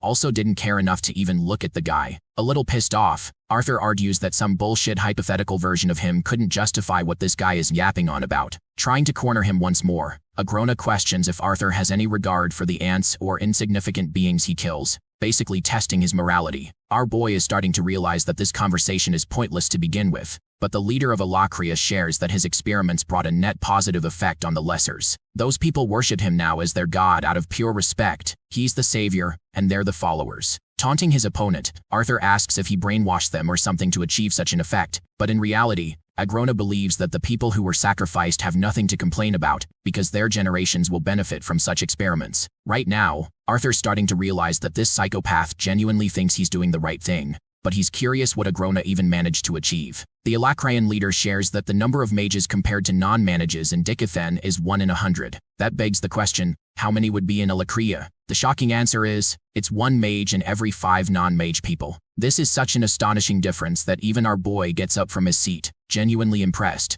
much to Agrona's own satisfaction. Arthur tries to make it seem like the Alacrian leader is insane, while philosopher Agrona argues that insanity is just relative. Our boy puts out an assumption on a whim that this guy probably wants him to help him on his side or something. but that's not the case at all. In fact, Agrona laughs in his face for missing answers despite making a ton of assumptions. Amusing him, the Alacrian leader decides to play some more. He asks the young Lance if he knows why his parents were attacked at the wall, because the very reason they're still alive even today is because it's out of his will that he let them survive. As for the Asuras who went radio silence on Dikathen, the ones that were important to the continent anyway, like Winsome and leader Aldir, those two were busy attacking the castle in Alacria. Immediately, Arthur questions if the Treaty of the Asura still holds, but surprisingly, Agrona states that he does not wish for it to be broken, so a second deal is made. Sweating bullets, our boy prepares himself to hear the uncomfortable truth. With a malicious smile, Agrona heartily reveals that the guidance of Asuras for Dikathen is gone, because the Asuras will no longer be assisting the continent, which means the continent is now all alone.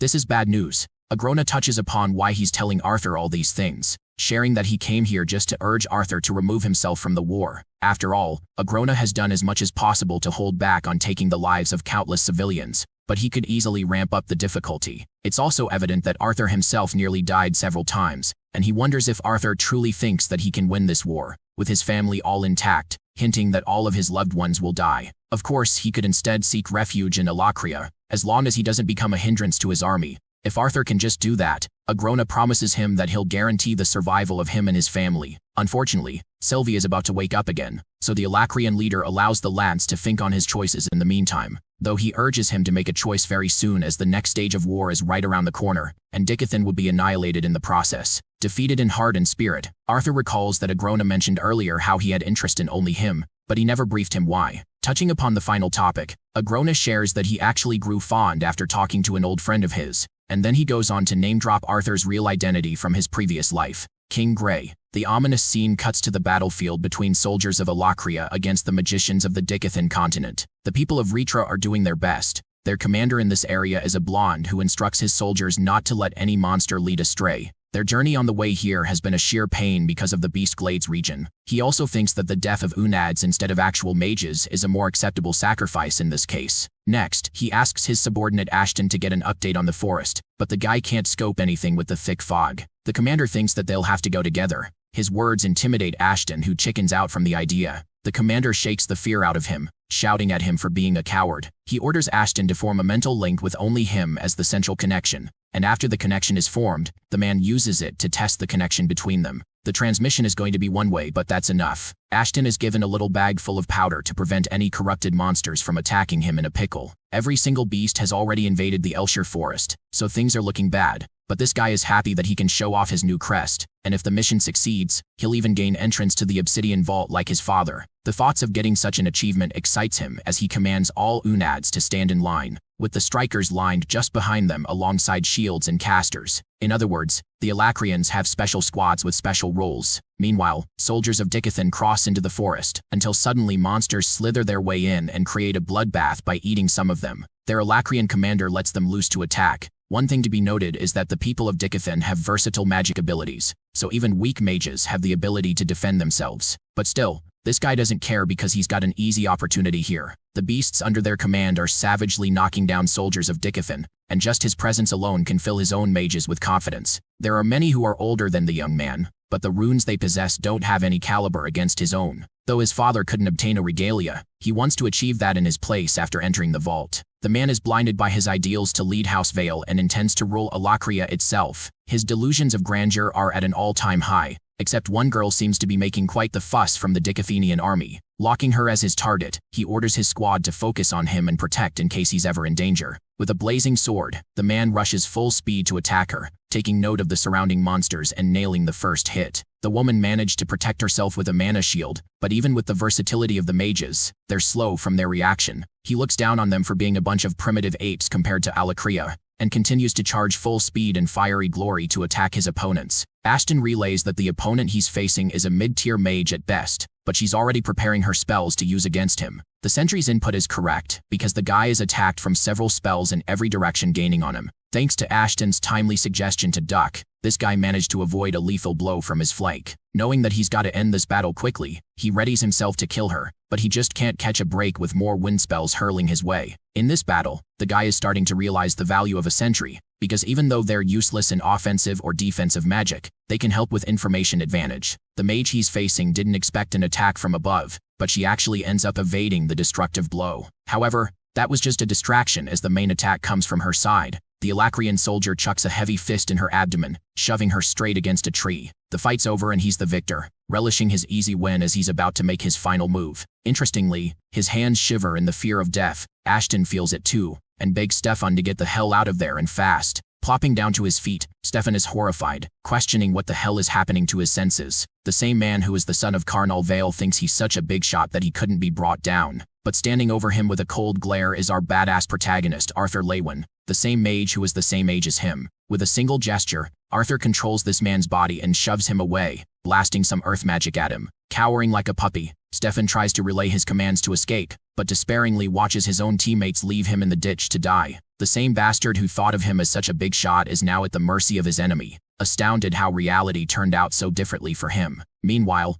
Arthur quickly cleans up the entire battlefield on his own, even though many elven soldiers lost their lives until he got here. The mage Lena thanks him for his valiant efforts, but the young Lance still feels devastated that so much damage has been caused just because he arrived late. He's finally starting to realize that this is what Agrona meant when he warned him that the real war is about to begin. As for the pipsqueak knocked out, our boy calls out to one of the elven soldiers to return with Stefan at base camp, ensuring that he doesn't bleed out on the way from his wounds. Alongside that, he also orders her to ensure he remains alive, eliminating any possibilities of Stefan trying to kill himself. When Stefan wakes up again, he finds himself wrapped up nice and sweet in one of the camps. Like a snobbish child, he's begging for an answer on where they took his right arm, and we see Arthur enter the camp right then. Not understanding the position he's in, Stefan mouths away like a child, calling himself an esteemed son of the Vale family. But our boy knows how to teach him to be a good boy with a bitch slap to the face. That quiets him down, but not by much. So Arthur quickly grabs his neck, emphasizing to the kid that he vastly misunderstands the kind of situation he's in. Next, he forms crackling lightning in his other hand, ready to deal the finishing blow. Stefan demands to be unhanded, questioning what this man is about to do. To be honest, Arthur is currently filled with a quiet rage, recalling Agrona's vicious words, recalling how he once said how not even someone as good-hearted as Arthur could care enough about slamming a bunch of ants. Just like that, our boy zaps his head with an agonizing thunderstrike. Then he lifts his hand off, with Stefan relenting that he felt like he was being burned alive. To help him understand the pain he's experiencing, our boy calmly shares that Stefan's nerves have been fried and confused. But that's just the start. From now on, the real torture begins. So he grabs this guy's skull and continues zapping it until he's completely dazed. The kid is lost and doesn't know why he's being tortured. Now he's talking like someone who values his life, ready to give anything for it. First, Arthur inquires his name, and when he doesn't respond right away, the young Lance shows him a hint of electricity. Stefan instantly pops his name out, and Arthur already knows that the kid is proud of his family's position, so it must mean something in Elecria. To assure him, the Lance states that he won't kill the boy if he can cooperate, and the rest of his bodily functions will remain intact if he answers properly. Exerting tremendous pressure, he instills fear in Stefan, who is ready to say anything. First off, Arthur asks for each and every single member of House Vale alongside their relationship. Lucia is the sister, Izora is the mother, Karnal is the father, the same Karnal that Arthur recalls from Uto's lingering memories. He then curiously asks about the awakening process, learning that it's a ceremony that unlocks a child's first sigil to make them a mage. The difference between a crest and a mark is that crests are far strangers, as they grant further understanding of magic. The negotiation tactic Arthur is deploying right now is to pretend like he already knows things, but he's curious if the crest is the strongest level. His next question inquires about the stage ascending marks and crests. Apparently there are emblems and finally regalias. That begs the question to Arthur how strong a regalia's mage would be compared to the typical retainer. But this is something not even the boy knows, as even his own family has an emblem holder at most. Arthur's also annoyed that Stefan and all the Alacrian soldiers keep swearing on Vritra's name, so he then asks about the number of regalia and emblem holders within Dicathan. Apparently, Stefan's own commander is an emblem holder, who is further commanded by a regalia holder mage. He also doesn't have any clue about the exact number. Unfortunately, Arthur is starting to realize that this kid is far too weak to know any of the good stuff, which means House Vale isn't that prominent. In a fit of mania, Stefan shares that he's not the only one who attacked the forest. In fact, other troops are heading towards the north for another attack too. Believing that he answered plenty, he begs Arthur to just let him go now. But the young Lance doesn't give a damn and exits the tent, leaving Stefan shouting at him. The situation of the elven soldiers is pitiable. They're all injured. Arthur emphasizes that he didn't go back on his words. He cunningly reminds the boy that he only promised not to kill him on his own. But as he's leaving, he actually allows the elven soldiers to kill the boy however they please. Bro's on some serious Black Air Force energy. This guy would hate Naruto. Stepping into the forest, Arthur is once more plagued by the choice that Agrona left him with. His mind is fully plagued by the enemy's words, and he ponders whether he should explain everything to the council. The only people who know about the threat of Dickethan's incoming destruction are him and Sylvie, and the only reason she even knows is because she can literally read his mind. The good thing is that she's slowly adjusting to her new body as well as the abilities she obtained in the process, while Arthur himself has found greater control of his dragon's will, having stepped into the realm of White Core Mage. Exhausted from his own thoughts, he thanks himself for leaving her at the castle. Even as he drifts off into sleep, Agrona is there to haunt him again with the same thoughts. But that leads us to another dream state moment, where we revisit Arthur's previous life as Gray. The boy had been roped up in a room, questioning where he was. The person in front of him merely interrogated him on what he remembered last. Of course, Gray recalls winning the tournament swiftly before being kidnapped. Another memory is him accepting an offer to be mentored by an exceptionally powerful woman. His interrogators left him no choice, and asked about the name of the woman as well as the relationship he had. That's when the boy realized they were looking for confirmation from him, so he simply told them that it's Lady Vera who he just met. The human-sized potato calls his words lies, but the other guy is chill and asks about what happened after the tournament ended. When Gray reasons about him going back to his dorms, the fat bastard grabs him by the neck and pulls his whole body up in the air, calling his words a bunch of lies and demanding that he reveal what organization he works for. Even as he was being choked, Gray had no idea what organization they were talking about, or what this legacy person was. The guy threw him down, knocking him out. The last thing he remembered is being strip-searched and some mumbling about white phosphorus. The next time he woke up, the interrogator assured him that they needed the boy alive for the time being, until they could expire every use of him. Meanwhile, Gray was dazed and couldn't remember how long he was knocked out for. Based on their suspicions revolving around his connections, they think he's already prepared, but on the off chance they made a mistake, and he didn't know a thing, he's going to suffer from what'll happen next. Because inside the tube is a bunch of phosphorus, the man applied bits of it on his bare skin, while the kid was confused about what was going on. Next, the bastard flicked on the lighter and began rubbing its flame around the particles, causing the boy to scream in agony.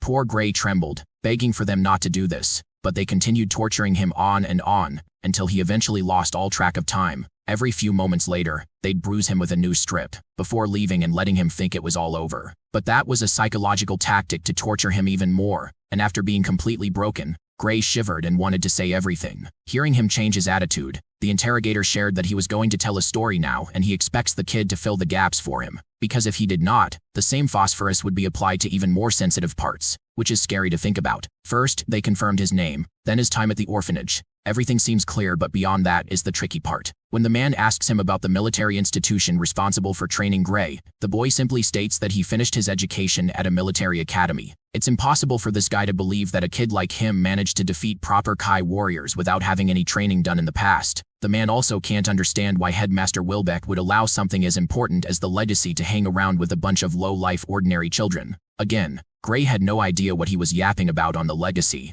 but the man simply refused to answer, and further asked what organization he served, or why the country of Traden was helping his cause with Lady Vera as his mentor. The same phosphorus was then applied to the boy's face. Gray was at the edge of his limits, while the ruthless man brought the light to his face again. The boy begged, his face sweat bullets in panic and fear, trembling because he had no answer, until finally, out of nowhere came a speeding projectile, ripping apart the torturer's throat. Before the other guy could process anything, he was hit with a lightning-fast gut punch, immediately knocked out with a single hit. A soothing voice came to his rescue. It's Lady Vera with majestic long hair, assuring the boy that he's safe now. Back to the present reality. Congratulations to Arthur Lewin for officially becoming a Dragon Ball Z character, because he can now literally fly thanks to the White Core. Knowing that Lena and the rest of the Elven forces are currently defending the forest with General Aya, he settles on the goal of returning to the castle. But even before that, he sends a transmission scroll to relay everything about the Alacrian he interrogated. Flying like this feels so odd and different without Sylvie,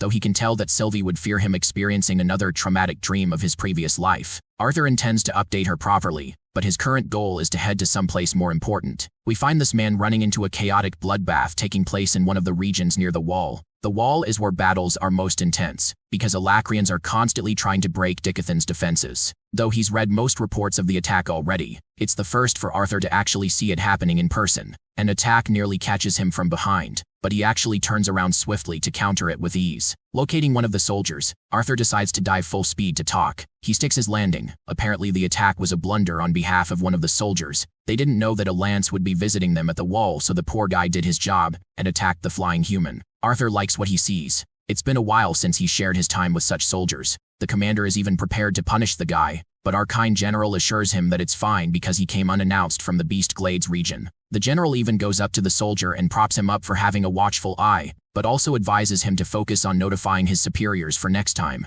Next he asks the captain's name, and learns that Albanth Kelrus is from the Bulwark Division. The young lance glances at him with the suggestion of discussing battle plans for this region. First off, Albanth shares that his division is mixed with workers and blacksmiths focusing on construction. Any stray attacks are bound to keep the wall jam-packed, so they need to repair it properly. The captain himself reports on the current number of repairs or supplies needed. The people here are working hard in a systematic manner, impressing Arthur Lewin, who believes this place shouldn't be called the Wall at all. Instead, it's so much more than its name suggests. Albanth apologizes for the clamoring sounds, but Arthur is fine and actually regretful that he didn't visit sooner. He also learns about the floors that allow access to civilians, with 2 soldiers saluting the commander but forgetting about the literal general standing next to him. Panicking, those men quickly turn to Arthur to salute, who laughs it off and asks if there's some kind of fireplace available. The captain decides to take him to a forge nearby where smiths are hard at work, once more impressing the tremendous mechanisms taking place at the wall. Arthur observes how some of the technology is similar to Earth,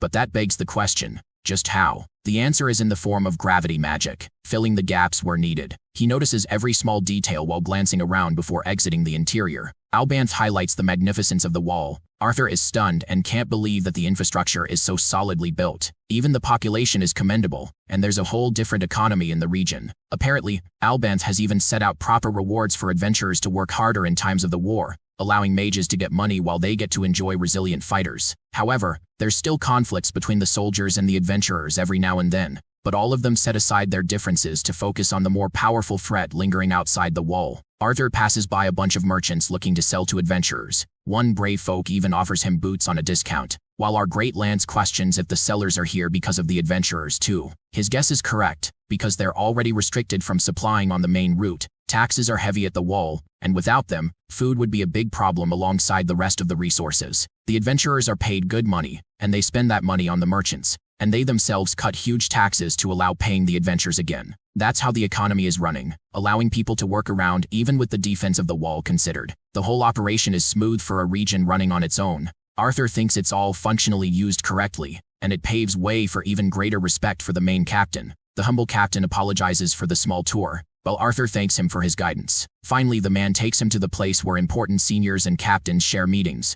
The first thing our boy notices is how many guards survey the area. Albanth denotes that a meeting's about to start, so the young lance arrived at an excellent time. He welcomes him towards the senior captain's quarters, giving Arthur much more curiosity about this person. There's a grand table with the heads all sat. The senior captain rises from his table to offer great respect to the lance. Arthur doesn't want to trouble anyone with proper salutes, so he gestures to them to remain seated. As for the man in command of this region, he introduces himself as Trotius Flamesworth, the senior captain of the wall. The scene pans over back at the floating castle, where Sylvie is murmuring having given up already. She doesn't want to train anymore, while Ellie tries her best to encourage her. The training is to walk, and since the dragon has newly become a human, she can't even walk a few steps. Ellie urges her to walk at least a few feet, and so this little dragon musters all her courage before letting the bed go. Her body fidgets, her feet wobble, and with every awkward step, Sylvie moves closer and closer to Arthur's sister. Unfortunately, she trips and immediately falls with a scream, prompting Ellie to hasten and catch her right off. In the end, both idiots ended up falling in front of each other, but at least they had a laugh about the situation. Let's go back to serious affairs at Arthur's side. Currently, the meeting is regarding the positions of 5 different units in the current region, with 3 in the east. The leader addresses Captain Kruer for an accurate assessment of the dungeon clearance. Right as she's about to speak, the man instantly fires back saying 1 week won't suffice. Now in this meeting, the only thing Arthur did religiously is pay attention to the man known as Trotius Flamesworth. He bellowed that they couldn't afford more than 4 days for each dungeon clearance with the current situation, especially when the number of beasts attacking the wall is rising. Captain Kruer objects strongly, stating that how this reckless approach would pile up casualty counts. Arthur only managed to form a negative perspective towards this guy, especially with his previous knowledge from Hester and Jasmine. Even today, he could only be wary of Trotius's behavior. Now, people posed obvious concerns that entire units could be wiped out with such an approach. The thing is, Arthur had come here as a lance general, and not some friend of Jasmine to fight for her sake. The man roared that prioritizing the wall is needed, and that they have limited numbers, even sharing that the soldier's life is inconsequential. Arthur noticed this guy's loathable personality, and Trotius went on to roar that focusing on one dungeon too much would jeopardize everyone else's lives because of one-sided focus. The monsters and the mages they're up against will scatter around towns. To go back to his previous order, Trotius commanded that he wanted 4 days to be the upper limit. Regardless of this man's behavior, Arthur felt that he led well. The next topic concerns the Trailblazer Division, in other words Tessia's division. Apparently they've secured a 4th tunnel, the longest path with a small entrance. Several Earth mages are in progress of reinforcing to allow crewers teams in 1 week. Trotius ordered a 4th of those workers to be pulled back so they can work night shifts too. He wants maximum prioritizing on the securing of underground routes for the meantime. Next, he asks about the teleportation gates, and learns that 1 unit is focusing on scouting so far. Interested in this topic, Arthur pitches in, and learns directly from Trotius that they send new troops to fight for the gates because of the wall. Currently, the best way for their soldiers to get across the terrifying Beast Glades region is via underground safe tunnels. However, those tunnels end up being very unsafe thanks to instability and collapses. At the same time, thanks to the current work in progress of the train project, Trotius claims that they will soon have proper access to the city's teleportation gate. The ideal solution for him is to locate any kind of gate in the Beast Glades territory, allowing them to connect that gate with the city's main gate. If they can just do that, their men won't have to plunder their way through underground tunnels to get across. It's a sound idea. Arthur questions how certain they are of any new teleportation gates in the Beast Glades region. The Flamesworth responds that they're actually unsure, which is why there aren't too many resources being spent on the search. Collecting the facts, our boy internalizes that both the floating castle as well as the teleportation gates are supposed to be mystical technology left behind by the ancient mages. There are stone archives they don't even comprehend, but the very cities are centered around them. While the modern era has discovered ways to use the teleportation gates, even changing their travel locations, they still haven't dared to try and build one. Intrigued, Arthur further questions about the method they're using to find the gates, because wandering blindly would be stupid. Trotius expresses that he refuses to waste resources, and since gates emit a small amount of mana fluctuation from its particles, they make it incredibly difficult to find the gate because it blends with the surrounding environment. In other words, it's kind of how Arthur struggled to find the fluctuations in his search for the land of Darv. Even with the Realmheart state he struggled. It's a complete waste of time to try and pick up on that, especially when there's a chance there won't be a gate. Arthur now understands the situation, while Trotius apologizes for taking his time wrapping the meeting. The Lance General shares that he intends to speak on something before wrapping up, something that he learned about the enemy forces. The scene cuts there, and instead we get our boys understanding that several families reside on the inner city of the wall. These are the families of important people like soldiers and merchants. The pressure of living here isn't easy, so people scramble for any kind of comfort they can find. Arthur literally watches explosives erupting on the other side of the wall. He's busy observing the state of things when one man happily calls him here to get his shoes altered. In fact, he offers to sell some smoking hot leather boots instead. From the desperation of the people, our boy can understand that things are not looking great. He can sense the stress of the laborers with each step, the disappointed eyes of the people expecting sorrow,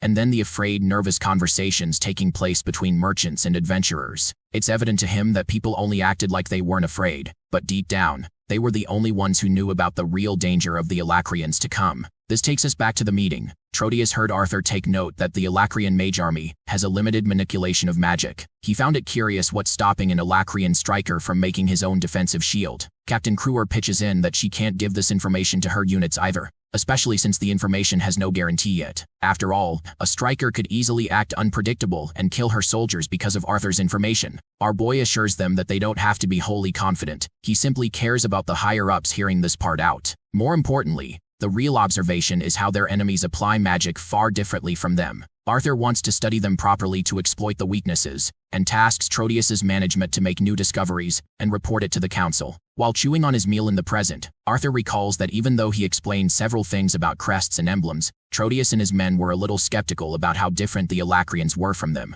Still, the young Lance hopes that this information at least gives them some edge in the upcoming war. One merchant watches the evening patrol team go for their daily schedule, while another guy remarks how useless this routine is because this manpower could be directed in the Glades region. Apparently these guys are supposed to ensure the safety of supply carts, but the ignorant guy argues that nothing will matter if the Alacrians invade in the end. Arthur overhears this talk and internalizes that it's a huge flaw to concentrate forces on only one side in a war. Having cleared his goal around the wall, he walks his way back, knowing that it's time for him to get back to his real duty. The scene cuts to the icy view of the mountainside. Several adventurers are returning home back to the wall. They're all familiar faces, consisting of the Twin Horns team with our boy's parents accompanying too. one of the creatures suddenly shrieks in horror, before fearing for its damn life as it tries to escape. Suddenly an explosion occurs right at the back. Reynolds assumes they're being ambushed on the way. The carriage monsters frantically cause chaos with some of the goods destroyed after catching on fire. The rest of the group is trying to suppress the source of the attack. They luckily locate the assailant hiding nearby, but he ends up blocking one of the spells using his shield. Jasmine dashes out to catch some of the attackers,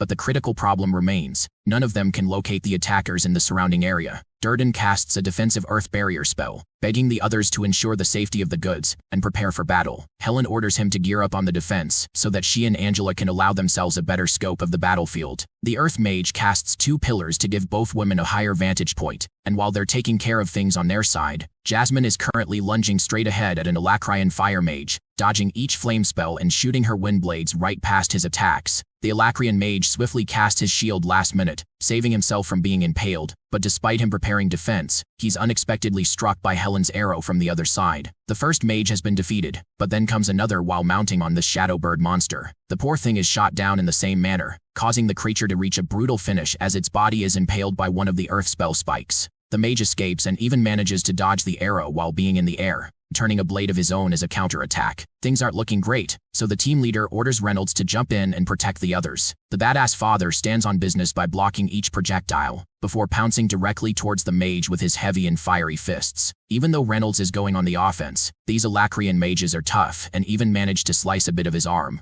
Arthur's Pops refuses to back down, while Helen continues raining down her magical arrows from the top, forcing this mage in a pinch. He can only cover himself from enough angles, when suddenly, 2 more windcutter spells burst towards him from his flank. Somehow this guy even ends up blocking those with his shields, so that's impressive even if he's Fodder Man 2000. My guy is overwhelmed from every direction, and eventually slips up as Reynolds catches him off guard from the front with a heavy fist charged. That punch freakishly rips a hole into the dude's chest, giving the finale a bloody ending. The fight's over for the twin horns, but then we get a little interesting reveal. Emerging from the smoke is Arthur himself, who intelligently made sure to keep one alive for some questions. He's also planning to send soldiers off to use the defeated beast for research purposes back at their labs. While he's being casually about commanding the direction of the team, they all stare at him blankly, making him uncomfortable. Reynolds, being the proud father, hugs his son from the side, expressing his admiration for the kid being a lance. Anyway, the carriages successfully make their way on the other side of the wall. Arthur remarks that this is actually his first experience watching the twin horns in combat after many years apart. Even during that fight, he picked up on their excellent and smooth synergy, controlling the flow of the battle. Just by looking at that, anyone could deduce that they'd known each other for a long time.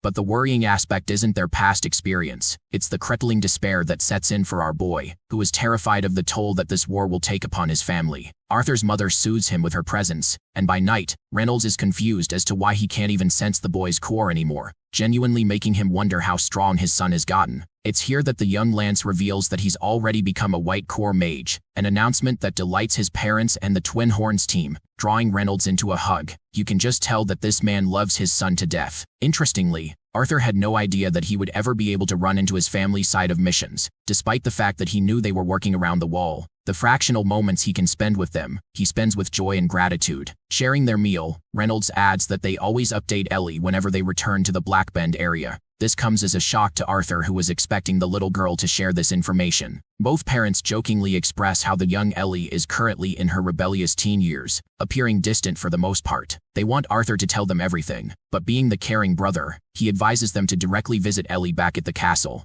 This is where the team leader Helen pitches in, explaining a new change. The security of the castle is now far stricter, making it nearly impossible for ordinary adventurers to enter without business relations. However, thanks to Arthur's authority, he's more than willing to take them there with ease. But even with this offer, the boy's mother rejects the idea, explaining that a new method of transportation is already being built, and after it's done, they can visit Ellie timely. At this point, our boy is getting agitated. He knows that the situation of the war is getting more dangerous, made evident from the fight they just experienced. Reynolds counters that nothing severe came out of that battle. The Alacrians couldn't dent them even a bit. Being the protective and worried son, the young lance roars that next time may not be so generous for them. Durden and Jasmine are in trouble, and Ellie is in deep worry for her family. Arthur's sudden emotional venting kills the mood and creates awkward silence among the group. Angela realizes what's going on and creates an excuse to take the whole group away from the family meeting. Durden and Jasmine follow too, leaving the trio a moment to speak alone. Our boy's mother emphasizes that they're just playing their part in the war too,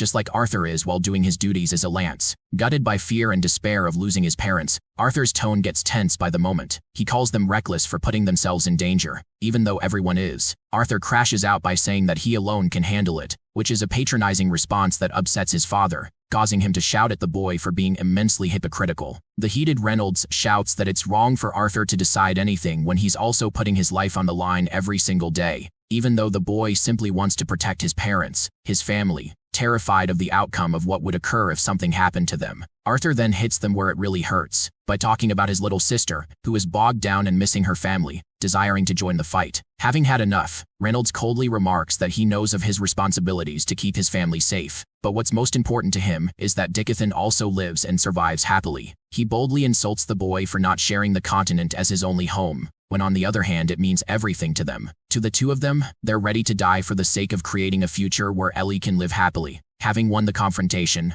both of them leave, while Arthur is frustrated and takes off with a destructive outburst. Arthur sits at the edge of a mountain, all by himself, staring at the bustling lights of the wall. While he's bogged by his emotions, suddenly a hand creeps up like a zombie and scares the ever-living crap out of him. Jasmine's head pokes out. She taunts him for not having any respect for the people who can't fly like he does now. She gets up and sits next to him, shocked that he had gone up all the way here after rocketing off last night. In fact, the mess he made at the inn wasn't received well by the owner either. Our guy apologizes for his rudeness and intends to send a gift in return, but the question that bugs him is how she managed to track him down. Jasmine scoffs, reminding his dumbass that she's still one of his mentors, before learning that he had just arrived at the wall the other day. Shivering yet curious, she wonders if he had the chance to run into her father by any chance. Arthur lights up flames to keep them warm, before sharing that he attended one of the meetings. Apparently, Jasmine didn't get a chance to run into Trotius even once, despite her many trips back and forth. Returning to the main topic, she assures him that she won't invade information about what happened last night. All she cares about is to remind Arthur that both his parents are worried about the family too.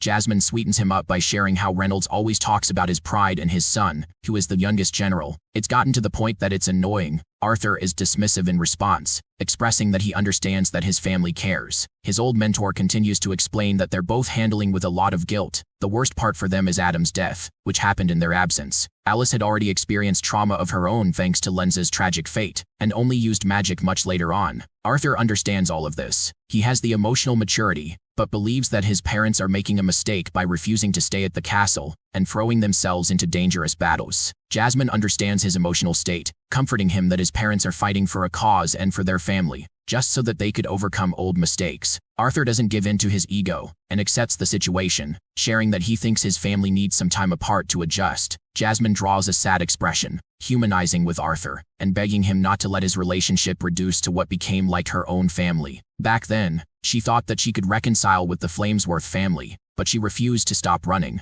while her own father's pride couldn't just handle reaching out to apologize. Sharing this heart-to-heart moment, Arthur thanks her for sitting with his emotional downs, while she jokes around that he made her tired from all the talking. Even then, they talked for quite a while, making jokes, before entering deep talks again. Things like his journey with the Asuras and his battle against the Vritra retainers. For Jasmine's own side, she discussed details about the Twin Horns missions. The whole night was spent playing catch-up, until came the time that Jasmine gave up. She cutely patted his head, comforting him one last time before descending down using her wind spell. The conversation left Arthur exhausted with a glance towards the sky. In the next scene, we find ourselves at the floating castle where chefs are preparing dessert. One of them notices a cute horned girl spying on the delicacies. Sylvie walks away collecting and grabbing a ton of food. She's not impressed with the human experience, as she finds it annoying to expend mana for walking. Passing by a certain door, she overhears Ellie shouting at someone. Sylvie takes a quick peek, finding her mingling with the familiar. Laughing at their state, she suggests that they head back down as Arthur's about to return soon, and so he does return moments after, welcomed by both. Hilariously,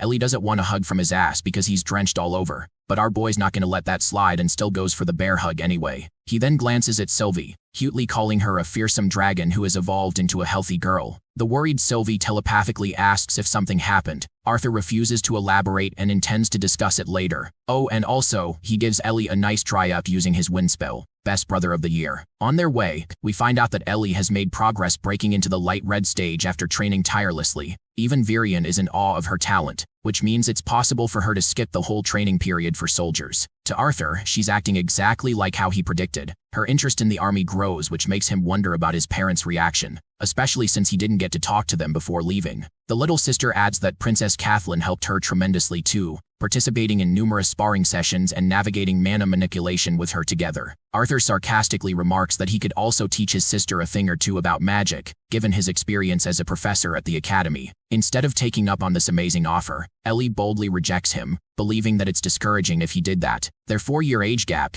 then tremendously wide talent and skill gap, isn't very motivating for her. Ellie doesn't want comparison to seep in between their bond. Sylvie tries to assure Ellie that our boy is an insanely special case whose talent stuns even the likes of the Asuras, so it's pointless to compare to a monster. Bro is getting praised and slammed at the same time with that comment, though he leaves Ellie off to her business, before going inside the council room. Here, he finds the old fart sitting on one of the chairs welcoming the young Lance. The geezer didn't want to join this little party, but times are tough for everyone. Arthur greets all councilmen and women present, paying great respect. The human king and queen express great excitement regarding the continuation of his report, confusing our boy for a bit. Virion smiles. His expression screams that he has just cornered Arthur into commanding another meeting, even though Bro had already sent all critical information to a scroll. Virion highlights that the reports mentions 2 coordinated attacks near Elenoir. Arthur confirms this without having anything new to add. King Glader shares his idea to keep their forces positioned as they already are, but also sending routinely reinforcements to the forest. This comes across as a very dismissive and insulting suggestion to the Elven King and Queen,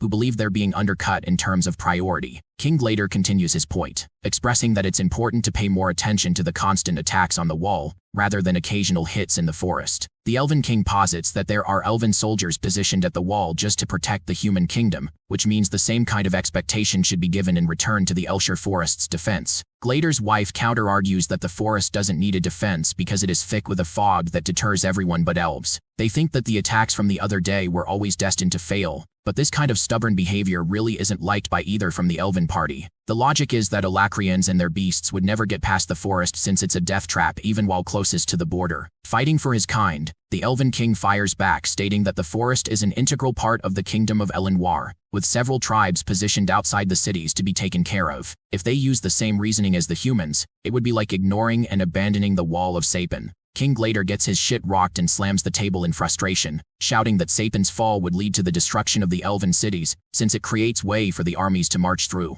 Pissed off, Mariel reminds Glader to watch his tone, as none of the elves owe the humans any debt, even though they're the kind ones who've sent their own mages to fight the Elacrians. Glader's wife refuses to budge from her position, expressing that not a single elven city has yet seen war like Sapin did. Even though these guys are practically begging for just a small portion of their men to be sent back to Eleanor for protection, Glader arrogantly taunts them by saying that none of those soldiers belong to the elves anymore. The reason this whole 3-race unison was formed in the first place is because of the existence of an outside threat. Glader champions equality, but he's the one who's selfishly focusing only on Sapin's interests. Virion heard enough, and like an angry father, he shouts at the children at the table for recklessly degrading themselves without discipline. His judgment is simple. Sapin is still the priority for Alacrians. They know this about their enemies, so defense there is indeed the wise choice. However, the defense of Elenoir is at stake, so he plans on relocating some of the Trailblazer teams to the dungeon close to the southern border, allowing such teams to quickly aid in battle if another attack surfaces. The situation seems like it's an overall win for Glader, who tries to comfort King Alduin, assuring him that the Elshire Forest will be more than enough. But something about the whole situation causes the Elven King to worry, and his concerns are indeed in the right place, because right in the next scene, we have some of the Elacrian soldiers quietly scheming a plan. One of them is exhausting himself from casting a veiling barrier, but the good news is, they've finally achieved what they came here for. The party leader reminds them not to celebrate too early, as there's still one part left for them to take care of. Contacting the ground, the mage channels a spell to mess with the forest, creating this triangular array formation. The array is stabilized. Cersei and her team merely need to exit the location before any elves arrive. Using one of her abilities, she navigates a route from them through the forest, leading them a certain way. The group follows Cersei, and honestly none of them have any clue how long it's been since the beginning of the mission. These guys have been having it rough for a very long time. The Elacrians lost more and more allies along their mission. Cersei felt devastated by their losses. But now, their mission was coming to a close, with the 4 of them trailing in the forest. But suddenly they noticed an interesting spike fence. These spikes weren't sharpened, but rather forcibly bent through plant-based magic. Even though Cersei had taken them through a safe exit, clearly things aren't looking right. She suggests that they take a break and reassess the situation before following another route. The forest is a pain in the ass to navigate through already, and her team members only make things 10 times more annoying for her. A few moments scrape by. The group is resting atop tree branches. annoyed that they didn't manage to set as many arrays as they originally wanted for the day. Still, they'd explored the forest deeper than ever, which was a great thing. It's hard enough to keep track of the arrays, because even a single mana leak could result in the elves picking up and detecting them on the spot. The guy on the team constantly complains about Cersei keeping them down. Fane is an asshole, but Maeve is not any better either, constantly treating her like a child. The only good person is Cole, who seems to have some kind of interest in her and favors her. Fane gets scolded for acting like he didn't need a break. They all want to get done with this mission, having trained years together just to invade the Elshire forest. Cersei is the oddball of the group who joined them recently after the death of their sentry, otherwise she wouldn't even be here. Maeve brings up the facts, stating that there's no logic in exploring the forest deeper, especially when it's so unsafe. Until Cersei's emblem is back to normal, carving a path is going to be risky. The entirety of the mission's success is on her back. The girl is literally carrying the whole team, but apparently there are other teams dispersed in the forest too, making them wonder if they succeeded. The thing is, even while considering those teams, their own is the most competent and primed for success. It's all thanks to Cersei's emblem giving them a unique advantage. She uses her emblem one last time before it enters another 24-hour cooldown period. The ability is simple. It allows her to gain mastery of true sense over all 4 elementary particles. Cersei utilizes the wind attribute mana for her objective, locating a route. After her avatar returns, Fane and the others ask if she finally succeeded. The bad news is, the kingdom is way off from where they're at, but at least she managed to locate a large area with mana fluctuations close in the region. This means it's some kind of town, confirming that their travels so far haven't been wasted. Fane is impressed, and gives her a backhanded compliment for being a member of the Millview family. While they're playfighting, Cersei suddenly detects the presence of 3 elves in the area, and prepares for battle. This takes us to Arthur Lewin in the council room, who closes the chapter on Elenoir's fate, and segues the conversation on a different note regarding one of his interrogations. And then, he spoke of everything that he learned, mentioning all that the Alacrian boy had told him. The information intrigued the council members. There were talks of runes, combat styles, and team formations. Commander Varian immediately realized that they'd been underestimating the Alacrian forces all along. However, Glader blindly assumes that it's actually quite the opposite. To him, it's clear that the Alacrian soldiers are limited in their usage of magic, which means they've overestimated their enemies. This perspective is what the Elven King also agrees with, believing that it's actually a sign of weakness from their enemies. But that's when an actual combat mage, the old experienced geezer, chimes in for a disagreement against both kings. You see, the intelligently highlights that it's only a surface-level assumption to call it a weakness, but from the information the young Lance shared, it's clear that the methods of awakening for Alacria are far more advanced than Dickathon. Though it's his own assumption, the geezer remarks that the system of marks and crests alone indicates how Alacria is curious on specializing on a single spell, evolving it to another level. What this means is that in actual combat, while Dickathon plays around with various spells of certain elements, Alacrian soldiers spend years and years honing just one, evolving it to a monstrous level. By the way, Cersei and her team are actively slaughtering the elven soldiers in the midst of all this, proving the point in a visual manner. The problem with mages who specialize at one thing is that they're exceptionally good at it on the front lines too, drawing a deafening silence in the room. The importance of informing each captain is discussed, so that this information becomes common for all their units, so better strategies can be devised against these unique mages. Our boy assures them that he's done his part by informing the captains and people at the wall. Varian is glad that they've made some progress, and desires to know how they're going to scatter their forces from now on. The same meeting that started off easy resulted in an overblown debate. Councilmen and women continuously argued about where certain soldiers needed to be positioned strategically, making it exhausting to live through. The old geezer Bond made it abundantly clear to everyone that he was going to use his loyalists to eradicate any traitors in Darv, except the Alacrian soldiers had already adapted to their tunneling systems and scattered forces around the Darv-Sopan borders. One other issue is that the Alacrian ships were spotted near the western shores of the human kingdom.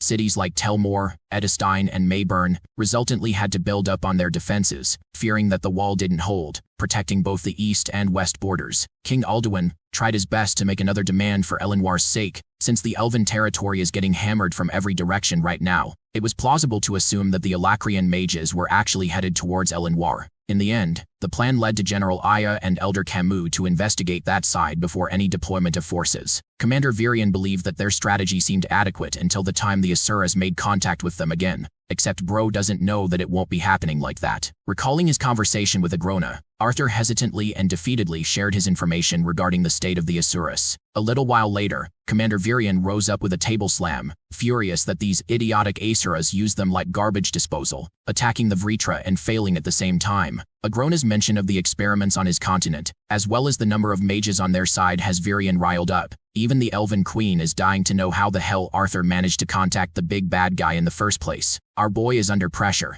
but instead of blaming Sylvie for being the weak link, he shares that Agrona actually possessed a captured soldier's body for communication. The fact is, not even Sylvie knows right now that she was possessed, and being the caring dad he is, Arthur doesn't want her to worry. The excuse holds. Agrona's whole shtick of demanding the Asuras to cut off communications is the real blow to Dickathan. Bond understands why there hasn't been any spotting of scythes nor retainers either, because it explains why they were kept back in Alakria for Vritra's own protection. But then comes the leading burning question. What the hell are they gonna do now? What on earth is Dickathan possibly going to do to survive this onslaught? A war of gods in which they no longer have gods as their own allies. Mariel fears that the retainers and scythes may already have stepped foot on the continent to the dungeons, but the human queen counters that it's not possible since the last teleportation gate was destroyed. The only Alacrian mage that tried teleporting through ended up dying because the portal got destroyed at the same time, while the Trailblazer divisions are already focusing on taking care of that mess. King Glader inquires if they should expect their enemy's arrival from the west by ship, since wall building will become entirely useless if that happens. Things are looking really depressing. Arthur knows this too. Even in his past life, he knew how rare it was for typical disputes between countries to lead to wars. Kings would merely resolve such conflicts through paragon duels to prevent collateral, and even though he's been drilled millions of lessons on war and strategy through Lady Vera, this situation is at a complete loss. Commander Virion knows the mood is fucked for Everone, so he ushers everyone to rest and think more clearly for the next meeting. While Arthur is left wondering if all of his knowledge is useless in this situation, Bond funnily remarks how boring it is to sit at a table and not fight at the battlefield. And right when everyone leaves, our boy realizes how suffocating these conversations can be, especially when the outcome clearly leads to a forced checkmate by your own enemy. Back in his room, our boy gets cozy and sits on his bed, slouched over, clearly worried about things. Sylvie notices this and decides to cheer him up by showing him what she practiced recently, allowing her own scales to manifest new clothes on the fly. Impressed, Papa Arthur claps for her progress, asking if she can do more stuff, but right now Sylvie is rather limited and genuinely finds it difficult to walk. She understands why the Asuras would rather use this form instead of their original one. Our boy points out how he's always had conversations with the little one in his head, but chatting out loud is way more fun. Sylvie shares that abilities like mana manipulation, the usage of ether too, is far faster and convenient in this form than their original. It's why every single Indrath takes the form of a human instead of a dragon. Interested? Arthur asks the kind of magical capabilities she now possesses after breaking her seal. Sylvie highlights that the Indrath clan specializes in ether, so her mana manipulation is centered around bodily enhancement. However, now, she can cast a globe of mana and shoot it out like a Rasengan, something that Arthur is clearly terrified of, because if she launches this thing, the whole room's gonna collapse. Hilariously, she teases the Great Lance for being scared of a tiny girl. Arthur taunts back that this so-called little girl has literal demonic horns on her head, joking that she still can't manage to walk properly. The little one depowers her ability, satisfied that she managed to break the seal to prove her usefulness on the battlefield. Then again, she feels lost in the endless possibilities she has with her new body. It's something to look forward to, Arthur encourages her, and reminds her that things are going to get more complicated from here on out. Sylvie believes in the both of them, arguing that once she gains more control over this form, they'll be rocking good as new as not even a scythe will be able to handle them. Arthur doesn't know what to think of that. Bro knows the horrific power scale difference, but he's still optimistic about their chances. The little dragon expresses the desire to spar before heading on a mission, wanting to test the control over ether in this specific form. The young Lance teases her that they're barely gonna get a night's sleep. Bro's actually right because someone arrives at the door, with Arthur going to check for the disturbance. Apparently, Virion wants to see him at this hour inside the dungeon, so in the next scene, we get our boy descending down until he finds all the council members. The commander as well as the others are a bit confused why there's a meeting being held at this strange hour. The thing is, Ento, one of the interrogators, finally managed to break one of their prisoners to make them talk. Mariel is confused if it's the retainer, while Arthur questions Gentry's position. Ento responds stating that he'll be with them soon. From the other side, a pressurized vault opens. The old man comes out, apologizing to the group. He had just wanted to finish the maintenance on the retainer's capture system. Apparently they managed to get something out of Uto, except Gentry shares that the retainer said nothing, which pisses off the Elven Queen. Though they couldn't make much of the retainer, Radius, on the other hand, has spoken at last, desiring to have a private conversation with Arthur. The very request pisses off Bond, who points out that this bastard already tore apart the Dwarven Kingdom, so what gives him any right to say anything? King Glader, who surprisingly looks pretty good in this shot, questions the goal for Radius. Mariel is also doubtful, because clearly someone more in authority like Virion would have been able to grant his requests at least. It's possible that it's because of Elijah and Arthur's relationship, which he fears the most, not knowing what became of his best friend's fate at the end. Memories pour down in his head, while Gentry explains that it's already been one hell of an effort for him to get the traitor to talk. He thinks it's best to capitalize on this opportunity and do their part while Radius is still willing.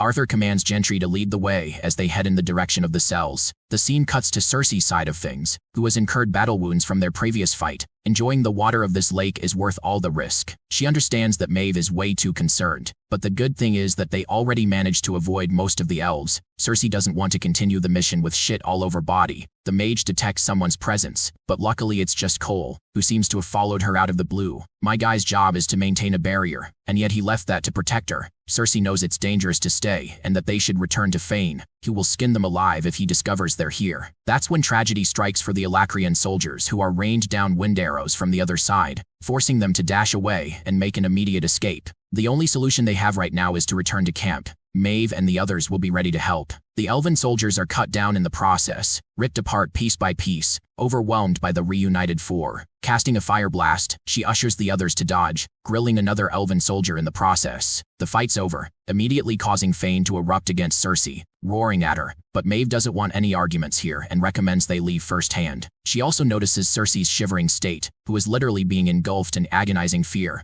Her senses are overridden by the realization that tons of elves are on their way to hunt them down. Inside his cell, Radia's bald-ass head is rotting. Bro is out here on some conquest energy from Invincible. Anyway, he starts immediately after Arthur draws near him. Bro starts fucking singing a passionate poem, talking about some sad little town, weeping his emotions out for the boy who was taught everything by his mother to become a hero. The boy's father taught him to fight as well, knowing they could not contain the child's passion, which burned inside of him like a volcanic flame. Eventually, they mustered the courage to leave the little town. Tragedy struck with the boy falling to his doom. But like every story, he met someone who channeled his desires of a hero. With each growth comes suffering and heartache, hinting at the enemies who have crossed time and space, blinding him in their betrayal. Radius wonders. He questions who will win the battle between light and dark. By the way, my interpretation of all this is that the story is about Arthur and his battles to come. Anyway, our boy doesn't even let this egghead hold his hand, causing him to flop to the ground and mumble how much effort he put into this poem. At this point, even someone as patient as Arthur is beginning to believe that this damn dwarf has become unhinged in his containment, but the guy laughs like he's having the time of his life. He assures the boy that it's going to be his own choice if he chooses to ignore the poetry he just put out for display.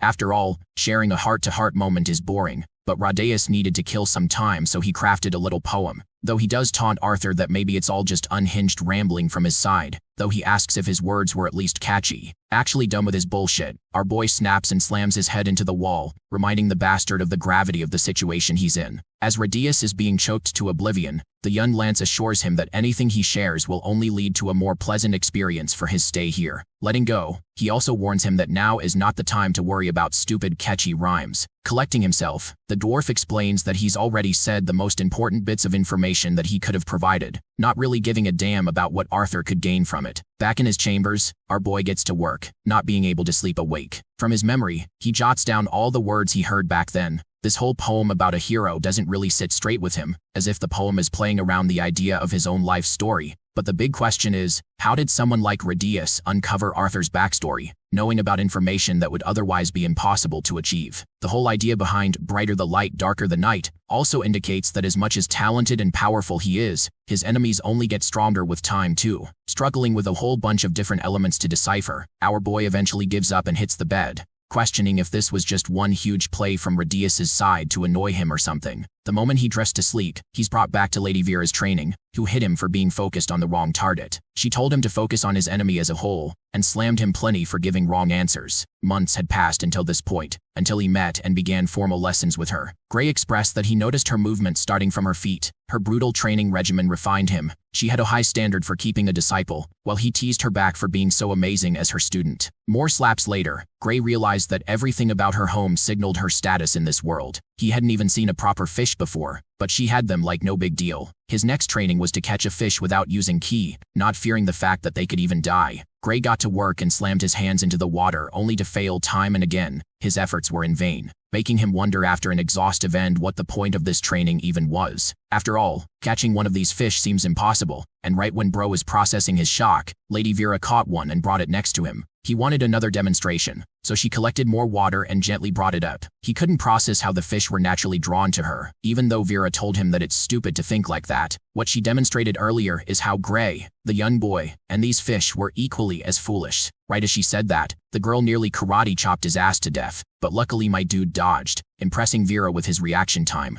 Gray's physical body is amazing, but his talents are untamed, which means that in encounters against inexperienced fighters, he'll have a huge edge over them, being able to see their movements. However, if stronger opponents face him, they can figure out his patterns too, which would lead to his fate no differently than the fish being caught. Intrigued, he desired to master this ability. Vera ushered him to respond, not react, with intentionality, instead of using instincts. Responding is the real merit of a trained fighter. Their training had concluded for the day, until suddenly Vera's assistant called her for an urgent call through Nico, talking about an explosion at Vit Home School. Gray felt horrified. Vera told him to quickly check on his friend, reminding the boy that a calm man will always swim across an ocean calmly. Vera wanted to help her find his training later, and watched him dash away to check on his friend. He runs to catch the phone, hurling it close to his head to talk to his friend. From the other side, Nico is panting, shivering and confessing that he doesn't know what happened. He thinks it's all his fault, but Gray begs him to slow down and explains what even happened. The person in concern is Cecilia, who ended up having one of her malfunctioning moments.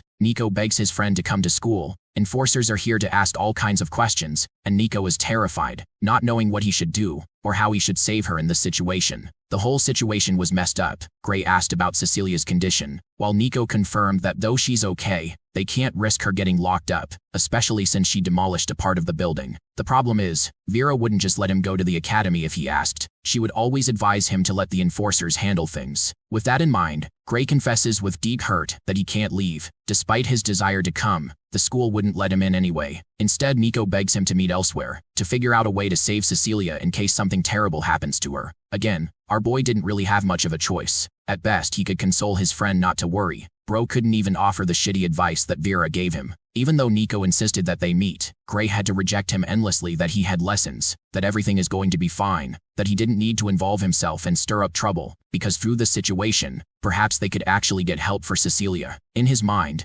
Gray didn't want Nico to think that his inventions were the only thing she should have relied on. The poor guy apologized for reaching out to his friend, knowing that he had a destined path ahead to become king. The gut-wrenching phone call between two friends and their own priorities came to an end. Gray begged Nico to give another call when he found an update on the situation, and so it ended. At the time, he resolved himself that he'd be fine, thinking that if drilled that lesson enough times in his head, things would be different. But this particular memory is so haunting that Arthur will never forget it, not even outside of a dream. In the interrogation chambers, Gentry and Ento are conversing with one another, when suddenly, an unexpected shift occurs with Ento's bucket falling all over. Next, we see our boy descending down the labyrinth, finding his clothes extremely uncomfortable as part of his lance outfit. He keeps thinking about the dreams he has, and is hoping that Radius is willing to repeat that stupid old poem, better yet offer a proper explanation. Arthur arrives with a guard snoozing on his day job, and curious about his alertness. Bro shifts weight in the same way he trained against the squirrels to be undetected. Shockingly, the elf actually managed to catch even the faintest of his movements, responding fast with a blade next to Lance's neck, before finally realizing that he's just raised his sword against him. The guard apologizes. Arthur is shocked that the kid is this sharp even while taking a nap.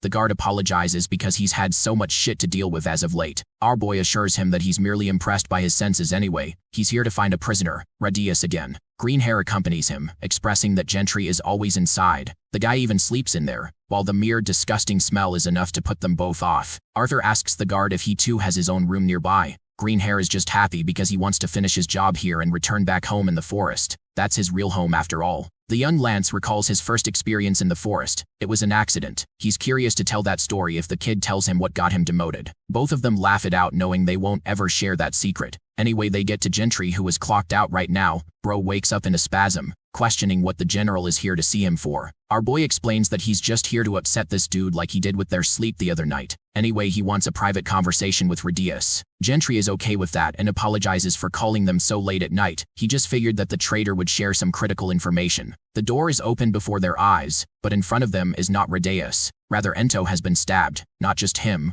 Uto as well, caved in dozens of spikes. All this time, Arthur thought that Uto's mana was restrained, so it doesn't make any sense that things unraveled like this. The old man hastens to check on Ento, while our boy wonders if Uto freed himself and then killed himself, even though the retainer seems relatively fine. The big question surrounds Radius. Arthur blitzes over to his cell, only to find the same outcome with Radius too, who was carved out with several spikes, serving as his grave.